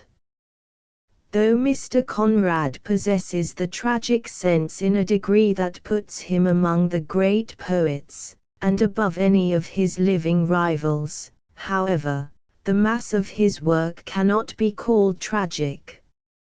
Youth, Typhoon, Lord Jim, The Secret Sharer, The Shadow Line, are not all these fables of conquest and redemption? Man in Mr. Conrad's stories is always a defier of the devils, and the devils are usually put to flight. Though he is eager to disclaim being a moralist or even having any liking for moralists, it is clear that he is an exceedingly passionate moralist and is in more ardent imaginative sympathy with the duties of man and Burke than with the rights of man and Shelley. Had it not been so, he might have been a political visionary and stayed at home. As it is, this son of a Polish rebel broke away from the wavering aspirations and public dreams of his revolutionary countrymen, and found salvation as an artist in the companionship of simple men at sea. Some such tremendous breach with the past was necessary in order that Mr. Conrad might be able to achieve his destiny as an artist. No one but an inland child could, perhaps, have come to the sea with such a passion of discovery. The sea to most of us is a glory, but it is a glory of our everyday earth. Mr. Conrad, in his discovery of the sea, broke into a new and wonder-studded world, like some great adventurer of the Renaissance. He was like a man coming out of a pit into the light. That, I admit, is too simple an image to express all that going to sea meant to Mr. Conrad. But some such image seems to me to be necessary to express that element in his writing which reminds one of the vision of a man who has lived much underground. He is a dark man who carries the shadows and the mysteries of the pit about with him. He initiates us in his stories into the romance of Erebus. He leads us through a haunted world in which something worse than a ghost may spring on us out of the darkness. Ironical, sad, a spectator, he is nevertheless a writer who exalts rather than dispirits. His genius moves enlargingly among us, a very spendthrift of treasure of recollection, observation, imagery, tenderness, and humor. It is a strange thing that it was not until he published Chants that the world in general began to recognize how great a writer was enriching our time. Perhaps his own reserve was partly to blame for this. He tells us that all the characters he ever got on his discharge from a ship contained the words strictly sober, and he claims that he has observed the same sobriety, asceticism of sentiment he calls it, in his literary work as at sea. He has been compared to Dostoevsky, but in his quietism he is the very opposite of Dostoevsky, an author, indeed, of whom he has written impatiently. At the same time, Mr. Conrad keeps open house in his pages as Dostoevsky did for strange demons and goblins, that population of grotesque characters that links the modern realistic novel to the fairy tale. His tales are tales of wonder. He is not only a philosopher of the bold heart under a sky of despair, but one of the magicians of literature. That is why one reads the volume called Youth for the third and fourth time with even more enthusiasm than when one reads it for the first. Two Tales of Mystery. Mr. Joseph Conrad is a writer with allure. Every novelist of genius is that, of course, to some extent. But Mr. Conrad is more than most. He has allure like some lost shore in the tropics.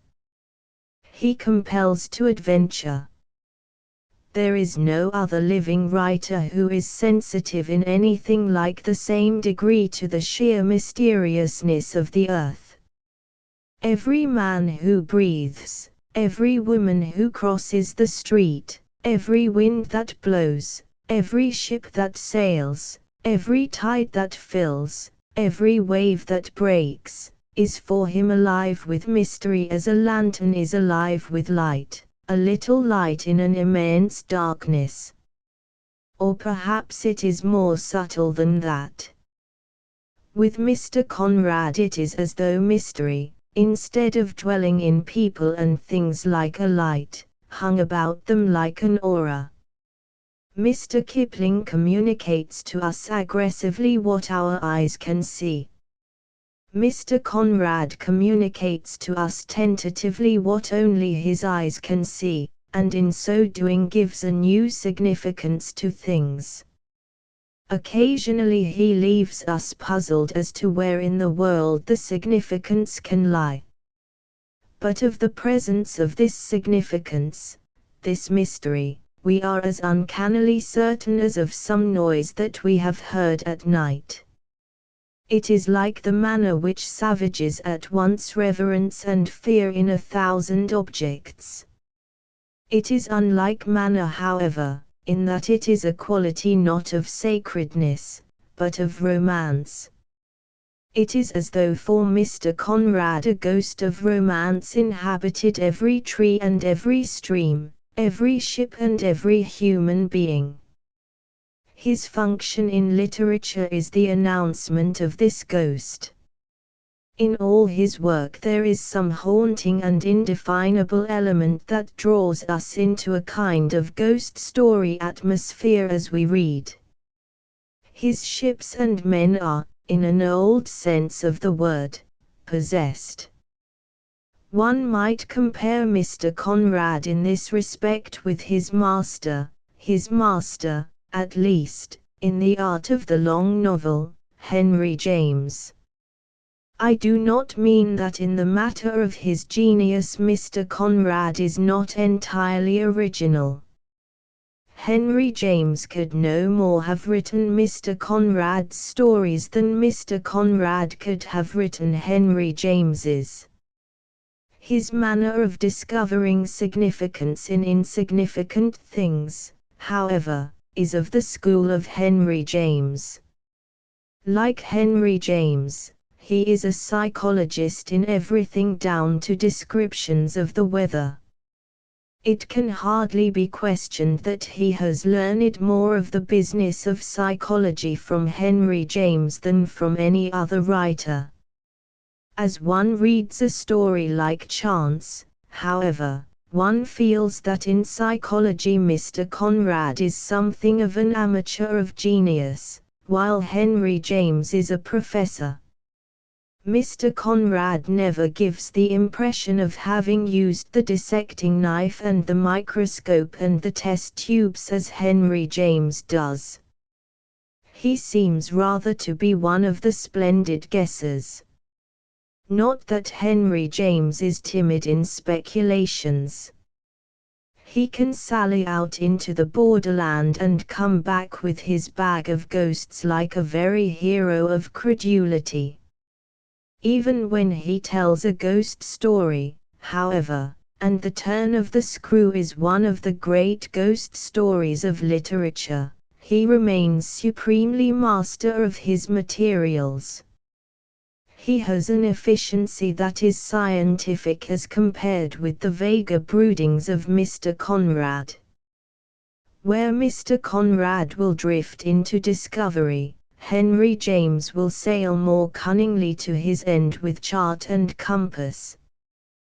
One is aware of a certain deliberate indolent hither and thitherness in the psychological progress of Mr. Conrad's under-Western eyes, for instance, which is never to be found even in the most elusive of Henry James's novels.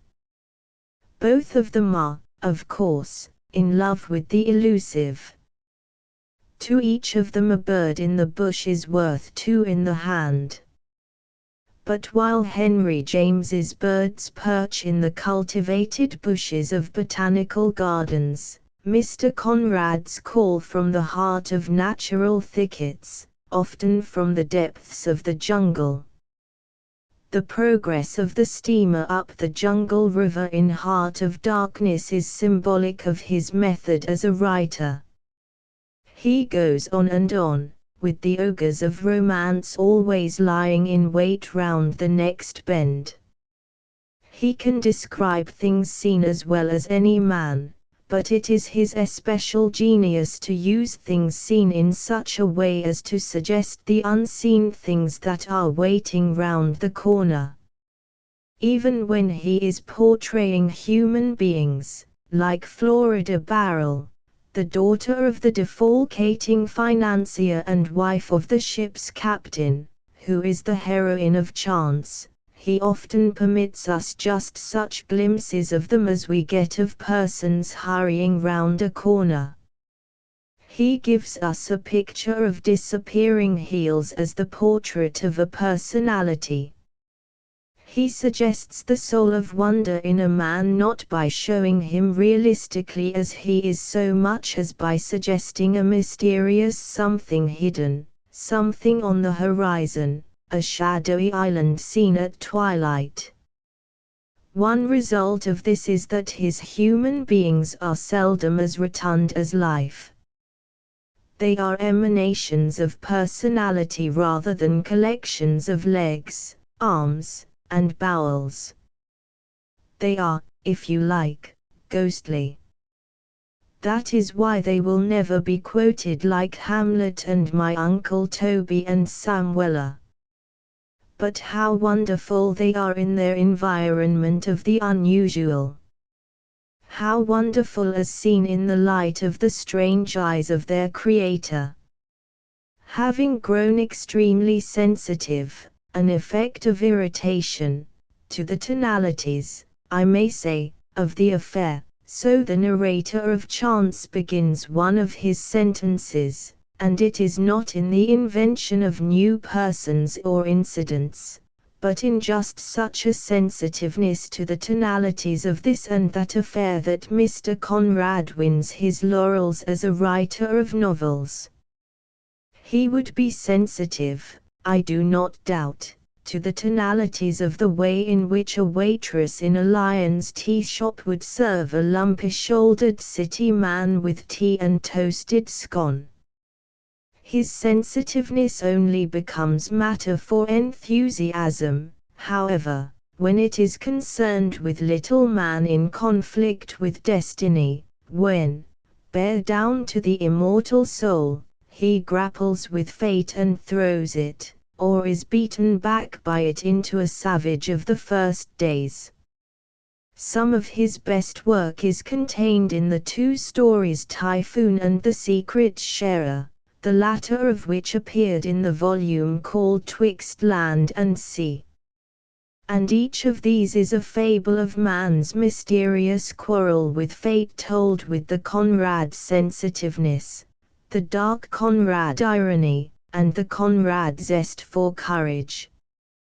These stories are so great that while we read them we almost forget the word psychology. We are swept off our feet by a tide of heroic literature. Each of the stories, complex though Mr. Conrad's interest in the central situation may be, is radically as heroic and simple as the story of Jack's fight with the giants or of the defense of the round house in Kidnapped. In each of them the soul of man challenges fate with its terrors, it dares all, it risks all, it invades and defeats the darkness. Typhoon was, I fancy, not consciously intended as a dramatization of the struggle between the soul and the prince of the power of the air. But it is because it is eternally true as such a dramatization that it is, let us not shrink from praise, one of the most overwhelmingly fine short stories in literature. It is the story of an unconquerable soul even more than of an unconquerable ship. One feels that the ship's struggles have angels and demons for spectators, as time and again the storm smashes her and time and again she rises alive out of the pit of the waters. They are an affair of cosmic relevance as the captain and the mate cling on, watching the agonies of the steamer. Opening their eyes, they saw the masses of piled-up foam dashing to and fro amongst what looked like fragments of the ship. She had given way as if driven straight in. Their panting hearts yielded before the tremendous blow, and all at once she sprang up again to her desperate plunging, as if trying to scramble out from under the ruins. The seas in the dark seemed to rush from all sides to keep her back where she might perish. There was hate in the way she was handled, and a ferocity in the blows that fell. She was like a living creature thrown to the rage of a mob, hustled terribly, struck at, borne up, flung down, leaped upon. It is in the midst of these blinding, deafening, whirling, drowning terrors that we seem to see the captain and the mate as figures symbolic of Mr. Conrad's heroic philosophy of life.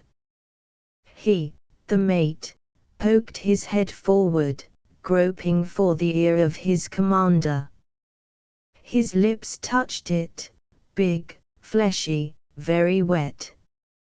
He cried in an agitated tone, "Our boats are going now, sir." And again he heard that voice, forced and ringing feebly, but with a penetrating effect of quietness in the enormous discord of noises, as if sent out from some remote spot of peace beyond the black wastes of the gale. Again he heard a man's voice, the frail and indomitable sound that can be made to carry an infinity of thought, resolution, and purpose, that shall be pronouncing confident words on the last day, when the heavens fall and justice is done. Again he heard it, and it was crying to him, as if from very, very far, "All right." Mr. Conrad's work, I have already suggested, belongs to the literature of confidence. It is the literature of great hearts braving the perils of the darkness. He is imaginatively never so much at home as in the night, but he is aware not only of the night, but of the stars. Like a cheer out of the dark comes that wonderful scene in the secret sharer in which, at infinite risk, the ship is sailed in close under the looming land in order that the captain may give the hidden manslayer a chance of escaping unnoticed to the land. This is a story in which the tonalities of the affair are much more subtle than in Typhoon. It is a study in eccentric human relations, the relations between the captain and the manslayer who comes naked out of the seas as if from nowhere one tropical night, and is huddled away with his secrets in the captain's cabin. It is for the most part a comedy of the abnormal, an ironic fable of splendid purposeless fears and risks. Towards the end, however, we lose our concern with nerves and relationships and such things, and our hearts pause as the moment approaches when the captain ventures his ship in order to save the interloper's life. That is a moment with all romance in it. As the ship swerves round into safety just in the nick of time, we have a story transfigured into the music of the triumphant soul. Mr. Conrad, as we see in Freya of the Seven Isles and elsewhere, is not blind to the commonness of tragic ruin against which no high-heartedness seems to avail. He is, indeed, inclined rather than otherwise to represent fate as a monstrous spider, unaccountable, often maleficent, hard to run away from. But he loves the fantastic comedy of the high heart which persists in the heroic game against the spider till the bitter end. His youth is just such a comedy of the peacockry of adventure amid the traps and disasters of fate. All this being so, it may be thought that I have underestimated the flesh and blood qualities in Mr. Conrad's work. I certainly do not want to give the impression that his men are less than men. They are as manly men as ever breathed. But Mr. Conrad seldom attempts to give us the complete synthesis of a man. He deals rather in aspects of personality. His longer books would hold us better if there were some overmastering characters in them. In reading such a book as Under Western Eyes we feel as though we had here a precious alphabet of analysis, but that it has not been used to spell a magnificent man.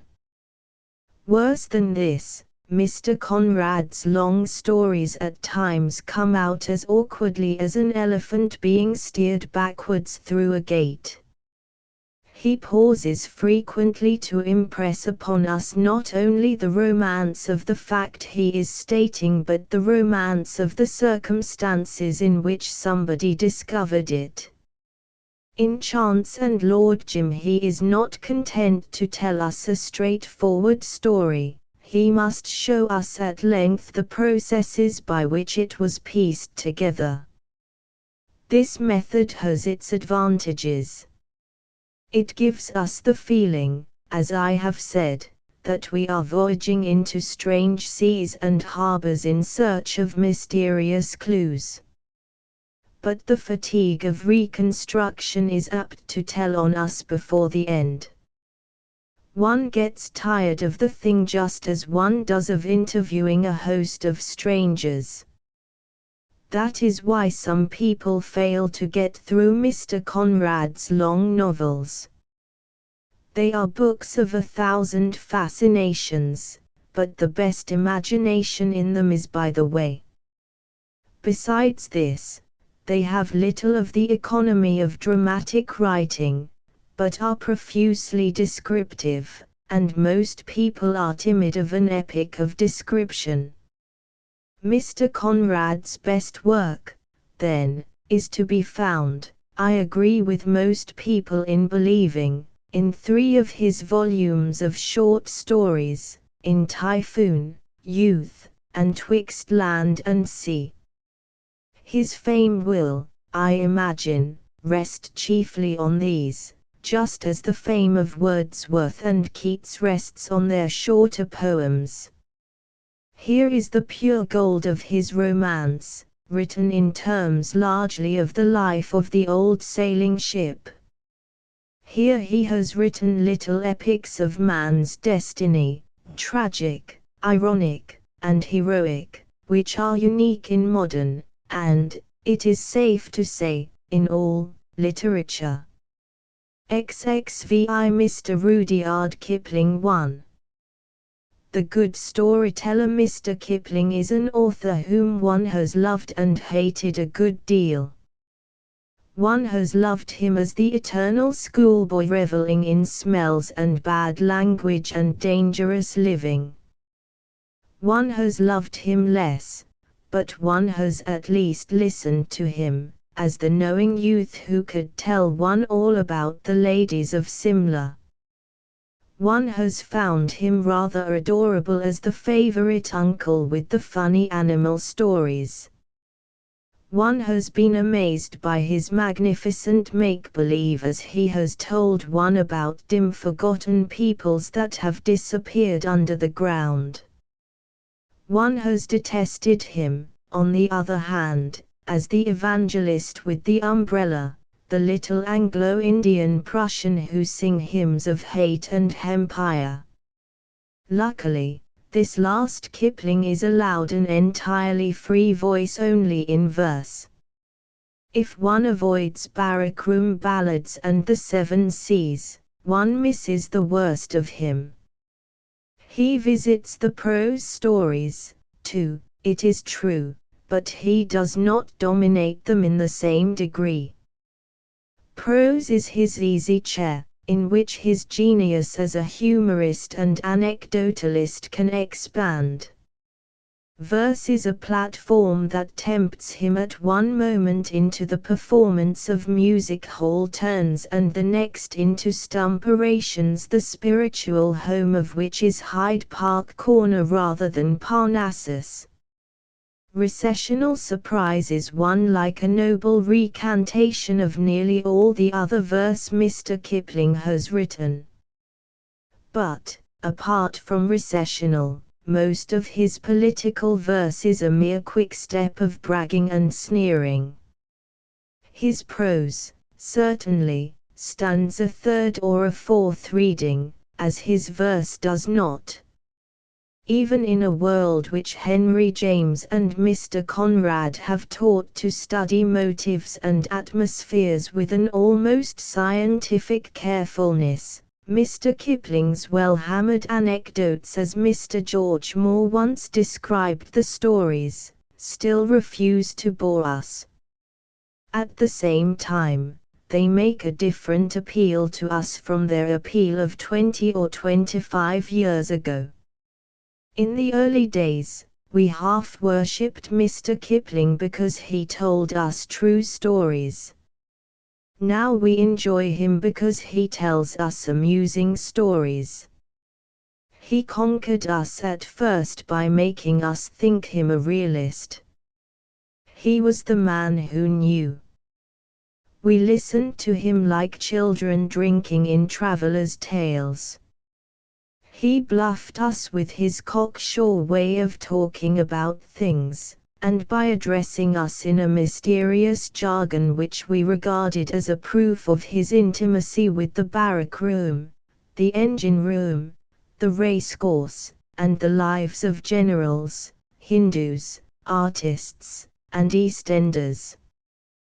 That was Mr. Kipling's trick. He assumed the realistic manner as Jacob assumed the hairy hands of Esau. He compelled us to believe him by describing with elaborate detail the setting of his story. and, having once got us in the mood of belief, he proceeded to spin a yarn that as often as not was as unlike life as a Yankee at the court of King Arthur. His characters are inventions, not portraits. Even the dialects they speak, dialects which used to be enthusiastically spoken of as masterly achievements of realism, are ludicrously false to life, as a page of Mulvaney's or Ortheris's talk will quickly make clear to anyone who knows the real thing. But with what humor the stories are told! Mr. Kipling does undoubtedly possess the genius of humor and energy. There are false touches in the boys' conversation in the drums of the fore and aft, but the humor and energy with which the progress of the regiment to the frontier, its disgrace and its rescue by the drunken children, are described, make it one of the most admirable short stories of our time. His humor, it must be admitted, is akin to the picaresque. It is amusing to reflect as one looks round the disreputable company of Mr. Kipling's characters, that his work has now been given a place in the Library of Law and Order.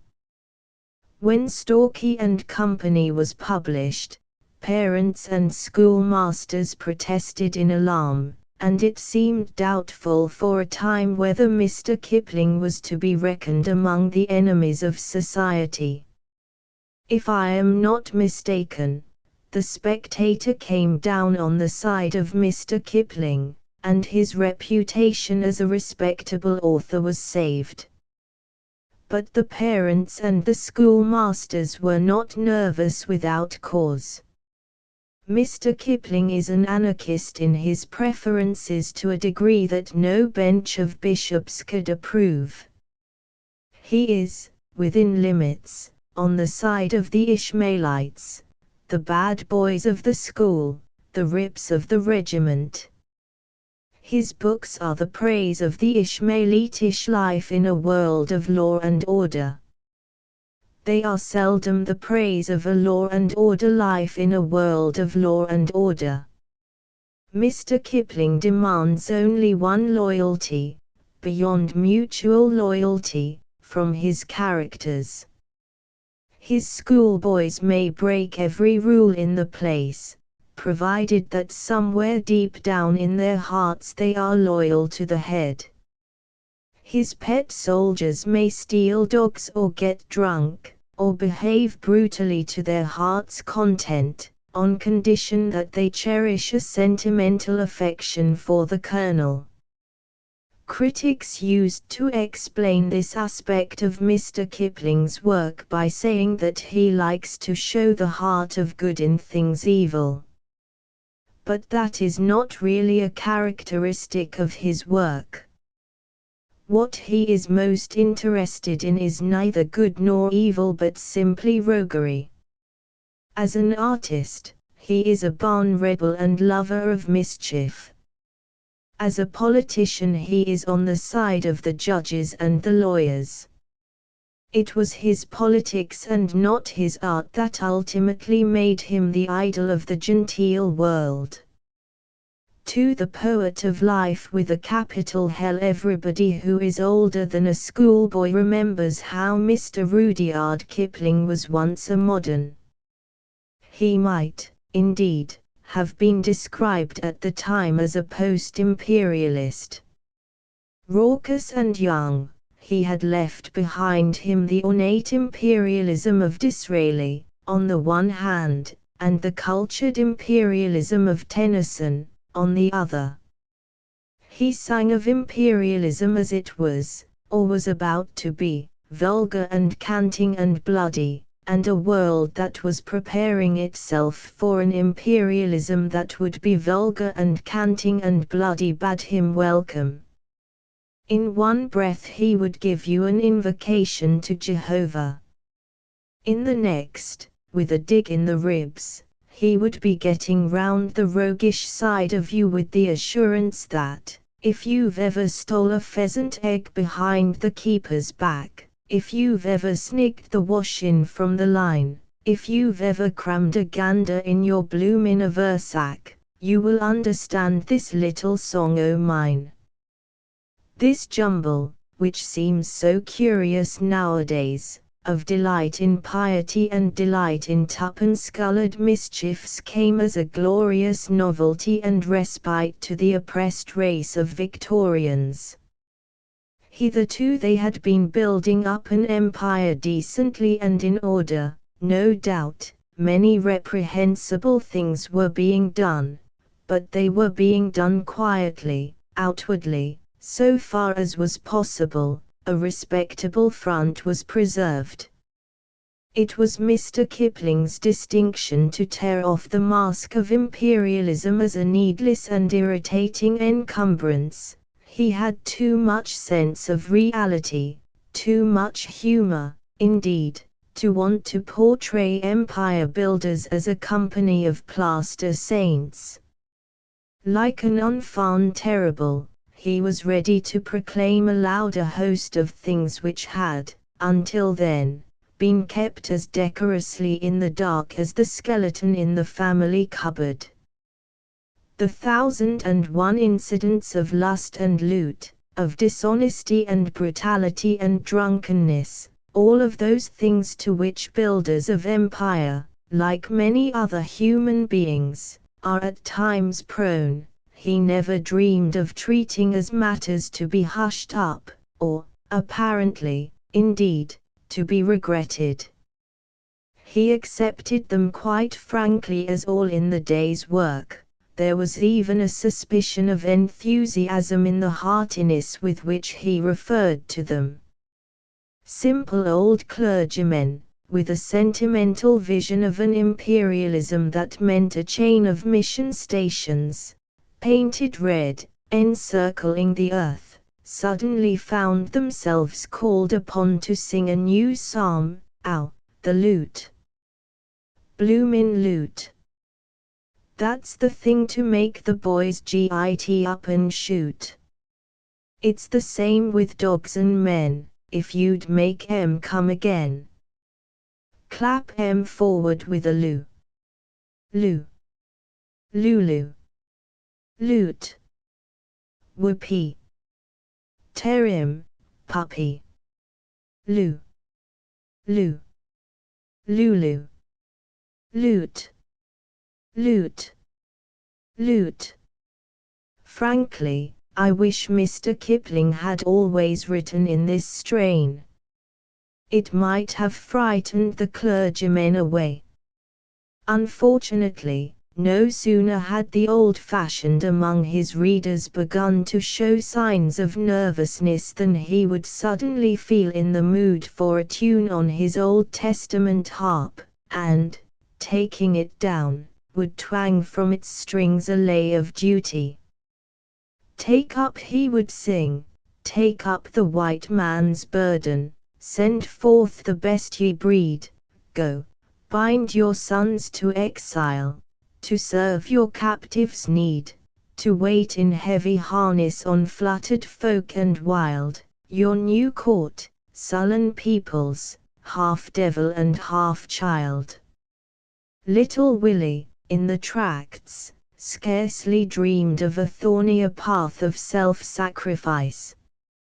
No wonder the sentimentalists were soon all dancing to the new music, music which, perhaps, had more of the harmonium than the harp in it, but was none the less suited on that account to its revivalistic purpose.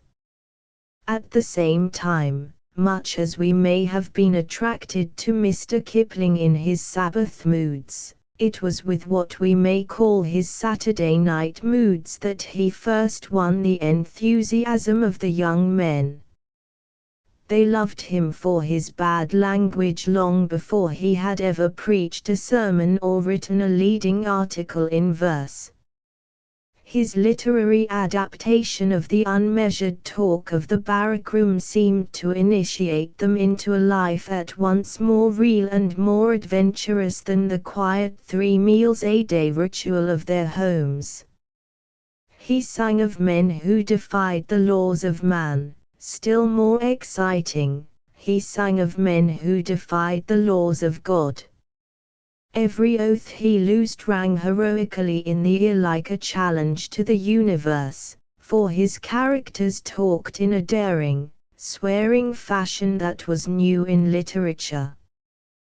One remembers the bright-eyed enthusiasm with which very young men used to repeat to each other lines like the one in the Ballad of the Bolivar which runs, "Boys, the wheel has gone to hell, rig the winches aft."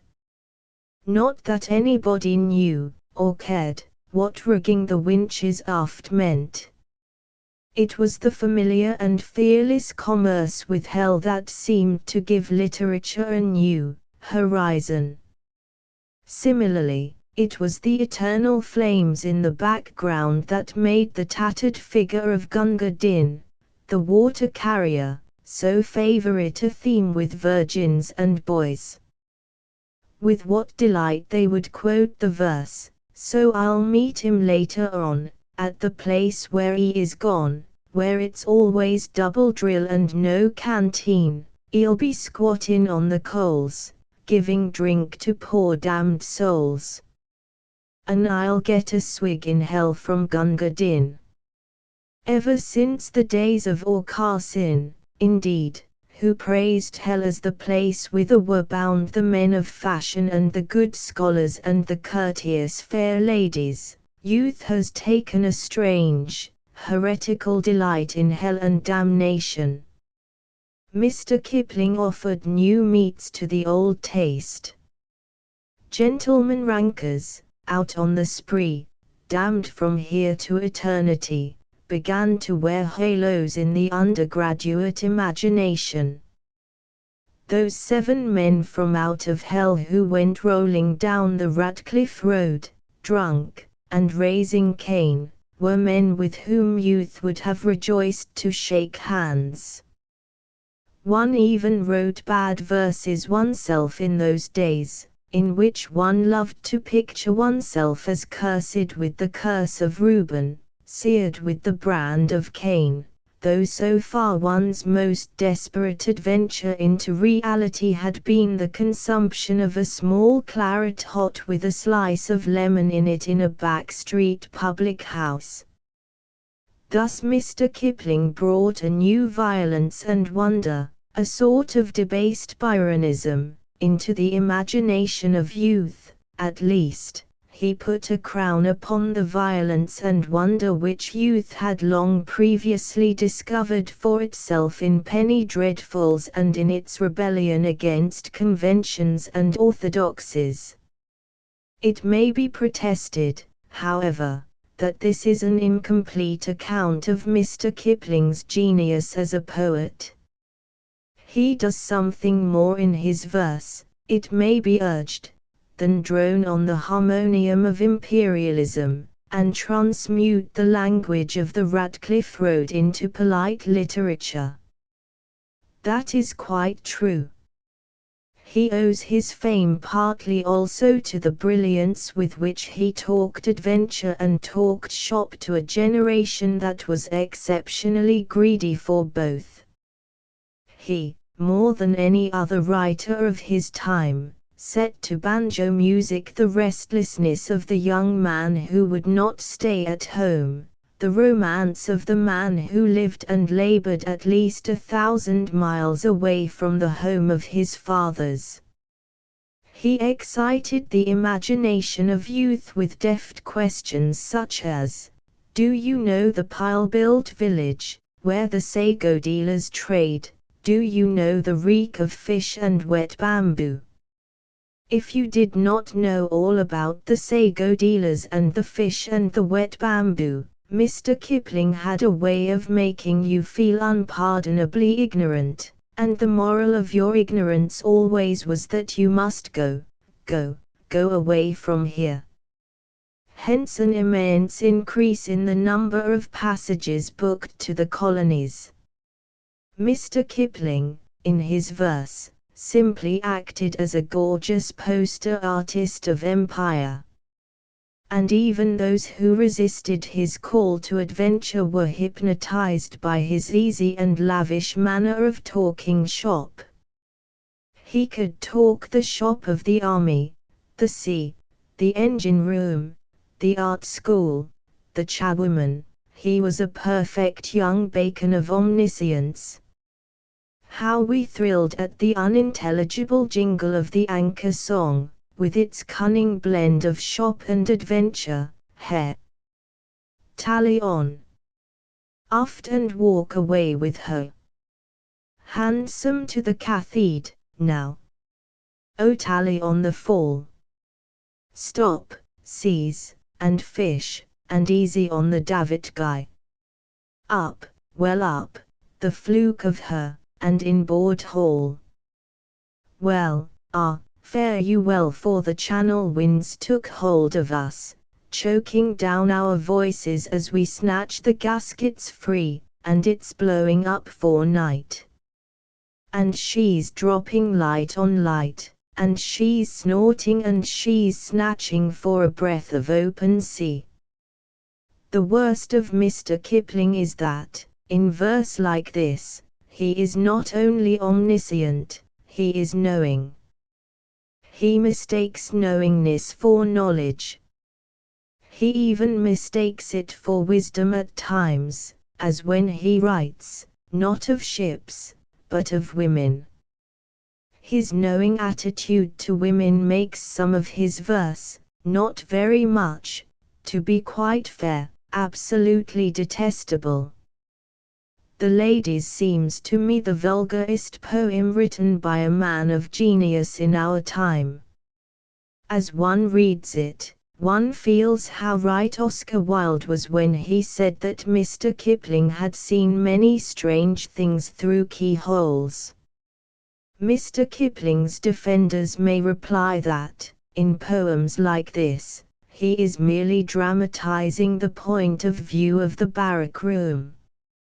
But it is unfair to saddle the barrack room with responsibility for the view of women which appears here and elsewhere in the author's verse. One is conscious of a kind of malign cynicism in Mr. Kipling's own attitude, as one reads The Young British Soldier, with a verse like, if your wife should go wrong with a comrade, be loath to shoot when you catch 'em, you'll swing. On my oath, make him take her and keep her, that's hell for them both, and you're shut o' the curse of a soldier. That seems to me fairly to represent the level of Mr. Kipling's poetic wisdom in regard to the relations between the sexes. It is the logical result of the keyhole view of life. And, similarly, his imperialism is a mean and miserable thing because it is the result of a keyhole view of humanity. Spiritually, Mr. Kipling may be said to have seen thousands of miles and thousands of places through keyholes. In him, wide wanderings have produced the narrow mind, and an empire has become as petty a thing as the hoard in a miser's garret. Many of his poems are simply miser's shrieks when the hoard seems to be threatened. He cannot even praise the flag of his country without a shrill note of malice. Winds of the world, give answer. They are whimpering to and fro, and what should they know of England who only England know? The poor little street-bred people, that vapour, and fume, and brag, they are lifting their heads in the stillness, to yelp at the English flag. Mr. Kipling is a good judge of yelping. The truth is, Mr. Kipling has put the worst of his genius into his poetry. His verses have brazen go and lively colour and something of the music of travel, but they are too illiberal, too snappish, too knowing, to afford deep or permanent pleasure to the human spirit. Say Mr. Thomas Hardy 1. His genius as a poet. Mr. Thomas Hardy, in the opinion of some, is greater as a poet than as a novelist. That is one of the mild heresies in which the amateur of letters loves to indulge. It has about as much truth in it as the statement that Milton was greater as a controversialist than as a poet, or that Lamb's plays are better than his essays. Mr. Hardy has undoubtedly made an original contribution to the poetry of his time. But he has given us no verse that more than hints at the height and depth of the tragic vision which is expressed in Jude the Obscure. He is not by temperament a singer. His music is a still small voice unevenly matched against his consciousness of midnight and storm. It is a flutter of wings in the rain over a tomb.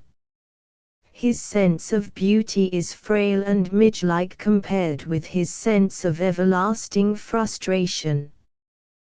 The conceptions in his novels are infinitely more poetic than the conceptions in his verse. In Tess and Jude destiny presides with something of the grandeur of the ancient gods. Except in the dynasts and a few of the lyrics, there is none of this brooding majesty in his verse. And even in the dynasts, majestic as the scheme of it is, there seems to me to be more creative imagination in the prose passages than in the poetry. Truth to tell, Mr. Hardy is neither sufficiently articulate nor sufficiently fastidious to be a great poet. He does not express life easily in beautiful words or in images. There is scarcely a magical image in the 100 or so poems in the book of his selected verse. Thus he writes in I Found Her Out There of one who would sigh at the tale of Sungleness as a wind-tugged tress flapped her cheek like a flail. There could not be an uglier and more prosaic exaggeration than is contained in the image in the last line. And prose intrudes in the choice of words as well as in images. Take, for example, the use of the word domiciled in the passage in the same poem about that western sea, as it swells and sobs, where she once domiciled. There are infelicities of the same kind in the first verse of the poem called At an Inn, when we, as strangers, sought their catering care, veiled smiles bespoke their thought of what we were. They warmed as they opined us more than friends, that we had all resigned for love's dear ends.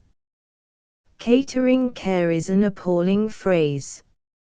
I do not wish to overemphasize the significance of flaws of this kind.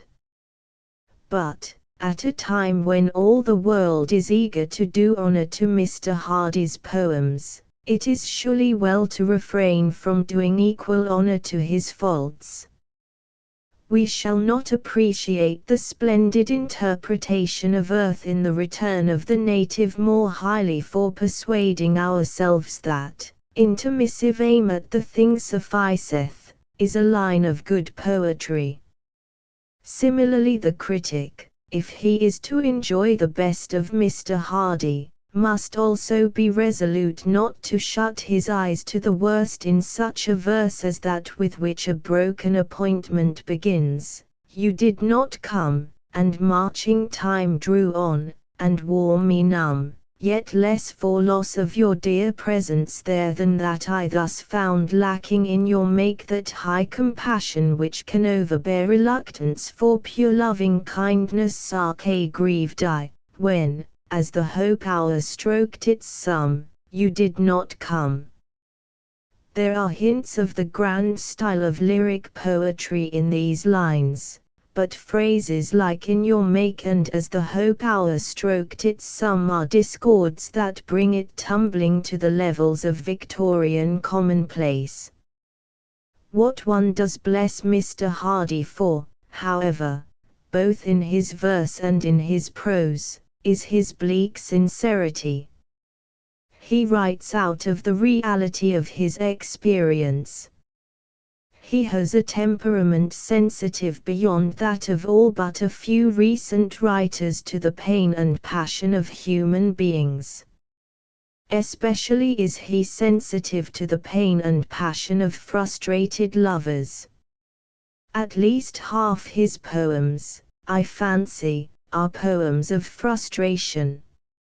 And they hold us under the spell of reality like a tragedy in a neighbor's house, even when they leave us most mournful over the emptiness of the world. One can see how very mournful Mr. Hardy's genius is if one compares it with that of Browning, his master in the art of the dramatic lyric. Browning is also a poet of frustrated lovers. One can remember poem after poem of his with a theme that might easily have served for Mr. Hardy: Too Late, Christina, The Lost Mistress, The Last Ride Together, The Statue and the Bust, to name a few. But what a sense of triumph there is in Browning's tragedies. Even when he writes of the feeble-hearted, as in The Statue and the Bust, he leaves us with the feeling that we are in the presence of weakness in a world in which courage prevails. His world is a place of opulence, not of poverty. Compare The Last Ride Together with Mr. Hardy's The Phantom Horsewoman, and you will see a vast energy and beauty issuing from loss in the one, while in the other there is little but a sad shadow. To have loved even for an hour is with Browning to live forever after in the inheritance of a mighty achievement. To have loved for an hour is, in Mr. Hardy's imagination, to have deepened the sadness even more than the beauty of one's memories. Not that Mr. Hardy's is quite so miserable a genius as is commonly supposed. It is false to picture him as always on his knees before the grave worm. His faith in beauty and joy may be only a thin flame, but it is never extinguished. His beautiful lyric, I look into my glass, is the cry of a soul dark but not utterly darkened. I look into my glass, and view my wasting skin, and say, would God, it came to pass my heart had shrunk as thin. For then, I, undistressed, by hearts grown cold to me, could lonely wait my endless rest with equanimity. But time, to make me grieve, part steals, lets part abide, and shakes this fragile frame at eve with throbbings of noontide. That is certainly worlds apart from the unquenchable joy of Browning's all the breath and the bloom of the world in the bag of one bee, but it is also far removed from the low. You may always end it where you will of the city of dreadful night. And despair is by no means triumphant in what is perhaps the most attractive of all Mr. Hardy's poems, The Oxen, Christmas Eve, and 12 of the Clock. Now they are all on their knees, an elder said as we sat in a flock by the embers in hearthside ease. We pictured the meek mild creatures where they dwelt in their strawy pen, nor did it occur to one of us there to doubt they were kneeling then. So fair a fancy few would weave in these years. Yet, I feel, if some one said on Christmas Eve, come, see the oxen kneel in the lonely barton by yonder coombe our childhood used to know, I should go with him in the gloom, hoping it might be so. The mood of faith, however, or, rather, of delight in the memory of faith, is not Mr. Hardy's prevailing mood. At the same time, his unfaith relates to the duration of love rather than to human destiny. He believes in the world's amendment. He can enter upon a war without ironical doubts, as we see in the song Men Who March Away. More than this, he can look forward beyond war to the coming of a new patriotism of the world. How long, he cries, in a poem written some years ago, how long, O ruling Teutons, Slavs, and Gales, must your wrath reasonings trade on lives like these, that are as puppets in a playing hand? When shall the saner softer polities whereof we dream, have sway in each proud land, and patriotism, grown godlike, scorn to stand bond-slave to realms, but circle earth and seas? But, perhaps, his characteristic attitude to war is to be found, not in lines like these, but in that melancholy poem, The Souls of the Slain, in which the souls of the dead soldiers return to their country and question a senior soul flame as to how their friends and relatives have kept their doughty deeds in remembrance, and, General, how hold out our sweethearts, sworn loyal as doves. Many mourn, many think it is not unattractive to prink them in sable for heroes. Some fickle and fleet hearts have found them new loves. And our wives, quoth another, resignedly, dwell they on our deeds. Deeds of home, that live yet fresh as new, deeds of fondness or fret, ancient words that were kindly expressed or unkindly, these have their heeds. Mr. Hardy has too bitter a sense of reality to believe much in the glory of war. His imagination has always been curiously interested in soldiers, but that is more because they have added a touch of color to the tragic game of life than because he is on the side of the military show. One has only to read the dynasts along with barrackroom ballads to see that the attitude of Mr. Hardy to war is the attitude of the brooding artist in contrast with that of the music hall politician. Not that Mr. Kipling did not tell us some truths about the fate of our fellows, but he related them to an atmosphere that savored of beer and tobacco rather than of eternity. The real world to Mr. Hardy is the world of ancient human things, in which war has come to be a hideous irrelevance. That is what he makes emphatically clear in The Time of the Breaking of Nations, only a man harrowing clods in a slow silent walk with an old horse that stumbles and nods half asleep as they stalk. Only thin smoke without flame from the heaps of couch grass, yet this will go onward the same though dynasties pass. Yonder a maid and her white come whispering by, war's annals will fade into night ere their story die. It may be thought, on the other hand, that Mr. Hardy's poems about war are no more expressive of tragic futility than his poems about love. Futility and frustration are ever-recurring themes in both. His lovers, like his soldiers, rot in the grave defeated of their glory. Lovers are always severed both in life and in death, rain on the windows, creaking doors, with blasts that besom the green, and I am here, and you are there, and 100 miles between. In Beyond the Last Lamp we have the same mournful cry over severance. There are few sadder poems than this with its tristful refrain, even in the works of Mr. Hardy. It is too long to quote in full, but one may give the last verses of this lyric of lovers in a lane. When I retrod that watery way some hours beyond the droop of day, still I found pacing there the twain just as slowly, just as sadly, heedless of the night and rain. One could but wonder who they were and what wild woe detained them there. Though 30 years of blur and blot have slid since I beheld that spot, and saw in curious converse there moving slowly, moving sadly, that mysterious tragic pair, its olden look may linger on, all but the couple, they have gone.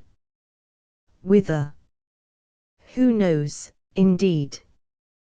And yet to me, when nights are weird and wet, without those comrades there at tryst creeping slowly, creeping sadly, that love lane does not exist. There they seem brooding on their pain, and will, while such a lane remain. And death is no kinder than life to lovers. I shall rot here, with those whom in their day you never knew. And alien ones who, ere they chilled to clay, met not my view, will in yon distant grave place ever neighbor you. No shade of pinnacle or tree or tower, while earth endures, will fall on my mound and within the hour steal on to yours. One robin never haunt our two green covertures. Mr. Hardy, fortunately, has the genius to express the burden and the mystery even of a world grey with rain and commonplace in achievement.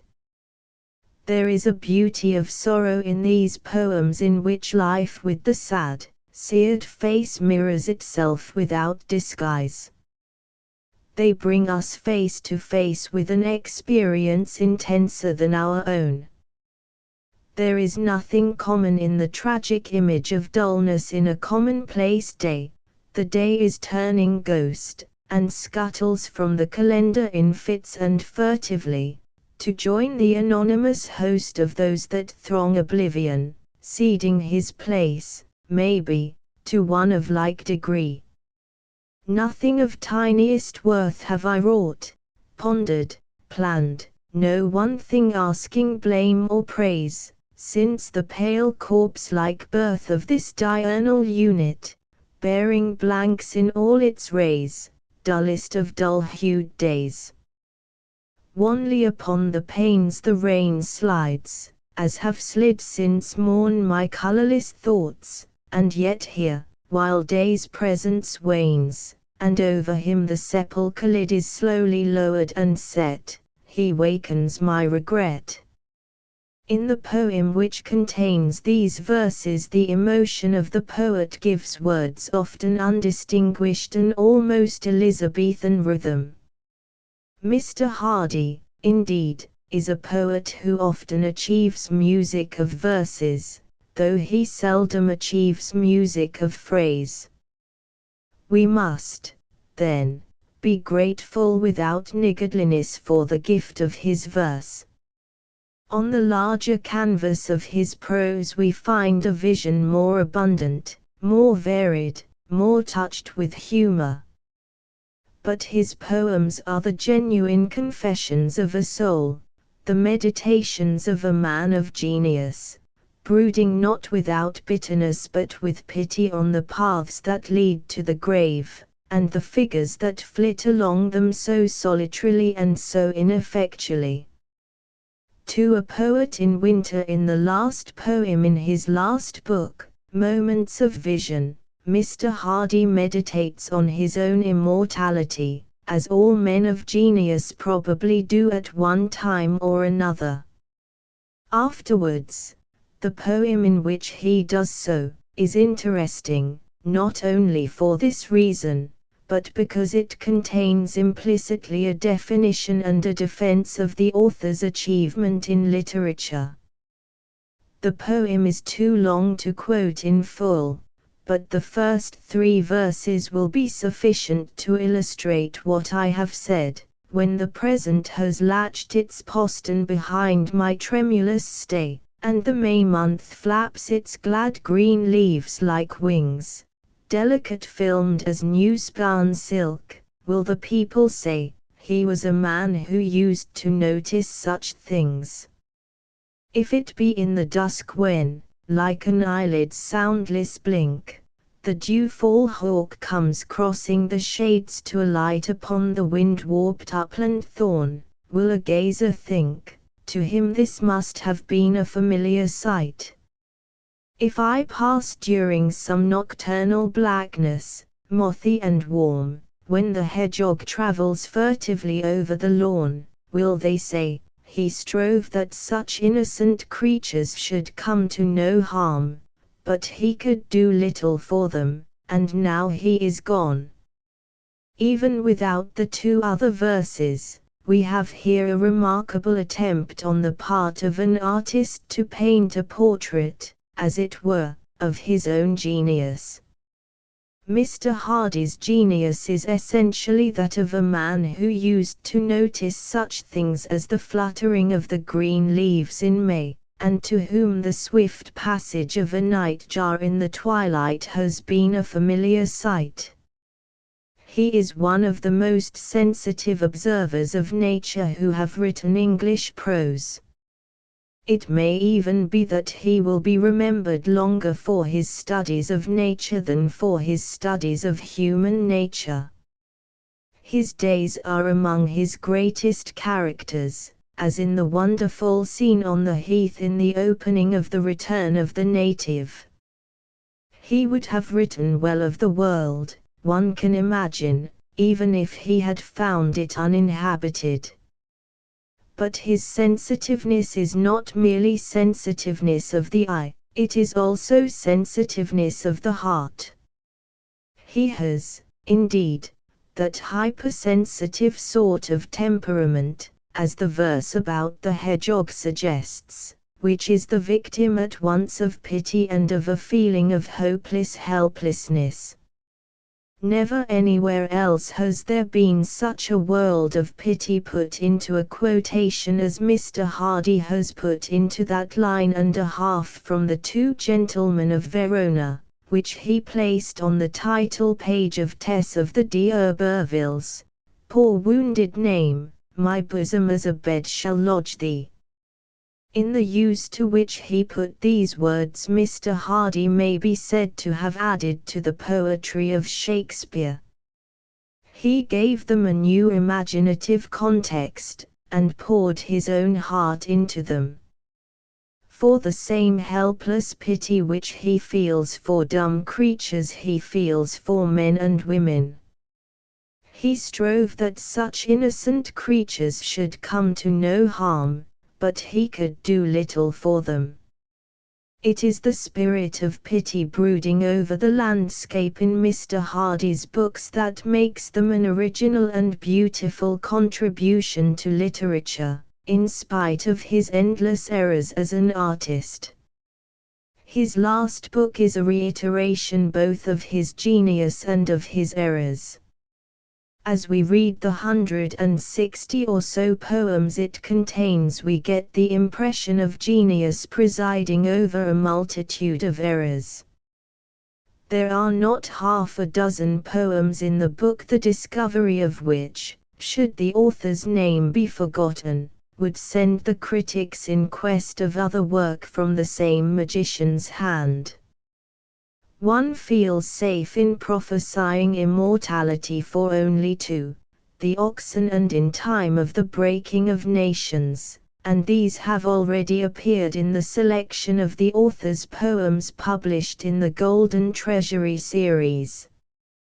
The fact that the entirely new poems contain nothing on the plane of immortality, however, does not mean that Moments of Vision is a book of verse about which one has the right to be indifferent. No writer who is so concerned as Mr. Hardy with setting down what his eyes and heart have told him can be regarded with indifference. Mr. Hardy's art is lame, but it carries the burden of genius. He may be a stammerer as a poet, but he stammers in words of his own concerning a vision of his own. When he notes the bird flying past in the dusk, like an eyelid's soundless blink, he does not achieve music, but he chronicles an experience, not merely echoes one, with such exact truth as to make it immortally a part of all experience. There is nothing borrowed or second-hand. Again, in Mr. Hardy's grim vision of the yew trees in the churchyard by moonlight in Jubilate, the yew tree arms, glued hard to the stiff, stark air, hung still in the village sky as theatre scenes. Mr. Hardy may not enable us to hear the music which is more than the music of the earth, but he enables us to see what he saw. He communicates his spectacle of the world. He builds his house lopsided, harsh, and with the windows in unusual places, but it is his own house, the house of a seer, of a personality.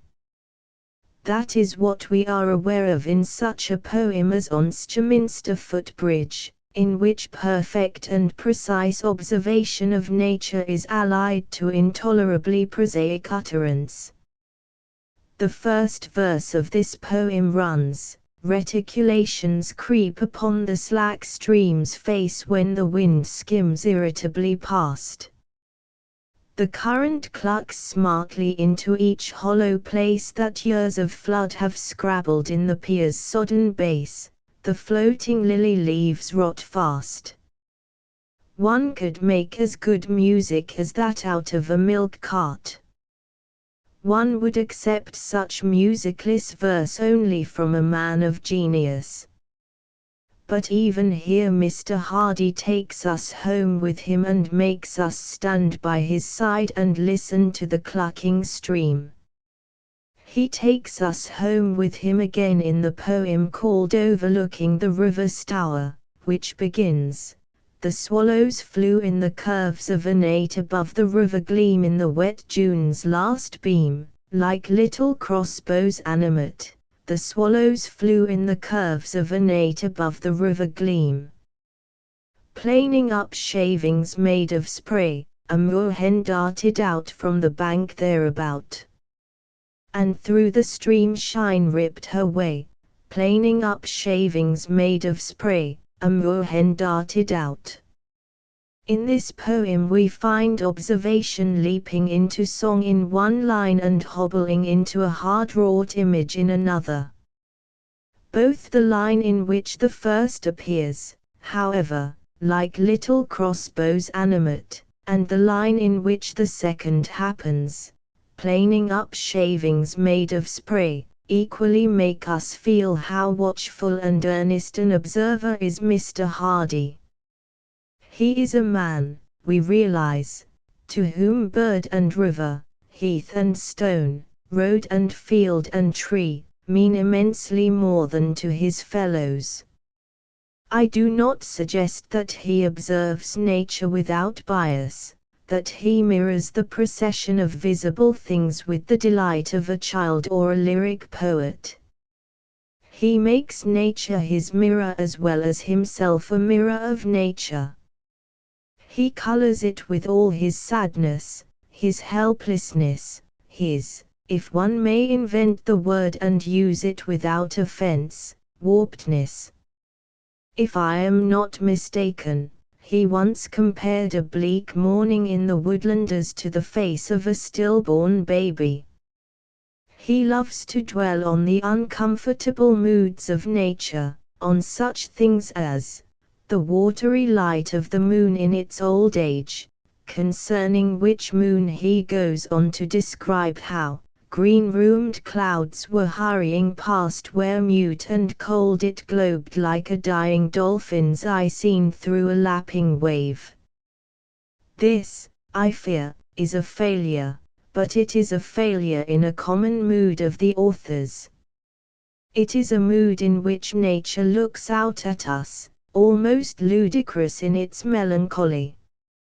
In such a poem as that from which I have quoted, it is as though we saw nature with a drip on the end of its nose. Mr. Hardy's is something different from a tragic vision. It is a desolate, disheartening, and, in a way, morbid vision. We wander with him too often under gaunt trees that interlace, through whose flayed fingers I see too clearly the nakedness of the place. And Mr. Hardy's vision of the life of men and women transgresses similarly into a denial of gladness. His gloom, we feel, goes too far. It goes so far that we are tempted at times to think of it as a factitious gloom. He writes a poem called Honeymoon Time at an Inn, and this is the characteristic atmosphere in which he introduces us to the bridegroom and bride. At the shiver of morning, a little before the false dawn, the moon was at the window square, deedily brooding in deformed decay, the curve hewn off her cheek as by an adze. At the shiver of morning, a little before the false dawn, so the moon looked in there. There are no happy lovers or happy marriages in Mr. Hardy's world. Such people as are happy would not be happy if only they knew the truth. Many of Mr. Hardy's poems are, as I have already said, dramatic lyrics on the pattern invented by Robert Browning, short stories in verse. But there is a certain air of triumph even in Browning's tragic figures. Mr. Hardy's figures are the inmates of despair. Browning's love poems belong to heroic literature. Mr. Hardy's love poems belong to the literature of downheartedness. Browning's men and women are men and women who have had the courage of their love, or who are shown at least against a background of Browning's own courage. Mr. Hardy's men and women do not know the wild faith of love. They have not the courage even of their sins. They are helpless as fishes in a net, a scarcely rebellious population of the ill-matched and the ill-starred. Many of the poems in his last book fail through a lack of imaginative energy. It is imaginative energy that makes the reading of a great tragedy like King Lear not a depressing, but an exalting experience.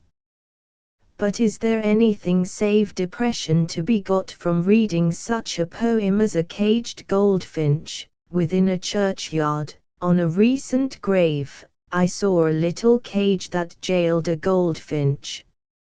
All was silence, save its hops from stage to stage.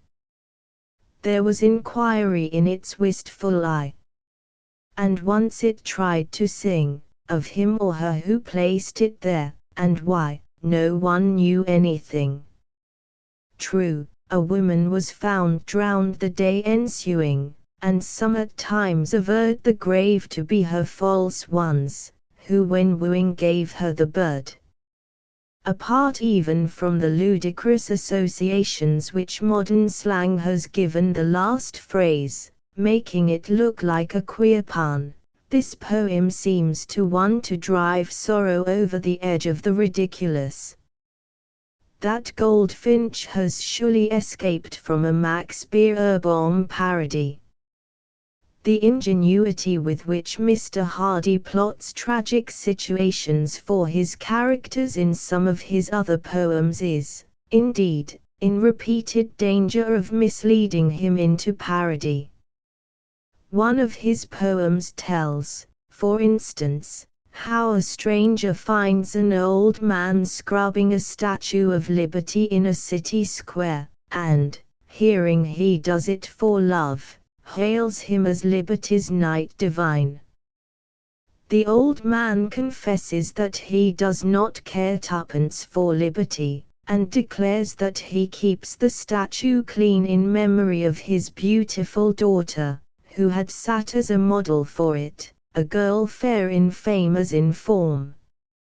In the interests of his plot and his dismal philosophy, Mr. Hardy identifies the stranger with the sculptor of the statue, and dismisses us with his blighting aside on the old man's credulous love of his dead daughter. Answer I gave not. Of that form the carver was I at his side, his child my model, held so saintly, grand in feature, gross in nature, in the dens of vice had died. This is worse than optimism.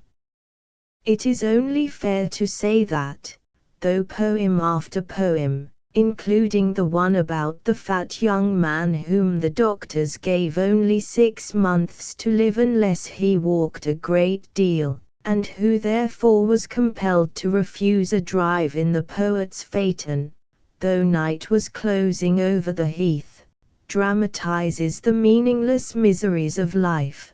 There is also to be found in some of the poems a faint sunset glow of hope, almost of faith. There have been compensations, we realize in I travel as a phantom now, even in this world of skeletons. Mr. Hardy's fatalism concerning God seems not very far from faith in God in that beautiful Christmas poem, The Oxen. Still, the ultimate mood of the poems is not faith. It is one of pity, so despairing as to be almost nihilism. There is mockery in it without the merriment of mockery. The general atmosphere of the poems, it seems to me, is to be found perfectly expressed in the last 3 lines of one of the poems, which is about a churchyard, a dead woman, a living rival, and the ghost of a soldier. There was a cry by the white-flowered mound, there was a laugh from underground, there was a deeper gloom around. How much of the art of Thomas Hardy is suggested in those lines? The laugh from underground, the deeper gloom, are they not all but omnipresent throughout his later and greatest work? The war could not deepen such pessimism. As a matter of fact, Mr. Hardy's war poetry is more cheerful, because more heroic, than his poetry about the normal world. Destiny was already crueler than any warlord. The Prussian, to such an imagination, could be no more than a fly, a poisonous fly, on the wheel of destiny's disastrous car. Asterisk asterisk asterisk end of the Project Gutenberg ebook Old and New Masters asterisk asterisk asterisk updated editions will replace the previous one, the old editions will be renamed. Creating the works from print editions not protected by U.S. copyright law means that no one owns a United States copyright in these works, so the Foundation, and you, can copy and distribute it in the United States without permission and without paying copyright royalties. Special rules, set forth in the general terms of use part of this license, apply to copying and distributing Project Gutenberg trademark symbol electronic works to protect the Project Gutenberg trademark symbol concept and trademark. Project Gutenberg is a registered trademark, and may not be used if you charge for an ebook, except by following the terms of the trademark license, including paying royalties for use of the Project Gutenberg trademark. If you do not charge anything for copies of this ebook, complying with the trademark license is very easy. You may use this ebook for nearly any purpose such as creation of derivative works, reports, performances and research. Project Gutenberg ebooks may be modified and printed and given away, You may do practically anything in the United States with ebooks not protected by U.S. copyright law. Redistribution is subject to the trademark license, especially commercial redistribution. Start. Full license. The full Project Gutenberg license. Please read this before you distribute or use this work to protect the Project Gutenberg trademark symbol mission of promoting the free distribution of electronic works.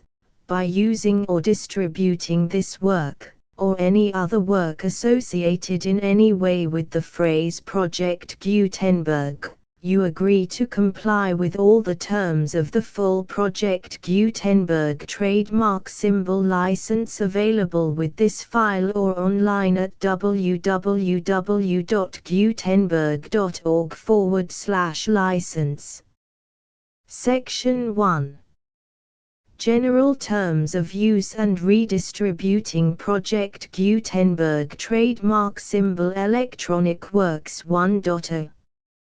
By reading or using any part of this Project Gutenberg trademark symbol electronic work, you indicate that you have read, understand, agree to and accept all the terms of this license and intellectual property, trademark/copyright, agreement. If you do not agree to abide by all the terms of this agreement, you must cease using and return or destroy all copies of Project Gutenberg trademark symbol electronic works in your possession. If you paid a fee for obtaining a copy of or access to a Project Gutenberg trademark symbol electronic work and you do not agree to be bound by the terms of this agreement, you may obtain a refund from the person or entity to whom you paid the fee as set forth in paragraph 1.e.8. 1.b Project Gutenberg is a registered trademark. It may only be used on or associated in any way with an electronic work by people who agree to be bound by the terms of this agreement. There are a few things that you can do with most Project Gutenberg trademark symbol electronic works even without complying with the full terms of this agreement. See paragraph 1.c below. There are a lot of things you can do with Project Gutenberg trademark symbol electronic works if you follow the terms of this agreement and help preserve free future access to Project Gutenberg trademark symbol electronic works. See paragraph 1.e below. 1.c.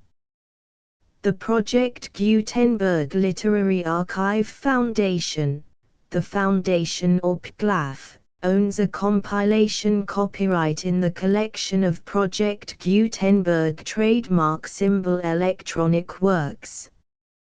Nearly all the individual works in the collection are in the public domain in the United States.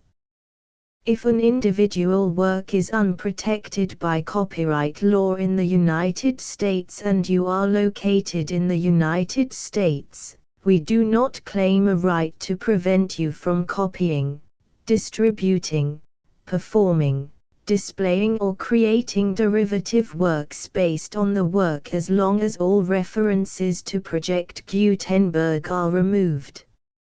Of course, we hope that you will support the Project Gutenberg trademark symbol mission of promoting free access to electronic works by freely sharing Project Gutenberg trademark symbol works in compliance with the terms of this agreement for keeping the Project Gutenberg trademark symbol name associated with the work. You can easily comply with the terms of this agreement by keeping this work in the same format with its attached full Project Gutenberg trademark symbol license when you share it without charge with others. 1.d. The copyright laws of the place where you are located also govern what you can do with this work. Copyright laws in most countries are in a constant state of change. If you are outside the United States, check the laws of your country in addition to the terms of this agreement before downloading, copying, displaying, performing, distributing or creating derivative works based on this work or any other Project Gutenberg trademark symbol work. The Foundation makes no representations concerning the copyright status of any work in any country other than the United States. 1.e Unless you have removed all references to Project Gutenberg, 1.e.1. The following sentence, with active links to, or other immediate access to, the full Project Gutenberg trademark symbol license must appear prominently whenever any copy of a Project Gutenberg trademark symbol work, any work on which the phrase Project Gutenberg appears, or with which the phrase Project Gutenberg is associated, is accessed, displayed, performed, viewed, copied or distributed. This ebook is for the use of anyone anywhere in the United States and most other parts of the world at no cost and with almost no restrictions whatsoever. You may copy it, give it away or reuse it under the terms of the Project Gutenberg license included with this ebook or online at www.gutenberg.org. If you are not located in the United States, you will have to check the laws of the country where you are located before using this ebook. 1.e.2. If an individual Project Gutenberg trademark symbol electronic work is derived from texts not protected by U.S. copyright law, does not contain a notice indicating that it is posted with permission of the copyright holder, the work can be copied and distributed to anyone in the United States without paying any fees or charges. If you are redistributing or providing access to a work with the phrase Project Gutenberg associated with or appearing on the work, you must comply either with the requirements of paragraphs 1.e.1 through 1.e.7 or obtain permission for the use of the work and the Project Gutenberg trademark symbol trademark as set forth in paragraphs 1.e.8 or 1.e.9. 1.e.3. If an individual Project Gutenberg trademark symbol electronic work is posted with the permission of the copyright holder, your use and distribution must comply with both paragraphs 1.e.1 through 1.e.7 and any additional terms imposed by the copyright holder. Additional terms will be linked to the Project Gutenberg trademark symbol license for all works posted with the permission of the copyright holder found at the beginning of this work. 1.e.4. Do not unlink or detach or remove the full Project Gutenberg trademark symbol license terms from this work, or any files containing a part of this work or any other work associated with Project Gutenberg trademark symbol. 1.e.5. Do not copy, display, perform, distribute or redistribute this electronic work, or any part of this electronic work, without prominently displaying the sentence set forth in paragraph 1.e.1 with active links or immediate access to the full terms of the Project Gutenberg trademark symbol license. 1.e.6. You may convert to and distribute this work in any binary, compressed, marked up, non-proprietary or proprietary form, including any word processing or hypertext form.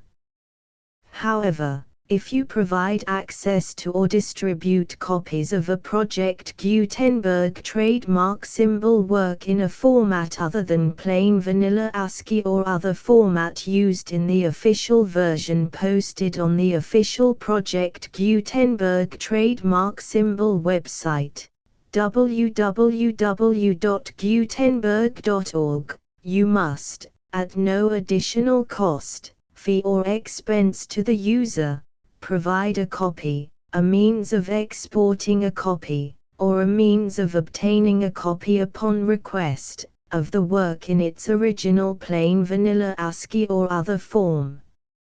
Any alternate format must include the full Project Gutenberg trademark symbol license as specified in paragraph 1.e.1. 1.e.7.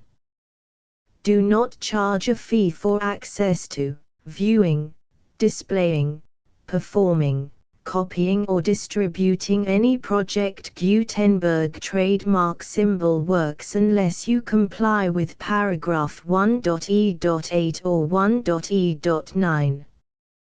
1.e.8. You may charge a reasonable fee for copies of or providing access to or distributing Project Gutenberg trademark symbol electronic works provided that you pay a royalty fee of 20% of the gross profits you derive from the use of Project Gutenberg trademark symbol works calculated using the method you already use to calculate your applicable taxes. The fee is owed to the owner of the Project Gutenberg trademark symbol trademark, but he has agreed to donate royalties under this paragraph to the Project Gutenberg Literary Archive Foundation. Royalty payments must be paid within 60 days following each date on which you prepare, or are legally required to prepare, your periodic tax returns. Royalty payments should be clearly marked as such and sent to the Project Gutenberg Literary Archive Foundation at the address specified in Section 4, Information about donations to the Project Gutenberg Literary Archive Foundation. You provide a full refund of any money paid by a user who notifies you in writing, or by email, within 30 days of receipt that he does not agree to the terms of the full Project Gutenberg trademark symbol license. You must require such a user to return or destroy all copies of the works possessed in a physical medium and discontinue all use of and all access to other copies of Project Gutenberg trademark symbol works. You provide, in accordance with paragraph 1.f.3, a full refund of any money paid for a work or a replacement copy, if a defect in the electronic work is discovered and reported to you within 90 days of receipt of the work. You comply with all other terms of this agreement for free distribution of Project Gutenberg trademark symbol works. 1.e.9. If you wish to charge a fee or distribute a Project Gutenberg trademark symbol electronic work or group of works on different terms than are set forth in this agreement, you must obtain permission in writing from the Project Gutenberg Literary Archive Foundation, the manager of the Project Gutenberg trademark symbol trademark. Contact the Foundation as set forth in Section 3 below. 1.f1.f.1. Project Gutenberg volunteers and employees expend considerable effort to identify, do copyright research on, transcribe and proofread works not protected by U.S. copyright law in creating the Project Gutenberg trademark symbol collection.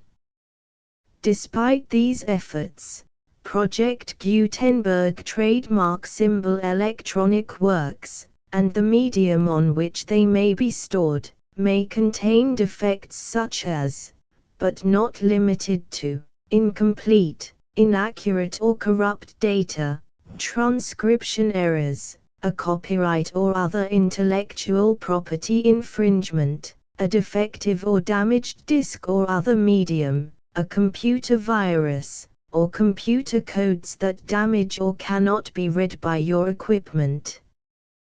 1.f.2 Limited warranty, disclaimer of damages, except for the right of replacement or refund described in paragraph 1.f.3, the Project Gutenberg Literary Archive Foundation, the owner of the Project Gutenberg trademark symbol trademark, and any other party distributing a Project Gutenberg trademark symbol electronic work under this agreement, disclaim all liability to you for damages, costs and expenses, including legal fees. You agree that you have no remedies for negligence, strict liability, breach of warranty or breach of contract except those provided in paragraph 1.f.3.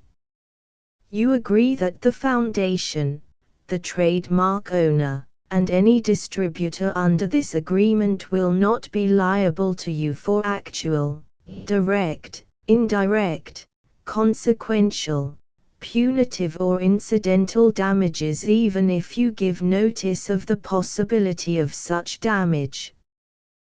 1.f.3 Limited right of replacement or refund. If you discover a defect in this electronic work within 90 days of receiving it, you can receive a refund of the money, if any, you paid for it by sending a written explanation to the person you received the work from. If you received the work on a physical medium, you must return the medium with your written explanation. The person or entity that provided you with the defective work may elect to provide a replacement copy in lieu of a refund. If you received the work electronically, the person or entity providing it to you may choose to give you a second opportunity to receive the work electronically in lieu of a refund. If the second copy is also defective, you may demand a refund in writing without further opportunities to fix the problem. 1.f.4 Except for the limited right of replacement or refund set forth in paragraph 1.f.3, this work is provided to you as is, with no other warranties of any kind, express or implied, including but not limited to warranties of merchantability or fitness for any purpose. 1.f.5 Some states do not allow disclaimers of certain implied warranties or the exclusion or limitation of certain types of damages.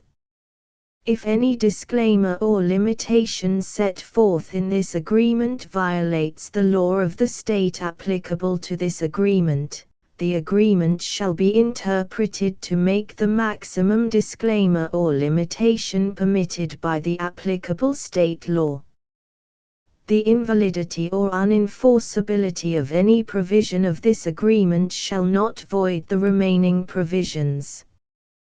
1.f.6 Indemnity. You agree to indemnify and hold the Foundation, the trademark owner, any agent or employee of the Foundation, anyone providing copies of Project Gutenberg trademark symbol electronic works in accordance with this agreement, and any volunteers associated with the production, promotion and distribution of Project Gutenberg trademark symbol electronic works, harmless from all liability, costs and expenses, including legal fees, that arise directly or indirectly from any of the following which you do or cause to occur. A. Distribution of this or any Project Gutenberg trademark symbol work. B. Alteration, modification, or additions or deletions to any Project Gutenberg trademark symbol work, and C. Any defect you cause. Section 2. Information about the mission of Project Gutenberg trademark symbol. Project Gutenberg trademark symbol is synonymous with the free distribution of electronic works in formats readable by the widest variety of computers, including obsolete, old, middle-aged and new computers. It exists because of the efforts of hundreds of volunteers and donations from people in all walks of life. Volunteers and financial support to provide volunteers with the assistance they need are critical to reaching Project Gutenberg trademark symbol's goals and ensuring that the Project Gutenberg trademark symbol collection will remain freely available for generations to come. In 2001, the Project Gutenberg Literary Archive Foundation was created to provide a secure and permanent future for Project Gutenberg trademark symbol and future generations. To learn more about the Project Gutenberg Literary Archive Foundation and how your efforts and donations can help, see sections 3 and 4 and the Foundation information page at www.gutenberg.org. Section 3. Information about the Project Gutenberg Literary Archive Foundation. The Project Gutenberg Literary Archive Foundation is a non-profit 501(c)(3) educational corporation organized under the laws of the state of Mississippi and granted tax-exempt status by the Internal Revenue Service. The Foundation's IN or Federal Tax Identification Number is 64-6221541. Contributions to the Project Gutenberg Literary Archive Foundation are tax-deductible to the full extent permitted by U.S. federal laws and your state's laws. The Foundation's business office is located at 809 North 1500 West, Salt Lake City, UT 84116, 801-596-1887. Email contact links and up-to-date contact information can be found at the Foundation's website and official page at www.gutenberg.org/contact section 4. Information about donations to the Project Gutenberg Literary Archive Foundation. Project Gutenberg trademark symbol depends upon and cannot survive without widespread public support and donations to carry out its mission of increasing the number of public domain and licensed works that can be freely distributed in machine-readable form accessible by the widest array of equipment, including outdated equipment. Many small donations, $1 to $5,000, are particularly important to maintaining tax-exempt status with the IRS. The Foundation is committed to complying with the laws regulating charities and charitable donations in all 50 states of the United States. Compliance requirements are not uniform and it takes a considerable effort, much paperwork and many fees to meet and keep up with these requirements. We do not solicit donations in locations where we have not received written confirmation of compliance. To send donations or determine the status of compliance for any particular state, visit www.gutenberg.org/donate. While we cannot and do not solicit contributions from states where we have not met the solicitation requirements, we know of no prohibition against accepting unsolicited donations from donors in such states who approach us with offers to donate. International donations are gratefully accepted, but we cannot make any statements concerning tax treatment of donations received from outside the United States. U.S. laws alone swamp our small staff. Please check the Project Gutenberg web pages for current donation methods and addresses. Donations are accepted in a number of other ways, including checks, online payments and credit card donations. To donate, please visit www.gutenberg.org/donate. Section 5.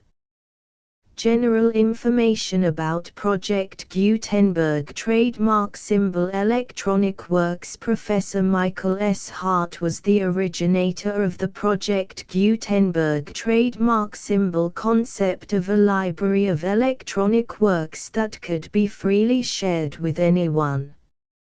For 40 years, he produced and distributed Project Gutenberg trademark symbol ebooks with only a loose network of volunteer support.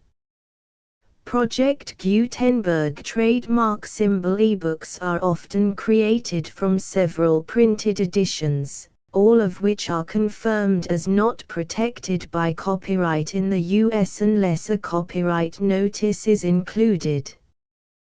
Thus, we do not necessarily keep ebooks in compliance with any particular paper edition.